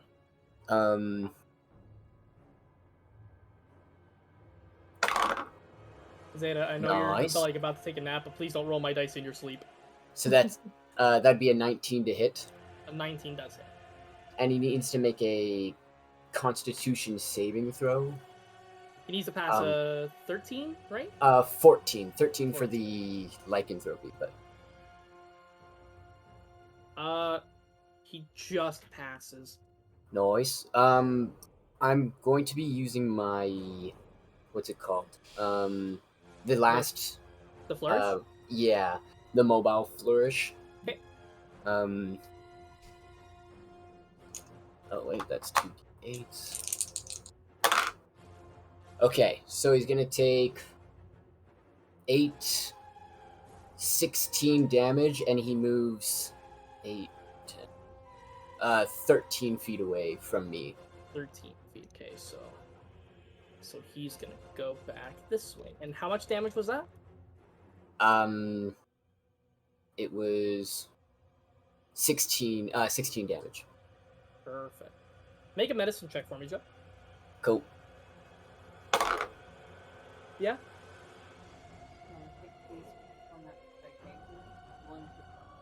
Oh, I won 3? Oh, okay. Yeah, I'll do it in a bit. What was your medicine check? 18. 18? Okay.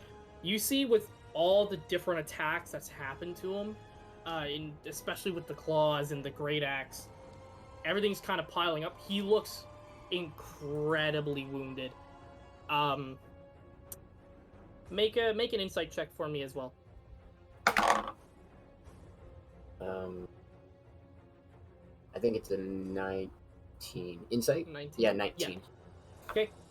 You know that just like Lascivious had potentially thought, Bane probably won't die unless that vial hits him or something miraculous happens. But you can tell that you can probably, if you get him down, you can probably incapacitate him until you're able to kill him. Cool. Yeah, so as soon as I launch him away from me and he like smacks against the wall or whatever, I'm going to sprint at him. Let's see how far away he is. Okay, sweet. Yeah, I'll sprint at him, and because he meets the threshold of pounds, with my multi-attack, I'm going to swing at him again. For sure. He makes what kind of a throw to not be prone? I think it's a strength. Let me do. restraint. Okay. He gets a plus. Actually, I'm not gonna say that. Yeah. The prone, I think he needs to. I guarantee 14. he makes it. It's over 20. Dope. But else hit. Yep, that was close to a natural 20, but not so. That'd be a 24 to hit. 24. That does indeed hit. Yeah. Sweet. So he's gonna have to make another Constitution saving throw this time. Perfecto. That is going to be a 19. Shit.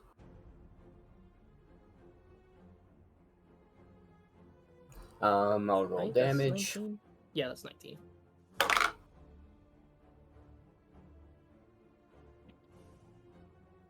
So that'd be another 12 damage. Another 12. Perfecto.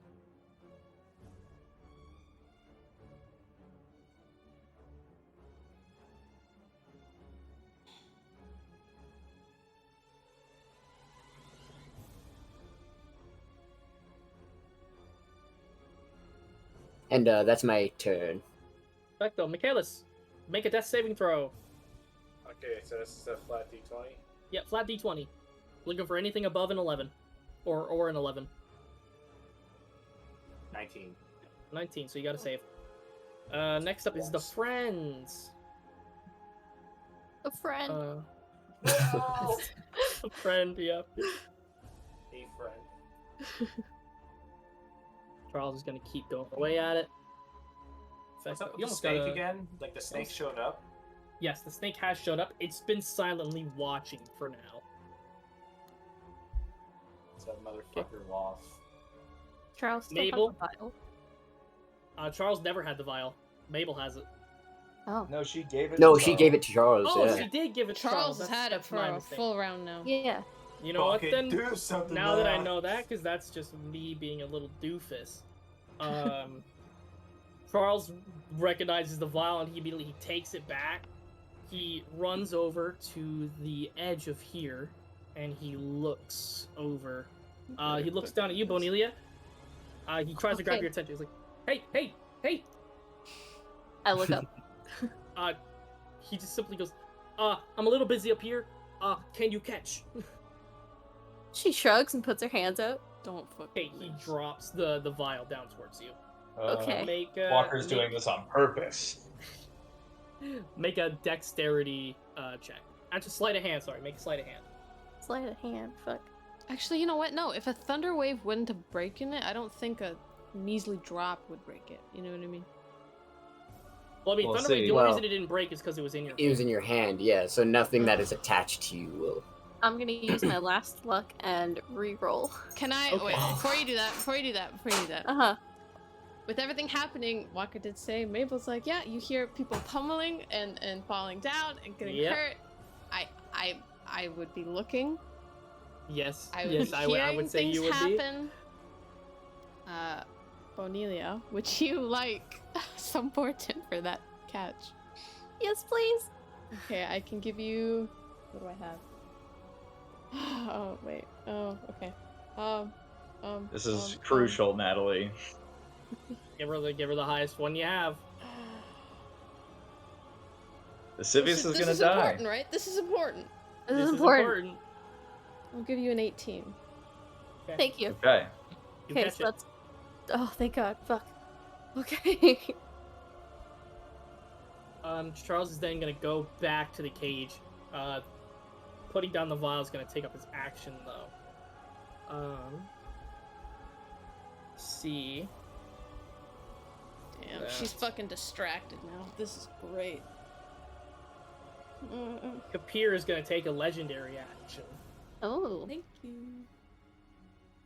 He's gonna make a shot towards Bane. Fuck, man, he misses again. Jesus God damn it, Christ, Kapir. man. He got a 2. Stop taking the DM's bad rolls. So he fires Seriously. off. Bane, unfortunately, just steps right out of the way while he's kind of boxing Sonnet. Next up is gonna be Mabel.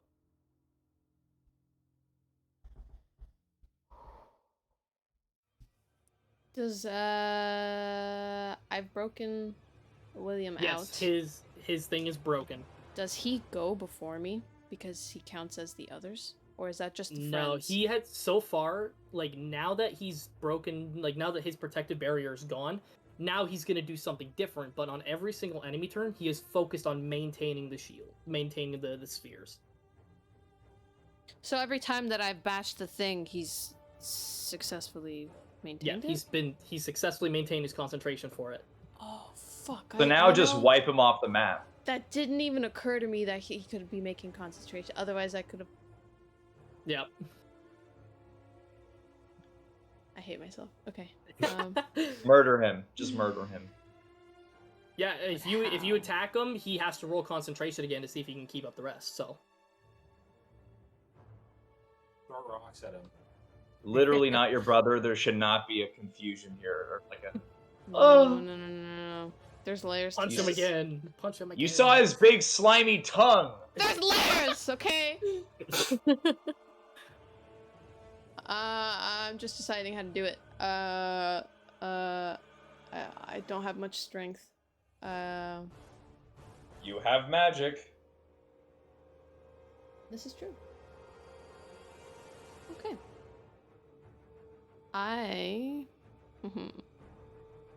First off, I would like to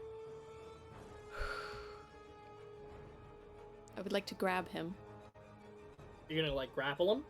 Just like, I guess. Okay. I would basically like to grab him and, like, kind of, like, not throw him. I can't say throw him because I don't think maybe we'll be able to throw, but, like, just kind of, like, yeet him past her, behind her. That way, when she does turn, he's toward the staircase, right? Okay. It sounds like you're trying with Trying to, the like, pull him. throw. Yeah. It's still gonna be a grapple check. Okay. Which What is is an this? action. Yeah. So you're gonna roll a d20 with your strength modifier. He's gonna do the same. If he rolls lower than you, then you successfully do what you're going to do. It's a nat 20. Oh. Okay. Well, considering you have that, what we'll do is we'll do a small little live roll. Hey. This is The fun. only way that he can defend this grapple is if he gets a nat 20 as well. That is the only way. Okay. Anything below, and he fucking fails. That is a 10. All right. So you managed to... How far? What's your strength score? Well, it's 13, so +1. 13? I'm gonna say you can throw him 5 feet in the other direction. Lit, okay. He's gonna make his concentration. So that would probably be right here. Yeah. Fuck. Yeah, he manages to keep it. That one I was not expecting. Okay. And then.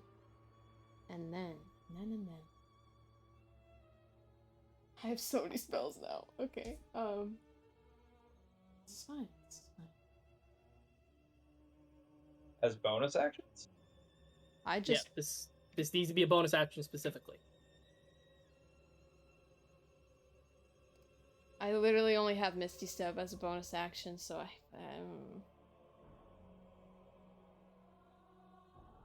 Should have Witch Bolt them. No, I had a plan. It may still be able to come to fruition. Although imagine a nat 20 on a Witch Bolt level 3. He would have been dead Fucking instantly. Ian's was pretty fucking nutty. That was disgusting. Could get another one. Right? You never know. Yeah. Horton, I get a 20. Just give it to me. I guess I'll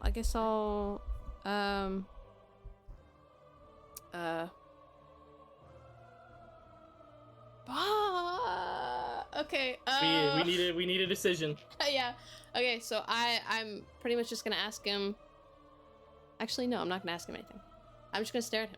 That's it. Okay. That's it. We're getting ready. Bonelia, you're up. Okay. Okie duck.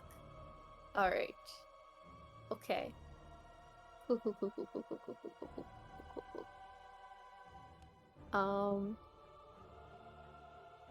Lascivious and Michaelis, what are you at right now in terms of? I'm dead. You're dead, but like, down. what's You are your not save? dead. I've not made any saves right now, so I am at 0. Okay. I made Everything. one save. Yeah, One Michaelis save. is at 1 save. Lascivious hasn't had a chance yet. Okay. Okay.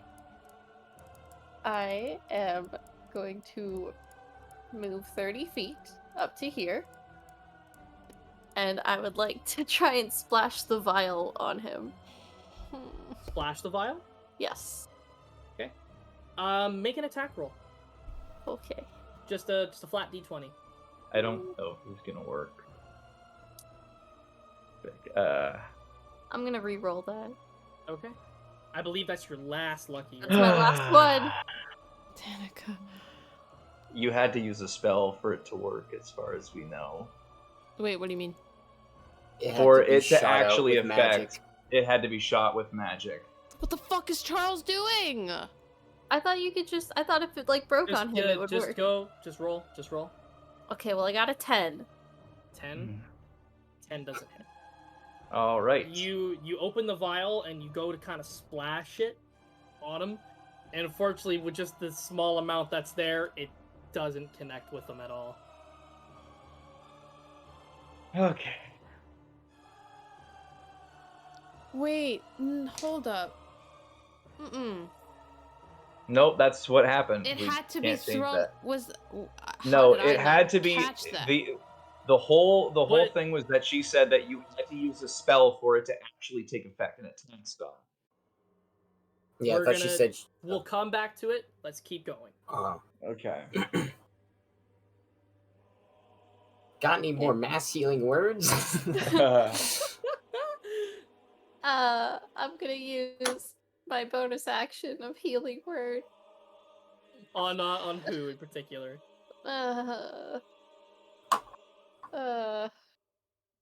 Honestly, Michaelis would be the best option because he does more damage than I do. Okay, I'll use it on Michaelis. And I'm gonna cast it at level 2, so that's 2d4. 2d4. Are you fucking kidding? Is that like Okay. 2 health? He gets 5. He gets 5 health. Ian, you are back standing up again. You have Michaelis 5 is HP. like, ugh. Yeah. Please just let me die. This hurts so much I more. get back. I didn't hit up. All right, so I have to make my save. You don't have any other things that you're able to do, eh, Danica? Oh, that's it. Okay, yep. Lascivious, make a death saving throw. Just flat d20. I fail one. Okay, that's 1 fail. Next up is gonna be Bane. Bane looks at the surroundings right now, and he pumps up those gauntlets. He sees that Kapir's not managing to hit, and he's aiming strictly for the 2 people in front of him. He goes to punch one of you, Oh. but Oh. you see, in a quick flash, that green snake Is that Cheshire? comes up, Someone? and you see it latch onto him, like right onto Bane. Oh. You see it hangs there for a bit, and Bane wastes one of his actions getting the snake off of him. And who here speaks Celestial? I do. I do not. I do not. Is it just you, Mabel? Yeah, It's just Mabel. Please go to the Keep Your Secrets channel for me. Fuck.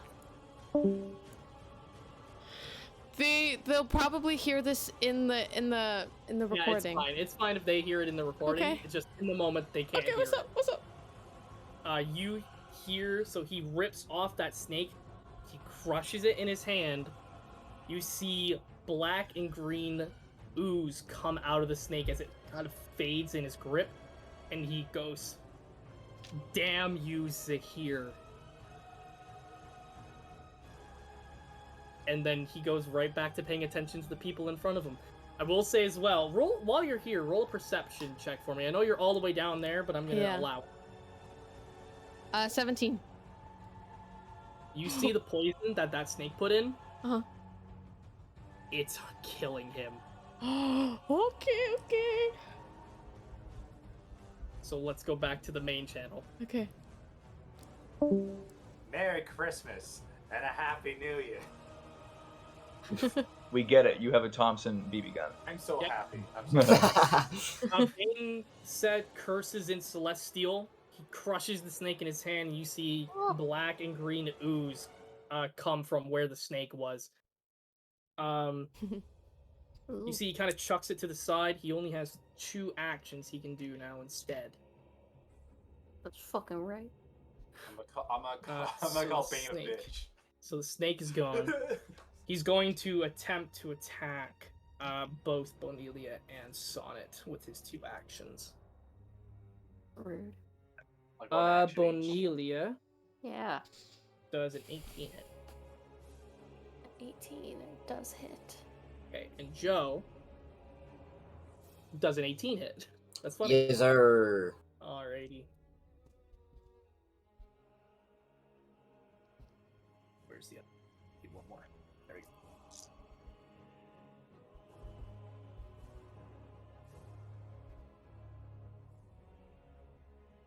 That is going to be 20 lightning damage to you, Sonnet. Gotcha.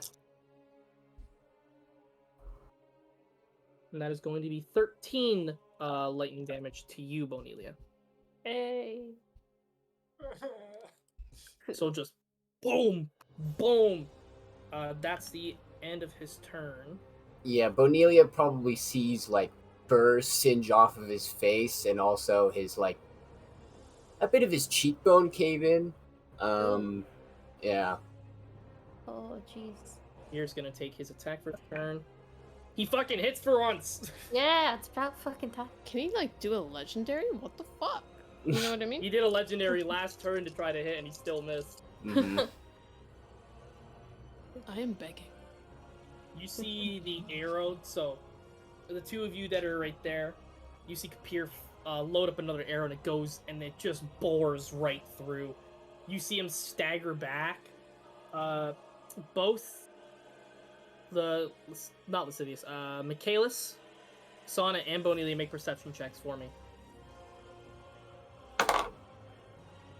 That'd be a 21 for me. 22. Danica? 7. Danica, you know that he's hurting. Michaelis and Sonnet, you can tell that he's like, whatever happened with that snake, Bane looks like he's on death's door. Cool. Perfect.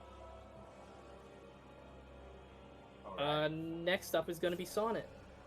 Cool. I'm gonna start swinging at him. Yeah. So make some attack rolls, my man. 18. 18 does hit. Nice. He needs to make a Constitution saving throw. That is going to be a 14.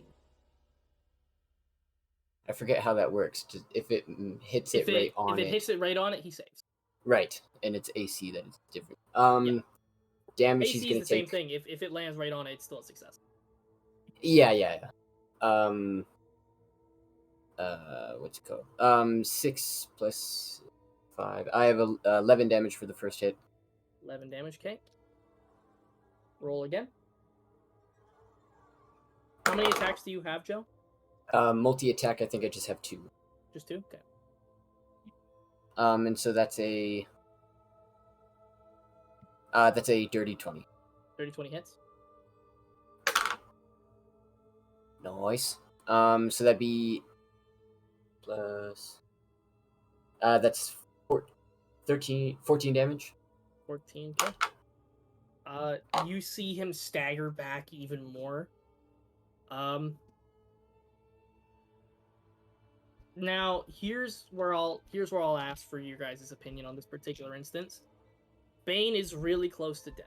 and I mean really close. Do you guys want to know his exact HP or no? Because with this, I'll say that just visually looking at him, you can pretty much tell. No, I'm okay dead, with so not I don't care. knowing. I'm okay without not knowing. Yeah. Okay. At least the intrigue on who gets the final blow on him. No As much as I problem. would like to have the final blow, it's like Well, everybody knows he looks incredibly wounded. He's really close. And did he make another Constitution save for? He his... did, yeah. He rolled 16. Gotcha. Cool.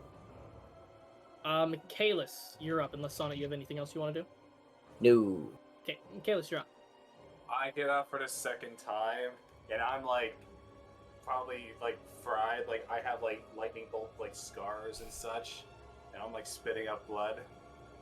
And I'm like carrying my axe, and I'm going right towards him. I'm going to swing at him. Roll to hit.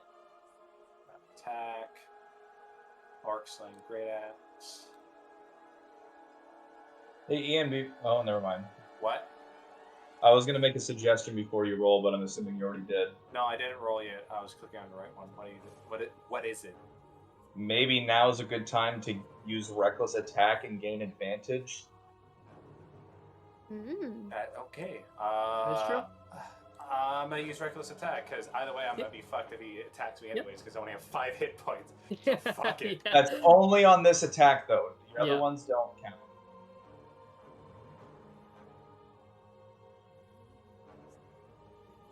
Mike, thank you. Thank you. Did you get a fucking? You're welcome. I rolled a fucking 7 the first one, and I rolled a 24 this one. 24. Nice. Okay, so you hit. You do hit. Thank you. Okay. Anyways, it's just a D12 plus 6 plus 2 plus a D8. I don't think you're raging anymore because you got knocked out. Yes, It's he's for- no longer raging. True. Oh. so then- so he loses his frenzy. Oh. Or his Yeah, his reckless. So Oh. yeah, you didn't actually get it, so you rolled a 7. Sorry. Oops. Sorry. Yeah, sorry, Ian. So sorry. I shouldn't have said anything. With your bonuses though, is 7 like the total, or do you still have bonuses? Because you may still be able to hit depending on what your pluses are. Oh, it's a plus 5, so That'd be wait. 13. 13. 12 actually, right?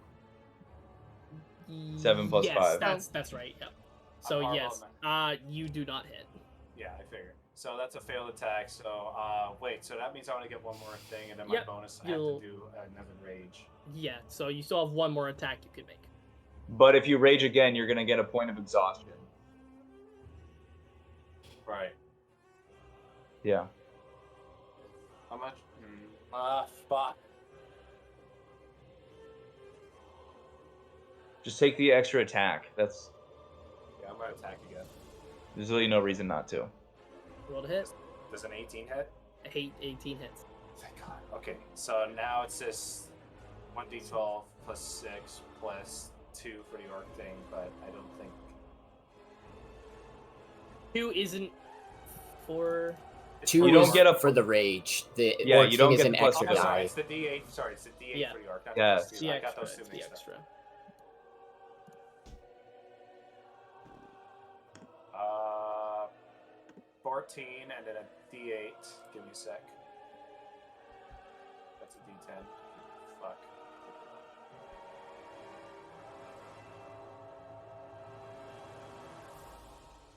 So it's a. Okay, so it's 20 damage total. 20. Yes. Okay. You do not kill him, but he looks really, really fucking hurt and really fucking hurt. That's all you got, hey?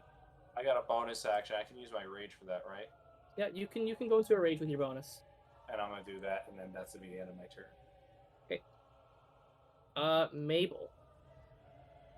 Charles is gonna spend his turn doing the bit. Prism stuff.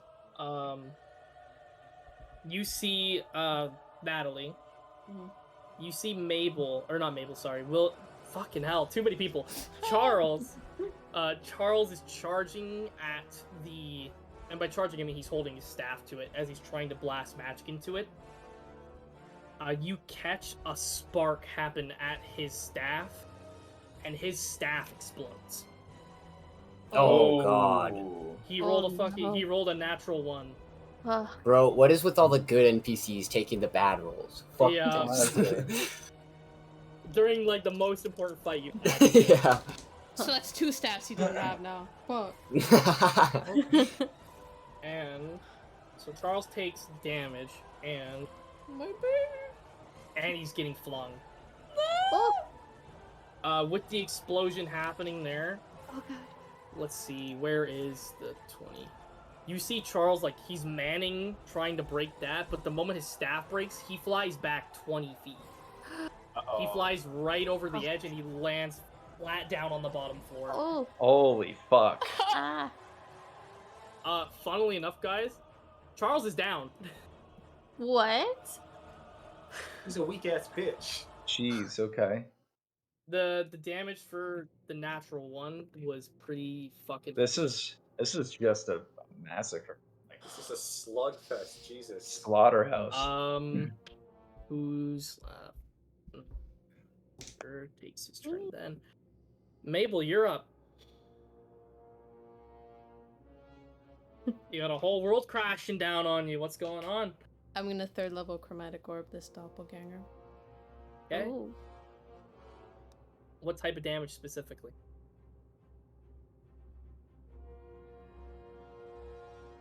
Fire. Roll to hit. Remember to use your spell attack bonus.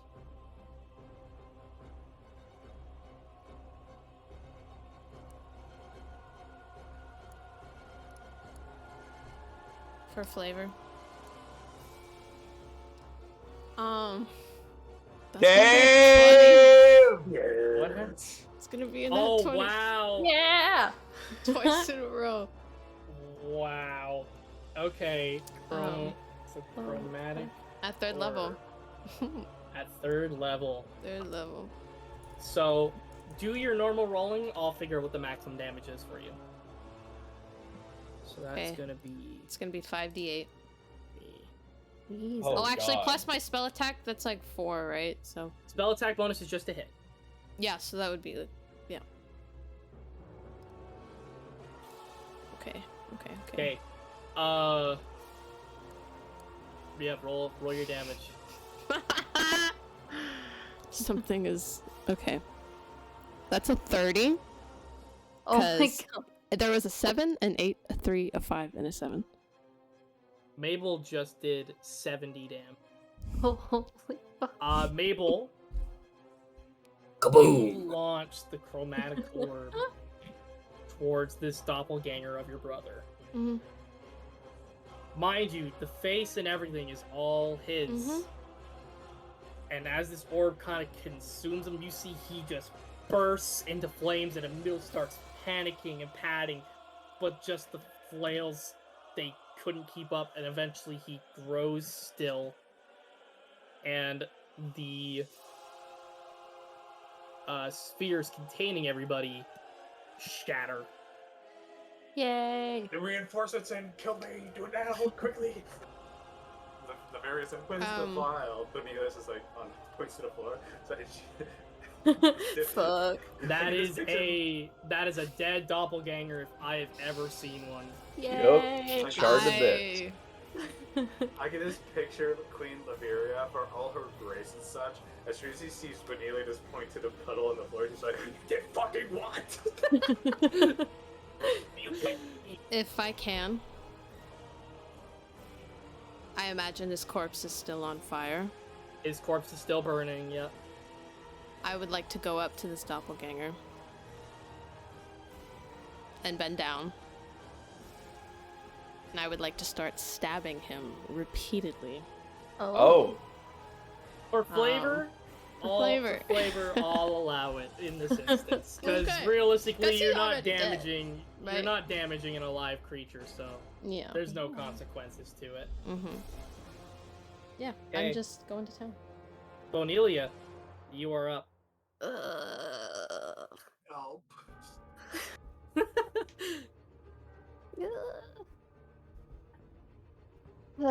Okay. Okay, I'll cast mass healing word. Okay. And that's everyone with, or sorry, 6 people within 60-foot range. 6 people within 60 foot. Okay. So So that's also gonna be Charles. that would be Charles as well. So that's Michaelis, Sonnet, Lascivious, Kapir even though he doesn't need it, and Charles. Perfect. Okay. Roll to see how much they heal. They get 5 HP. Okay. So am I back up alive? Yes, Yeah. both Charles and Lascivious are up. Okay. I'm at 10. Yay, double digits. And then I'm gonna use my bonus action to cast Healing Word On which target? on Lascivious. Okay. Roll for the heals. Okay. And I'm doing that at level 2. Okay. That's 10 HP. 10 HP Okay. for Lascivious.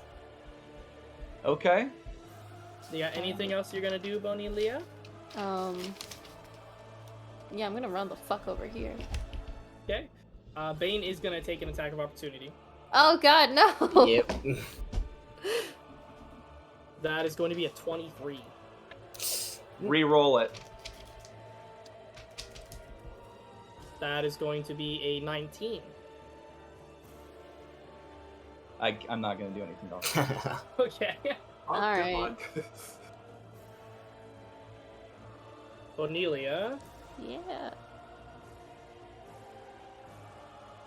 That is going to be 19 lightning damage. Oh, jeez. Are you down? No, not yet. Okay. Oh, thank God. Alright, so just as you're running by, just BOP! Right in the back. Alright. Good thing you got Lascivious up. Lascivious, Yep. it's your turn. So I'm gonna walk behind Bane, where I will now have advantage on him. Because of flanking as well. Yeah. So that's gonna be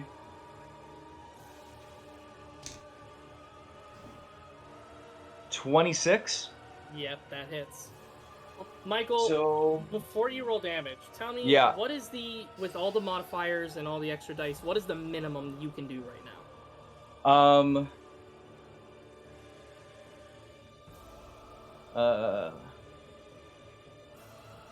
Over with the minimum rolls, over 10 damage. You can do over 10? Yeah. You're killing him. Okay. So do you want me to roll? Do the roll? Yeah. No, you can roll if you want to roll excess, for sure. I won't roll excess if I'm just gonna kill him. So You're just gonna kill him. So you guys see me come back from the dead, basically almost died. I'm gonna walk up behind him, and I'm gonna stab my daggers into his throat. I'm gonna lean into his ear, and I'm gonna say, "I was hoping I would kill Wolf first, but I guess I'll just add you to the list." And I'll fucking twist my daggers around and just slice his neck all the way around, and effectively cutting his head off. Damn. You see, with Bane kneeled down, Lascivious just quickly, like a can opener, just pop, and just with a quick little like elbow to the back of the head, Bane falls forward in front of you, Sonnet, and just as he hits the floor, his head pops off and rolls for a couple of feet. Bane is not moving, and based around just generalized sense from what happened with the snake and how he's not regenerating, you can safely assume Bane is dead. One could sec. say, Michaelis still goes over to Bane's body, and he's gonna swing his axe and embed it right into his chest, and he's gonna rip his heart out. We're out of combat? We're out of Yes, rounds? we are officially out of combat. Okay. Before we do that, can I have Michaela, since he's standing next to me, make an insight check Yeah. on me. Yeah. I'll do that. A 15. Yeah. So, you see me hunched over, and I'm going to pounce on Lascivious, and Oh, I will God. give you an opportunity attack since you notice, if you want to take it.